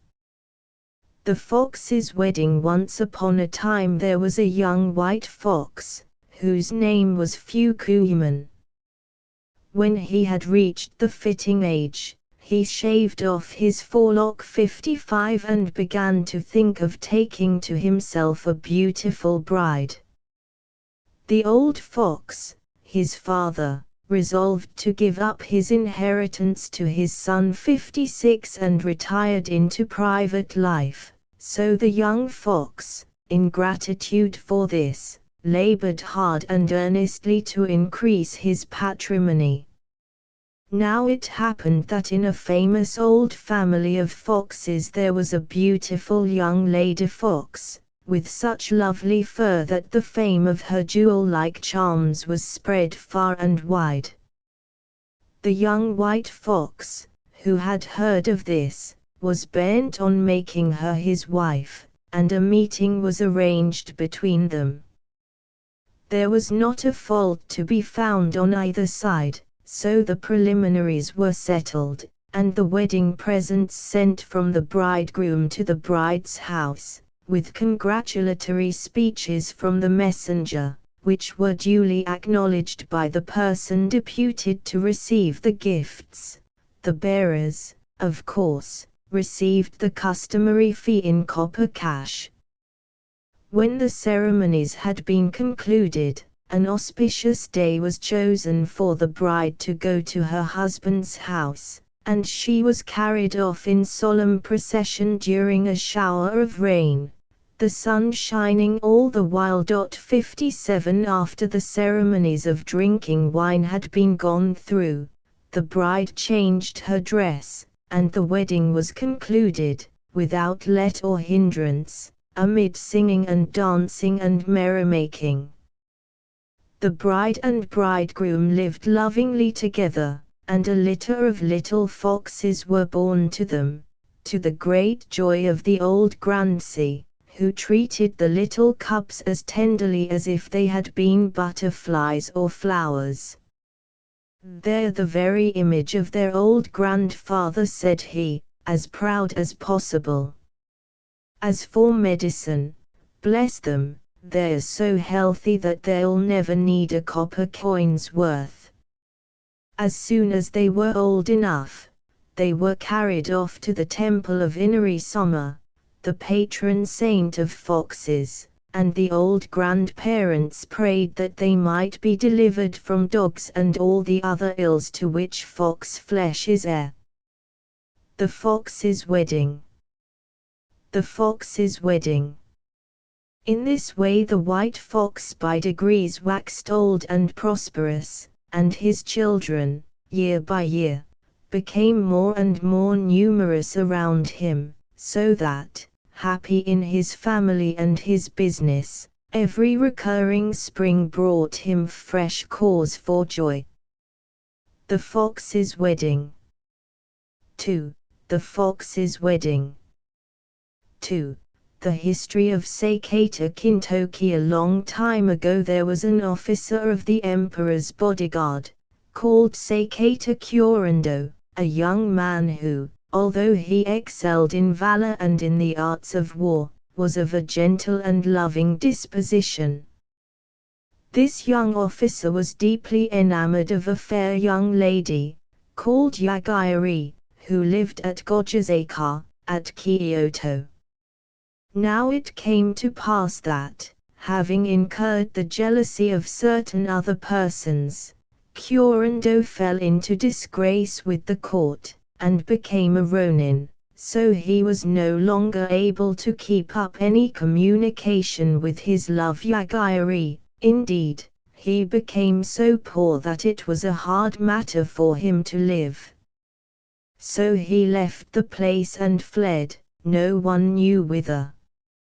As for Yagayari, lovesick and lorn, and pining for her lost darling, she escaped from the house where she lived, and wandered hither and thither through the country, seeking everywhere for Kurando. Now Kurando, when he left the palace, turned tobacco merchant, and, as he was traveling about hawking his goods, it chanced that he fell in with Yagayari, so, having communicated to her his last wishes, he took leave of her and put an end to his life. Poor Yagayari, having buried her lover, went to the Ashigara mountain, a distant and lonely spot, where she gave birth to a little boy, who, as soon as he was born, was of such wonderful strength that he walked about and ran playing all over the mountain. A woodcutter, who chanced to see the marvel, was greatly frightened at first, and thought the thing altogether uncanny, but after a while he got used to the child, and became quite fond of him, and called him Little Wonder and gave his mother the name of the old woman of the mountain. One day, as Little Wonder was playing about, he saw that on the top of a high cedar tree there was a tengu's nest, 58. So he began shaking the tree with all his might, until at last the tengu's nest came tumbling down. As luck would have it, the famous hero, Minamoto no Yorimitsu, with his retainers, Watanabe Isuna, Yuzue Sadamitsu, and several others, had come to the mountain to hunt, and seeing the feat which Little Wonder had performed, came to the conclusion that he could be no ordinary child. Minamoto no Yorimitsu ordered Watanabe Isuna to find out the child's name and parentage. The old woman of the mountain, on being asked about him, answered that she was the wife of Kurando, and that Little Wonder was the child of their marriage. And she proceeded to relate all the adventures which had befallen her. When Yorimitsu heard her story, he said, "Certainly this child does not belie his lineage. Give the brat to me, and I will make him my retainer." The old woman of the mountain gladly consented, and gave Little Wonder to Yorimitsu, but she herself remained in her mountain home. So little wonder went off with the hero Yorimitsu, who named him Seikata Kintoki, and in after times he became famous and illustrious as a warrior, and his deeds are recited to this day. He is the favorite hero of little children, who carry his portrait in their bosom, and wish that they could emulate his bravery and strength. The elves and the envious neighbor. Once upon a time there was a certain man, who, being overtaken by darkness among the mountains, was driven to seek shelter in the trunk of a hollow tree. In the middle of the night, a large company of elves assembled at the place, and the man, peeping out from his hiding place, was frightened out of his wits. After a while, however, the elves began to feast and drink wine, and to amuse themselves by singing and dancing, until at last the man, caught by the infection of the fun, forgot all about his fright, and crept out of his hollow tree to join in the revels. When the day was about to dawn, the elves said to the man, "You're a very jolly companion, and must come out and have a dance with us again. You must make us a promise, and keep it." So the elves, thinking to bind the man over to return, took a large wen that grew on his forehead and kept it in pawn. Upon this they all left the place, and went home. The man walked off to his own house in high glee at having passed a jovial night, and got rid of his wen into the bargain.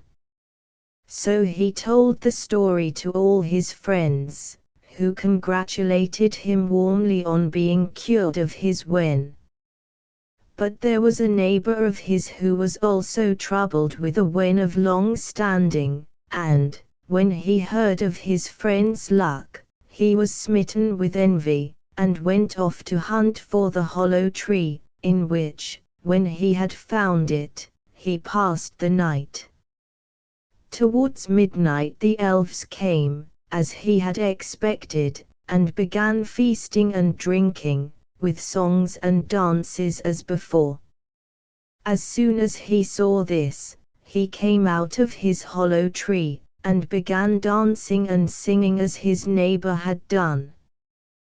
The elves, mistaking him for their former boon companion, were delighted to see him, and said, "You're a good fellow to recollect your promise, and we'll give you back your pledge." So one of the elves, pulling the pawned wen out of his pocket, stuck it onto the man's forehead, on the top of the other wen which he already bad. So the envious neighbor went home weeping, with 2 wens instead of 1. This is a good lesson to people who cannot see the good luck of others, without coveting it for themselves.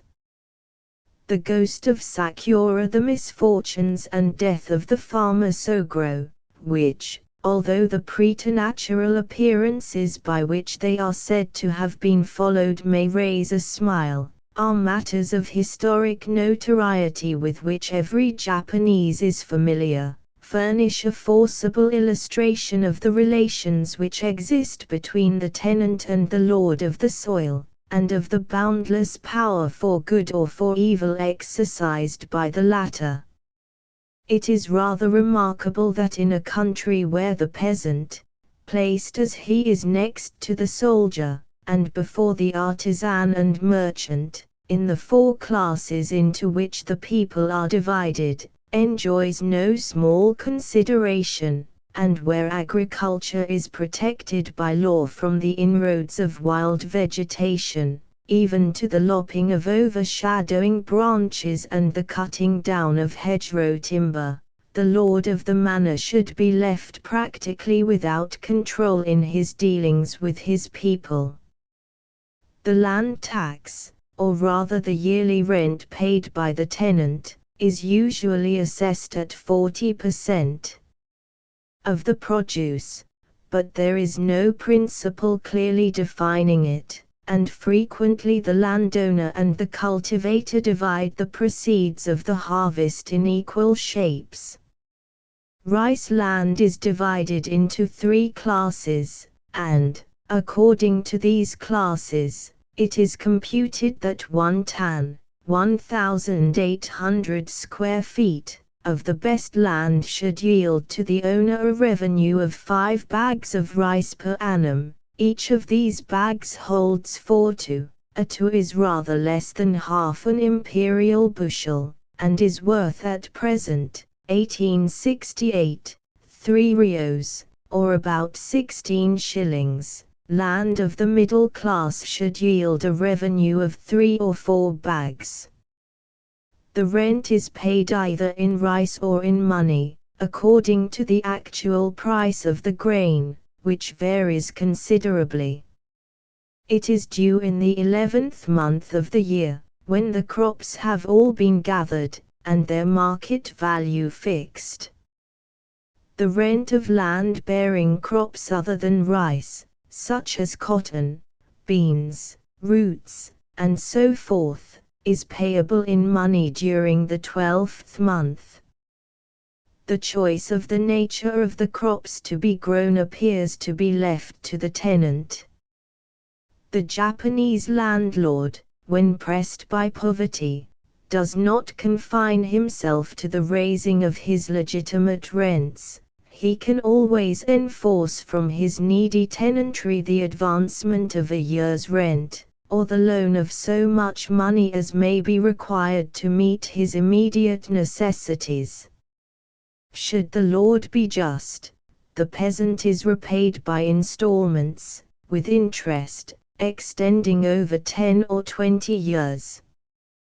But it too often happens that unjust and merciless lords do not repay such loans, but, on the contrary, press for further advances.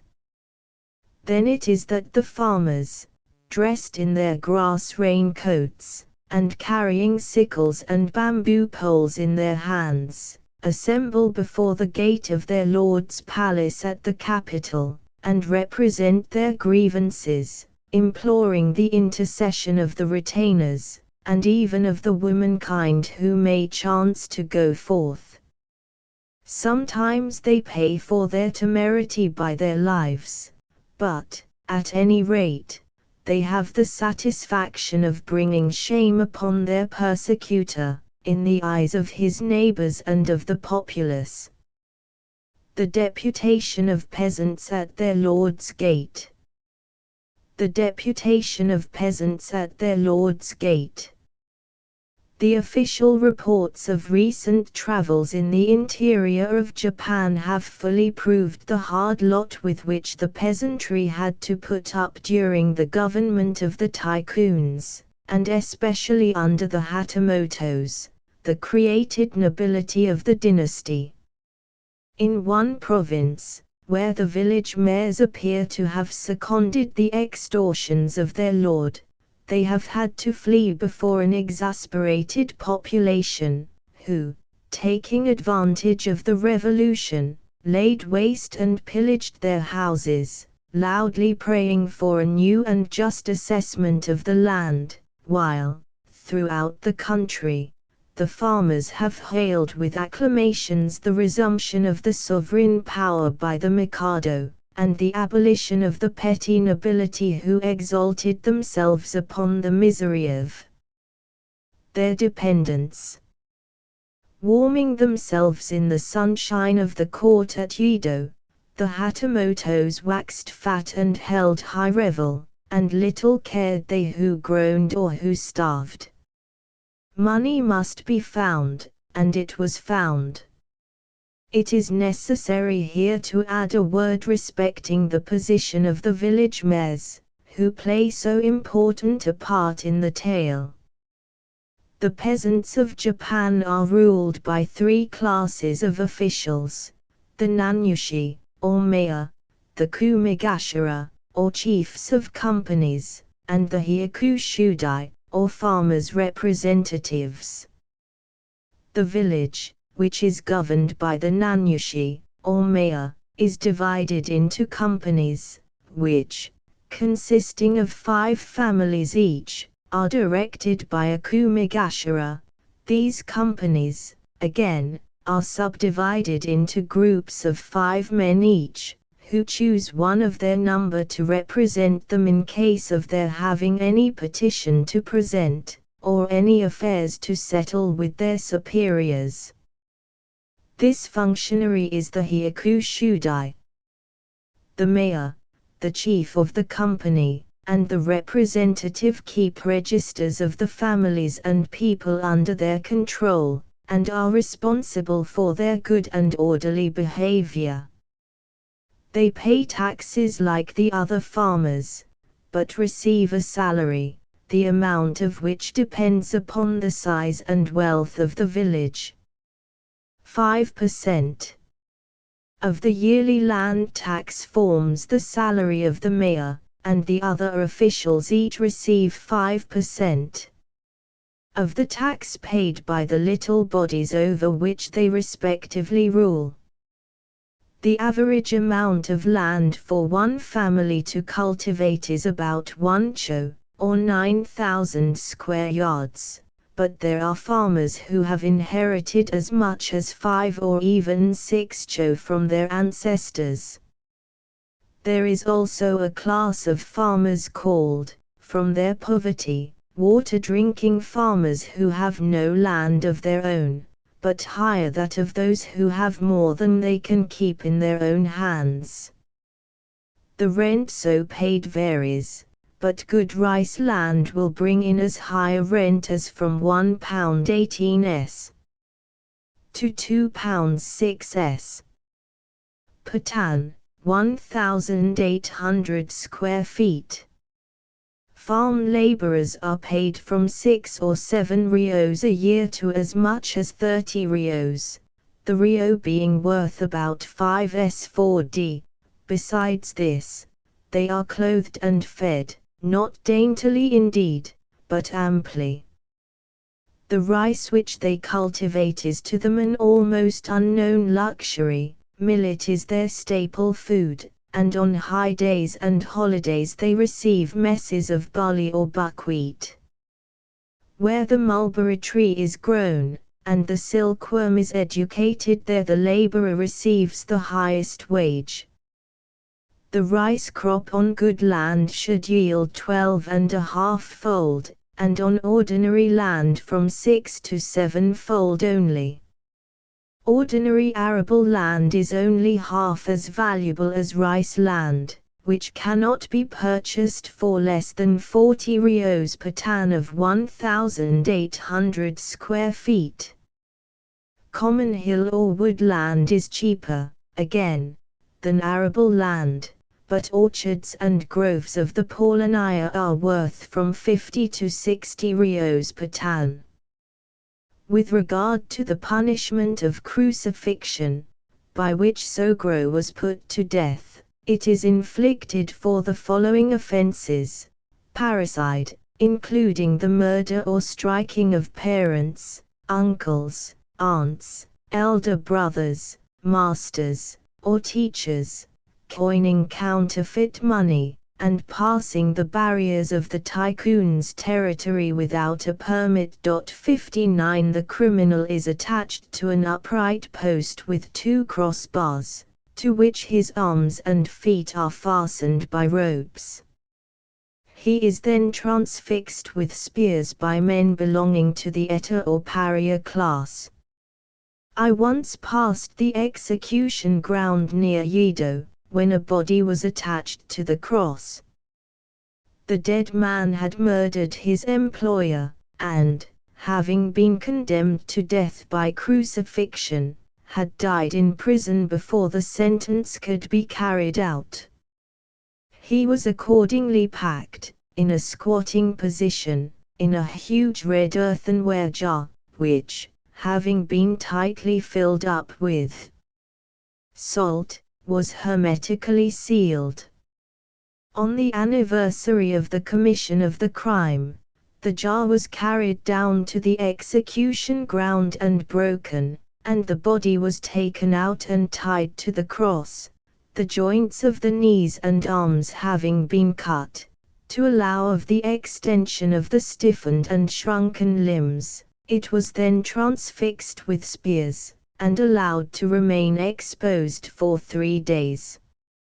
An open grave, the upturned soil of which seemed almost entirely composed of dead men's remains, waited to receive the dishonored corpse, over which 3 or 4 eaters, squalid and degraded beings, were mounting guard, smoking their pipes by a scanty charcoal fire, and bandying obscene jests. It was a hideous and ghastly warning, had any cared to read the lesson, but the passers-by on the high road took little or no notice of the sight, and a group of chubby and happy children were playing not 10 yards from the dead body, as if no strange or uncanny thing were near them. The ghost of Sakura. 60 How true is the principle laid down by Confucius, that the benevolence of princes is reflected in their country, while their wickedness causes sedition and confusion. The ghost of Sakura. The ghost of Sakura. In the province of Shimosa, and the district of Sama, Hotokiga no Kami was lord of the castle of Sakura, and chief of a family which had 4 generations produced famous warriors. When Kiga no Kami, who had served in the Gorogyu, the cabinet of the shogun, died at the castle of Sakura, his eldest son Kotsuke no Suke Maizanobu inherited his estates and honors, and was appointed to a seat in the Gorogyu, but he was a different man from the lords who had preceded him.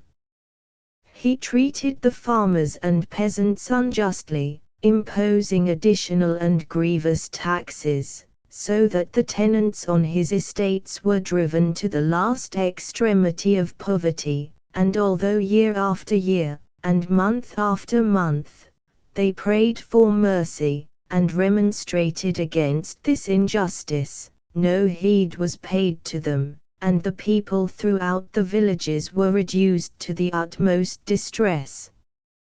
Accordingly, the chiefs of the 136 villages, producing a total revenue of 40,000 kokus of rice, assembled together in council and determined unanimously to present a petition to the government, sealed with their seals, stating that their repeated remonstrances had been taken no notice of by their local authorities.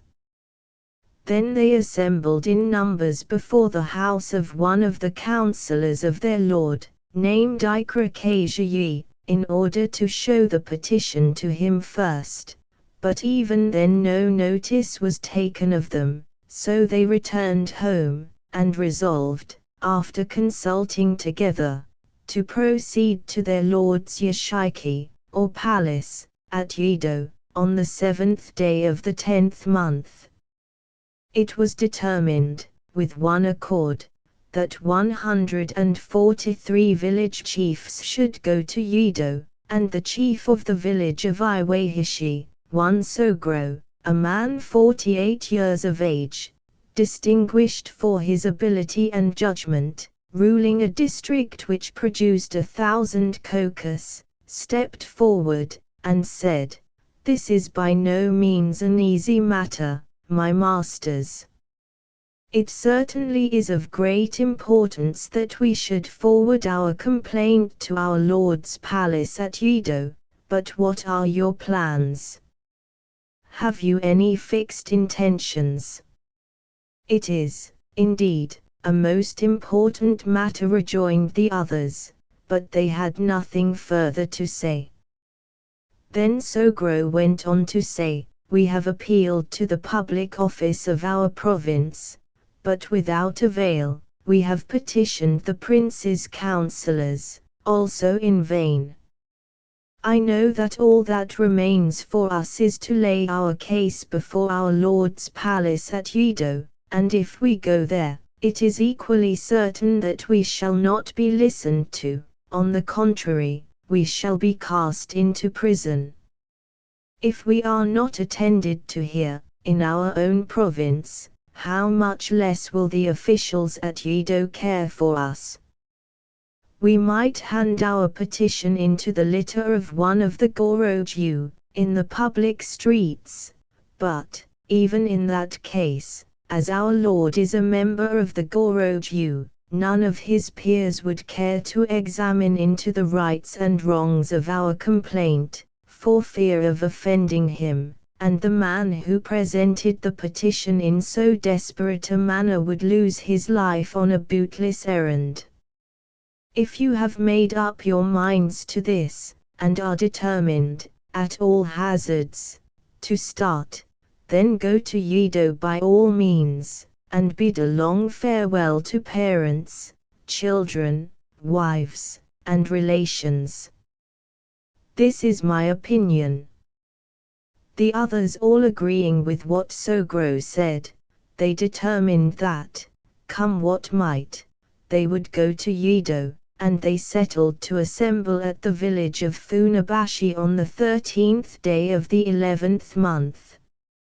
On the appointed day all the village officers met at the place agreed upon, Sogro, the chief of the village of Iwahishi, alone being missing, and as on the following day Sogro had not yet arrived, they deputed one of their number, named Rokurobi, to inquire the reason. Rokurobi arrived at Sogro's house towards 4 in the afternoon, and found him warming himself quietly over his charcoal brazier, as if nothing were the matter. The messenger, seeing this, said rather testily, "The chiefs of the villages are all assembled at Funabashi according to covenant, and as you, Master Sogro, have not arrived, I have come to inquire whether it is sickness or some other cause that prevents you." "Indeed," replied Sogro, "I am sorry that you should have had so much trouble.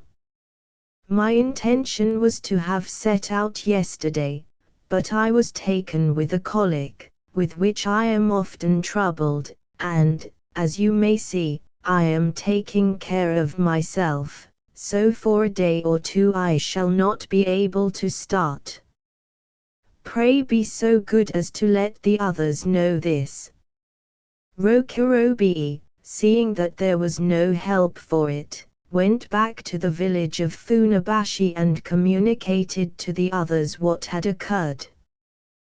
They were all indignant at what they looked upon as the cowardly defection of a man who had spoken so fairly, but resolved that the conduct of one man should not influence the rest, and talked themselves into the belief that the affair which they had in hand would be easily put through, so they agreed with one accord to start and present the petition, and, having arrived at Yedo, put up in the street called Bakuriko.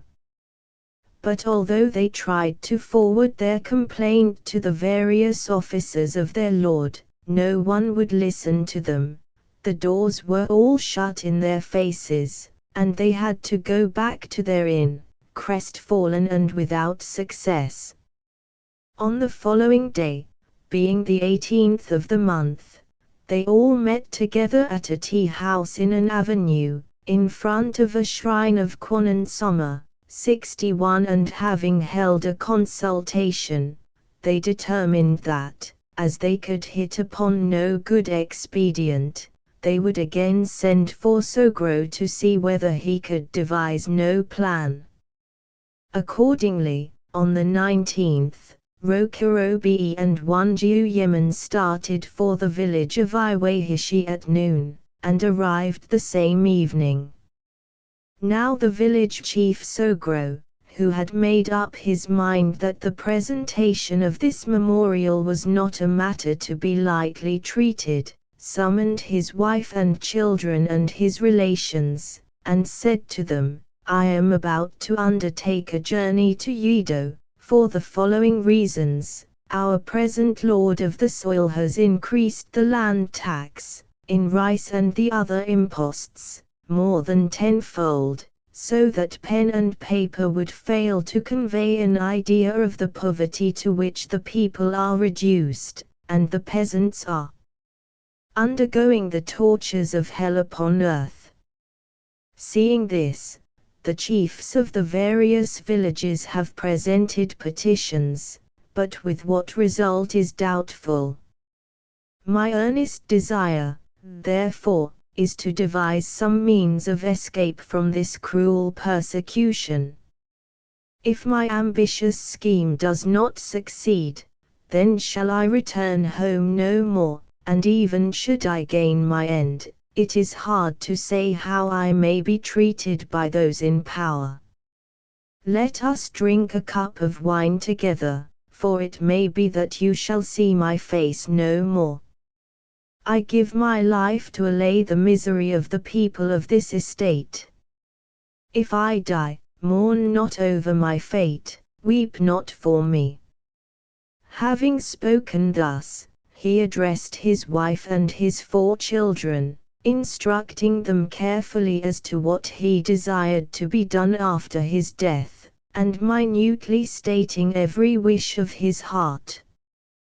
Then, having drunk a parting cup with them, he cheerfully took leave of all present, and went to a tea-house in the neighboring village of Funabashi, where the 2 messengers, Rokurobi and Jiuyeman, were anxiously awaiting his arrival, in order that they might recount to him all that had taken place at Yedo. In short, said they, it appears to us that we have failed completely, and we have come to meet you in order to hear what you propose. If you have any plan to suggest, we would fain be made acquainted with it. We have tried the officers of the district, replied Sogro, and we have tried my lord's palace at Yedo. However often we might assemble before my lord's gate, no heed would be given to us.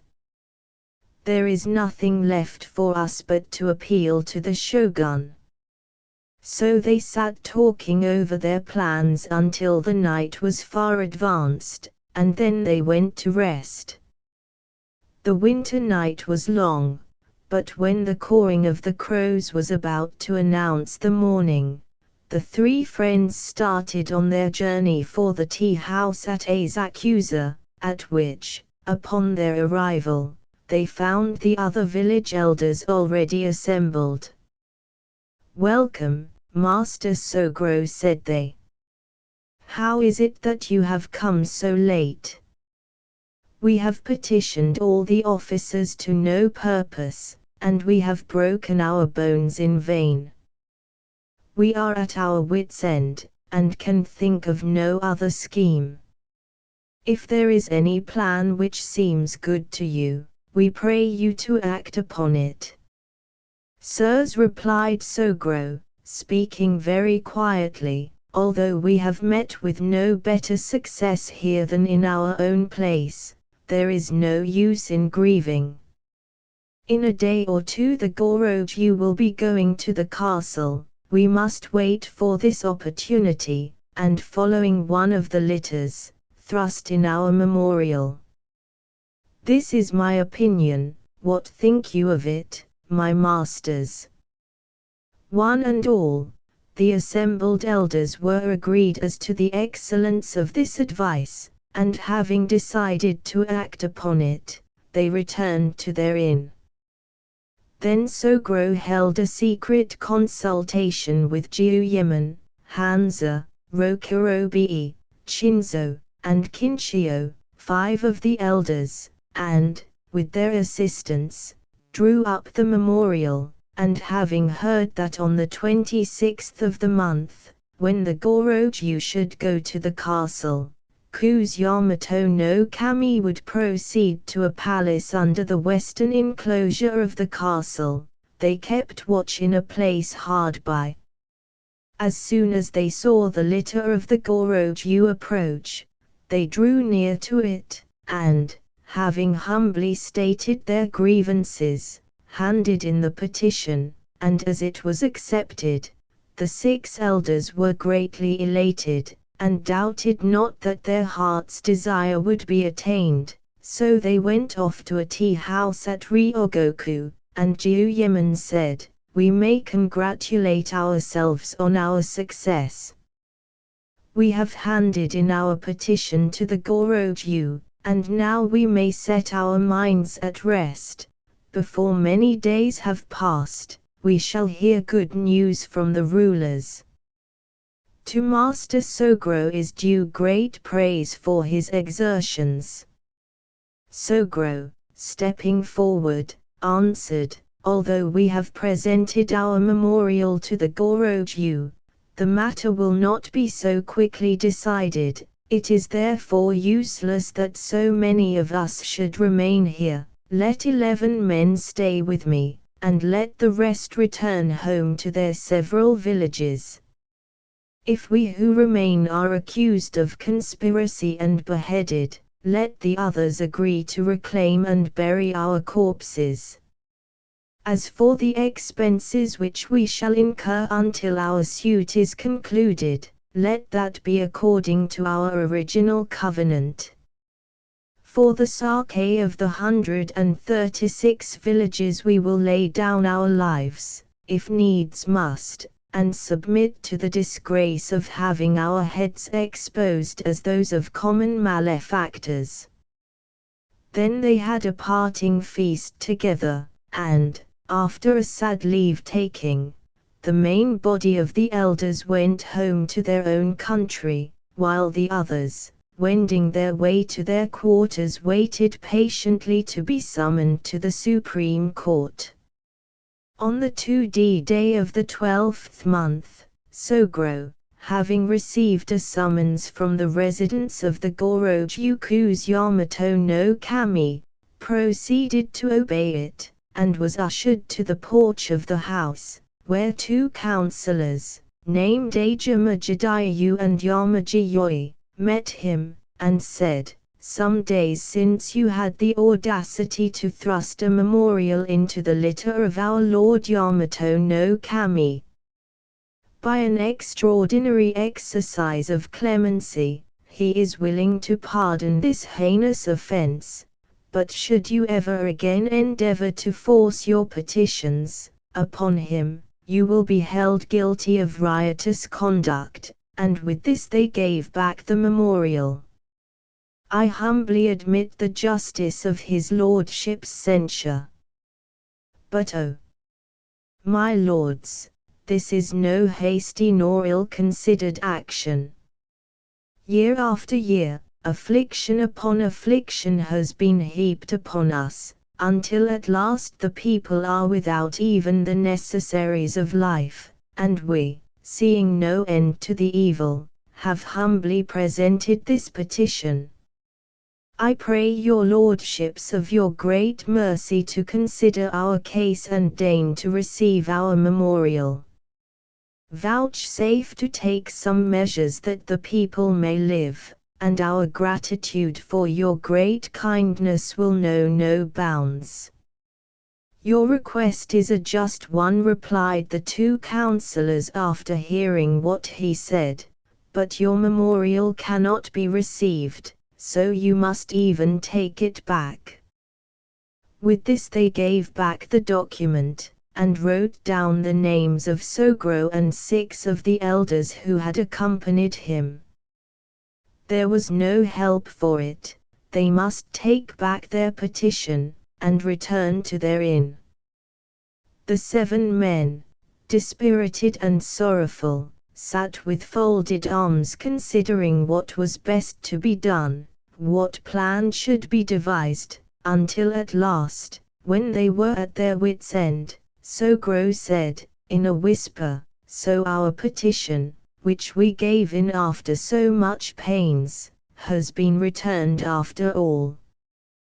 With what face can we return to our villages after such a disgrace?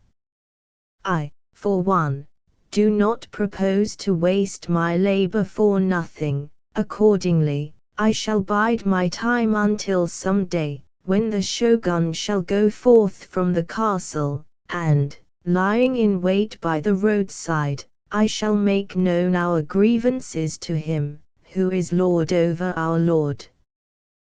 This is our last chance. Sogro thrusting the petition into the shogun's litter. Sogro thrusting the petition into the shogun's litter. The others all applauded this speech, and, having with one accord hardened their hearts, waited for their opportunity.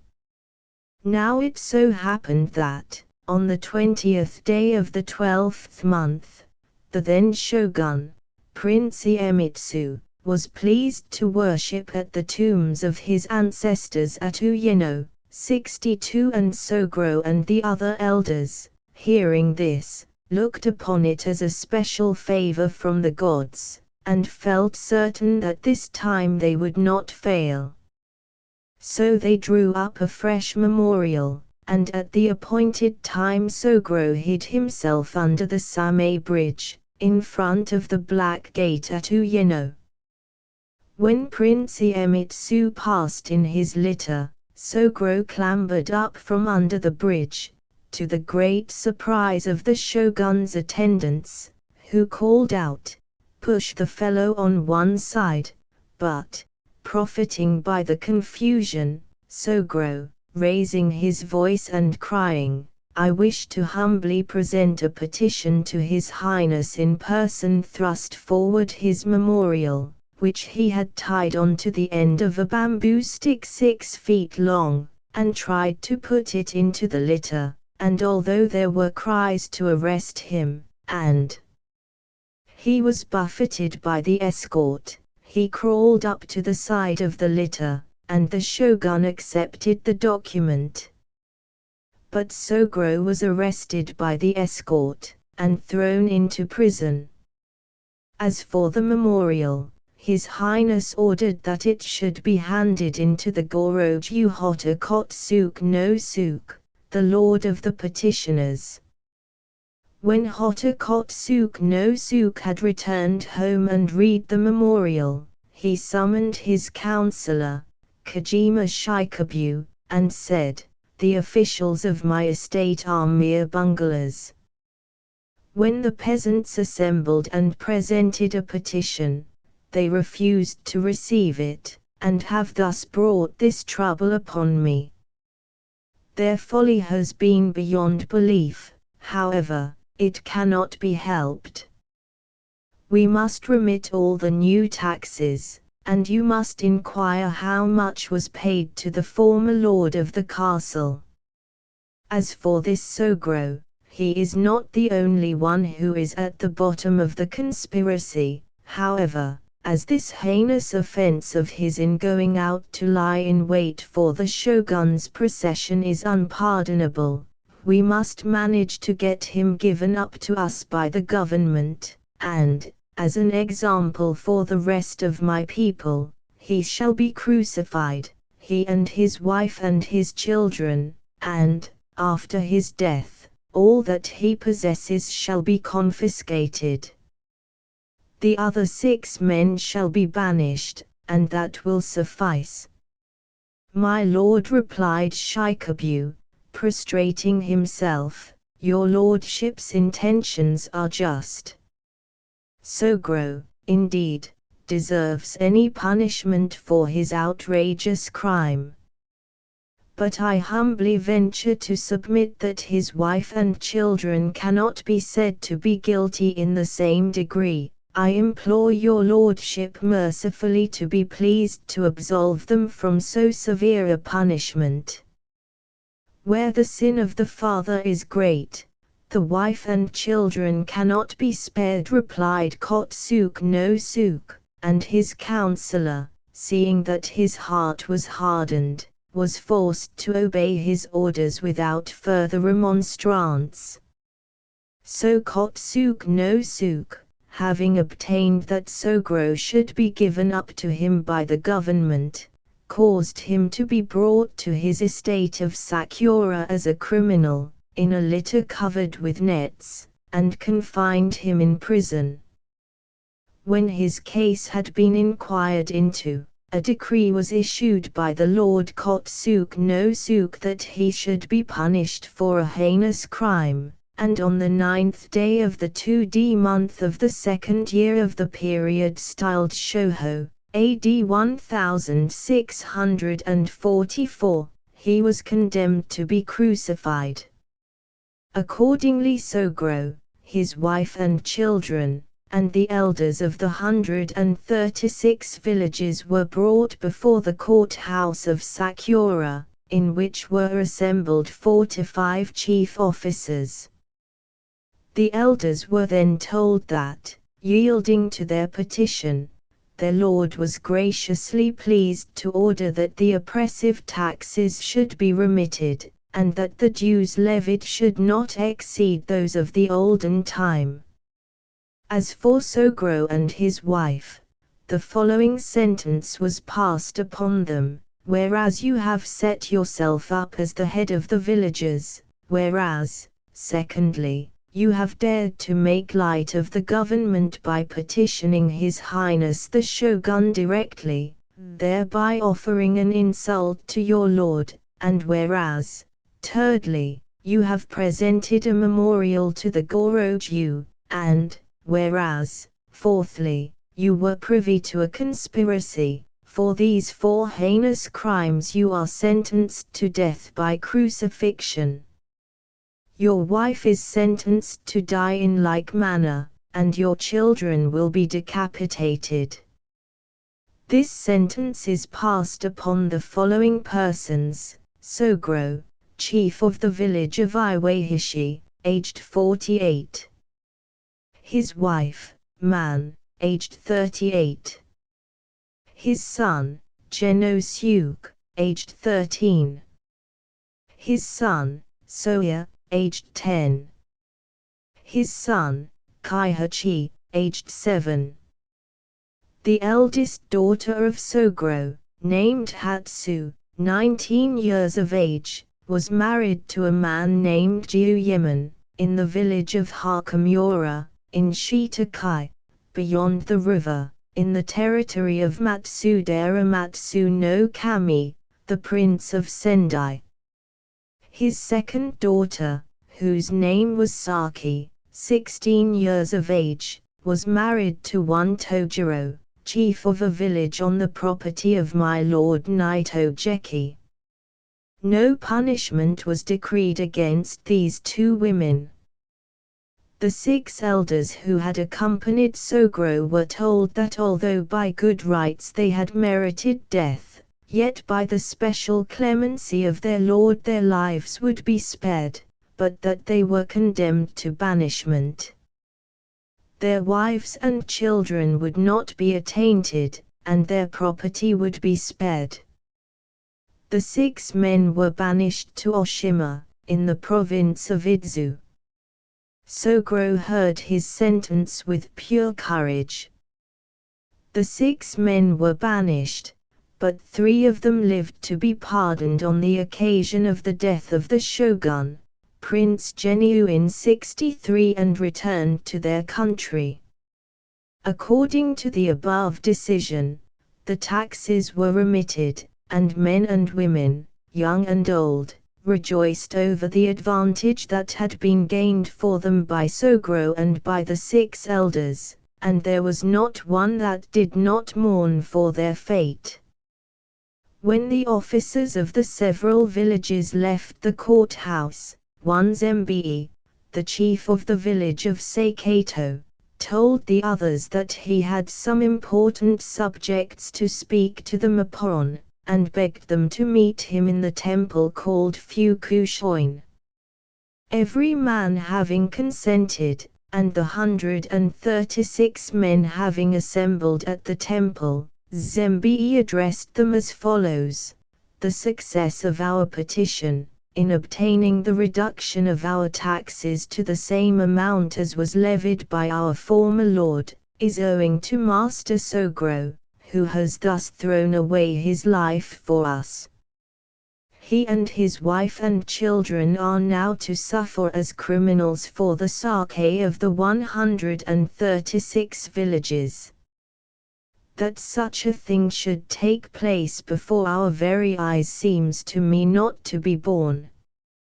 What say you, my masters? What you say is just from top to bottom, replied the others. Then Hansimon, the elder of the village of Katsuta, stepped forward and said, as Master Zembe has just said, Sogro is condemned to die for a matter in which all the village elders are concerned to a man. We cannot look on unconcerned. Full well I know that it is useless our pleading for Sogro, but we may, at least, petition that the lives of his wife and children may be spared. The assembled elders having all applauded this speech, they determined to draw up a memorial, and they resolved, should their petition not be accepted by the local authorities, to present it at their lord's palace in Yedo, and, should that fail, to appeal to the government. Accordingly, before noon on the following day, they all affixed their seals to the memorial, which 4 of them, including Zembe and Hansimon, composed, as follows: with deep fear we humbly venture to present the following petition, which the elders of the 136 villages of this estate have sealed with their seals. In consequence of the humble petition which we lately offered up, the taxes have graciously been reduced to the rates levied by the former lord of the estate, and new laws have been vouchsafed to us. With reverence and joy the peasants, great and small, have gratefully acknowledged these favors. With regard to Sogro, the elder of the village of Iwahishi, who ventured to petition His Highness the Shogun in person, thus being guilty of a heinous crime, he has been sentenced to death in the castle town. With fear and trembling we recognize the justice of his sentence. But in the matter of his wife and children, she is but a woman, and they are so young and innocent that they cannot distinguish the east from the west. We pray that in your great clemency you will remit their sin, and give them up to the representatives of the 136 villages, for which we shall be ever grateful. We, the elders of the villages, know not to what extent we may be transgressing in presenting this memorial. We were all guilty of affixing our seals to the former petition, but Sogro, who was chief of a large district, producing 1,000 kokus of revenue, and was therefore a man of experience, acted for the others, and we grieve that he alone should suffer for all. Yet in his case we reverently admit that there can be no reprieve. For his wife and children, however, we humbly implore your gracious mercy and consideration. Signed by the elders of the villages of the estate, the 2D year of Shoho, and the 2D month. Having drawn up this memorial, the 136 elders, with Zembe at their head, proceeded to the courthouse to present the petition, and found the various officers seated in solemn conclave. Then the clerk took the petition, and, having opened it, read it aloud, and the councillor, Ikra said, "The petition which you have addressed to us is worthy of all praise. But you must know that this is a matter which is no longer within our control. The affair has been reported to the government, and although the priests of my lord's ancestral temple have interceded for Sogro, my lord is so angry that he will not listen even to them, saying that, had he not been one of the Goroju, he would have been in danger of being ruined by this man. His high station alone saved him. My lord spoke so severely that the priests themselves dare not recur to the subject. You see, therefore, that it will be no use your attempting to take any steps in the matter, for most certainly your petition will not be received. You had better, then, think no more about it. And with these words he gave back the memorial. Zembi and the elders, seeing, to their infinite sorrow, that their mission was fruitless, left the courthouse, and most sorrowfully took counsel together, grinding their teeth in their disappointment when they thought over what the counselor had said as to the futility of their attempt. Out of grief for this, Zembi, with Hanzaiman and Hijiro, on the 11th day of the 2D month, the day on which Sogro and his wife and children suffered, left Uradai, the place of execution, and went to the temple Zenkaji, in the province of Shinshi, and from thence they ascended Mount Koya in Kishi, and, on the first day of the 8th month, shaved their heads and became priests. Zembi changed his name to Kakushin, and Hanzaiman changed his to Zensho. As for Hijiro, he fell sick at the end of the 7th month, and on the 11th day of the 8th month died, being 47 years old that year. These three men, who had loved Sogro as the fishes love water, were true to him to the last. Hijiro was buried on Mount Koya. Kakushin wandered through the country as a priest, praying for the entry of Sogro and his children into the perfection of paradise, and, after visiting all the shrines and temples, came back at last to his own province of Shimosa, and took up his abode at the temple Ryukakuji, in the village of Kano, and in the district of Imban, praying and making offerings on behalf of the souls of Sogro, his wife and children. Hanzaiman, now known as the priest Zensho, remained at Shinagawa, a suburb of Yedo, and, by the charity of good people, collected enough money to erect 6 bronze Buddhas, which remain standing to this day. He fell sick and died, at the age of 70, on the 10th day of the 2D month of the 13th year of the period styled Kamban. Zembi, who, as a priest, had changed his name to Kakushin, died, at the age of 76, on the 17th day of the 10th month of the 2D year of the period styled Impo. Thus did those men, for the sake of Sogro and his family, give themselves up to works of devotion, and the other villagers also brought food to soothe the spirits of the dead, and prayed for their entry into paradise, and as litanies were repeated without intermission, there can be no doubt that Sogro attained salvation. In paradise, where the blessings of God are distributed without favor, the soul learns its faults by the measure of the rewards given.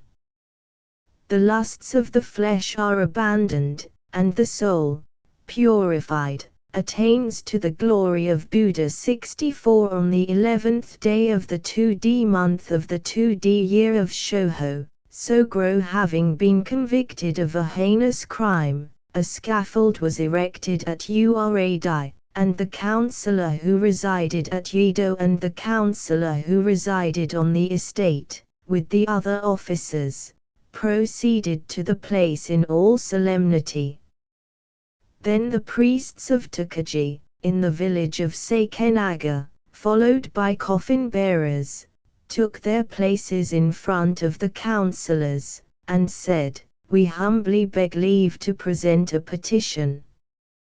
What have your reverences to say? We are men who have forsaken the world and entered the priesthood," answered the monks, respectfully, "and we would fain, if it be possible, receive the bodies of those who are to die, that we may bury them decently. It will be a great joy to us if our humble petition be graciously heard and granted. Your request shall be granted, but as the crime of Sogro was great, his body must be exposed for 3 days and 3 nights, after which the corpse shall be given to you.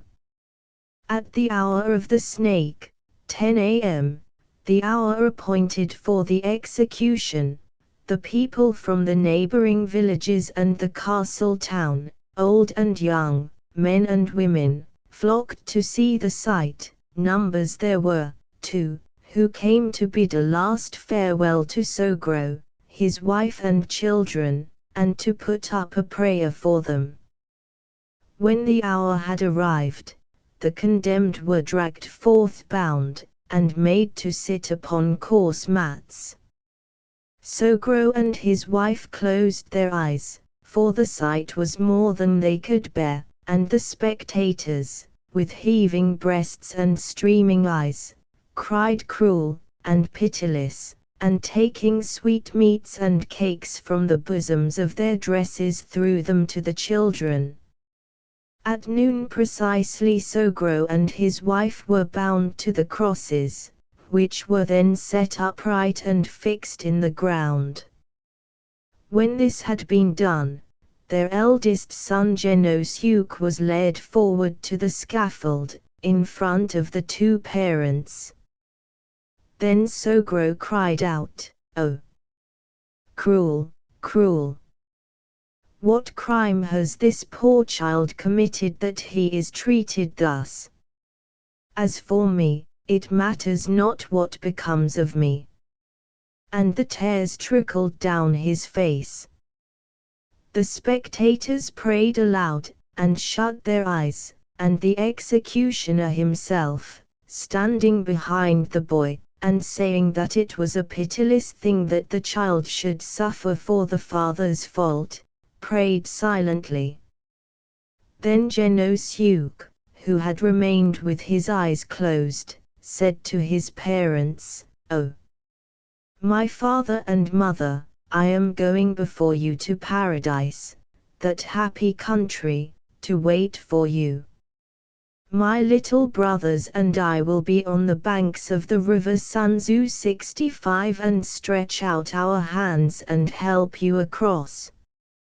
Farewell, all you who have come to see us die, and now please cut off my head at once." With this he stretched out his neck, murmuring a last prayer, and not only Sogro and his wife, but even the executioner and the spectators could not repress their tears, but the headsman, unnerved as he was, and touched to the very heart, was forced, on account of his office, to cut off the child's head, and a piteous wail arose from the parents and the spectators. Then the younger child Sohir said to the headsman, "Sir, I have a sore on my right shoulder, please, cut my head off from the left shoulder, lest you should hurt me.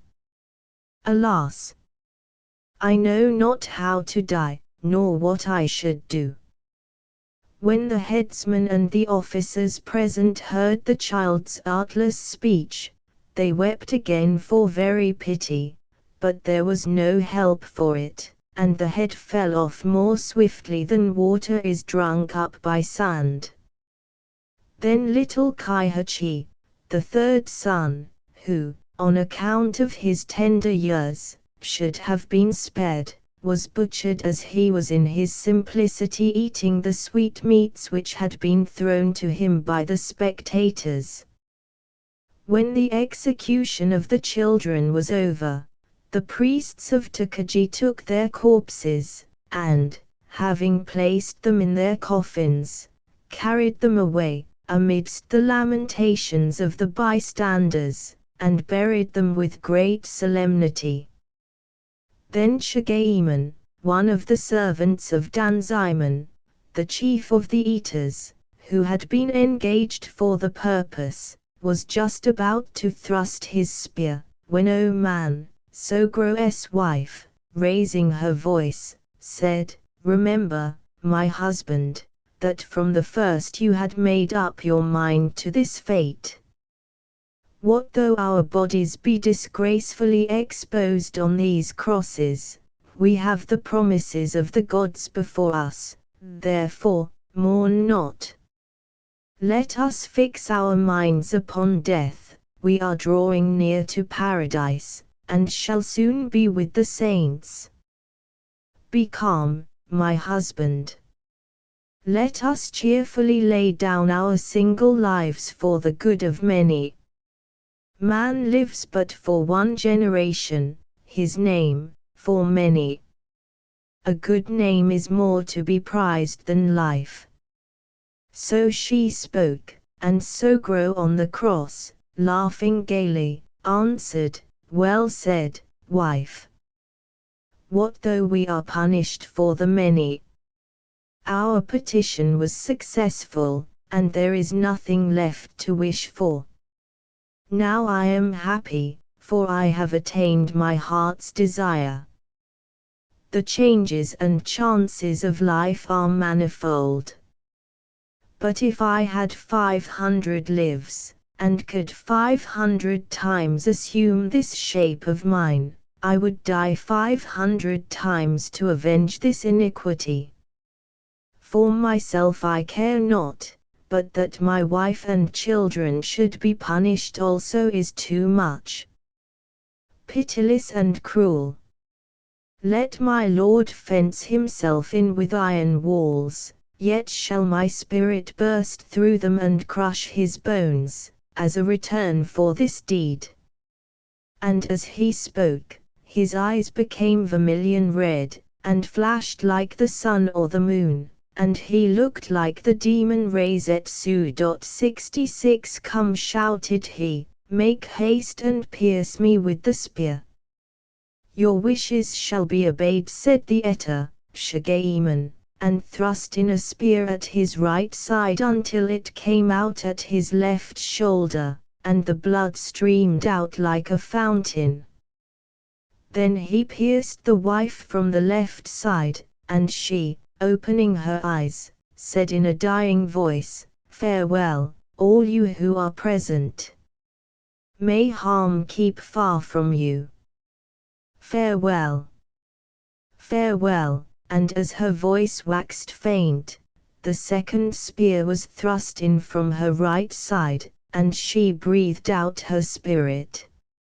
Sogro, the color of his face not even changing, showed no sign of fear, but opening his eyes wide, said, "Listen, my masters. All you who have come to see this sight. Recollect that I shall pay my thanks to my Lord Kotsuke no Suke for this day's work. You shall see it for yourselves, so that it shall be talked of for generations to come. As a sign, when I am dead, my head shall turn and face towards the castle. When you see this, doubt not that my words shall come true." When he had spoken thus, the officer directing the execution gave a sign to the Eta, Shigeemon, and ordered him to finish the execution, so that Sogro should speak no more. So Shigeemon pierced him 12 or 13 times, until he died. And when he was dead, his head turned and faced the castle. When the two counselors beheld this miracle, they came down from their raised platform, and knelt down before Sogro's dead body and said, although you were but a peasant on this estate, you conceived a noble plan to succor the other farmers in their distress. You bruised your bones, and crushed your heart, for their sakes. Still, in that you appealed to the shogun in person, you committed a grievous crime, and made light of your superiors, and for this it was impossible not to punish you. Still we admit that to include your wife and children in your crime, and kill them before your eyes, was a cruel deed. What is done, and regret is of no avail.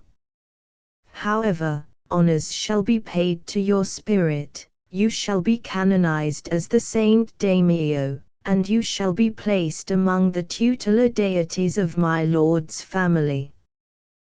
With these words the two councillors made repeated reverences before the corpse, and in this they showed their faithfulness to their lord. But he, when the matter was reported to him, only laughed scornfully at the idea that the hatred of a peasant could affect his feudal lord, and said that a vassal who had dared to hatch a plot which, had it not been for his high office, would have been sufficient to ruin him, had only met with his deserts. As for causing him to be canonized, let him be as he was. Seeing their lord's anger, his councillors could only obey. But it was not long before he had cause to know that, though Sogro was dead, his vengeance was yet alive. The relations of Sogro and the elders of the villages having been summoned to the courthouse, the following document was issued. Although the property of Sogro, the elder of the village of Iwahishi, is confiscated, his household furniture shall be made over to his two married daughters, and the village officials will look to it that these few poor things be not stolen by lawless and unprincipled men. His rice fields and corn fields, his mountain land and forest land, will be sold by auction. His house and grounds will be given over to the elder of the village. The price fetched by his property will be paid over to the lord of the estate. The above decree will be published, in full, to the peasants of the village, and it is strictly forbidden to find fault with this decision. The 12th day of the 2D month, of the 2D year of the period Shoho. The peasants, having heard this decree with all humility, left the courthouse. Then the following punishments were awarded to the officers of the castle, who, by rejecting the petition of the peasants in the first instance, had brought trouble upon their lord, dismissed from their office, the resident councillors at Yedo and at the castle town. Banished from the province, 4 district governors, and 3 bailiffs, and 19 petty officers. Dismissed from office, 3 metsuks, or censors, and 7 magistrates. Condemned to harakiri, 1 district governor and 1 Yedo bailiff. The severity of this sentence is owing to the injustice of the officials in raising new and unprecedented taxes, and bringing affliction upon the people, and in refusing to receive the petitions of the peasants, without consulting their lord, thus driving them to appeal to the shogun in person. In their avarice they looked not to the future, but laid too heavy a burden on the peasants, so that they made an appeal to a higher power, endangering the honor of their lord's house. For this bad government the various officials are to be punished as above. In this wise was justice carried out at the palace at Yedo and at the courthouse at home. But in the history of the world, from the Dark Ages down to the present time, there are few instances of one man laying down his life for the many, as Sogro did. Noble and peasant praise him alike.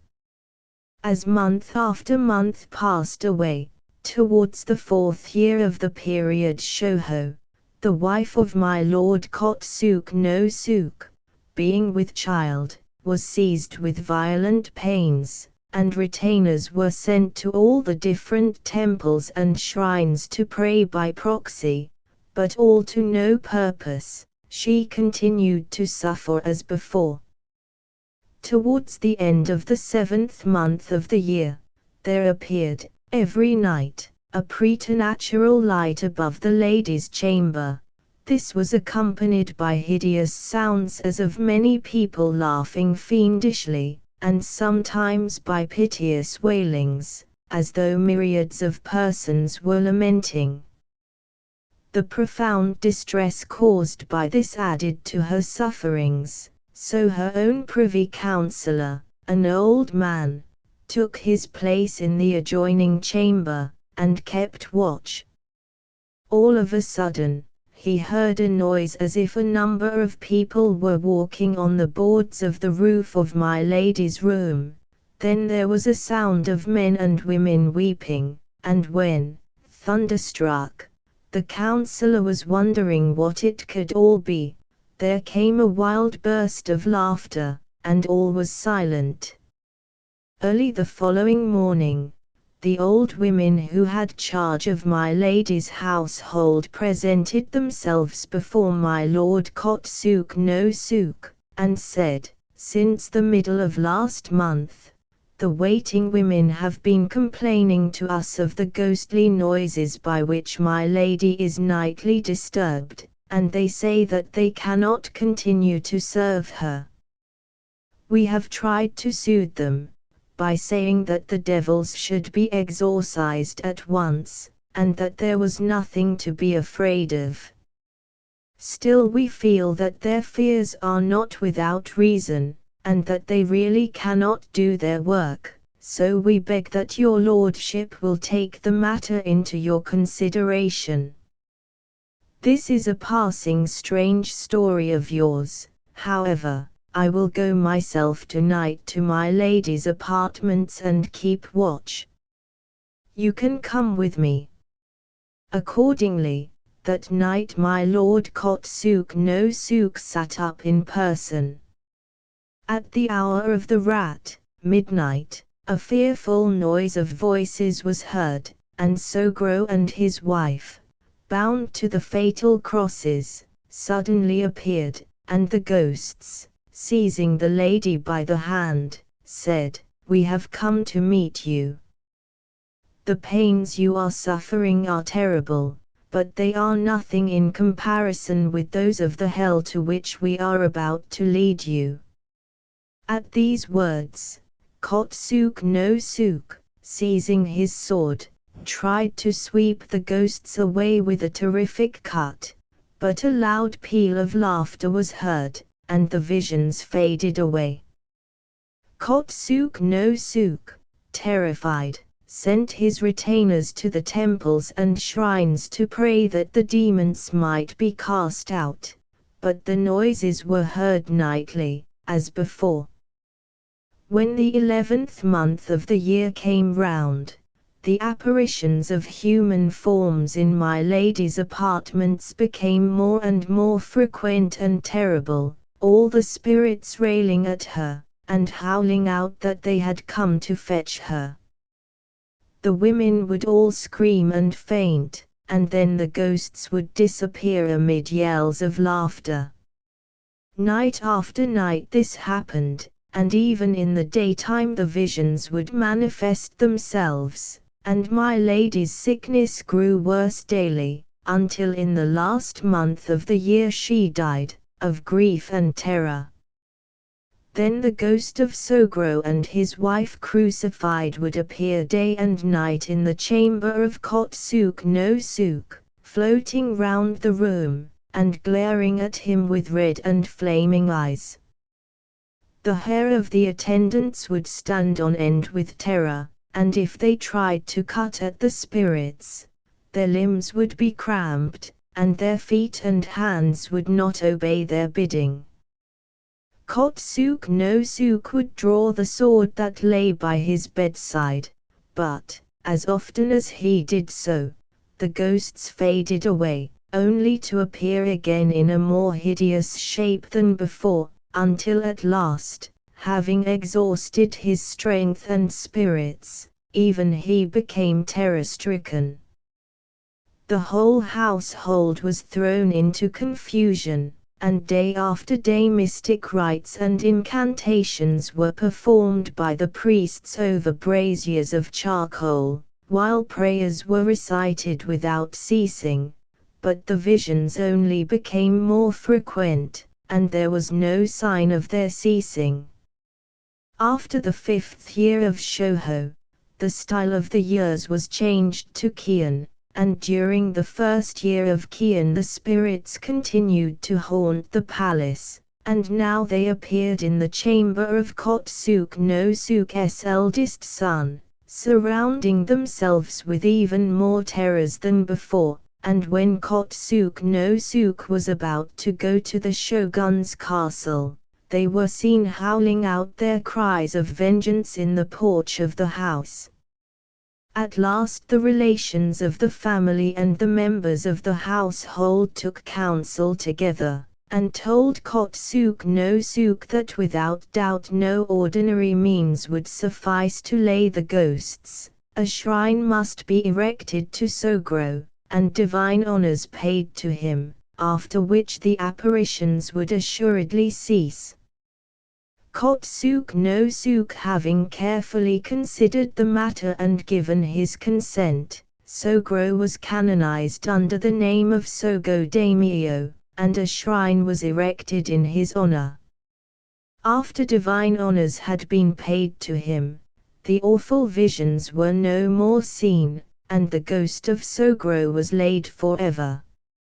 In the 2D year of the period Kian, on the 11th day of the 10th month, on the occasion of the festival of first lighting the fire on the hearth, the various daimyos and hatamotos of distinction went to the castle of the shogun, at Yedo, to offer their congratulations on this occasion.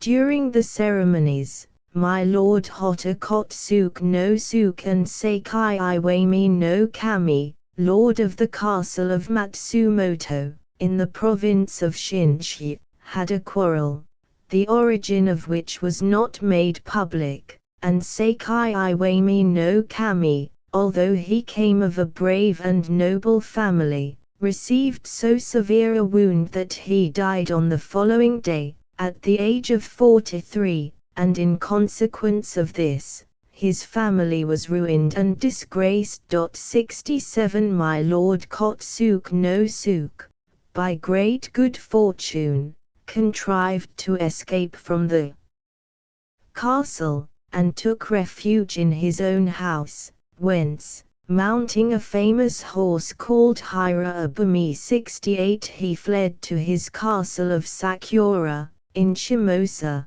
accomplishing the distance, which is about 60 miles, in 6 hours. When he arrived in front of the castle, he called out in a loud voice to the guard within to open the gate, answering, in reply to their challenge, that he was Kotsuk no Suk, the lord of the castle.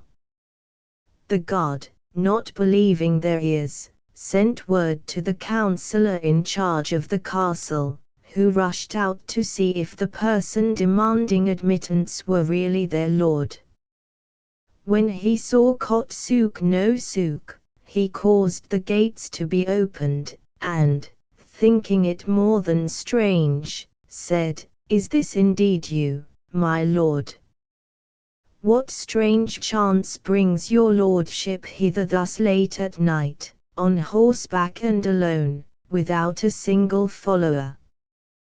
With these words he ushered in Kotsuk no Suk, who, in reply to the anxious inquiries of his people as to the cause of his sudden appearance, said, "You may well be astonished. I had a quarrel today in the castle at Yedo, with Sekai Iwami no Kami, the lord of the castle of Matsumoto, and I cut him down. I shall soon be pursued, so we must strengthen the fortress, and prepare for an attack." The household, hearing this, were greatly alarmed, and the whole castle was thrown into confusion. In the meanwhile the people of Kotsuke no Suke's palace at Yedo, not knowing whether their lord had fled, were in the greatest anxiety, until a messenger came from Sakura, and reported his arrival there. When the quarrel inside the castle of Yedo and Kotsuke no Suke's flight had been taken cognizance of, he was attainted of treason, and soldiers were sent to seize him, dead or alive. Mizuno Setsu no Kami and Goto Yamato no Kami were charged with the execution of the order, and sallied forth, on the 13th day of the 10th month, to carry it out.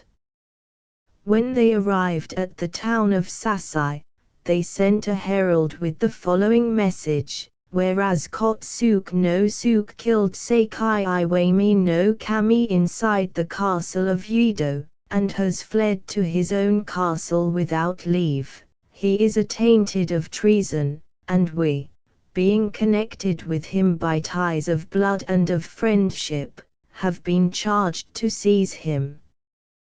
The herald delivered this message to the councillor of Kotsuke no Suke, who, pleading as an excuse that his lord was mad, begged the two nobles to intercede for him.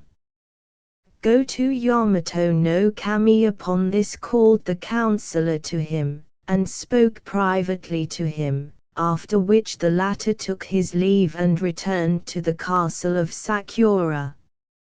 In the meanwhile, after consultation at Yedo, it was decided that, as Goto Yamato no Kami and Mizuno Setsu no Kami were related to Kotsuke no Suke, and might meet with difficulties for that very reason, two other nobles, Ogasawara Iki no Kami and Nagai Hida no Kami, should be sent to assist them, with orders that should any trouble arise they should send a report immediately to Yedo. In consequence of this order, the two nobles, with 5,000 men, were about to march for Sakura, on the 15th of the month, when a messenger arrived from that place bearing the following dispatch for the Gorogyu, from the two nobles who had preceded them: "In obedience to the orders of His Highness the Shogun, we proceeded, on the 13th day of this month, to the castle of Sakura, and conducted a thorough investigation of the affair. It is true that Kotsuke no Suke has been guilty of treason, but he is out of his mind, his retainers have called in physicians, and he is undergoing treatment by which his senses are being gradually restored, and his mind is being awakened from its sleep. At the time when he slew Sekai Iwami no Kami he was not accountable for his actions, and will be sincerely penitent when he is aware of his crime. We have taken him prisoner, and have the honor to await your instructions. In the meanwhile, we beg by these present to let you know what we have done. Signed, Goto Yamato no Kami. Mizuno Setsu no Kami. To the Gorogyu, 2D year of Kian, 2D month, 14th day. This dispatch reached Yedo on the 16th of the month, and was read by the Gorogyu after they had left the castle, and in consequence of the report of Kotsuke no Suke's madness, the second expedition was put a stop to, and the following instructions were sent to go to Yamato no Kami and Mizuno Setsu no Kami, with reference to the affair of Hotakotsuke no Suke, lord of the castle of Sakura, in Shimosa, whose quarrel with Sakai Iwami no Kami within the castle of Yedo ended in bloodshed. For this heinous crime and disregard of the sanctity of the castle, it is ordered that Kotsuke no Suke be brought as a prisoner to Yedo, in a litter covered with nets, that his case may be judged. 2d Year of Kion, 2d month. Signed by the Goroju, Inabami no Kami. Inuyuki Wachi no Kami. Kato Ichiyu no Kami. Upon the receipt of this dispatch, Hotakotsuke no Suke was immediately placed in a litter covered with a net of green silk, and conveyed to Yedo, strictly guarded by the retainers of the two nobles, and, having arrived at the capital, was handed over to the charge of Akimoto Tajima no Kami. All his retainers were quietly dispersed, and his empty castle was ordered to be thrown open, and given in charge to Mizuno Iki no Kami. At last Kotsuke no Suke began to feel that the death of his wife and his own present misfortunes were a just retribution for the death of Sogro and his wife and children, and he was as one awakened from a dream. Then night and morning, in his repentance, he offered up prayers to the sainted spirit of the dead farmer, and acknowledged and bewailed his crime, vowing that, if his family were spared from ruin and re-established, intercession should be made at the court of the Mikado 69 at Kyoto, on behalf of the spirit of Sogro, so that, being worshipped with even greater honors than before, his name should be handed down to all generations. In consequence of this, it happened that the spirit of Sogro, having relaxed in its vindictiveness, and having ceased to persecute the house of Hotta, in the first month of the 4th year of Kion, Kotsuke no Suke received a summons from the shogun, and, having been forgiven, was made lord of the castle of Matsuima, in the province of Dua, with a revenue of 20,000 kokus. In the same year, on the 20th day of the 4th month, the shogun, Prince Iemitsu, was pleased to depart this life, at the age of 48, and whether by the forgiving spirit of the prince, or by the divine interposition of the sainted Sogro, Kotsuke no Suke was promoted to the castle of Utsunomiya, in the province of Shimotsuke, with a revenue of 80,000 kokus, and his name was changed to Hotta Hida no Kami. He also received again his original castle of Sakura, with a revenue of 20,000 kokus, so that there can be no doubt that the saint was befriending him. In return for these favors, the shrine of Sogro was made as beautiful as a gem.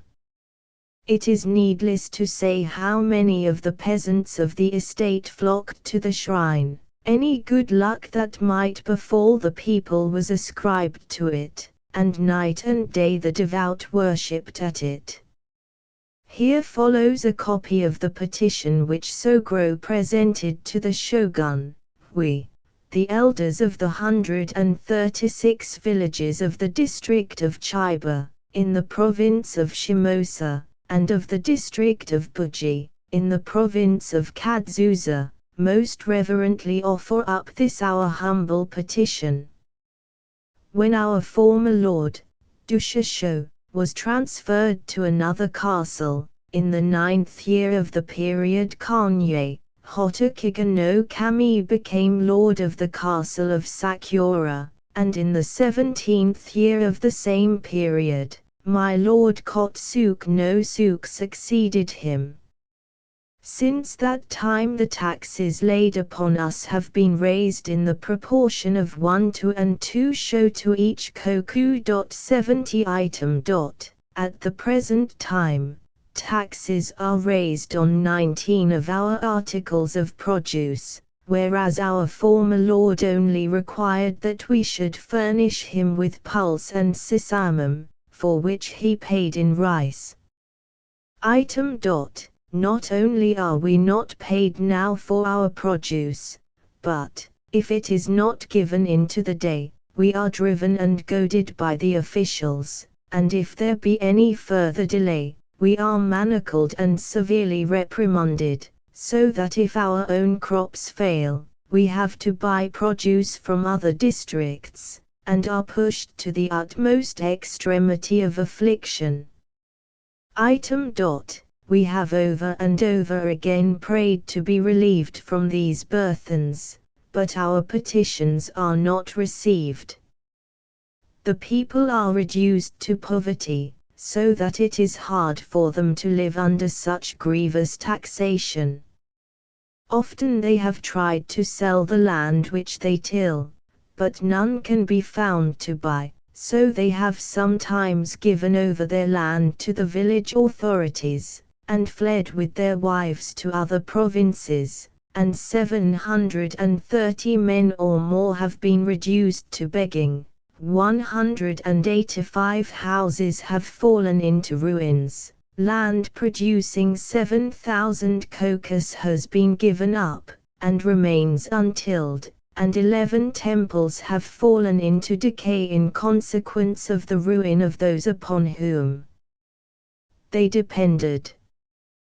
Besides this, the poverty-stricken farmers and women, having been obliged to take refuge in other provinces, and having no abiding place, have been driven to evil courses and bring men to speak ill of their lord, and the village officials, being unable to keep order, are blamed and reproved.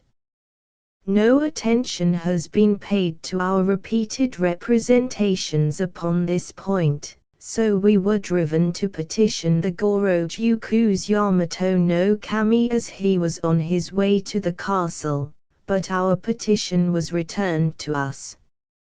And now, as a last resource, we tremblingly venture to approach His Highness the Shogun in person. The first year of the period Shoho, 12th month, 20th day. Seal the seals of the elders of the 136 villages. The shogun at that time was Prince Iemitsu, the grandson of Ieyasu. He received the name of Daiyuin after his death. The Goroju at that time were Hotta Kotsuk no Suk, Seikai Iwami no Kami, Inabami no Kami, Kato Ichiyu no Kami, Inuyike Wachi no Kami. The Wakadus Shiori, or 2D Council, were Toratu Wakasa no Kami, Sachiya Dua no Kami, and Itakyura Nizan no Sho. The belief in ghosts appears to be as universal as that in the immortality of the soul, upon which it depends.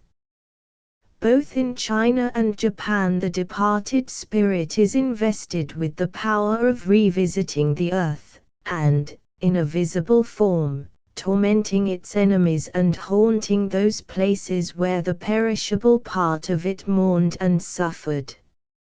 Haunted houses are slow to find tenants, for ghosts almost always come with revengeful intent. Indeed, the owners of such houses will almost pay men to live in them, such is the dread which they inspire, and the anxiety to blot out the stigma.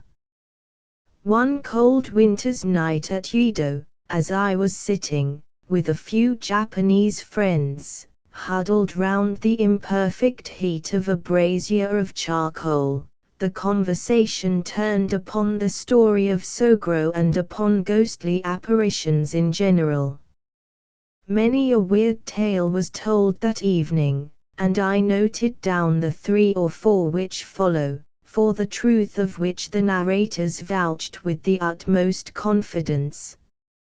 About 10 years ago there lived a fishmonger, named Zenroku, in the Mikawa Street, at Kanda, in Yedo.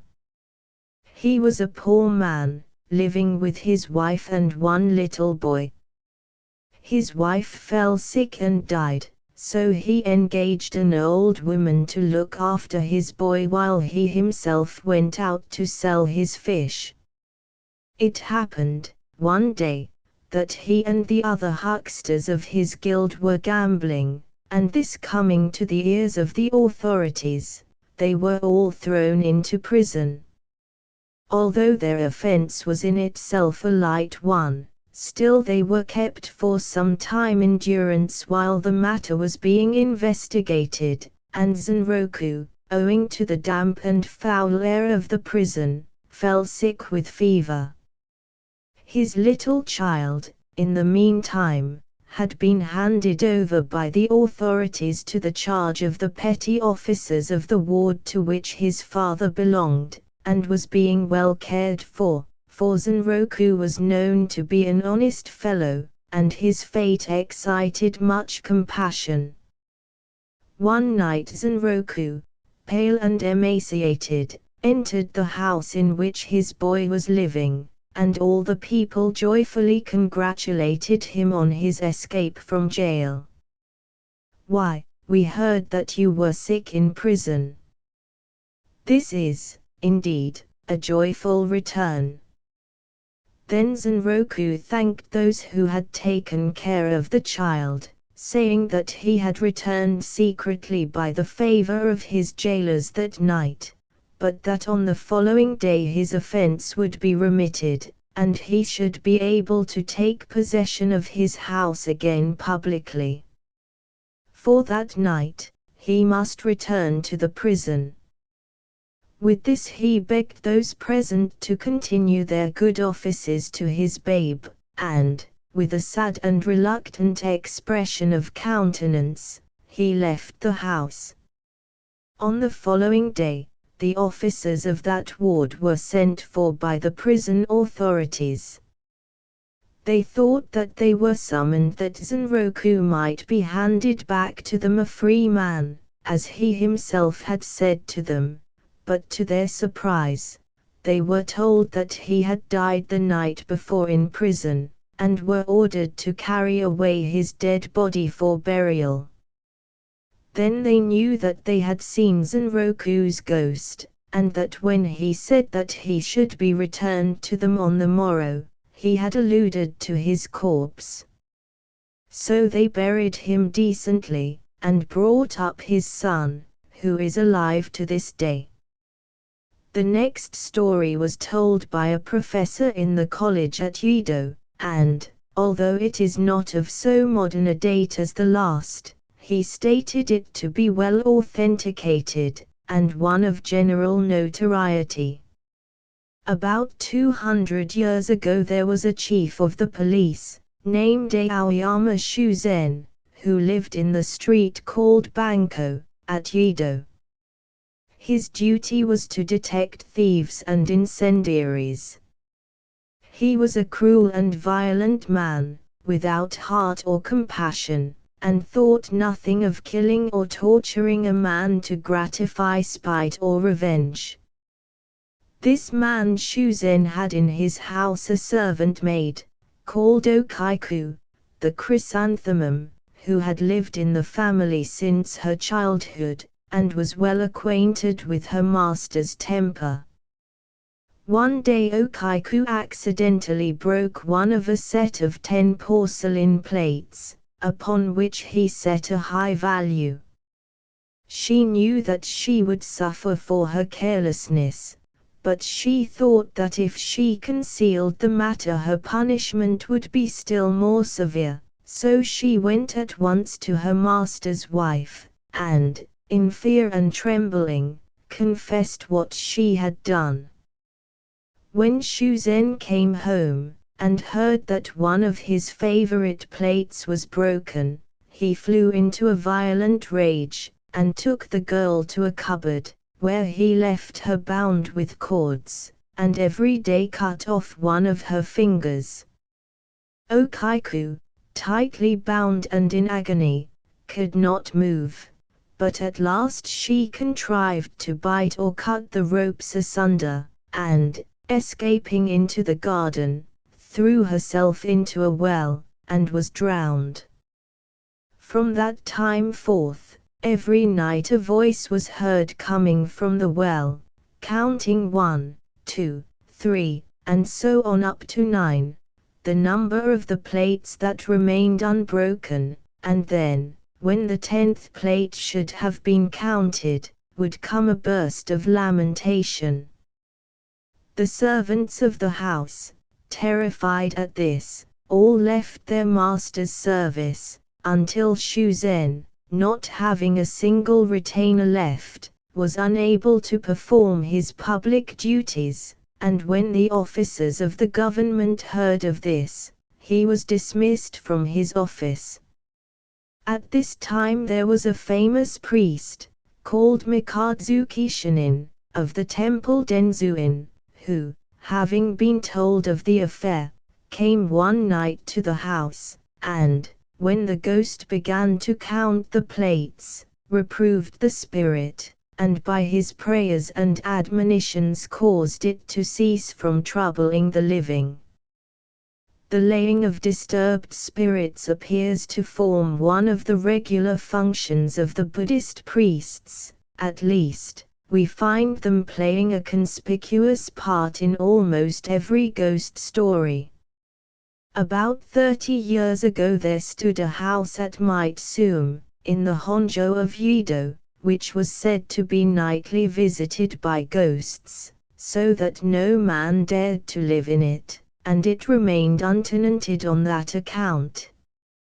However, a man called Muratakeshi, a native of the province of Oshi, who came to Yedo to set up in business as a fencing master, but was too poor to hire a house, hearing that there was a haunted house, for which no tenant could be found, and that the owner would let any man live in it rent-free, said that he feared neither man nor devil, and obtained leave to occupy the house. So he hired a fencing room, in which he gave his lessons by day, and after midnight returned to the haunted house. One night, his wife, who took charge of the house in his absence, was frightened by a fearful noise proceeding from a pond in the garden, and, thinking that this certainly must be the ghost that she had heard so much about, she covered her head with the bedclothes and remained breathless with terror. When her husband came home, she told him what had happened, and on the following night he returned earlier than usual, and waited for the ghostly noise. At the same time as before, a little after midnight, the same sound was heard, as though a gun had been fired inside the pond. Opening the shutters, he looked out, and saw something like a black cloud floating on the water, and in the cloud was the form of a bald man. Thinking that there must be some cause for this, he instituted careful inquiries, and learned that the former tenant, some 10 years previously, had borrowed money from a blind shampooer 71 and, being unable to pay the debt, had murdered his creditor, who began to press him for his money, and had thrown his head into the pond. The fencing master accordingly collected his pupils and emptied the pond, and found a skull at the bottom of it, so he called in a priest, and buried the skull in a temple, causing prayers to be offered up for the repose of the murdered man's soul.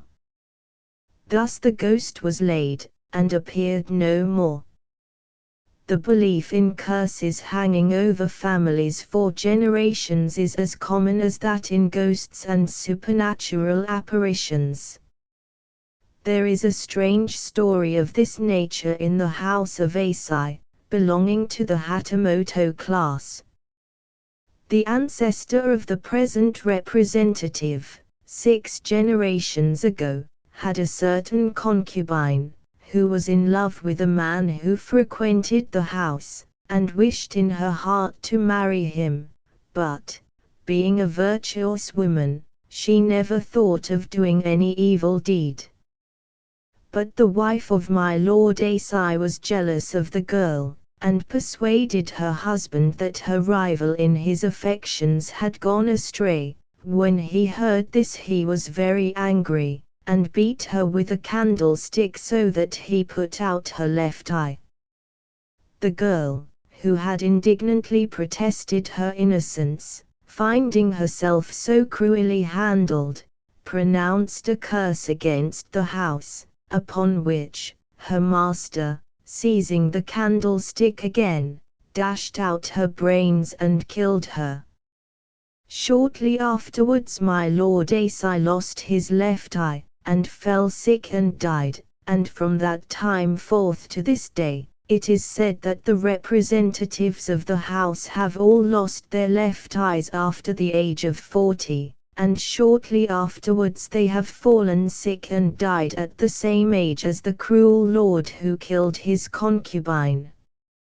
Note: of the many fair scenes of Yedo, none is better worth visiting than the temple of Zojoji, one of the 2 great burial places of the shoguns. Indeed, if you wish to see the most beautiful spots of any oriental city, ask for the cemeteries. The homes of the dead are ever the loveliest places. Standing in a park of glorious firs and pines beautifully kept, which contains quite a little town of neat, clean-looking houses, together with 34 temples for the use of the priests and attendants of the shrines. The main temple, with its huge red pillars supporting a heavy Chinese roof of grey tiles, is approached through a colossal open hall which leads into a stone courtyard. At one end of this courtyard is a broad flight of steps, the 3 or 4 lower ones of stone, and the upper ones of red wood. At these the visitor is warned by a notice to take off his boots, a request which Englishmen, with characteristic disregard of the feelings of others, usually neglect to comply with. The main hall of the temple is of large proportions, and the high altar is decorated with fine bronze candelabra, incense burners, and other ornaments, and on 2 days of the year a very curious collection of pictures representing the 500 gods, whose images are known to all persons who have visited Canton, is hung along the walls. The big bell outside the main hall is rather remarkable on account of the great beauty of the deep bass waves of sound which it rolls through the city than on account of its size, which is as nothing when compared with that of the big bells of Moscow and Peking. Still it is not to be despised even in that respect, for it is 10 feet high and 5 feet 8 inches in diameter. While its metal is a foot thick, it was hung up in the year 1673. But the chief objects of interest in these beautiful grounds are the chapels attached to the tombs of the shoguns. It is said that as Prince Ieyasu was riding into Yedo to take possession of his new castle, the abbot of Zojoji, an ancient temple which then stood at Hibiya, near the castle, went forth and waited before the gate to do homage to the prince. Ieyasu, seeing that the abbot was no ordinary man, stopped and asked his name, and entered the temple to rest himself. The smooth-spoken monk soon found such favor with Ieyasu, that he chose Zojoji to be his family temple, and seeing that its grounds were narrow and inconveniently near the castle, he caused it to be removed to its present site.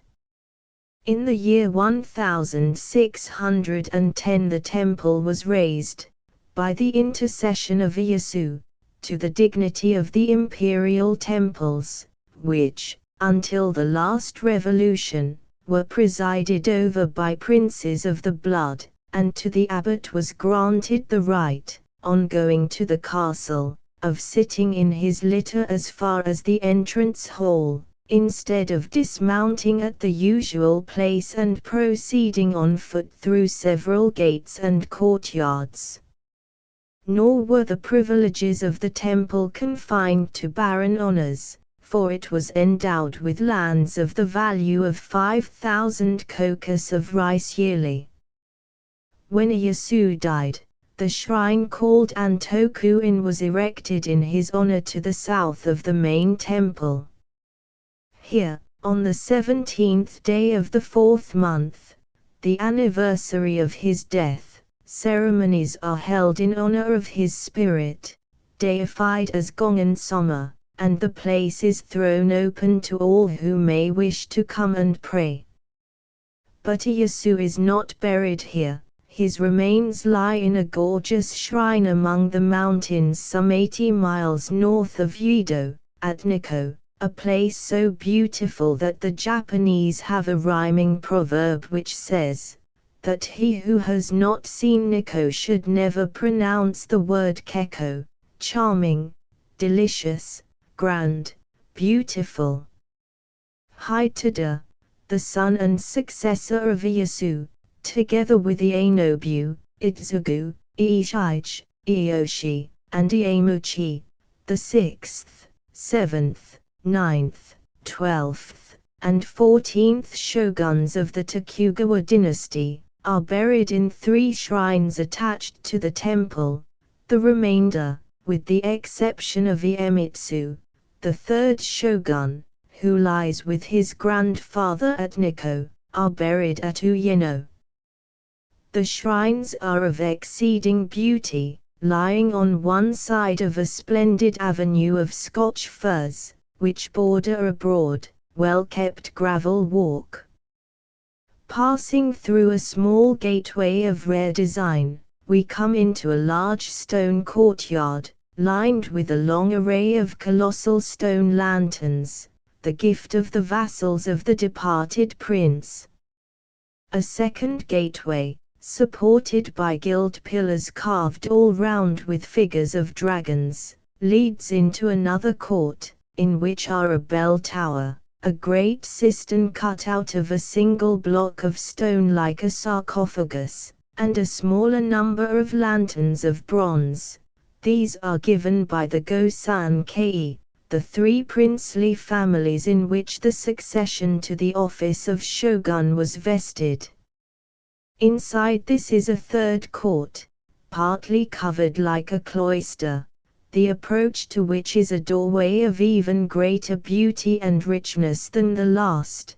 The ceiling is gilt, and painted with arabesques and with heavenly angels playing on musical instruments, and the panels of the walls are sculptured in high relief with admirable representations of birds and flowers, life-size, lifelike, all being colored to imitate nature.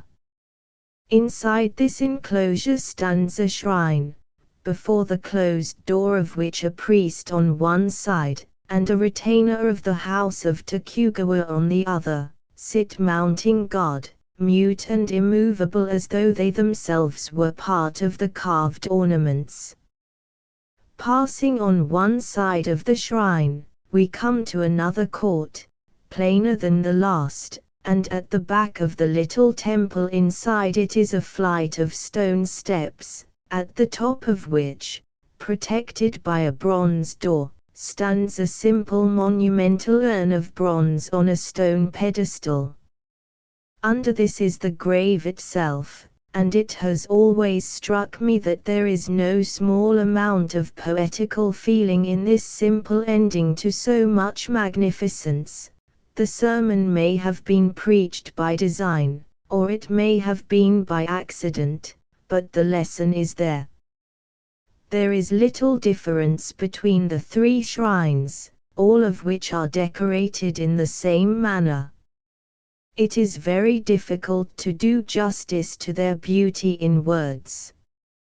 Writing many thousand miles away from them, I have the memory before me of a place green in winter, pleasant and cool in the hottest summer, of peaceful cloisters, of the fragrance of incense, of the subdued chant of richly robed priests, and the music of bells, of exquisite designs, harmonious coloring, rich gilding.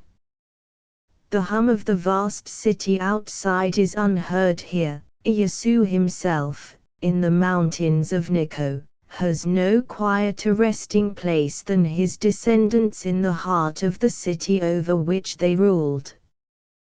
Besides the graves of the shoguns, Zojoji contains other lesser shrines, in which are buried the wives of the 2nd, 6th, and 11th shoguns, and the father of Ieyasu, the 6th shogun, who succeeded to the office by adoption. There is also a holy place called the Satsuma Temple, which has a special interest. In it is a tablet in honor of Tadayoshi, the 5th son of Ieyasu, whose title was Matsudera Satsuma no Kami, and who died young. At his death, 5 of his retainers, with one Ogases or Urakematsu at their head, disemboweled themselves, that they might follow their young master into the next world. They were buried in this place, and I believe that this is the last instance on record of the ancient Japanese custom of junshi, that is to say, dying with the master. There are, during the year, several great festivals which are specially celebrated at Zojoji. The chief of these are the Kaisenki, or Founders' Day, which is on the 18th day of the 7th month, the 25th day of the 1st month, the anniversary of the death of the monk Honen, the founder of the Jodo sect of Buddhism, that to which the temple belongs, the anniversary of the death of Buddha, on the 15th of the 2nd month, the birthday of Buddha, on the 8th day of the 4th month, and from the 6th to the 15th of the 10th month. At Uyeno is the second of the burial grounds of the shoguns. The temple to Yeizan, which stood in the grounds of Uyeno, was built by Iemitsu, the third of the shoguns of the house of Tokugawa, in the year 1625, in honor of Yakushi Nairai, the Buddhist Aesculapius. It faces the Kimon, or Devil's Gate, of the castle, and was erected upon the model of the Temple of Hyeizan, one of the most famous of the holy places of Kyoto. Having founded the temple, the next care of Iemitsu was to pray that Morizumi, the second son of the retired emperor, should come and reside there, and from that time until 1868, the temple was always presided over by a Miya, or member of the Mikado's family, who was specially charged with the care of the tomb of Ieyasu at Nikko, and whose position was that of an ecclesiastical chief or primate over the east of Japan. The temples in Yedo are not to be compared in point of beauty with those in and about Peking. What is marble there is wood here. Still they are very handsome, and in the days of its magnificence the temple of Uyeno was one of the finest. Alas! The main temple, the hall in honor of the sect to which it belongs, the hall of services, the bell tower, the entrance hall, and the residence of the Prince of the Blood, were all burnt down in the Battle of Uyeno, in the summer of 1868, when the shogun's men made their last stand in Yedo against the troops of the Mikado. The fate of the day was decided by 2 field pieces, which the latter contrived to mount on the roof of a neighboring tea house, and the shogun's men, driven out of the place, carried off the Miar in the vain hope of raising his standard in the north as that of a rival Mikado. A few of the lesser temples and tombs, and the beautiful park-like grounds, are but the remnants of the former glory of Uyeno. Among these is a temple in the form of a roofless stage, in honor of the 1,000-handed Kwannon. In the Middle Ages, during the civil wars between the houses of Gen and Hir, one Morihisa, a captain of the house of Hir, after the destruction of his clan, went and prayed for 1,000 days at the temple of the 1,000-handed Kwannon at Kiyomizu, in Kyoto. His retreat having been discovered, he was seized and brought bound to Kamakura, the chief town of the house of General. Here he was condemned to die at a place called Ue, by the seashore, but every time that the executioner lifted his sword to strike, the blade was broken by the god Kwannon, and at the same time the wife of Yoritomo, the chief of the house of Gen, was warned in a dream to spare Morihisa's life.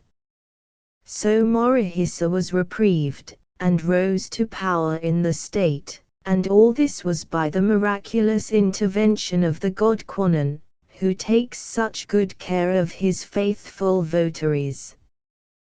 To him this temple is dedicated. A colossal bronze Buddha, 22 feet high, set up some 200 years ago, and a stone lantern, 20 feet high, and 12 feet round at the top, are greatly admired by the Japanese. There are only 3 such lanterns in the empire, the other 2 being at Nanzenji, a temple in Kyoto, and at Sura, a shrine in the province of Owari. All 3 were erected by the piety of one man, Sakuma Daisen no Suke, in the year AD 1631.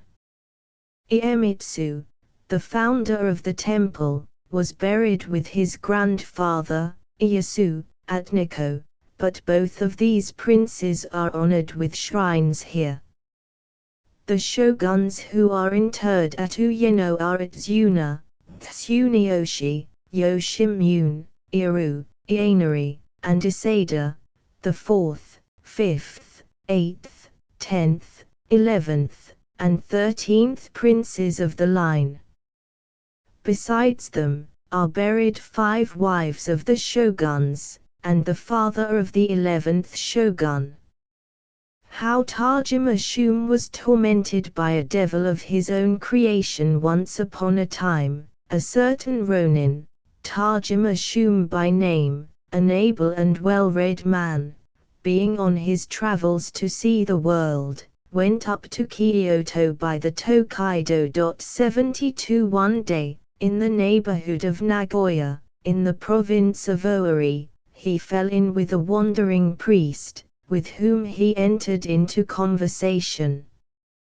Finding that they were bound for the same place, they agreed to travel together, beguiling their weary way by pleasant talk on divers matters, and so by degrees, as they became more intimate, they began to speak without restraint about their private affairs, and the priest, trusting thoroughly in the honor of his companion, told him the object of his journey.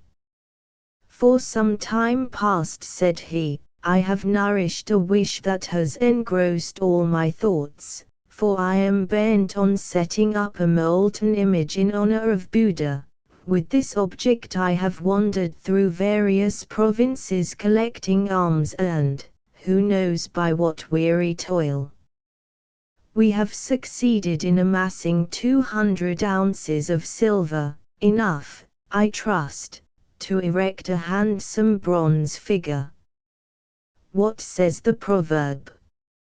He who bears a jewel in his bosom bears poison.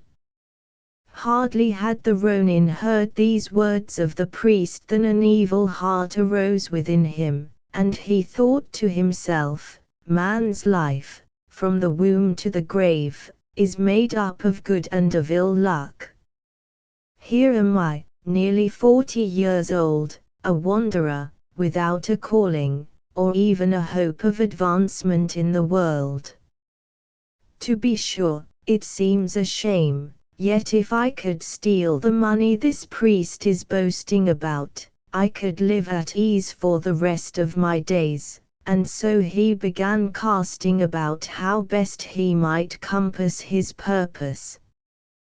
But the priest, far from guessing the drift of his comrade's thoughts, journeyed cheerfully on, till they reached the town of Kuina. Here there is an arm of the sea, which is crossed in ferryboats, that start as soon as some 20 or 30 passengers are gathered together, and in one of these boats the two travelers embarked. About halfway across, the priest was taken with a sudden necessity to go to the side of the boat, and the Ronin, following him, tripped him up whilst no one was looking, and flung him into the sea.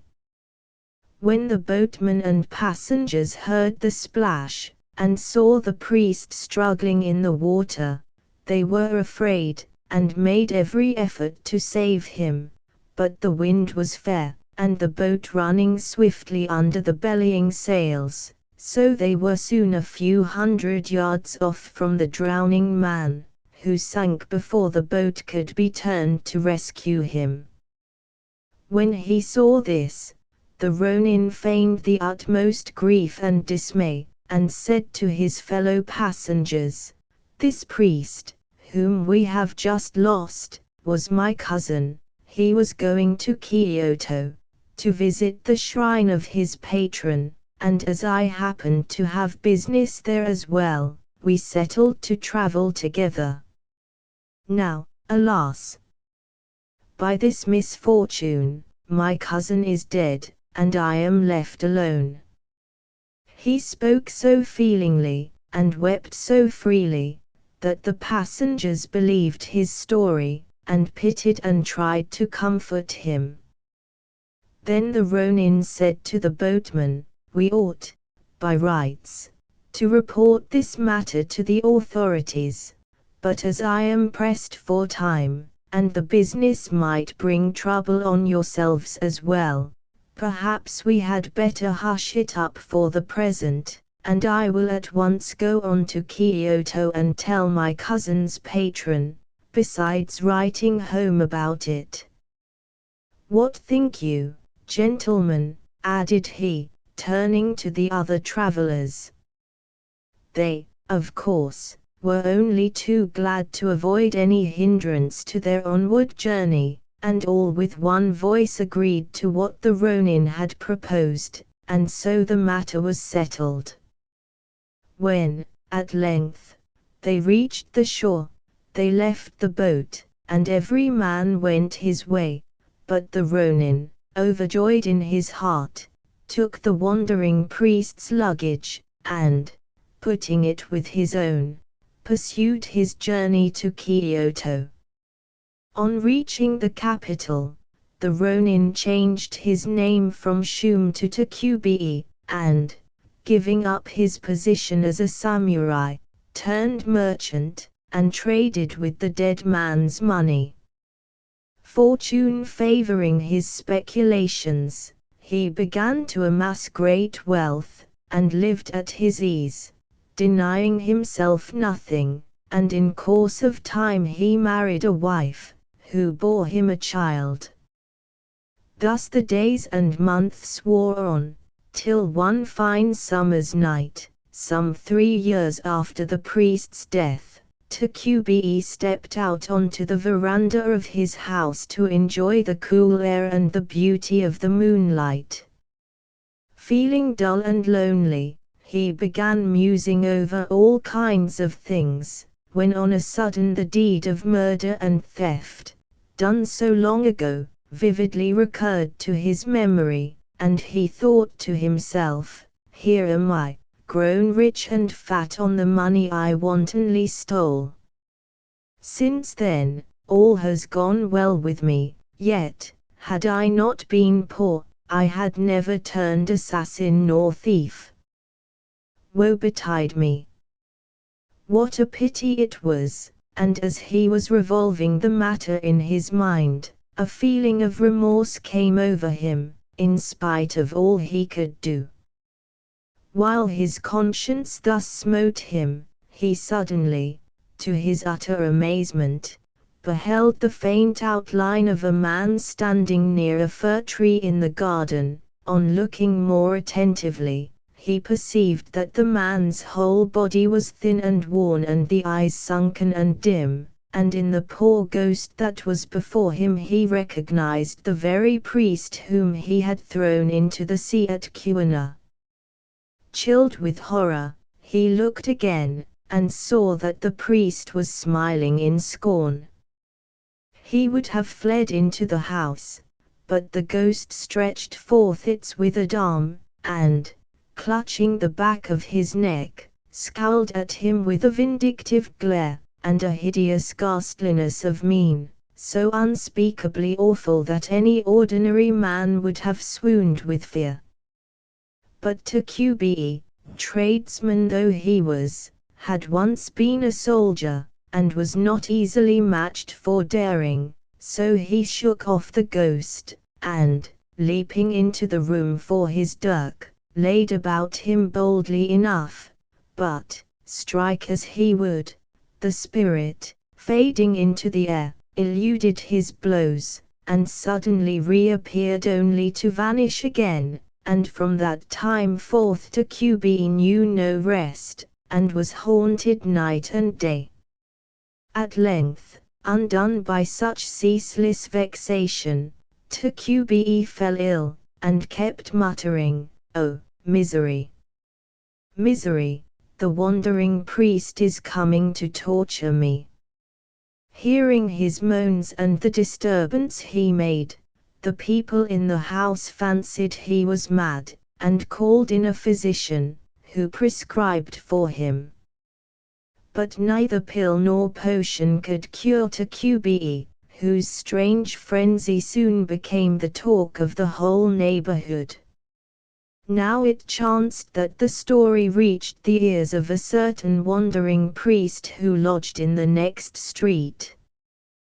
When he heard the particulars, this priest gravely shook his head, as though he knew all about it, and sent a friend to Tacube's house to say that a wandering priest, dwelling hard by, had heard of his illness, and, were it never so grievous, would undertake to heal it by means of his prayers. And Tacube's wife, driven half wild by her husband's sickness, lost not a moment in sending for the priest, and taking him into the sick man's room.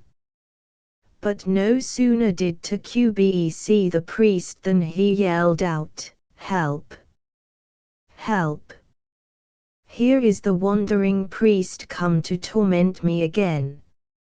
Forgive! Forgive!" And hiding his head under the coverlet, he lay quivering all over.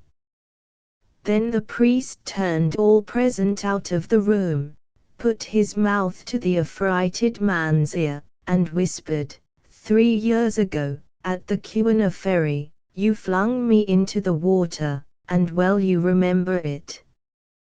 But Taqube was speechless, and could only quake with fear. "Happily," continued the priest, "I had learned to swim and to dive as a boy, so I reached the shore, and, after wandering through many provinces, succeeded in setting up a bronze figure to Buddha, thus fulfilling the wish of my heart. On my journey homewards, I took a lodging in the next street, and there heard of your marvelous ailment. Thinking I could divine its cause, I came to see you, and am glad to find I was not mistaken. You have done a hateful deed, but am I not a priest, and have I not forsaken the things of this world? And would it not ill become me to bear malice? Repent, therefore, and abandon your evil ways. To see you do so I should esteem the height of happiness. Be of good cheer, now, and look me in the face, and you will see that I am really a living man, and no vengeful goblin come to torment you. Seeing he had no ghost to deal with, and overwhelmed by the priest's kindness, Taqube burst into tears, and answered, Indeed, indeed, I don't know what to say. In a fit of madness I was tempted to kill and rob you. Fortune befriended me ever after, but the richer I grew, the more keenly I felt how wicked I had been, and the more I foresaw that my victim's vengeance would some day overtake me. Haunted by this thought, I lost my nerve, till one night I beheld your spirit, and from that time forth fell ill.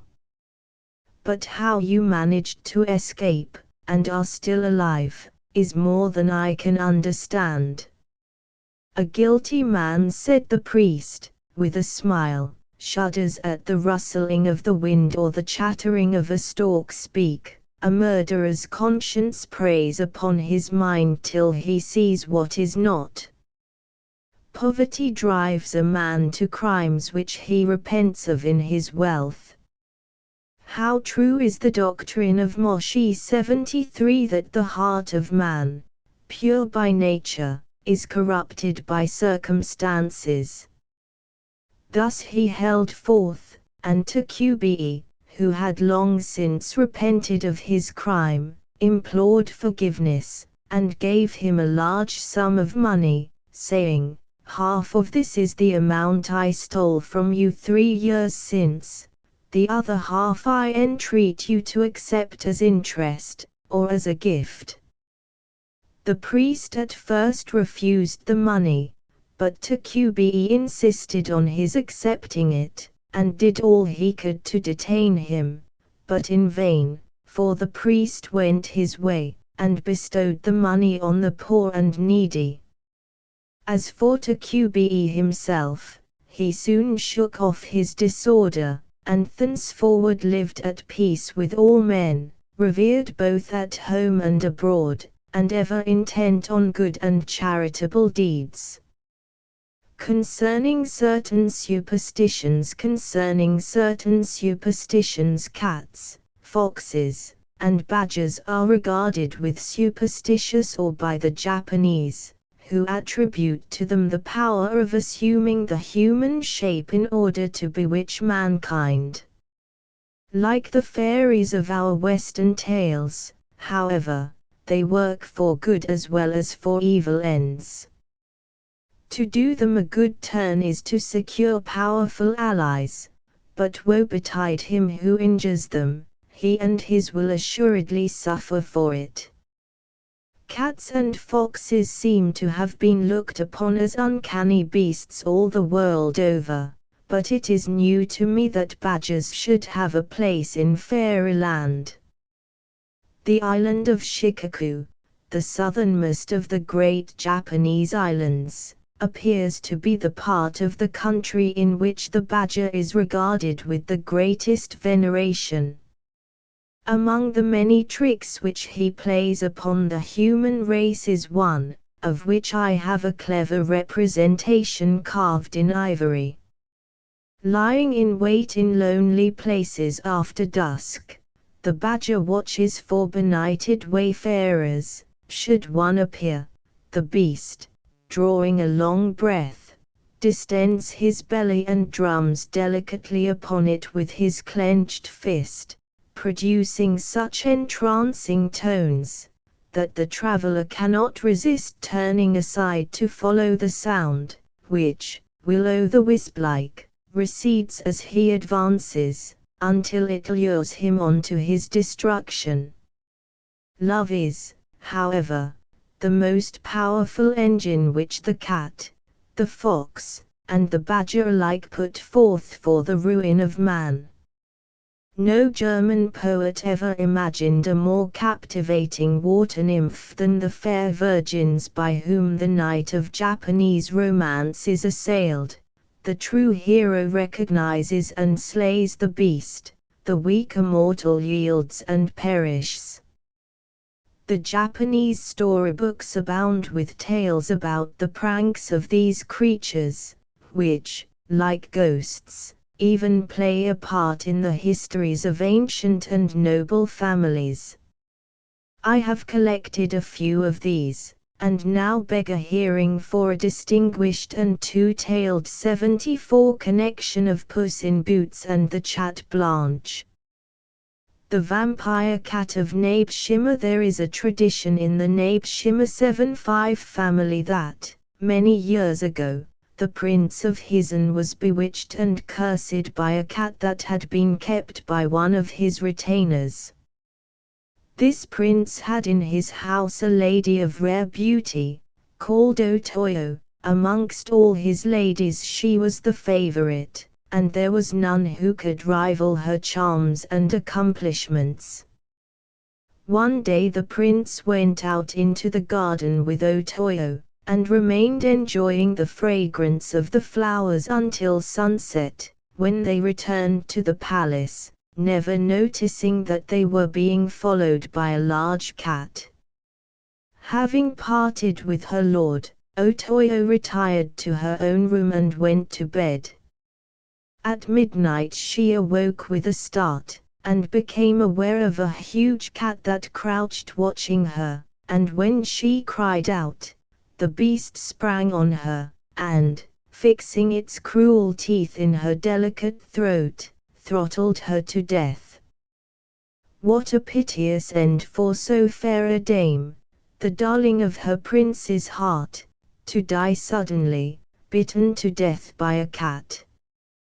Then the cat, having scratched out a grave under the veranda, buried the corpse of Otoyo, and assuming her form, began to bewitch the prince.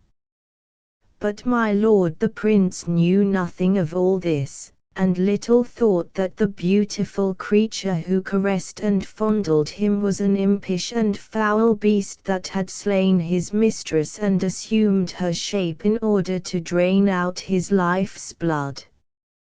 Day by day, as time went on, the prince's strength dwindled away, the color of his face was changed, and became pale and livid, and he was as a man suffering from a deadly sickness. Seeing this, his counselors and his wife became greatly alarmed, so they summoned the physicians, who prescribed various remedies for him, but the more medicine he took, the more serious did his illness appear, and no treatment was of any avail. But most of all did he suffer in the night time, when his sleep would be troubled and disturbed by hideous dreams. In consequence of this, his counselors nightly appointed 100 of his retainers to sit up and watch over him, but, strange to say, towards 10 o'clock on the very first night that the watch was set, the guard were seized with a sudden and unaccountable drowsiness, which they could not resist, until one by one every man had fallen asleep. Then the false Otoyo came in and harassed the prince until morning. The following night the same thing occurred, and the prince was subjected to the imp's tyranny, while his guards slept helplessly around him. Night after night this was repeated, until at last 3 of the prince's councillors determined themselves to sit up on guard, and see whether they could overcome this mysterious drowsiness, but they fared no better than the others, and by 10 o'clock were fast asleep. The next day the 3 councillors held a solemn conclave, and their chief, one Ezekiah Buzen, said, "This is a marvelous thing, that a guard of 100 men should thus be overcome by sleep. Of a surety, the spell that is upon my lord and upon his guard must be the work of witchcraft. Now, as all our efforts are of no avail, let us seek out Rutan, the chief priest of the temple called Meo in, and beseech him to put up prayers for the recovery of my lord." The cat of Nabshimah. The cat of Nabshimah. And the other councillors approving what Ezekiah Buzen had said, they went to the priest Rutan and engaged him to recite litanies that the prince might be restored to health. So it came to pass that Rutan, the chief priest of Meoin, offered up prayers nightly for the prince. One night, at the 9th hour, midnight, when he had finished his religious exercises and was preparing to lie down to sleep, he fancied that he heard a noise outside in the garden, as if someone were washing himself at the well. Deeming this passing strange, he looked down from the window, and there in the moonlight he saw a handsome young soldier, some 24 years of age, washing himself, who, when he had finished cleaning himself and had put on his clothes, stood before the figure of Buddha and prayed fervently for the recovery of my lord the prince. Rutan looked on with admiration, and the young man, when he had made an end of his prayer, was going away, but the priest stopped him, calling out to him, "Sir, I pray you to tarry a little, I have something to say to you." "At your reverence's service." "What may you please to want?" "Pray be so good as to step up here, and have a little talk." "By your reverence's leave," and with this he went upstairs. Then Rutan said, "Sir, I cannot conceal my admiration that you, being so young a man, should have so loyal a spirit. I am Rutan, the chief priest of this temple, who am engaged in praying for the recovery of my lord. Pray, what is your name?" "My name, sir, is Ito Soda, and I am serving in the infantry of Nabshimah. Since my lord has been sick, my one desire has been to assist in nursing him, but, being only a simple soldier, I am not of sufficient rank to come into his presence, so I have no resource but to pray to the gods of the country and to Buddha that my lord may regain his health." When Rutan heard this, he shed tears in admiration of the fidelity of Ito Soda, and said, "Your purpose is, indeed, a good one, but what a strange sickness this is that my lord is afflicted with. Every night he suffers from horrible dreams, and the retainers who sit up with him are all seized with a mysterious sleep, so that not one can keep awake. It is very wonderful." "Yes," replied Soda, after a moment's reflection, "this certainly must be witchcraft. If I could but obtain leave to sit up one night with the prince, I would fain see whether I could not resist this drowsiness and detect the goblin." At last the priest said, "I am in relations of friendship with Ezekiah Buzen, the chief counselor of the prince. I will speak to him of you and of your loyalty, and will intercede with him that you may attain your wish. Indeed, sir, I am most thankful. I am not prompted by any vain thought of self-advancement. Should I succeed, all I wish for is the recovery of my lord. I commend myself to your kind favor. Well, then, tomorrow night I will take you with me to the councillor's house. Thank you, sir, and farewell. And so they parted. On the following evening Ito Soda returned to the Temple Mio Inn, and having found Rutan, accompanied him to the house of Izahaya Buzen. Then the priest, leaving Soda outside, went in to converse with the councillor, and inquire after the prince's health. And pray, sir, how is my lord? Is he in any better condition since I have been offering up prayers for him? Indeed, no, his illness is very severe. We are certain that he must be the victim of some foul sorcery, but as there are no means of keeping a guard awake after 10 o'clock, we cannot catch a sight of the goblin, so we are in the greatest trouble. I feel deeply for you, it must be most distressing. However, I have something to tell you.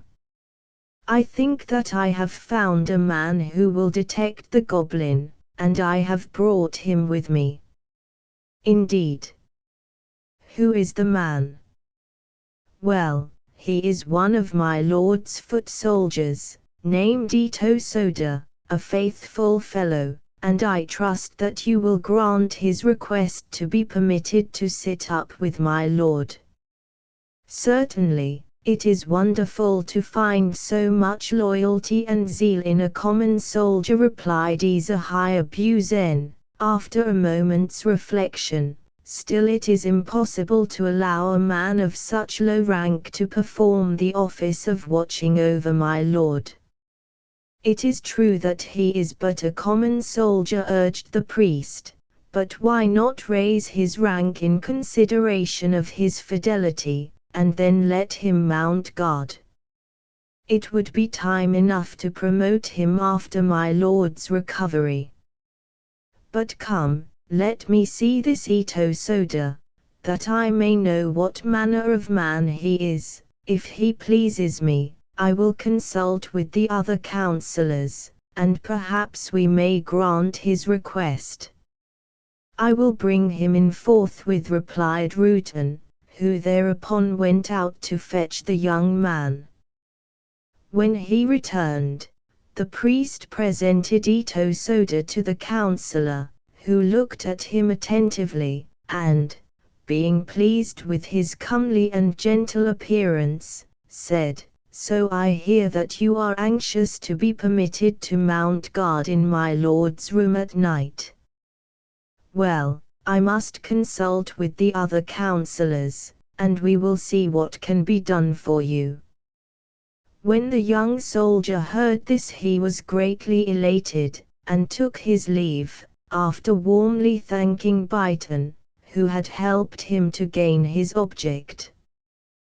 The next day the councillors held a meeting, and sent for Ito Soda, and told him that he might keep watch with the other retainers that very night. So he went his way in high spirits, and at nightfall, having made all his preparations, took his place among the 100 gentlemen who were on duty in the prince's bedroom. Now the prince slept in the center of the room, and the 100 guards around him sat keeping themselves awake with entertaining conversation and pleasant conceits. But, as 10 o'clock approached, they began to doze off as they sat, and in spite of all their endeavors to keep one another awake, by degrees they all fell asleep.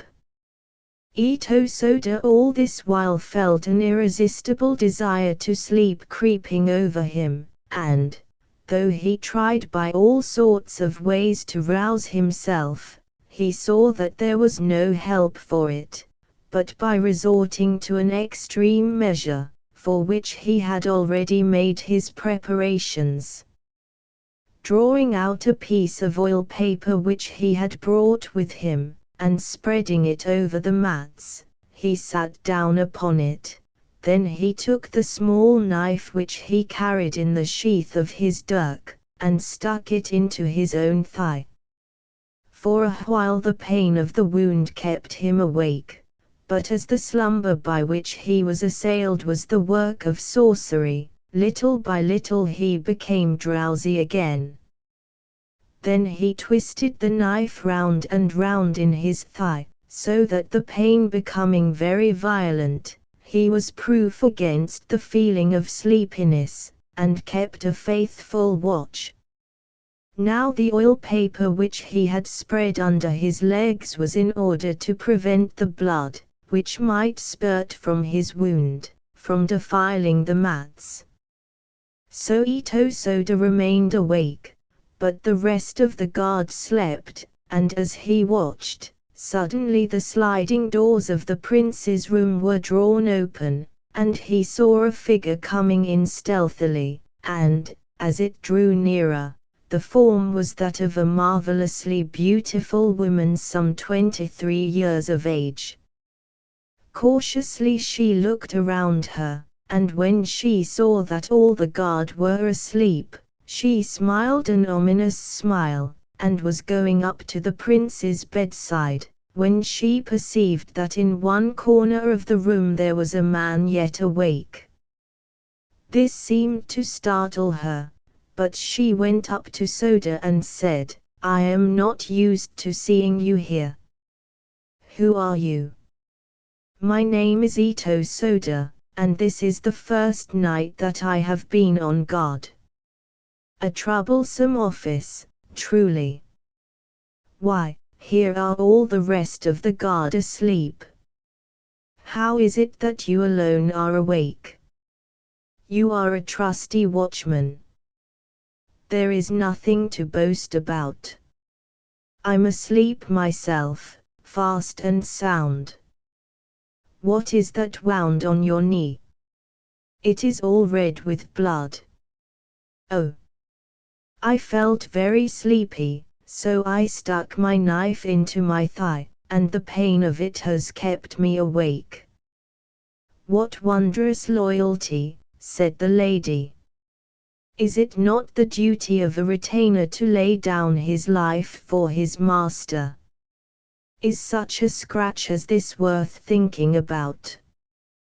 Then the lady went up to the sleeping prince and said, "How fares it with my lord tonight?"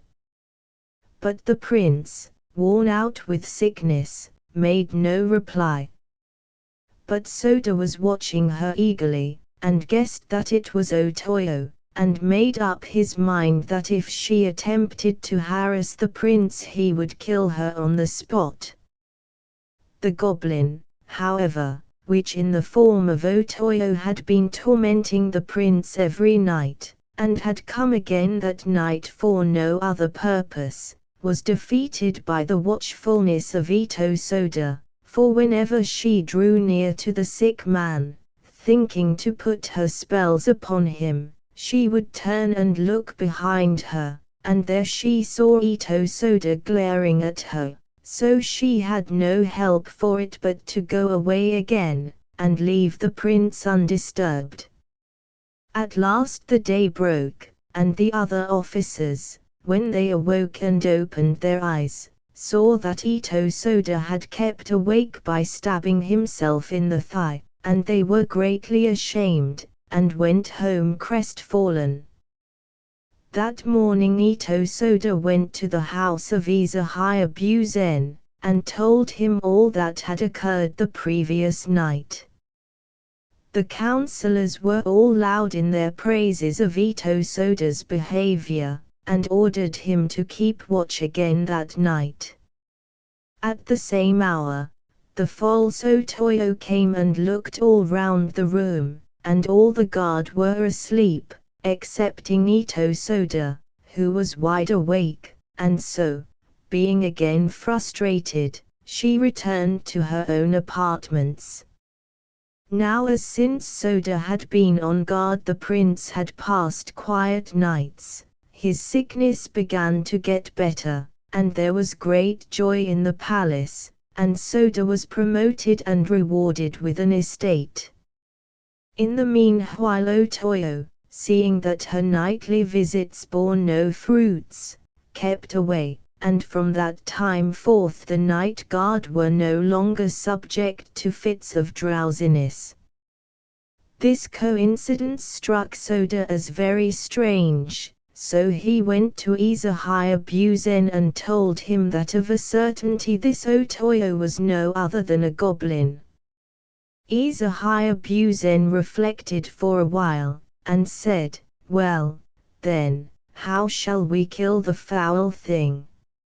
I will go to the creature's room, as if nothing were the matter, and try to kill her, but in case she should try to escape, I will beg you to order 8 men to stop outside and lie in wait for her." Having agreed upon this plan, Soda went at nightfall to Otoyo's apartment, pretending to have been sent with a message from the prince. When she saw him arrive, she said, "What message have you brought me from my lord?" "Oh, nothing in particular."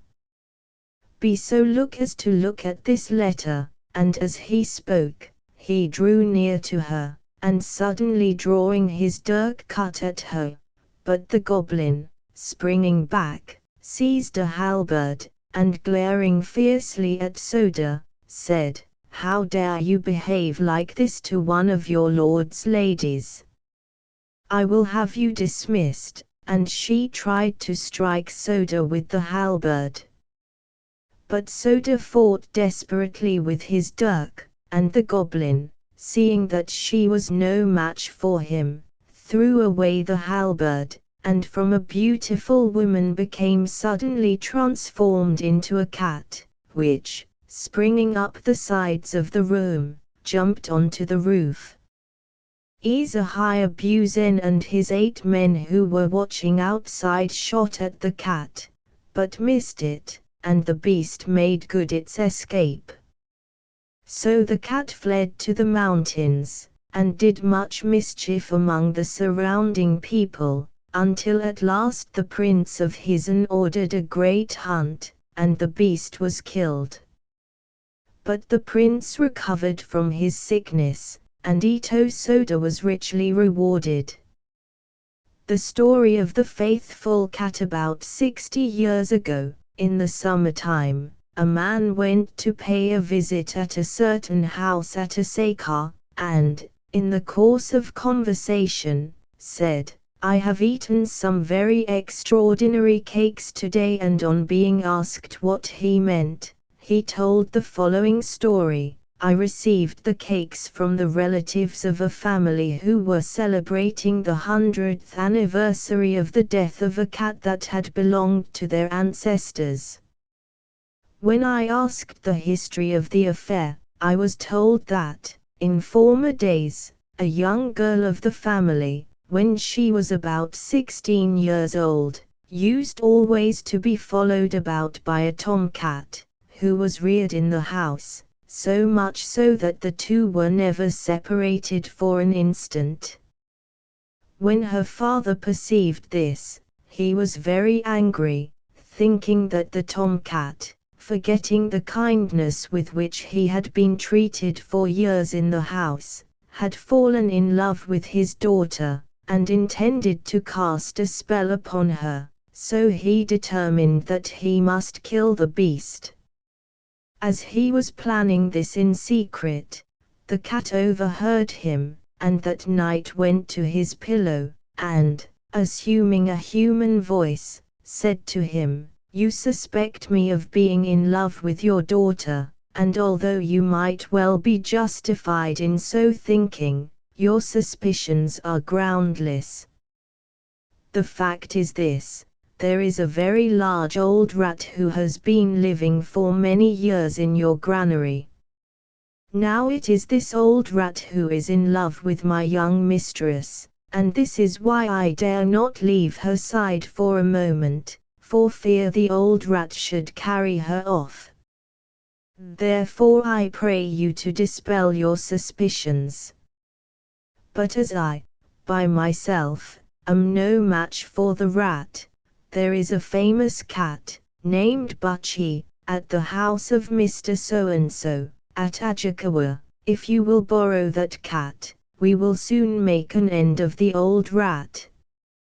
When the father awoke from his dream, he thought it so wonderful, that he told the household of it, and the following day he got up very early and went off to Ajakawa, to inquire for the house which the cat had indicated, and had no difficulty in finding it. So he called upon the master of the house, and told him what his own cat had said, and how he wished to borrow the cat Butchie for a little while. "That's a very easy matter to settle," said the other. "Pray take him with you at once." And accordingly the father went home with the cat Butchie in charge. That night he put the two cats into the granary, and after a little while, a frightful clatter was heard, and then all was still again. So the people of the house opened the door, and crowded out to see what had happened, and there they beheld the two cats and the rat all locked together, and panting for breath. So they cut the throat of the rat, which was as big as either of the cats. Then they attended to the two cats, but, although they gave them ginseng 76 and other restoratives, they both got weaker and weaker, until at last they died. So the rat was thrown into the river, but the two cats were buried with all honors in a neighboring temple. How a man was bewitched and had his head shaved by the foxes in the village of Iwahara, in the province of Shinshi. There dwelt a family which had acquired considerable wealth in the wine trade. On some auspicious occasion it happened that a number of guests were gathered together at their house, feasting on wine and fish, and as the wine cup went round, the conversation turned upon foxes. Among the guests was a certain carpenter, Takutaro by name, a man about 30 years of age, of a stubborn and obstinate turn, who said, "Well, sirs, you've been talking for some time of men being bewitched by foxes. Surely you must be under their influence yourselves, to say such things. How on earth can foxes have such power over men? At any rate, men must be great fools to be so deluded. Let's have no more of this nonsense." Upon this a man who was sitting by him answered, "Takutaro little knows what goes on in the world, or he would not speak so. How many myriads of men are there who have been bewitched by foxes? Why, there have been at least 20 or 30 men tricked by the brutes on the Maki moor alone. It's hard to disprove facts that have happened before our eyes." "You're no better than a pack of born idiots," said Takutaro. "I will engage to go out to the Maki moor this very night and prove it. There is not a fox in all Japan that can make a fool of Takutaro." Thus he spoke in his pride, but the others were all angry with him for boasting, and said, "If you return without anything having happened, we will pay for 5 measures of wine and 1,000 copper cash worth of fish, and if you are bewitched, you shall do as much for us." Takutaro took the bet, and at nightfall set forth for the Maki moor by himself. As he neared the moor, he saw before him a small bamboo grove, into which a fox ran, and it instantly occurred to him that the foxes of the moor would try to bewitch him. As he was yet looking, he suddenly saw the daughter of the headman of the village of Upper Hurricane, who was married to the headman of the village of Mackay. "Pray, where are you going to, Master Tokutaro?" said she. "I am going to the village hard by." "Then, as you will have to pass my native place, if you will allow me, I will accompany you so far." Tokutaro thought this very odd, and made up his mind that it was a fox trying to make a fool of him. He accordingly determined to turn the tables on the fox, and answered, "It is a long time since I have had the pleasure of seeing you, and as it seems that your house is on my road, I shall be glad to escort you so far." With this he walked behind her, thinking he should certainly see the end of a fox's tail peeping out, but, look as he might, there was nothing to be seen.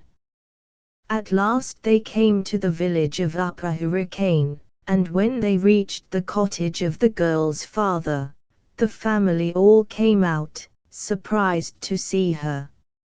"Oh dear! Oh dear! Here is our daughter come, I hope there is nothing the matter." And so they went on, for some time, asking a string of questions. In the meanwhile, Tokutaro went round to the kitchen door, at the back of the house, and, beckoning out the master of the house, said, "The girl who has come with me is not really your daughter. As I was going to the Mackay moor, when I arrived at the bamboo grove, a fox jumped up in front of me, and when it had dashed into the grove it immediately took the shape of your daughter, and offered to accompany me to the village, so I pretended to be taken in by the brute, and came with it so far." On hearing this, the master of the house put his head on one side, and mused a while, then, calling his wife, he repeated the story to her, in a whisper. But she flew into a great rage with Tokutaro, and said, "This is a pretty way of insulting people's daughters. The girl is our daughter, and there's no mistake about it. How dare you invent such lies?" "Well," said Tokutaro, "you are quite right to say so, but still there is no doubt that this is a case of witchcraft." Seeing how obstinately he held to his opinion, the old folks were sorely perplexed, and said, "What do you think of doing? Pray leave the matter to me, I'll soon strip the false skin off, and show the beast to you in its true colors. Do you two go into the store closet, and wait there." With this he went into the kitchen, and, seizing the girl by the back of the neck, forced her down by the hearth. "Oh, Master Tokutaro, what means this brutal violence? Mother! Father! Help!" So the girl cried and screamed, but Tokutaro only laughed, and said, "So you thought to bewitch me, did you? From the moment you jumped into the wood, I was on the lookout for you to play me some trick.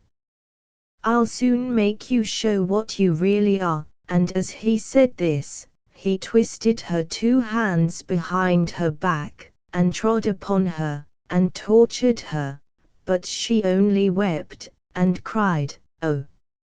It hurts, it hurts. If this is not enough to make you show your true form, I'll roast you to death." And he piled firewood on the hearth, and, tucking up her dress, scorched her severely. "Oh! Oh! This is more than I can bear," and with this she expired. The two old people then came running in from the rear of the house, and, pushing aside Tokutaro, folded their daughter in their arms, and put their hands to her mouth to feel whether she still breathed, but life was extinct, and not the sign of a fox's tail was to be seen about her. Then they seized Tokutaro by the collar, and cried, "On pretense that our true daughter was a fox, you have roasted her to death. Murderer! Here, you there, bring ropes and cords, and secure this Tokutaro." So the servants obeyed, and several of them seized Tokutaro and bound him to a pillar. Then the master of the house, turning to Tokutaro, said, "You have murdered our daughter before our very eyes. I shall report the matter to the lord of the manor, and you will assuredly pay for this with your head. Be prepared for the worst." And as he said this, glaring fiercely at Tokutaro, they carried the corpse of his daughter into the store closet.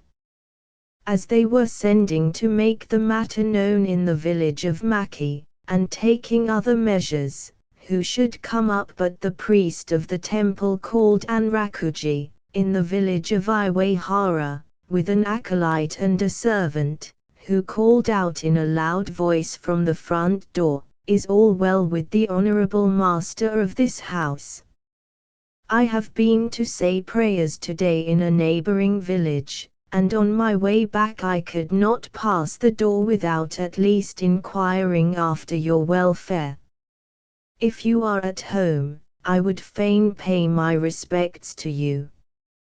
As he spoke thus in a loud voice, he was heard from the back of the house, and the master got up and went out, and, after the usual compliments on meeting had been exchanged, said, "I ought to have the honor of inviting you to step inside this evening, but really we are all in the greatest trouble, and I must beg you to excuse my impoliteness." "Indeed." "Pray, what may be the matter?" replied the priest. And when the master of the house had told the whole story, from beginning to end, he was thunderstruck, and said, "Truly, this must be a terrible distress to you." Then the priest looked on one side, and saw Tokutaro bound, and exclaimed, "Is not that Tokutaro that I see there?" "Oh, your reverence," replied